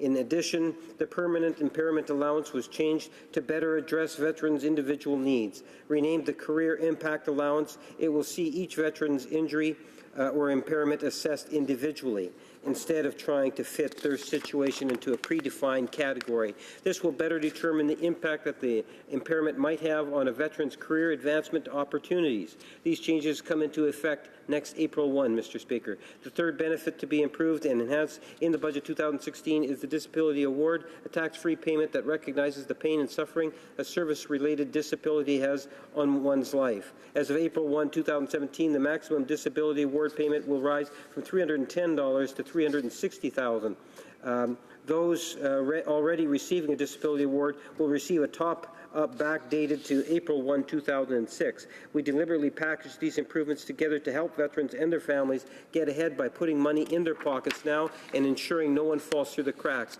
When military services is prematurely ended, we are determined to do all we can for our courageous men and women in uniform. We are actively engaging veterans and veterans organizations to hear directly from them. The Minister established 6 advisory groups and held 3 stakeholder summits, including on which concluded 2 weeks ago, and as part of his commitment to improve transparency and seek consultation on issues of importance to veterans and their families. Mr. Speaker, this is indeed a very important issue, always has been for this government since day one, and even in opposition, Mr. Speaker, you will find that the former leader of the Liberal Party, former veterans critics to our current Prime Minister and ministers responsible. In fact, the entire Liberal caucus, Mr. Speaker, is standing behind our veterans, and we will do what we can to support them. Thank you, Mr. Speaker. Honourable Member for London Fanshawe. Mr. Speaker, we've heard over and over about this minister's mandate letter and the promises that have been made, and we've seen a slow trickle of some of the promises, a slow reopening of some Veterans Affairs offices, some additional money for injured veterans, but nothing of the promised pensions or the significant reforms that are desperately needed. Veterans are falling through the cracks. Those cracks are deep, and our veterans are not getting the help they need. Will this government live up to its sacred obligation to all veterans and ensure that they, no matter when they served, receive the services and benefits that they're entitled to? Will the government support a one veteran, one standard approach and work quickly to make the necessary changes so that no one falls through the cracks? Will it abandon this disgraceful lawsuit? Honourable Parliamentary Secretary. Since he was named to the post last year, the minister has held 3 stakeholder summits to hear directly from veterans, their families, and veterans organizations on this and other important issues, and to work toward the best way to deliver on this aggressive mandate in a way that would work best for them. Veterans want us to get the pension issue right, Mr. Speaker. They told us they want to be consulted and work with us to find a better solution. We are doing just that. Finally, Mr. Speaker, the minister has been clear as the Prime Minister. Canadian veterans will receive the quality benefits and services to which they are entitled. They will be treated with the care, compassion, and respect their service and sacrifices have earned them, Mr. Speaker. As I indicated, I had the privilege of being able to walk with many veterans in my capacity when I was served in the regular services, and I believe, Mr. Speaker, that this government is on the right track in making sure that our veterans are getting the services that they require and have justifiably deserve. Thank you, Mr. Speaker. The honourable member for Desnethé, Mississippi, Churchill River. Mr. Speaker, I'm here today to bring back a question to the government relating to disaster assistance in northern Saskatchewan. As you know, Mr. Speaker, the shortfalls that northern remote communities live through have been going on for far too long. Communities are neglected. The resilience is inspiring me to be here and to speak out. To show children, the elders, and their communities that they matter, we must make sure that they are treated with respect and are provided with the appropriate attention and resources. This means investing in adequate mental health services and cultural activities. It also means investing in broader sphere complementary infrastructure such as roads, energy system, broadband connectivity, and we are here to talk about today disaster assistance to mitigate the effects of natural and/or climate change related disaster.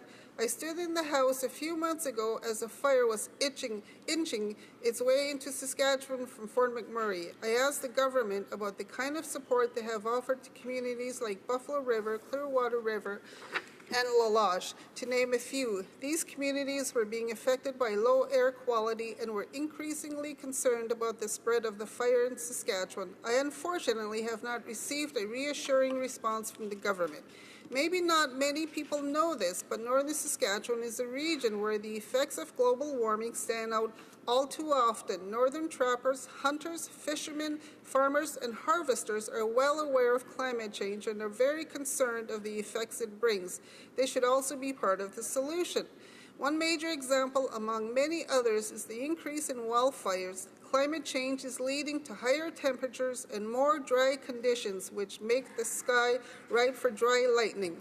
Professor Toddy Steelman, a leading expert in the country on wildfires, stated the communities living near forests will have to learn how to coexist with fire better because she thinks this is what we're going to see in the near future. In the summer of 2015, the northern Saskatchewan experienced a horrible wildfire of which residents are still living the effects of today. In this last summer, several fire bans were issued across the region because of the high risk. The 2015 Annual Forest Fire Assessment by Natural Resources Canada says a warming climate will contribute to a 50% increase in large fires, new tree disasters, and more insect infestations. Although scientists say it is difficult to link any single natural disaster, such as a flood or fire, to man-made global warming, the frequency and intensity of such events has been increasing and is likely to continue, especially in a northern country like Canada. It is observed that Saskatchewan saw fires burn 3 times its 10-year provincial average area. Scientists agree that this reality should motivate concern and activity to better prepare over the coming decades to reduce impacts of global warming. In the meanwhile, communities need to feel they can manage the effects of global warming. Saskatchewan is prone to more disasters. Northerners want to know if they can count on their federal government to be prepared for assistance when difficult situations arise. I would like the Minister to inform us, firstly, about the disaster assistance efforts that were provided particularly to the communities who were affected by the wildfire this summer in my riding. And second, how is the government going to invest their community infrastructure and training budget to ensure that in the long run, communities will be better equipped and trained to mitigate the effects of such natural disasters? Thank you. L'Honorable Secrétaire. The Honourable Parliamentary Secretary to the Minister of Public Safety and Emergency Preparedness. Thank you for the opportunity to address the concerns raised by the Honourable Member with respect to wildfire preparedness in Saskatchewan and the government's commitment to providing disaster assistance for the Fort McMurray wildfire and the surrounding areas, including areas on reserve. The Fort McMurray fire affected over 580,000 hectares of land, and not only in Alberta but also in Saskatchewan. This devastating wildfire resulted in approximately 90,000 people being evacuated and 2,400 structures destroyed. However, I am grateful to say that because of the courage and bravery of the first responders, there were no casualties directly resulting from the fire. Emergency management in Canada is a shared responsibility between all levels of government. While provinces and territories manage actual firefighting resources on the ground, each year the federal government develops a seasonal wildfire risk assessment and corresponding contingency plan. The plan guides the federal government in preparing for and responding to any potential requests for federal assistance. The Government Operations Centre, housed in Public Safety Canada, monitors events on a 24/7 basis and issues notifications and situations reports, as well as creates dedicated events team when fire activity becomes significant, as it did for Fort McMurray. The Government of Canada was engaged from the outset to ensure a coordinated response and deployment of the appropriate federal resources and assets. Throughout the events of Fort McMurray, the Government of Canada provided a great deal of support to the province of Alberta in an effort to limit the impacts on Fort McMurray and the surrounding communities. For example, the Government of Canada, working with the Canadian Interagency Forest Fire Centre, facilitated a request for additional resources by the province of Alberta in the form of domestic and international firefighting personnel and equipment. Key federal departments coordinated this request to ensure that over 500 international firefighters from the United States, South Africa, and Mexico arrived without delay. These additional firefighting resources, combined with favorable weather conditions, allowed for a more efficient response to the fire, preventing further risk to additional communities in Alberta and Saskatchewan. Every fire season, the federal government monitors the activity throughout the country and assesses the impact of specific fire activities on communities, critical infrastructure, and the national interest. Should any province request federal assistance, the Government Operations Centre will efficiently and expeditiously fulfill the request and lead the coordinated response on behalf of the federal government, as was the case with Fort McMurray wildfire. The Government of Canada is reviewing its response throughout the 2016 wildfire season and incorporating lessons learned from the Fort McMurray event into its forward planning activities. Thank you. The Honourable Member for Desnete, Mississippi, Churchill River. Mr. Speaker, I would like to reiterate the concern about the long-term effects of global warming on the everyday lives of Northerners. This includes First Nations communities, rural municipalities, farming communities, and small towns.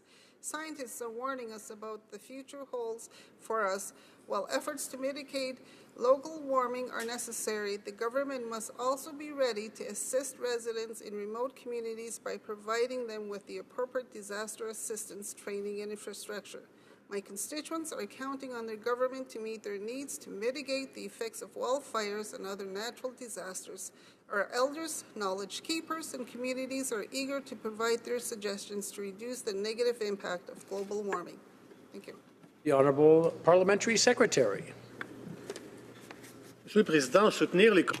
Mr. Speaker, supporting communities affected by wildfires and other emergencies is a top priority for the Government of Canada, as is evidenced by our continuing support for the residents of Fort McMurray and surrounding areas, including areas on reserve. At the same time, Public Safety and Indigenous and Northern Affairs Canada are working closely together to provide funding for eligible off and on reserve response and recovery expenditures, respectively. Through these joint efforts, all communities are supported in terms of response and recovery. I want to acknowledge the incredible efforts of the first responder community in responding to this event. Without this tremendous effort, the impacts could have been much worse and more widespread. The Government of Canada continues to work closely with our provincial and territorial partners to monitor wildland fires across the country and to ensure that we are collectively ready to respond when called upon. Thank you. The motion to adjourn the House is now deemed to have been adopted. Accordingly, this House stands adjourned until tomorrow at 10 a.m. pursuant to Standing Order 24-1.